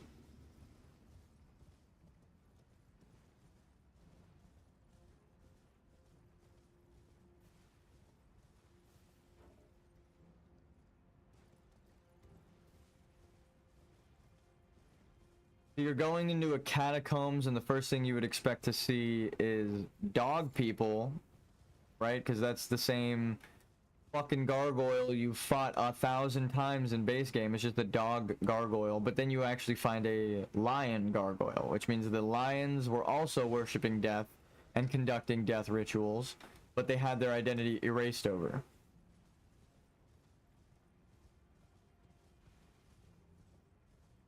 In the base game. Because you could find them here. Again, it's redundant to erase the identity of someone who you banished to a realm no one will ever find. You did it. You erased their identity. No one's gonna find them. The only way that they can enter this realm is if they forsake their golden bloodline heritage. And you know Mikola is the only one to do that. So you're like, no one's gonna do that. But it happens. So Mikola is the bad guy against everyone, even the Golden Order.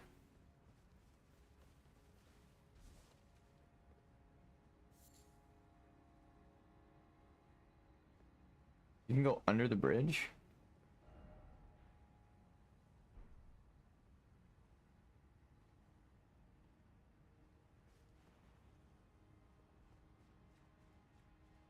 But what's down there?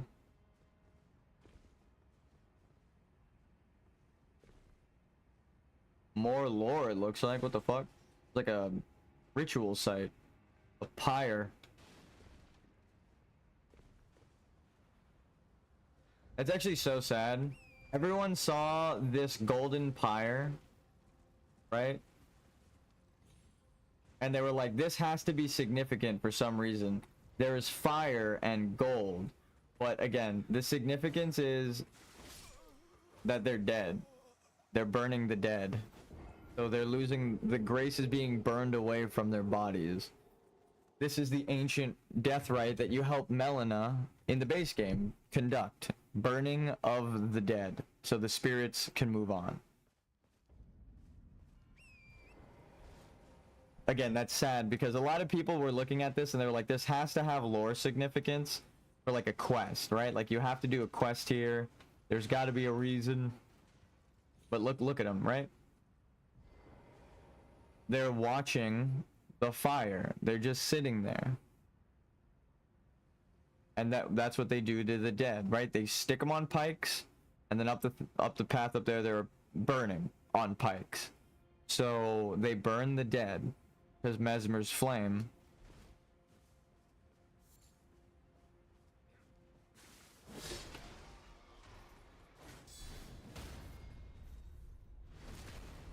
So we're overscaled for these guys, which is good, because that's what I wanted, but now we're underscaled for the other area. Praise the fire. We're gonna leave answers around. Ready?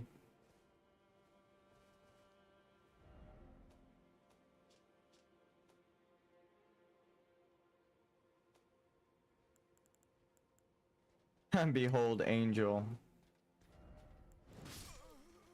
You fucking asshole. That guy really walked up to me and killed me while I was typing. Motherfucker. It's okay, we won't need to leave a message. Especially if I want to leave a message, I have to kill that guy. We're good. So this way to the secret. Beastman, Batman.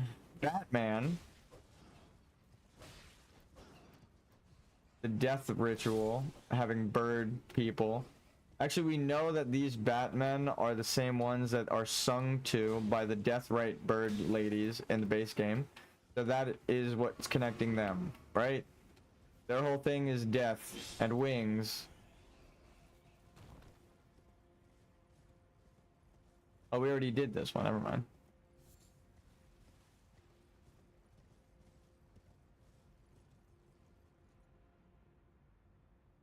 Are they trying to show you a cracked world because of Baal's fire?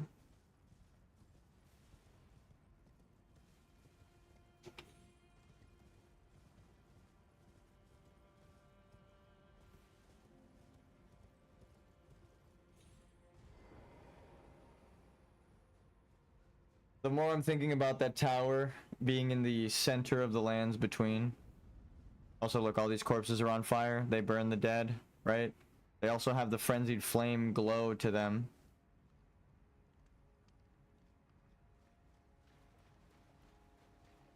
So even though it is the dragon's fire of the abyssal serpent, the flame still resembles frenzied flame.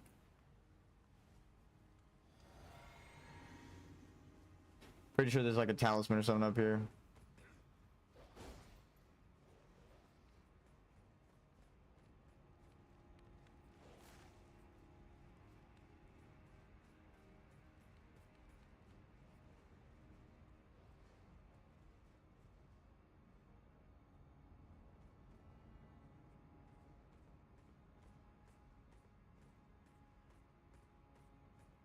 What?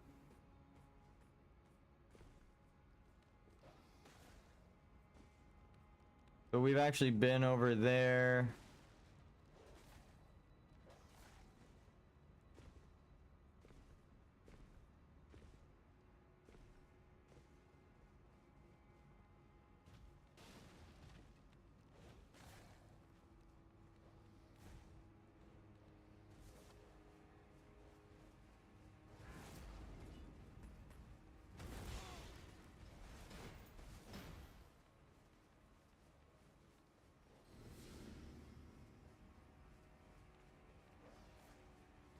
Okay, so we already did all this. Pretty sure there's like a jump down over here somewhere, right? Nope. Oh, what the fuck it is over there?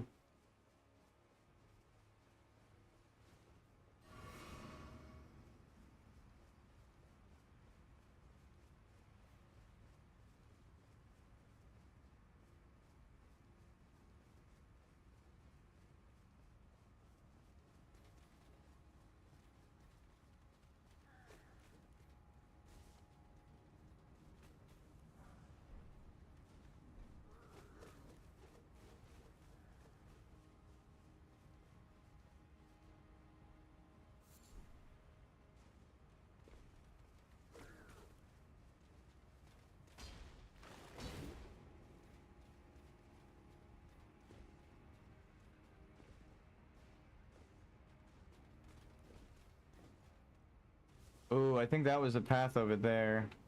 Might have been a dead end. It didn't look like there was much.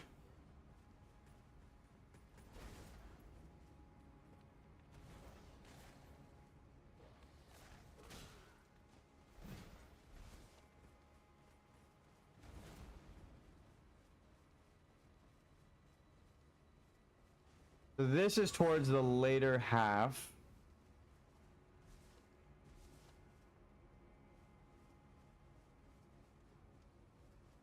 I think level 10 is the max, so we're like halfway done with scaling as well.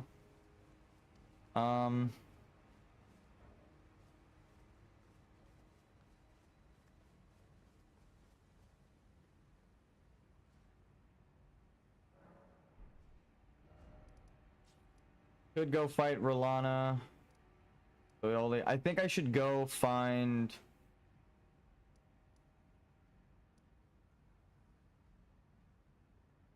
I have a problem. I don't know what you would need exactly for the... It's like, though the path may be broken and uncertain, is really ringing true right now. I'm like, do I need to? And then every time I ask that, it's like, I probably do. Which sucks.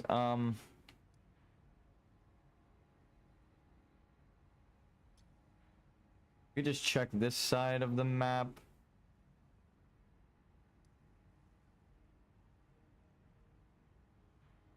Where did we bump into? What's his face? Cerulean Coast. The above area. You get to... I think you drop down onto it after you're let up here. There's so many different paths. And everything's like stacked on top of each other.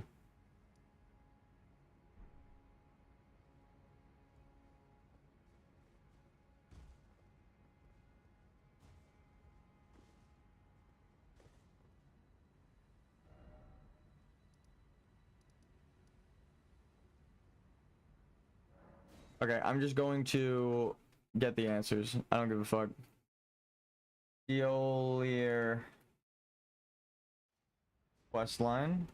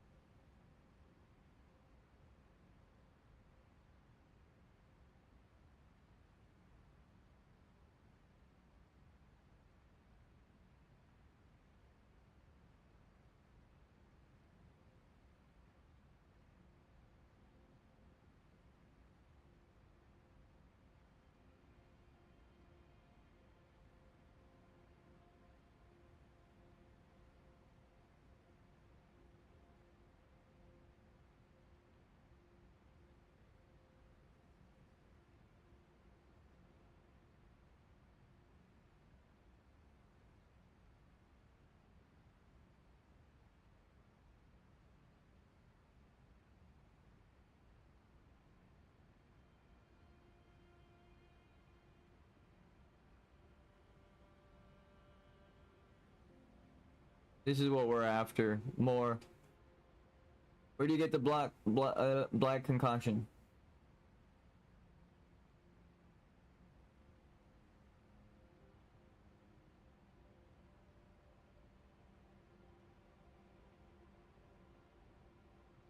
Do I go back to more now? I met Theolier. Theolier. Is it really that simple? I was like, I can't find the black concoction.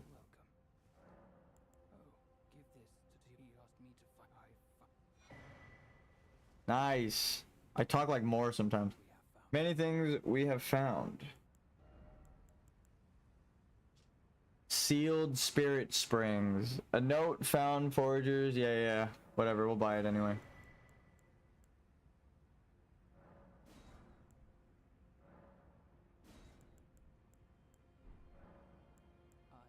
Like for you, Lady Leda, her allies, and the forager brute. Things bring joy to all. Like for you, things. Goodbye. So he definitely doesn't deserve to die.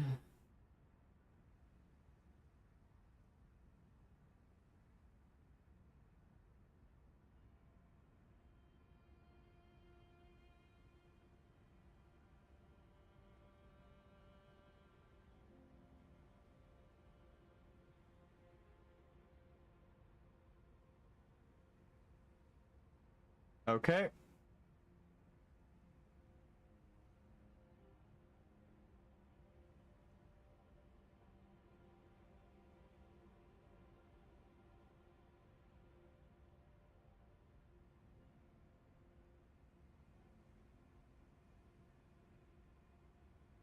You probably have to beat the castle.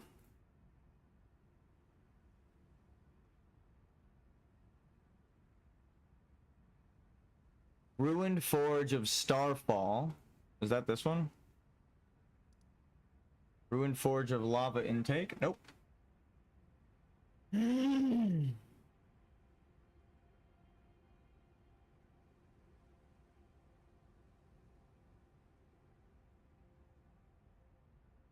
Oh, we need to do this then.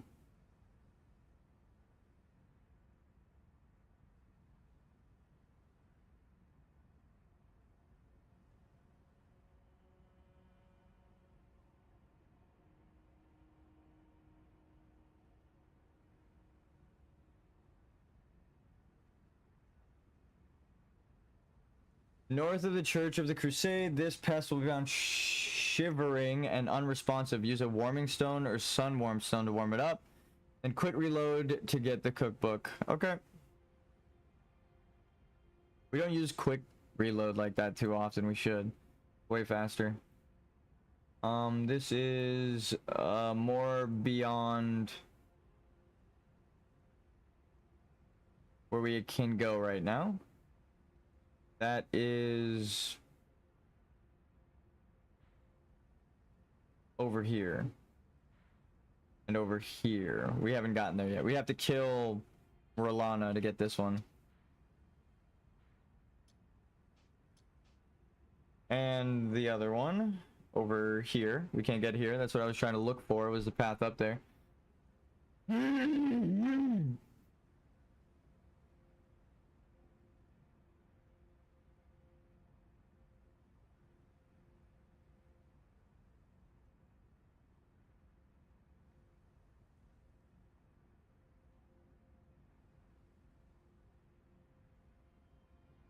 Okay, let's see.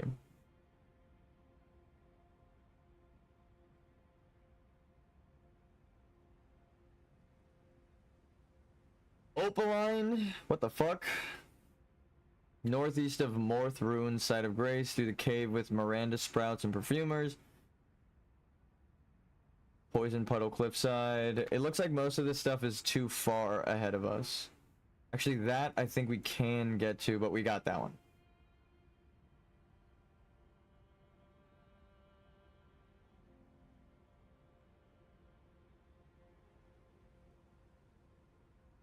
Pretty sure we jumped down there. Which one is that you get? 5, which gives you the opaline pick. Alright, I don't think we got that, but I mean, it's worth a shot to check.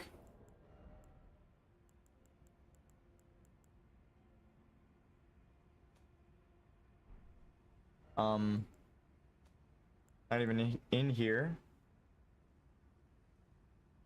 Didn't we get that? This is not it. What the fuck? I swear we talked to a forager. Finger Weaver's Cookbook. Flint Nail. What the fuck?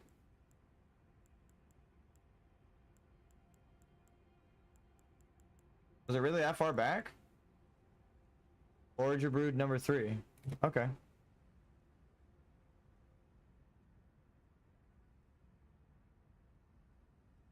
Past the lightning rams in the far corner of the map. Okay, we got that one.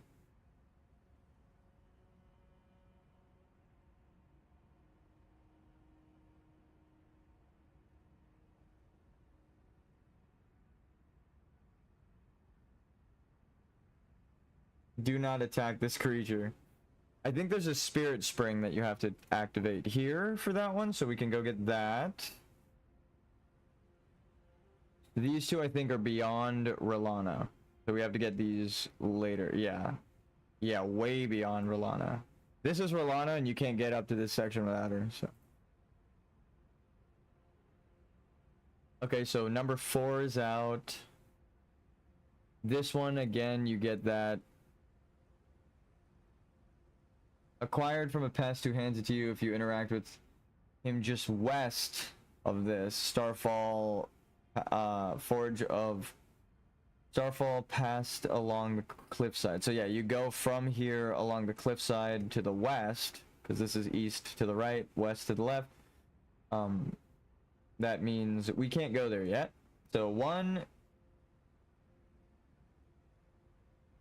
pretty sure not this one. 1, 3, yeah, we can get 2. 1 and 4 you can't get.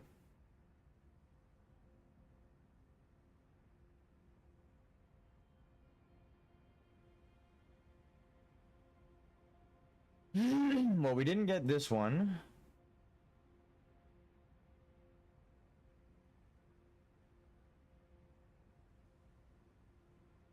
After receiving Forager Cookbook 4. Okay, so he gives you this one. And then Bonnie Village is also like right up the road from Relana. So a lot of these we can't collect.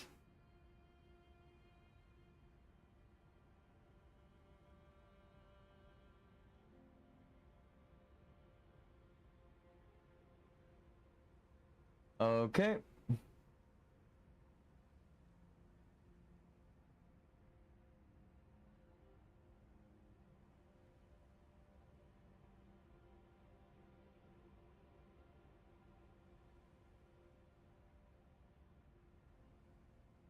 $30K just to die?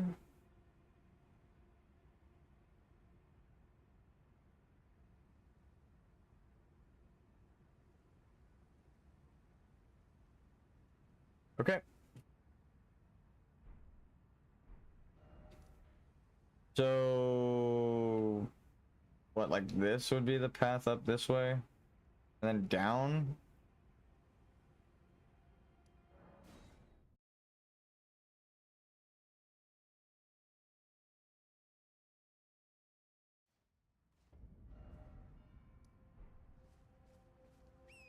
Nope.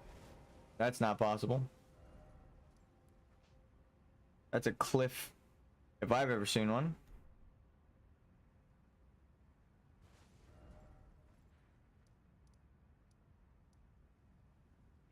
Isn't there like a spirit spring?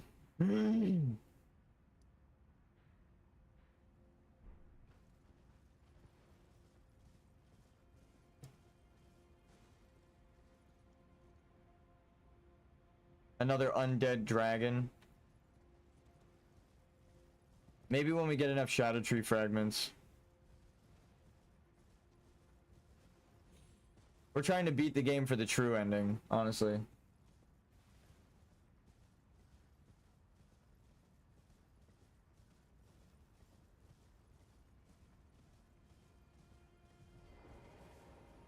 And then bird attack.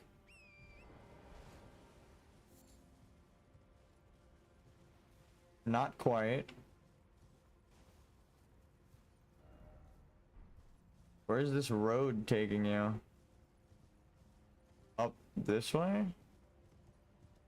Then to the right? Nothing? Oh, that bird was probably good loot. Certain colored birds like that, if they have glowing eyes, give you something good. Where is this? So there's just a hole in the ground? That's what this is? Okay, so all that time I was like overlaying the map and I was like, uh-oh, there might be some problem with overlaying. It's not. Damn, dude. And everything is slightly off because there have been earthquakes because of Bale. And then probably earth tremors because of Rykard ever since he started fucking with the snake. Fucking as a snake? One of the two.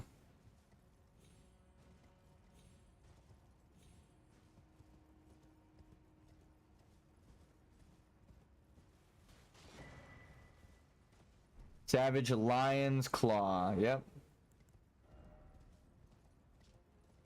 Savage Lion Claw. Wait, the Ashavor. Savage Lion's Claw skill of the particularly brave, even among the Redmanes. Okay. Somersault forward, striking foes with armament. An additional strike may be performed with an additional input. So there are Redmanes. Ashes here near Freya. She was probably just looking around. That's some fucking crazy environmental storytelling. Hello. You're that tarnished. I am Freya. I once fought in battle. You can be sure I'll hold my own. Cool. Oh, another. Did you speak to our dour little friend? If you've yet to do so, have him give you a map of the crosses where you'll find more of them dotted about these. They are Mikola the Kind's foot. If you've assuming you. Wait, what did you? If you've yet to do so, assuming you intend to trace kind Mikola's path. Assuming you intend to trace kindly Mikola's path. I urge you, follow as long as you.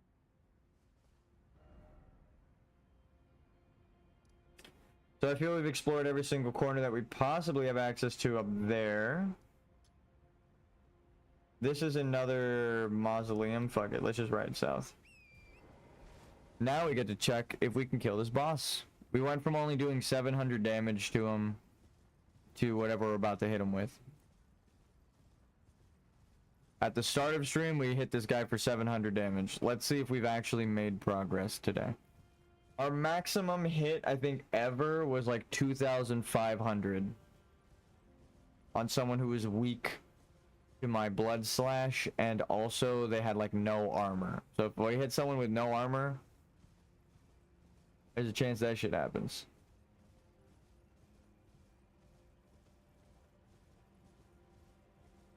Again, I can explain those things too, that everyone leaves just as an ambiguous mystery, right? The snake people, their names are eels or whatever the fuck. They're supposed to be dead spirits, so naturally, aquatic death tied together, they would be turning into something aquatic in the land of death.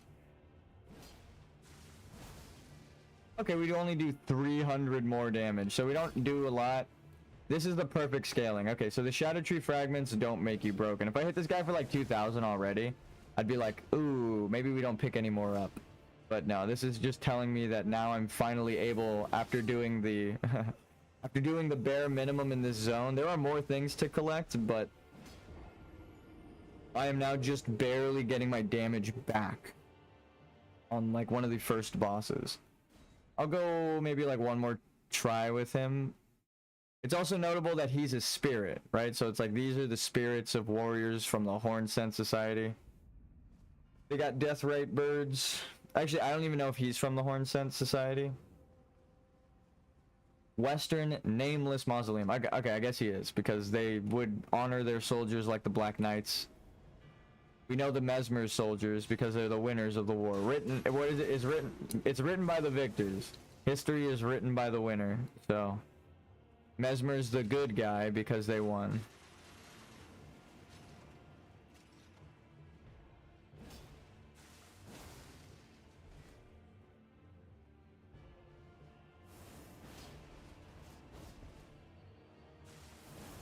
No, I tried to stagger him out of it. Alright. That is good though. It means that we're not broken. Like if I collect, again, if I collected all those and hit him for 2,000, I'd be like, I've never hit anything normal for 2,000. This isn't normal scaling. I'm too strong for this area and I've fucked up my entire playthrough. But the fact that I'm only hitting him for 1,000 now after 5 levels and 13 fragments, I'm like, okay, I'm barely getting my strength back. And we're level 5 of scaling. So it's like we're not even full power. We're like halfway there. And we got like half of our power back. So it is perfect. We're halfway done. We got half of our power. So it is proper scaling. The shattered fragments aren't meant to make you broken. They're meant to just teach you where you have to go. And again, like if we went and fought Rolanda, it would be like an hour-long fight because we just don't do damage to her because we're not scaled properly. Even though I'm level 1, we do like a tenth of our damage, right? We're at level 1 because there are 10 levels. So, or 15 or whatever the fuck. So we do a 15th of our damage or 10th of our damage until we level up. Now we're doing half of our damage because we have 5 out of 10 or whatever it is. So we're still not anywhere near where we are in base game, where I'm walking around one-shotting guys, which makes me think that it is the right way to play, which is good. I was hoping I didn't fuck my playthrough up, but it doesn't seem like it. Some of the guys we've been hitting one-shot are also like the really weak starting zone guys. The Weenie Hut Jr. enemies that are a one-shot to you at the start of the game anyway, right? Like if I didn't upgrade my weapon and I use a fully charged power attack, he'd probably be like 1 hit from death.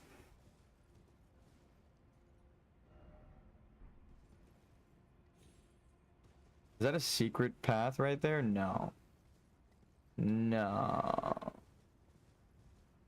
It's just a hint. They like to give you a path like this where you look down at something that you can't get to yet and you wonder, how do I get there? And then you go all the way through Bale, you go through the second exit, and you finally get to the zone, and then you're looking up at this spot and you're like, oh fuck, I'm back here now. Like, oh, I finally see what the fuck I was supposed to see while I was here. We found the death bird.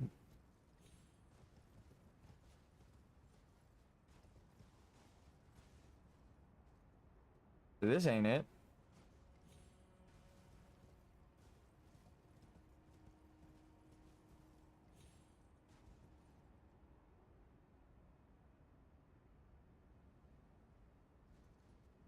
See, that looked like a secret path, but there's no drop down here. If you could scale that, you can't, for sure. And then wind up there, and then take that secret path around. That'd be so cool. Yeah, there's no like foothold to jump onto. I'm Mr. I'll break the game if I can, but as soon as it goes at a backwards angle, there isn't a way for you to get down. This is gonna slide me off. See? That right there is the only spot that you could have stood on your horse to maybe get down, and they slide you right off into a death gate. So no, that's not a spot. It looks really, really convenient for a path, but you'd have to go around to that poison zone, I'm sure. Like up here, and then you hug the wall, and then you wind up right there. Or maybe the suppressing pillar takes you around. Fuck it. There's a couple of paths that I want to check before I go up this forward path, because that is the saying, right? The only reason I think that there's a possible alternate ending is you have to not listen to the Golden Order, right? That's the whole premise. Okay, so you are this way towards the dragon, so this is the way towards Baal. Come on, let me... Or maybe not towards Baal. Yeah, there's a dragon communion fucking boss this way, right?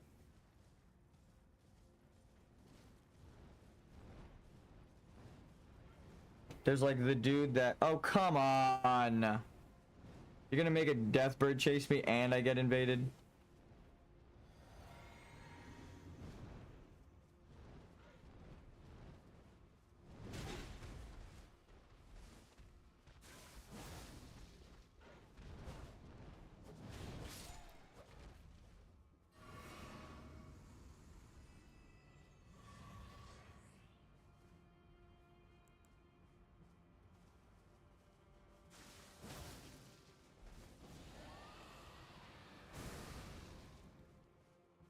That was cool. See, with a charge attack, not really the same. You can knock him out of the air. But when you...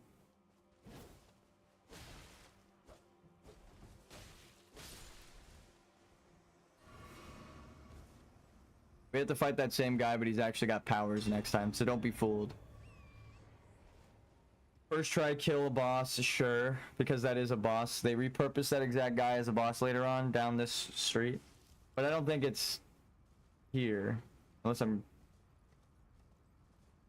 crazy. That would be nuts that you could get Baal that early on. Oh, so this is a way back down. That scared the fuck out of me. God damn it, the tree. Do you mind? So Deathrite birds and dragons are somehow connected. Here we are. There actually is a connection. That is a shortcut down there. It just wasn't where I thought the entrance is. You go through the dragon's pit, and then you wind up down at the Baal entrance, which you can then veer off and do the other thing. So we did Theolier's... Is that a beast man? Pharaoh Missoula? That ties this area on the east, on the southwest to Pharaoh Missoula, where I said it would be connected to the Bridge of Farum. Just Super Saiyan. So these are beast men, dragon men. Oh, it's just further connecting the Beast Society, the Beastmen Society, and Baal, and the dragons, right? It's actually, it's further proving what I said, right? Of like, Baal is most likely a giant that ate the heart of a dragon if he wasn't a giant that was eaten by the dragon and then became like a Rykard, right? Where the snake ate Rykard and became a snake man, the dragon ate giant and became giant dragon man. It's like the same thing. But we're told explicitly that you can't eat Baal's heart, right? Otherwise, you become Baal. And that's what I think happened.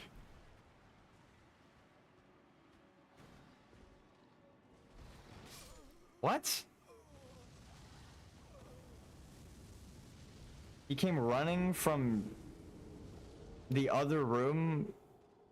I jumped from the second story. How the fuck did he start winding up an attack at mid-air? What? Sometimes the awareness of the robots is fucking insane. There's no I didn't even know that guy was in the room over there. How did he know I was jumping down in the next room to prepare an attack and leap in here, right? Something ahead.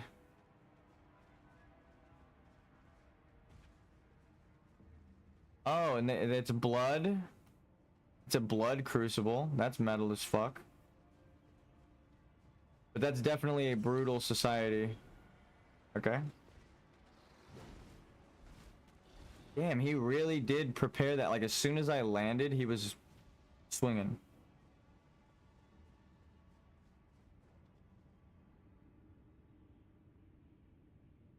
Dragon pit. What does this pit have to do with a dragon?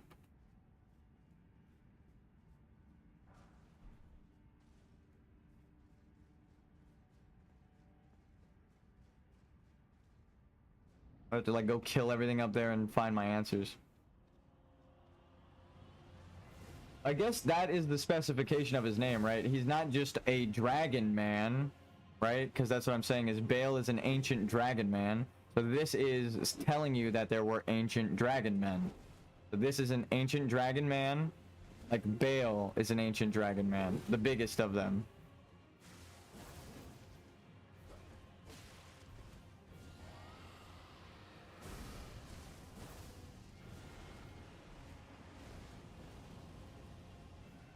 And if you eat the hearts of dragons, you become the magma drake, so that explains why he has that power. And then Bale has magma powers. Whoa, we fucking collided weapons. That was cool. His animation got all fucked up because I hit him in the middle of it.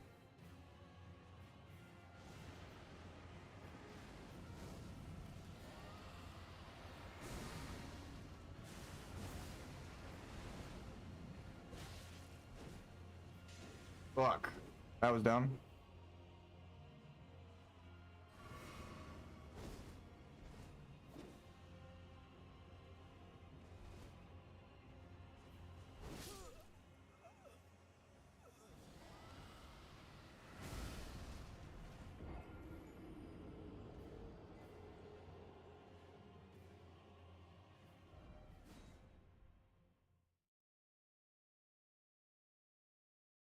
So much of the lore starts to make sense. Like painful. Emotionally painful. I wish more people would analyze the lore like this. I think that's what Miyazaki wants. But again, I feel bad because... Oh, what the fuck? Miyazaki would have only made such a answer-driven DLC because everyone got it wrong. So if somebody came out saying that the secret ending isn't possible, then it would explain why Miyazaki would include in the DLC so many answers towards that secret ending. Because he's like, no, no, no, no, no, I want them to know it's possible. Make them piece it together. We actually did damage just now, what the fuck?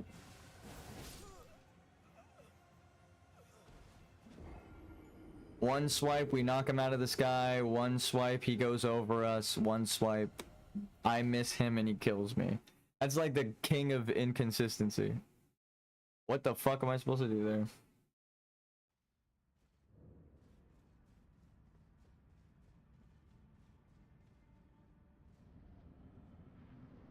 The same attack. 3 different outcomes. For 3 different three different, like, times I used it, 3 different things happened. It's like, what the fuck?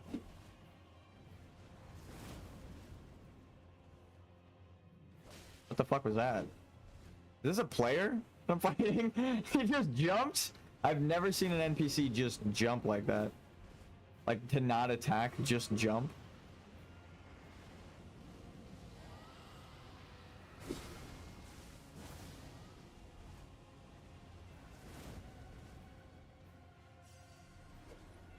No shot! That little fucking dragon on the ground changed his path, so he was running straight at me, and then he did like a fucking C shape and outlined the dragon.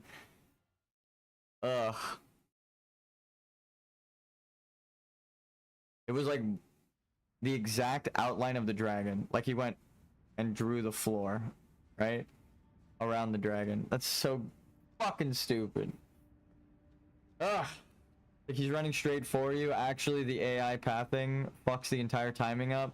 I know it looks like one thing, and a player would not have raced the dragon on the ground running straight at you, but hey, It's definitely not a player. After asking if it's a player, it runs in a perfect dragon shape on the floor.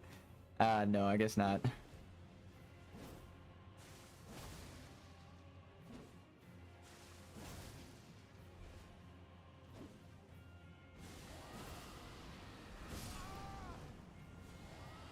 I should have just committed and hit him a second time. I might have knocked him out of it. I hit him in it and he just flinched and then continued his spell. Again, if you try to cast and someone hits you, it's not going to work like that. So don't try that. You will die. The NPCs have like an extra bonus rule. Adaptability bullshit. Like I said, I just killed this guy 5 seconds ago, but I was like, he's going to be a different version when we next fight him, so...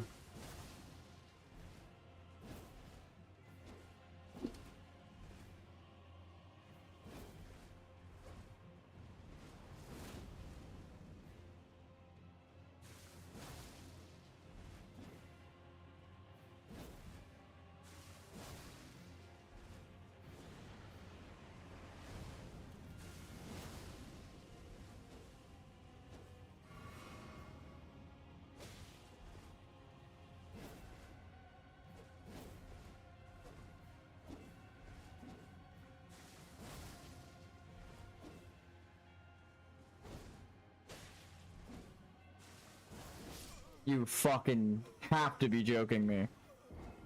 The other guy hit his foot, and then he didn't take any damage, nothing happened, and then he sliced me in the air. Why? Why am I always so unlucky? Again, he jumps at me with that attack, I hit him out of the air. Now it is no longer safe and does not do that. It's like, what am I supposed to do? How am I supposed to train anything consistently? The fucking attacks don't work like they're supposed to.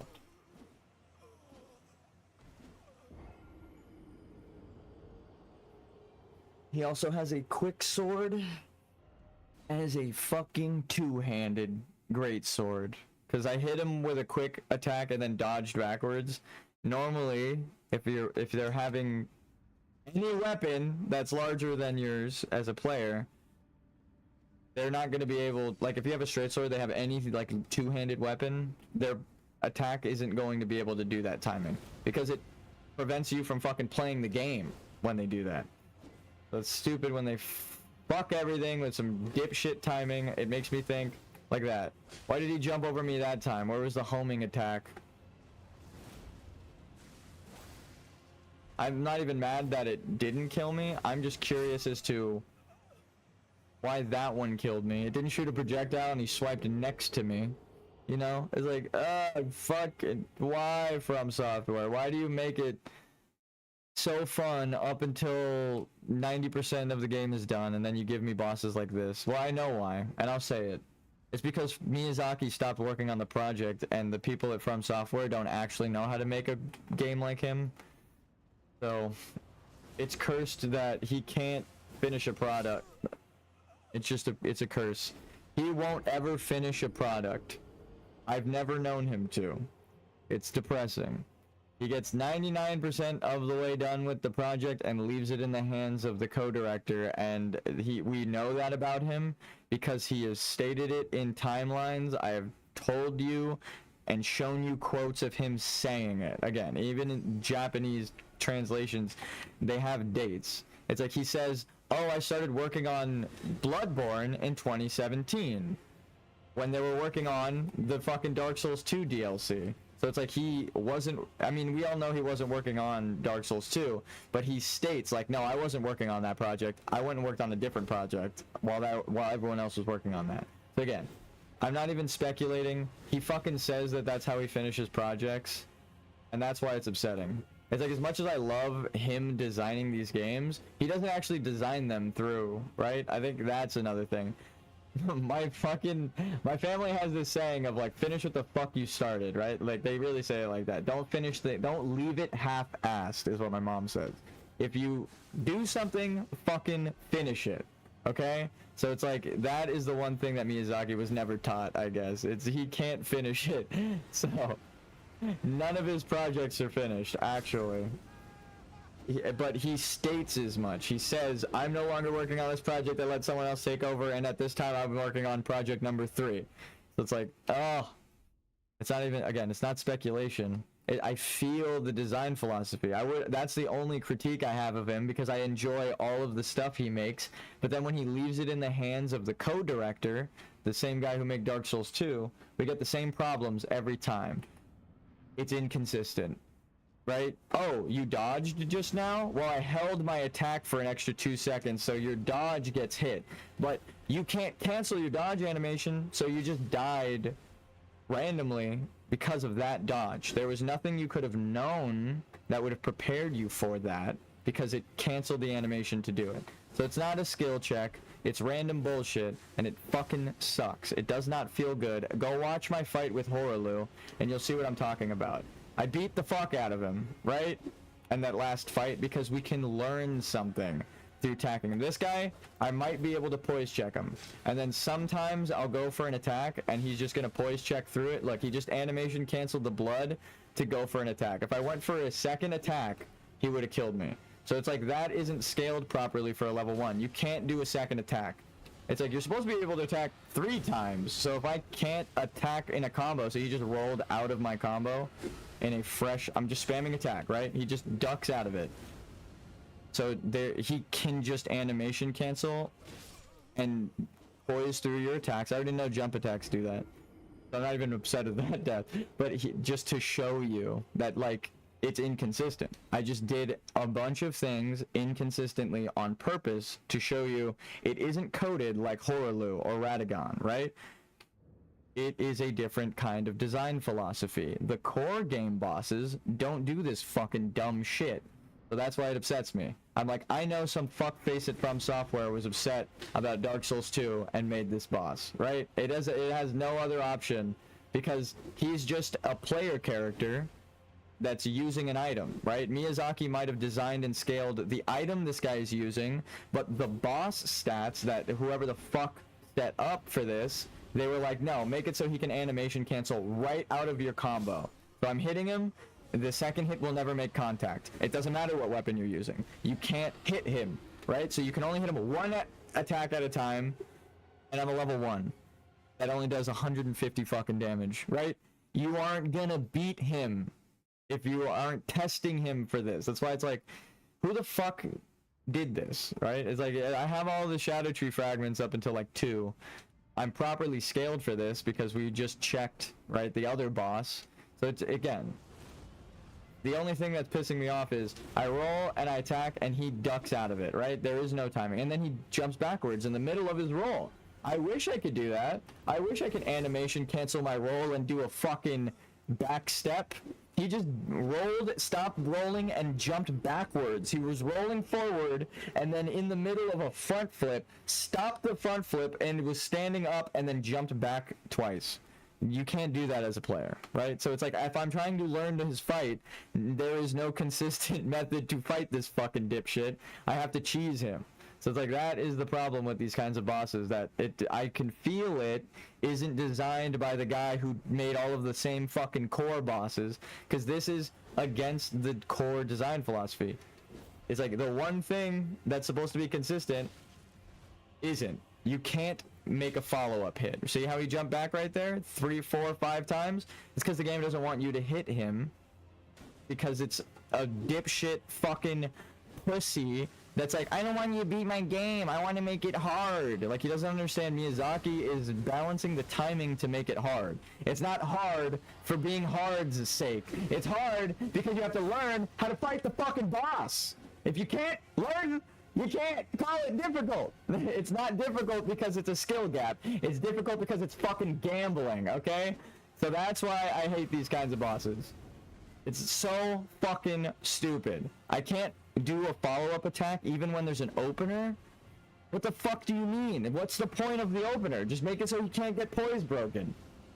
Right? It's like, there's so many things that make it so this boss sucks. We hit him, right? We go. No, he's gonna try and... Alright.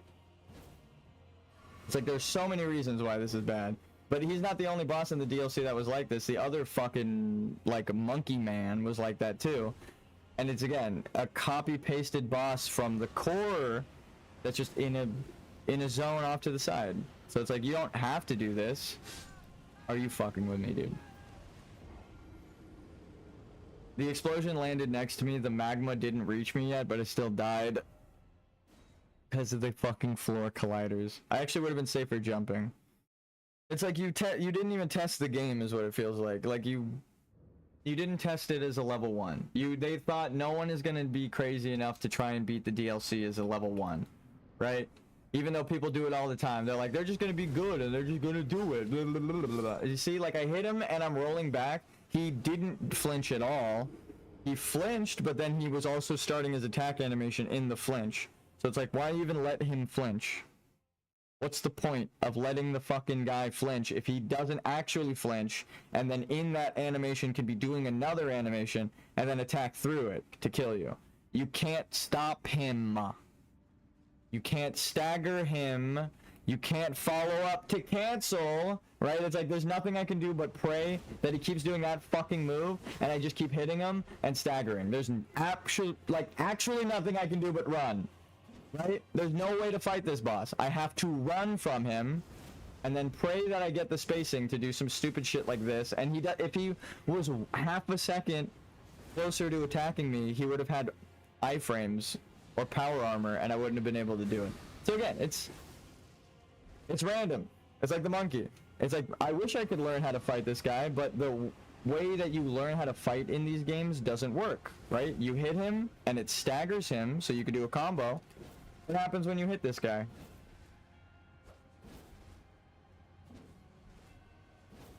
One, two, right? Actually, he was starting a second attack, so he got greedy, which is funny. Because that's normally how I die. But it's like...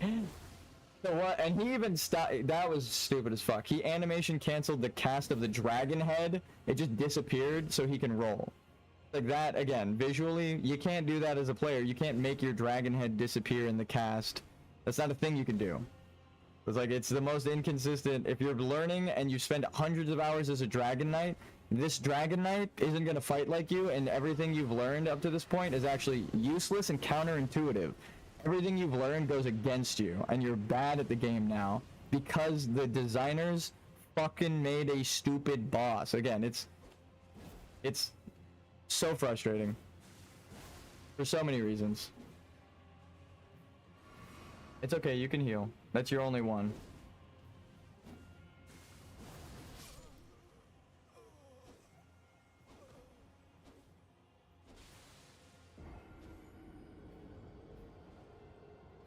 I just hit him with a katana. The first time we did that, we knocked him out of the sky.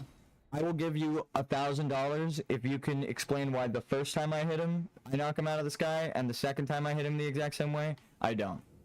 Why?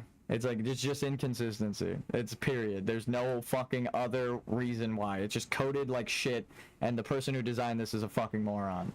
It's like, it goes against everything that Miyazaki would have designed into these games. That's why I'm upset. I'm like, I can barely attack you because you just backstep through it. I would have to run away. Look how much damage I do. This is how they want you to fight him. Right? And he can kill you if you do that, because he can animation cancel and still hit you. So it's like, even though they want you to fight him like that, it doesn't matter. Because again, he could just do that. Where I hit him and I'm rolling away and then he animation cancels to fucking attack me anyway. So fucking stupid. And he could just keep spamming that. And then sometimes he doesn't shoot a blast.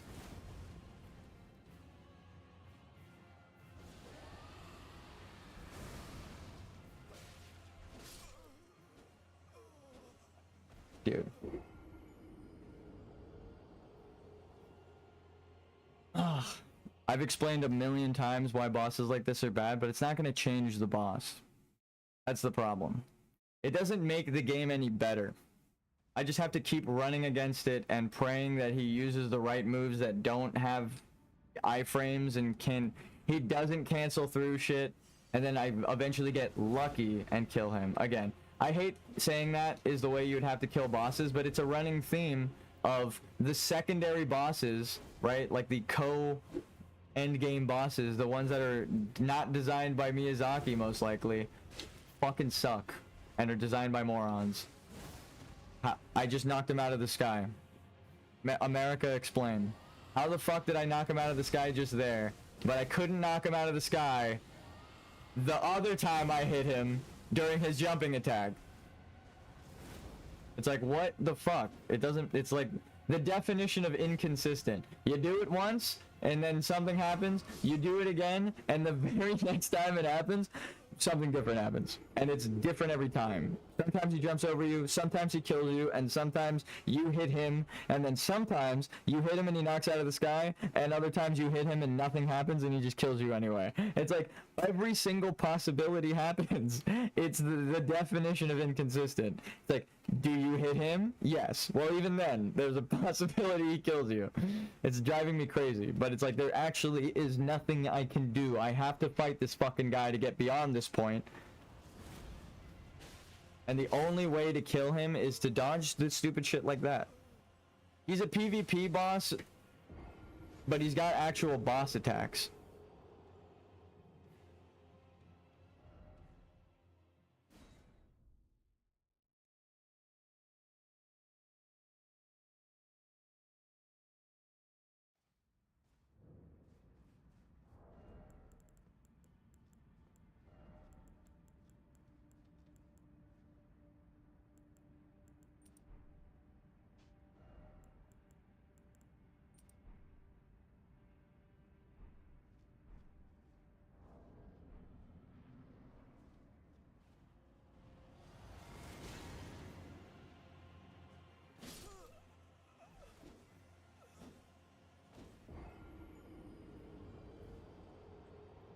My life.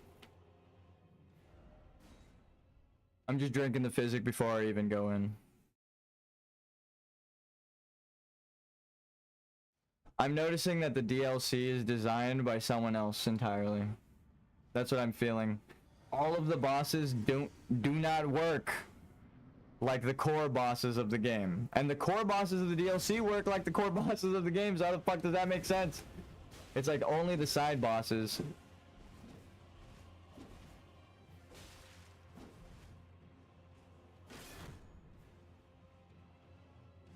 have this stupid fucking shit that I'm talking about. Where they can get hit by something and then say, never mind, just kidding. That time he jumped over me, but it was because of the spacing. That time I rolled through this fucking attack that kills me, I was closer and I didn't die. Right? It's like that thing that always kills me didn't kill me that time. Why didn't it kill me that time? I couldn't tell you. I wish I could tell you. Didn't. It wasn't timing because I fucking timed the shit out of it before I got out of the visible attack. So it's like I was clear of the attack, so my timing and spacing were perfect. Why the fuck is now it working, but I got hit by the attack? You know, it's like that. It makes less sense now how I died before. He just hit me in the middle of the roll. Why didn't it do damage? Right? It's like there's so many things that don't make sense with this stupid fucking boss. But I've literally in the last like 2 lives shown that it's inconsistent. Like I'm like, okay, well I did this thing, I did it again, and now something else happens. There's not much I can do. He likes to jump too.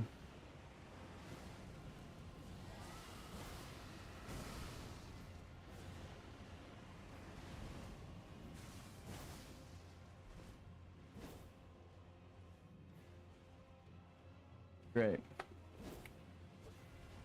Like, that was disgusting.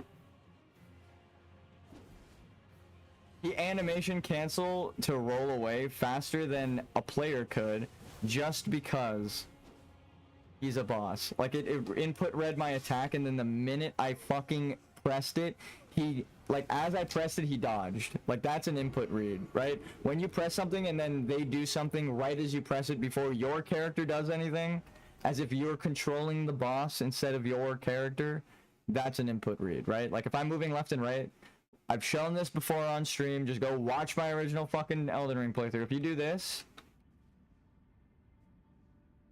and the boss is doing it, like watching you and doing it too, That's an input read. They're reading your inputs and they're deciding which way to go based on which way you're pressing.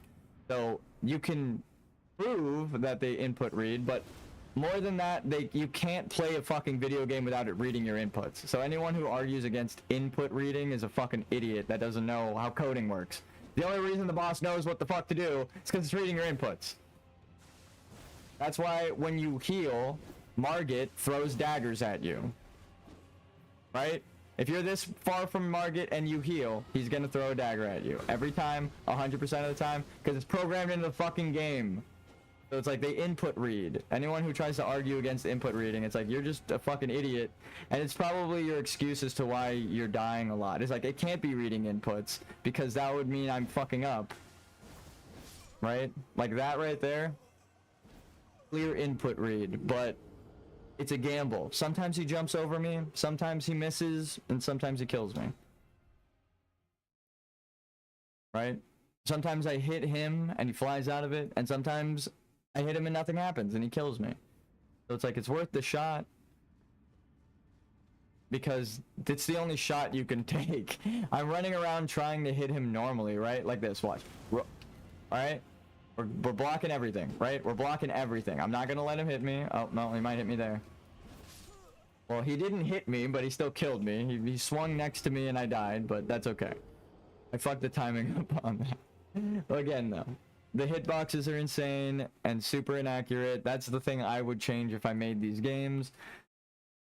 But I think that's part of the theme, is it's prepare to die. They want to kill you. But again, it's not that I'm dying, it's the way that I'm dying. It doesn't feel like, oh fuck, it's trying to teach me something. It's trying to unteach me everything, and it's breaking the game to do so, right? Like I hit him, not that time, but I'll hit him, and then he staggers, and then I'm spamming attack, so the second hit should be coming with no delay, which means he should not be able to dodge out of the second move, and then he just blocks it. Like the fucking stupid...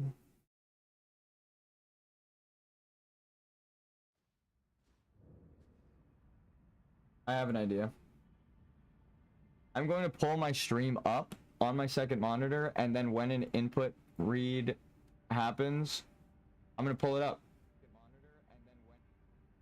I'm literally going to just show you what the fuck I'm talking about if it happens again. Or not an input read, the animation cancel, where I hit him, and then he just jumps away. I attack, right? That time I was barely in it. I did fuck up there. I actually hit him. I didn't expect to make contact with him. Normally he animation cancels and fucks with me, so I wasn't ready for that. But all you have to do is hit him twice in a row, because he likes to just jump away from you. I'm trying to show it, so we'll pull it up. Okay, so I'm gonna guard. He's gonna do the blood slash. You roll up, and then 1, 2, right? That's what it should be like. Now watch. 1, 2. See how he just dodged out of that? 1, 2. Right? That's how it should be, but no, he continued his attack through that and got me, even though he was staggered. Right? So let's show you. Right? So look. I'm not crazy, you're crazy. Ready for it? Well, that's weird. That's surreal.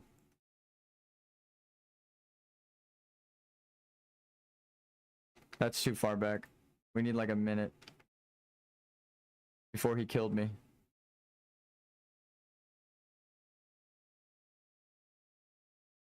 It's too far back. God damn it. Live.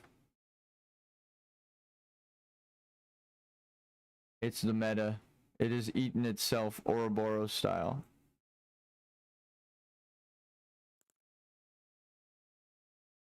Go back to normal. Playback. There we go.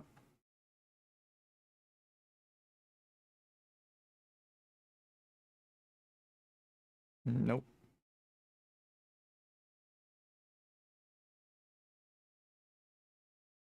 Right? He jumped right over it. Even though the blood stains are going through him. And then, hold on, we gotta go to the next one.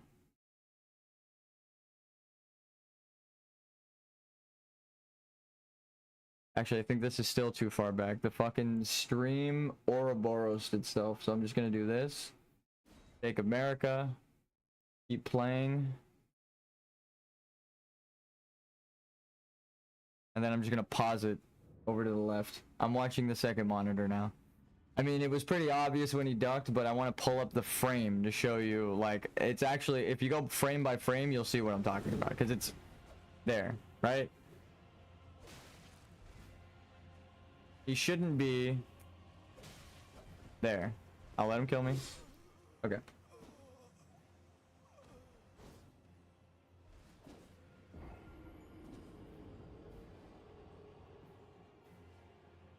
So.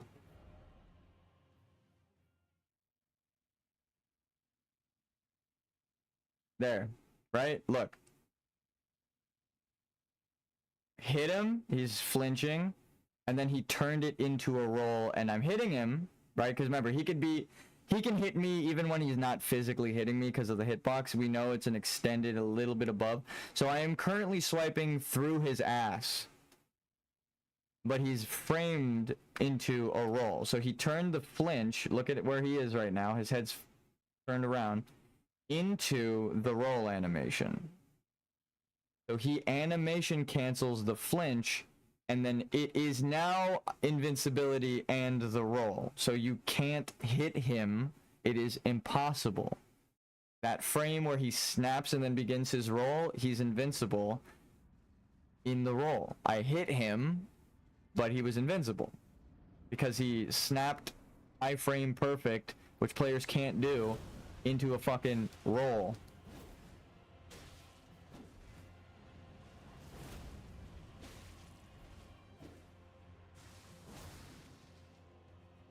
So again, it's like you can animation cancel all you want, but it doesn't feel good when you make the enemy do that. There are 3 hits or 2, or you make it so that they don't have poise, and I can't just sit there and beat the shit out of them. That's typically the best play, right? Like Horaloo, right? Because then I'm forced to fight him on his accord until I get a poise break, right? It's a real fight, and it's a good boss fight, because then I have to learn the fucking fight and when I'm gonna poise break him and how to do damage to him. But this guy is like, how do you do damage to him? Well, you have to run away from him and then get like 1 hit, and then you have to pray that he doesn't fucking animation cancel and kill you while you're rolling away, because he can do that. So it's not even like a skill thing. It's when you explain how you have to beat this guy, it's like, oh, and then we're invincible, that's fine, I just needed health over time.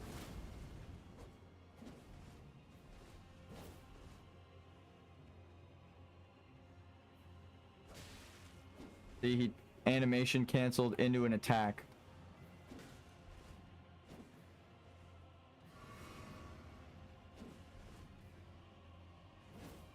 He's like doing something. That time we knocked him out of it. So it's like, again, is it like waterfowl dance where when you use the attack you have iframes?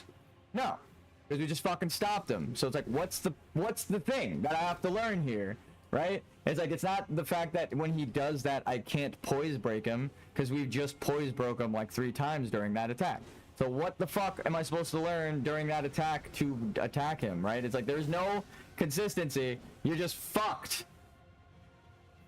You just have to run away from him and pray that he gives you 1 opening, and then you run away, right? That's literally it. Like that right there, I couldn't do a follow-up because he animation canceled. That, right? I can't do a follow-up because the animation cancels. So there's nothing I can do.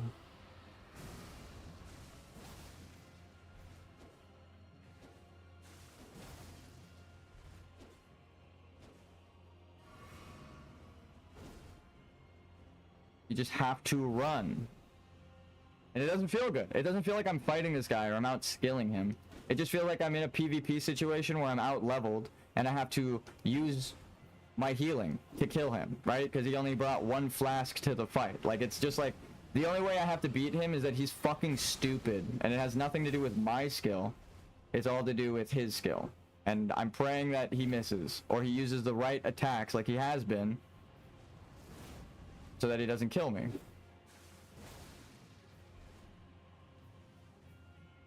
Right? We're just running from him. Dodging, that's the only move that really has been a threat this whole time. Except for the bullshit animation cancel where he just decides he's attacking when we hit him. Right there? See how he had to like go through, follow up with his like breath. He did like 2 little animations and then... Ooh, that was a good juke.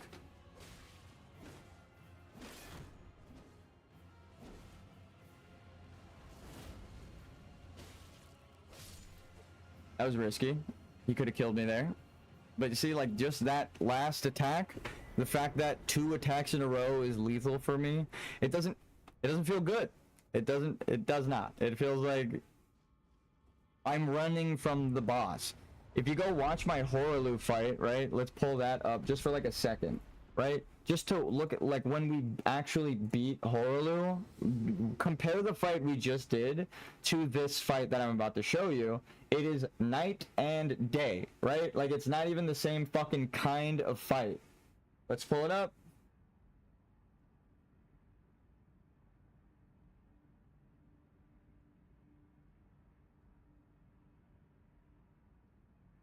I think we did it on this one.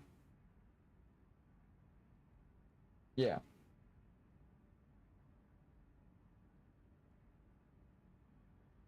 So, again.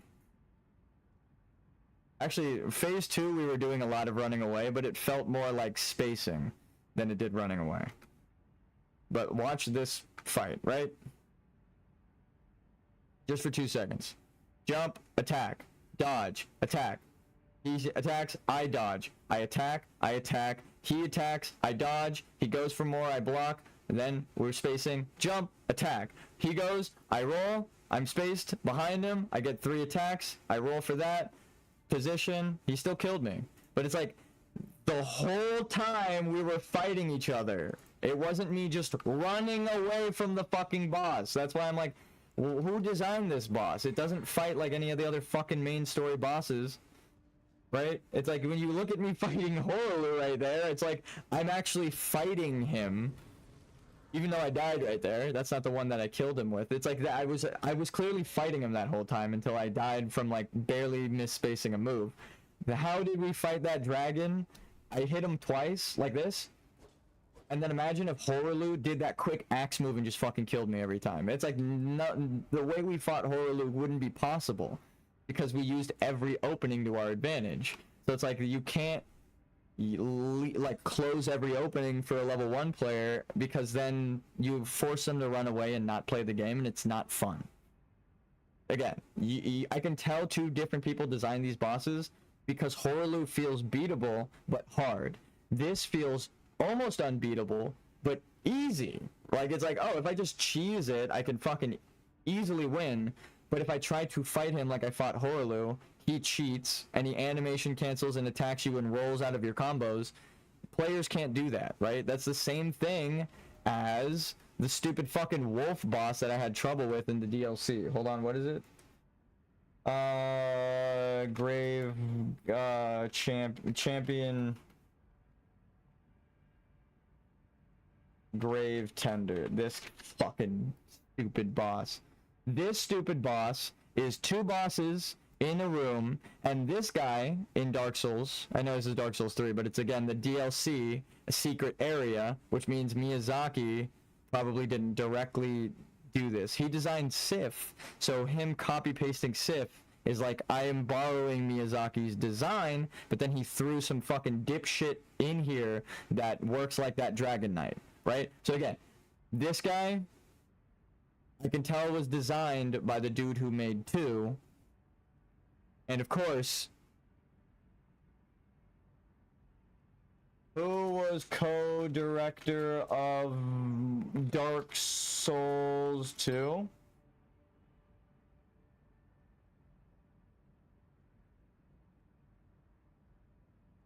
Miyazaki had already started work on Bloodborne as director by the time production on Dark Souls 2 began.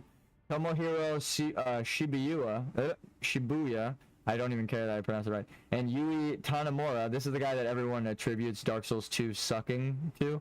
We're given co-directorship of the project in lieu of the series creator Hidetaka Miyazaki. So Miyazaki gave these two Dark Souls 2, and Dark Souls 2 works exactly like that boss I hate, right? The entirety of Dark Souls 2 is like that one boss in Elden Ring, right? Or not that one boss, but the DLC. They fight the same. So it's like, if Miyazaki left a project to make Bloodborne, everyone loves Bloodborne, and everyone hates Dark Souls 2. And I haven't even played Bloodborne, but I could just tell you from I love Dark Souls, but I can at least admit to myself that no, Dark Souls fucking sucks sometimes because they are fucking lazy when it comes to the end of the game or the DLC. It's just like a afterthought, right? Miyazaki's not working on this. He doesn't actually stick through to the end. Again, it's fucking annoying.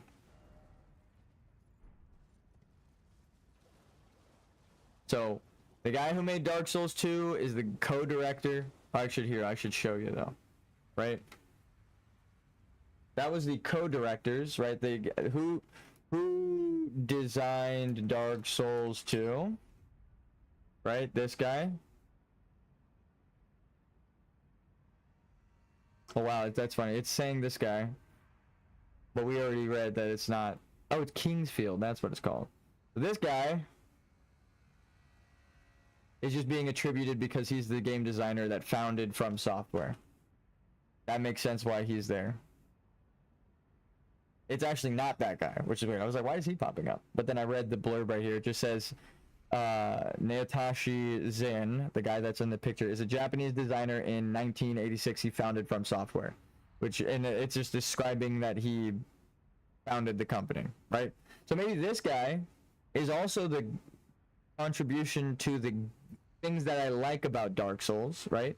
I won't even discredit everyone, but I know for a fact if Miyazaki worked on Bloodborne, right? And he didn't work on Dark Souls 2, then whoever the fuck created Dark Souls 2, everyone talks about how great Miyazaki is, but we gotta give credit to Elden Ring's co-director Yui Tanamura. He's most known for directing, say it, Dark Souls 2. Dark Souls 2. But if it wasn't for him taking over the project, it would have been dead in the water. It should have been. He also co-directed Dark Souls 3. It should have died, because Dark Souls 2 sucks compared to 3 when Miyazaki came back. Again.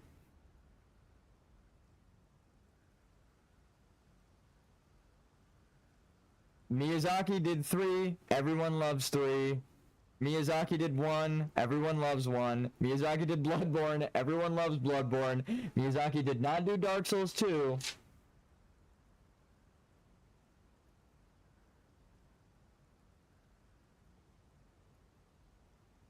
Is adaptability worth leveling? How far should you level it? Why? Right? Perfect ADP level? It's a stat that nobody likes because nobody can understand it, because it fucking sucks. But no. I remember growing up with these games, everyone at the time hated adaptability. That's why it's not in Dark Souls 3 and not in Elden Ring. Everyone shit all over adaptability. They were like, that is fucking stupid. It is the worst game mechanic. Please never put this in a Dark Souls game again. Stop it. So, if you were the director and co-director that took over Dark Souls 2 in the place of Miyazaki, and the one thing you changed is the one thing everyone hates about the game, again, I'll say it, it should have fucking died then. I hate this design philosophy. Every time they take over, I can feel it in my bones. I'm like, okay, it goes from an enjoyable level 1 experience to, what fucking moron designed this boss? Like, it's like night and day. And again, I'm all the way at Radagon and the Elden Beast, and we got the Elden Beast to halfway down. We've killed all of the fucking Remembrance bosses, including Melania. We got all the great runes, and every fucking mending rune possible. So again, it's not like oh, I can't do it so I don't like it. We did it all.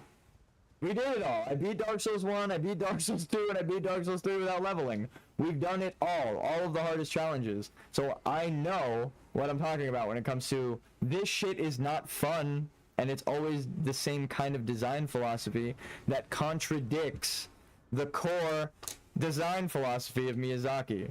How do I know? Again, it's only present in the projects he's fucking worked on. Period. Everyone that he didn't work on, people don't like it because it doesn't have this kind of, like, the only reason I'm doing a level 1 playthrough is because when I played Demon Souls forever ago and I leveled up and I put my first levels in, I thought, do you even need to level? Like, I remember having that conscious thought. Or is it me being bad and I need to level? And I had to, like, convince myself that, no, it's part of the game and I'm supposed to level up. Right? But no, you're supposed to upgrade your weapon. You're not supposed to level up. You're supposed to learn how to play the game. That's what Miyazaki wants from you. That's why you're rewarded for doing that sometimes. Because there are get through the game without dying rings, but that's like Dark Souls. Not Elden Ring. So it's like he does make it possible. And I can feel that way back in Demon Souls. It's the only reason I even wanted to do these kinds of playthroughs. And then now that I've finished Dark Souls 1 and Dark Souls 2 and Dark Souls 3, I have a point of reference. Dark Souls 2 was the first one I did, and it was fun, but it was different in a way that sucked compared to Dark Souls 1 and Dark Souls 3. Dark Souls 2 was my first no leveling challenge, I should say. Demon Souls was my first Souls-like. But Dark Souls 2 was the first time I ever did a no leveling challenge, and that's the hardest one. So again, if that's what I'm referring to everything is like that, I'm like, oh, it's like that Dark Souls 2 boss. Of course, that's my point of reference because I did 2 first, but I have a clear reference because I never beat another one first and then had that be the easy one. Like Dark Souls 2 was never made easy because I beat Dark Souls 1 no leveling. I had to beat the hardest one first. So that's why I'm like, I know that it's the hardest one because I beat them all, and that was my first one, right? Like, if I go back now at the skill I have through the whole series, I can tell you Dark Souls 2 is still probably going to be the hardest one because of that adaptability change. The thing that nobody likes about Dark Souls 2. Adaptability reduces your invincibility frames the lower level it is. So when you're rolling in Dark Souls 2, you don't have iframes unless you level your adaptability. So again, certain things almost are impossible because it's a lingering hitbox, and that's why Dark Souls 2 fucking sucked in terms of difficulty. You have half of your roll, you have like max adaptability in Elden Ring and Dark Souls 2, or in Dark Souls 3. When you roll, you have a bunch of iframes. It's not the case in Dark Souls 2 because of adaptability. Adaptability is in the name. It is a variable, right? Adaptability, it's adapting to it, right? It is one way or another way depending on the situation. So it is the fact that whoever designed adaptability used the word adaptability. I know that it's that fucking moron that did it. Because it is the fact that it is even adaptability, right? It's if you can have an adjustable time frame of invincibility, that's what I'm complaining about here. That I said Miyazaki did not do in all of the games he's worked on, and that's true. There isn't adaptability in the ones that he's worked on. It's only in Dark Souls 2, the one he didn't work on. So when a boss has an adaptability-like mechanic in it, I know that it's the fucking idiot from Dark Souls 2 that designed that, right? And who's probably bitter about everyone hating adaptability. So again, it's stupid. I even beat the boss, I'm still ranting about it. He's dead. We beat him. So it's not like oh, I can't beat this boss and I don't like it, so I'm gonna complain. I already beat him. But it's stupid. And so it's like, if you're having trouble with it, just know someone who has beat him on a level 1 playthrough, I had to learn how to fight him. I still think it's fucking stupid. Perhaps you have yet to feel true want. There will come a day when hunger knocks. Okay, so we don't partake in the dragon's fire. Ritual dragon communion. We don't eat dragon hearts. Commune with Baal. Oh, we gotta eat Baal's heart. One of the greatest dragon communion incantations harnesses the fearsome power of Baal the Dread.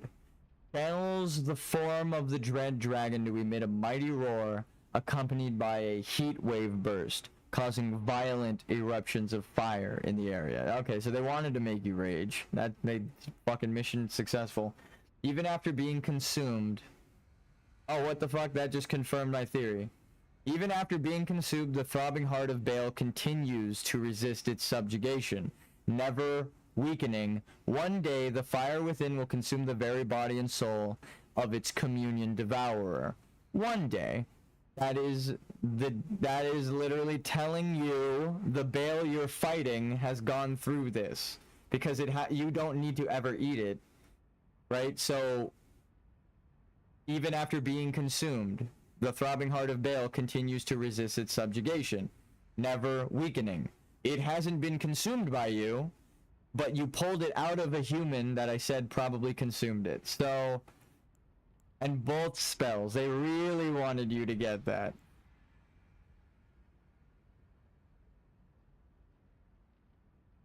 Okay, that's funny. That I'm not even gonna say it confirmed my theory, but damn, is that not evidence? Like, that's how I'll phrase it.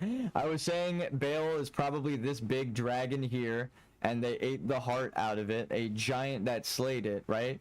And what happens? There's a dragon communion lady who wants you to eat dragon hearts by this dragon whose heart is ripped out. You had to go through a pit of dragon ritual, the dragon's pit, to get here. Right? It's like, it's telling you that the Baal at the top of the mountain looks like a dragon man, missing his legs and arms, because he consumed the heart of Baal. This giant ate this heart and turned into Baal. That's what the dragon communion is trying to tell you right there. Because again, even after being consumed, it's past tense. Consumed. The throbbing heart of Baal continues to resist its subjugation, never weakening right now. Right? Something that happened in the past and then is happening now. Right? That is what this is telling you. His heart was consumed in the past, and he is not weakening currently. He is not weakening. He was never weakened, right? Because that would mean it's a past tense of the heart of the person you defeated. If it said, even after being consumed, the throbbing heart of Baal continued to resist its subjugator, never being weakened, is how it would phrase it if the thing is dead, right? But this is telling you that it was eaten, and it's beating still, resisting subjugation, right? One day, the fire within will consume the very body and soul of its communion devourer. One day. So the person who ate it isn't fully turned into Baal. And we kind of see that because this is supposed to be Baal. And the Dragon Man looks more draconic than the Ancient Dragon Man here. Right? So if this guy that we just killed is an Ancient Dragon Man, like this woman who we're talking to is an Ancient Dragon woman, then the more draconic, right? This is a giant dragon man. It makes sense now that the communion that you do gives you magma powers, and why this version of Baal has magma powers. When you eat the serpent, you get magma powers. And that is what we see with the serpent here at Reichard's. It's a magma serpent, right? I don't even think I killed it. We can go find the other one. But there's magma serpent, dragon folk, right? They have baby wings because they were like, what the fuck, vestigial limbs. That's the big word of the day. It took me a second. So because of their vestigial limbs, they can't fly, and they're more man-like than dragon, right? The beasts the dragon beasts, and that is kind of what happens with Bale. He eats the big dragon heart, and then he becomes whoever the dragon man is. Now it's Bale because the heart takes over whoever ate it. So whatever giant ate the dragon's heart is probably the one that stabbed it through the fucking head and then became Bale, not knowing about dragon communion at the time. And then the dragon communion war essentially happened, where now there's a bunch of dragons and ancient dragons fighting the humans along this mountainside, and you're finding their corpses and gravelstone and bloodstone all over the place.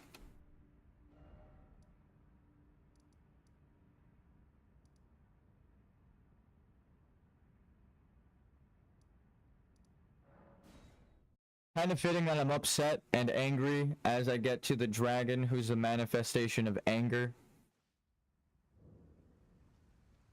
I'm gonna teach this fucking dragon to fear me by the end of this DLC. But no. It has to be part of your order, because if you defeat this dragon and Placidusax, then the two opposing forces from the beginning of time are unified within you. So you have to beat every remembrance boss. It's not just about the great runes. You have to prove to every order that you are the strongest, right? Because that is the Crucible civilization. And then you reimpose the Crucible civilization. So it's the strongest person will take over. You're okay with the strongest one replacing you, because that means the people of your kingdom are safe.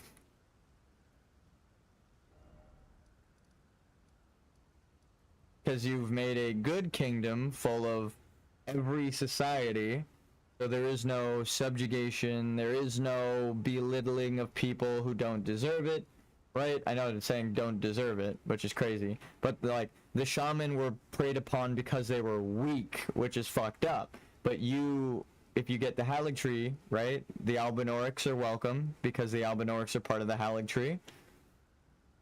You get the blood, the Albinaurics in Miquella's Halig tree, the blood, the Albinaurics join you there. You get the Scarlet Rot, so the people join you, right, in the Divine Tower, the Rot people join you. You defeat Rykard, but you aren't eaten by the snake, so the Recusant Manor likes you. And then you beat Bale, the one who defeated Placidusax, so the ancient dragons like you because you were the strongest and you killed their fucking leader, or like their ancient enemy. And the dragons, right, who you killed, right, the Bale dragons, all of these natural dragons, you can end the hunt. You can just say, stop the dragon communion hunting, no more killing dragons, they are our friends, because they respect your strength like the ancient dragons, and they're just natural creatures. You just let them roam free.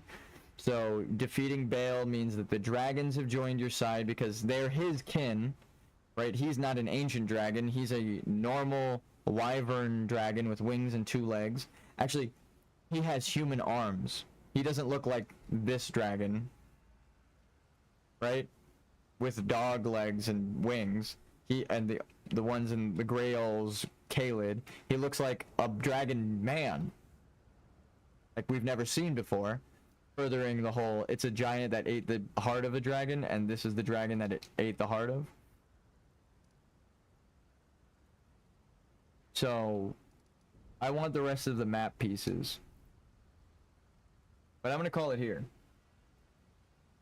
We made it really far into the DLC. Okay, let's give it, we'll just so we practice, let's just fight Radagon. And show what I'm talking about with the animation canceling not being as big of a thing. I'm sure he'll animation cancel, but I guess that's, finally found a way to describe it. When they animation cancel, but still give you a large window to dodge something, like you can now move around and you're watching them wind up and you get a minute to dodge. That's what Miyazaki likes to do. This guy really does that, but watch. 1, 2, 3, and then he's gonna start attacking. 1, 2, 3. 1, 2, boom, boom, and attack. His turn, jump attack. His turn, that probably was more. This is an opening, so we blood slash. I do no blood to him because he's a fake creature. Right? An Albinoric woman has recreated a giant with the base elements. Using a giant soul is a better way to say it. Yeah, I thought it was the other attack, so I hesitated, thought it was the opening. I attacked him for that little split second of hesitation. It was the attack with a follow-up, right?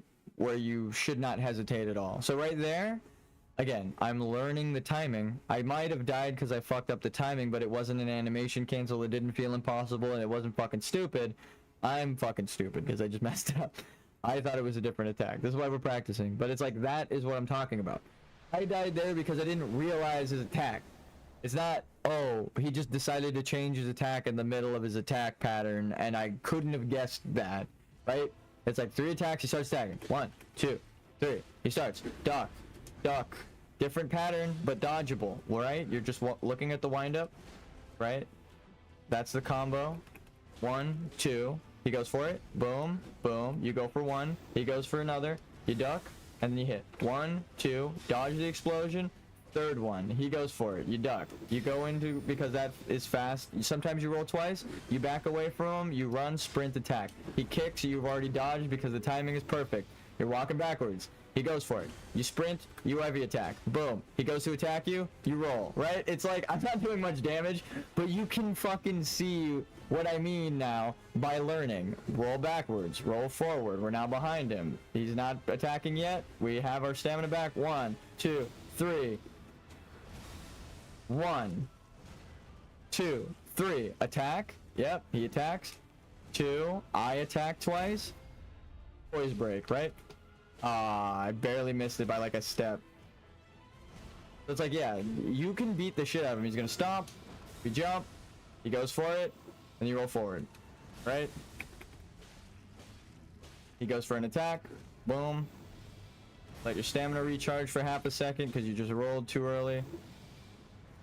There you go. That's a follow-up. But you see, I knew that was a follow-up before the attack came out. So I rolled, I attacked, and then rolled again, and the timing let me survive. So it's like, you can learn the timing. That thing that just killed me, I learned the timing, and I fucking survived it, right? If he animation cancels, you can't do this. You can't learn the fucking boss like this. So again, that's why when the boss isn't working, like all the other bosses, right? Like that, he actually hesitated, so I rolled too early. If it doesn't work like other bosses, then of course you're gonna fucking notice. I fought all of the bosses in the game like this so far. Right? That time we hesitated with ours, and then this is gonna explode. But we had our guard broken, we couldn't do anything.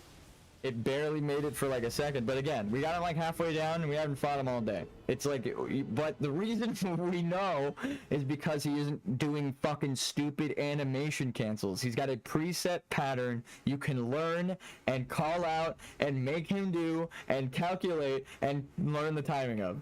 So that's why I just had to prove my point. I'm gonna end it here.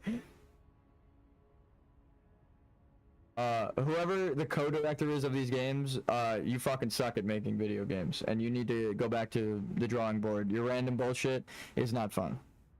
But Miyazaki and all the other people who wrote the lore of these games and designed the basic core bosses and the core mechanics and principles of like blocking, parrying, the thing I just used to school Radagon to half health, thank you. All of the people in the credits who understand that timing, I appreciate you. All of the people who are bitter about Dark Souls 2 at From Software and try to find adaptability or find ways to introduce adaptability back into the game, you're the worst fucking game designers on the planet.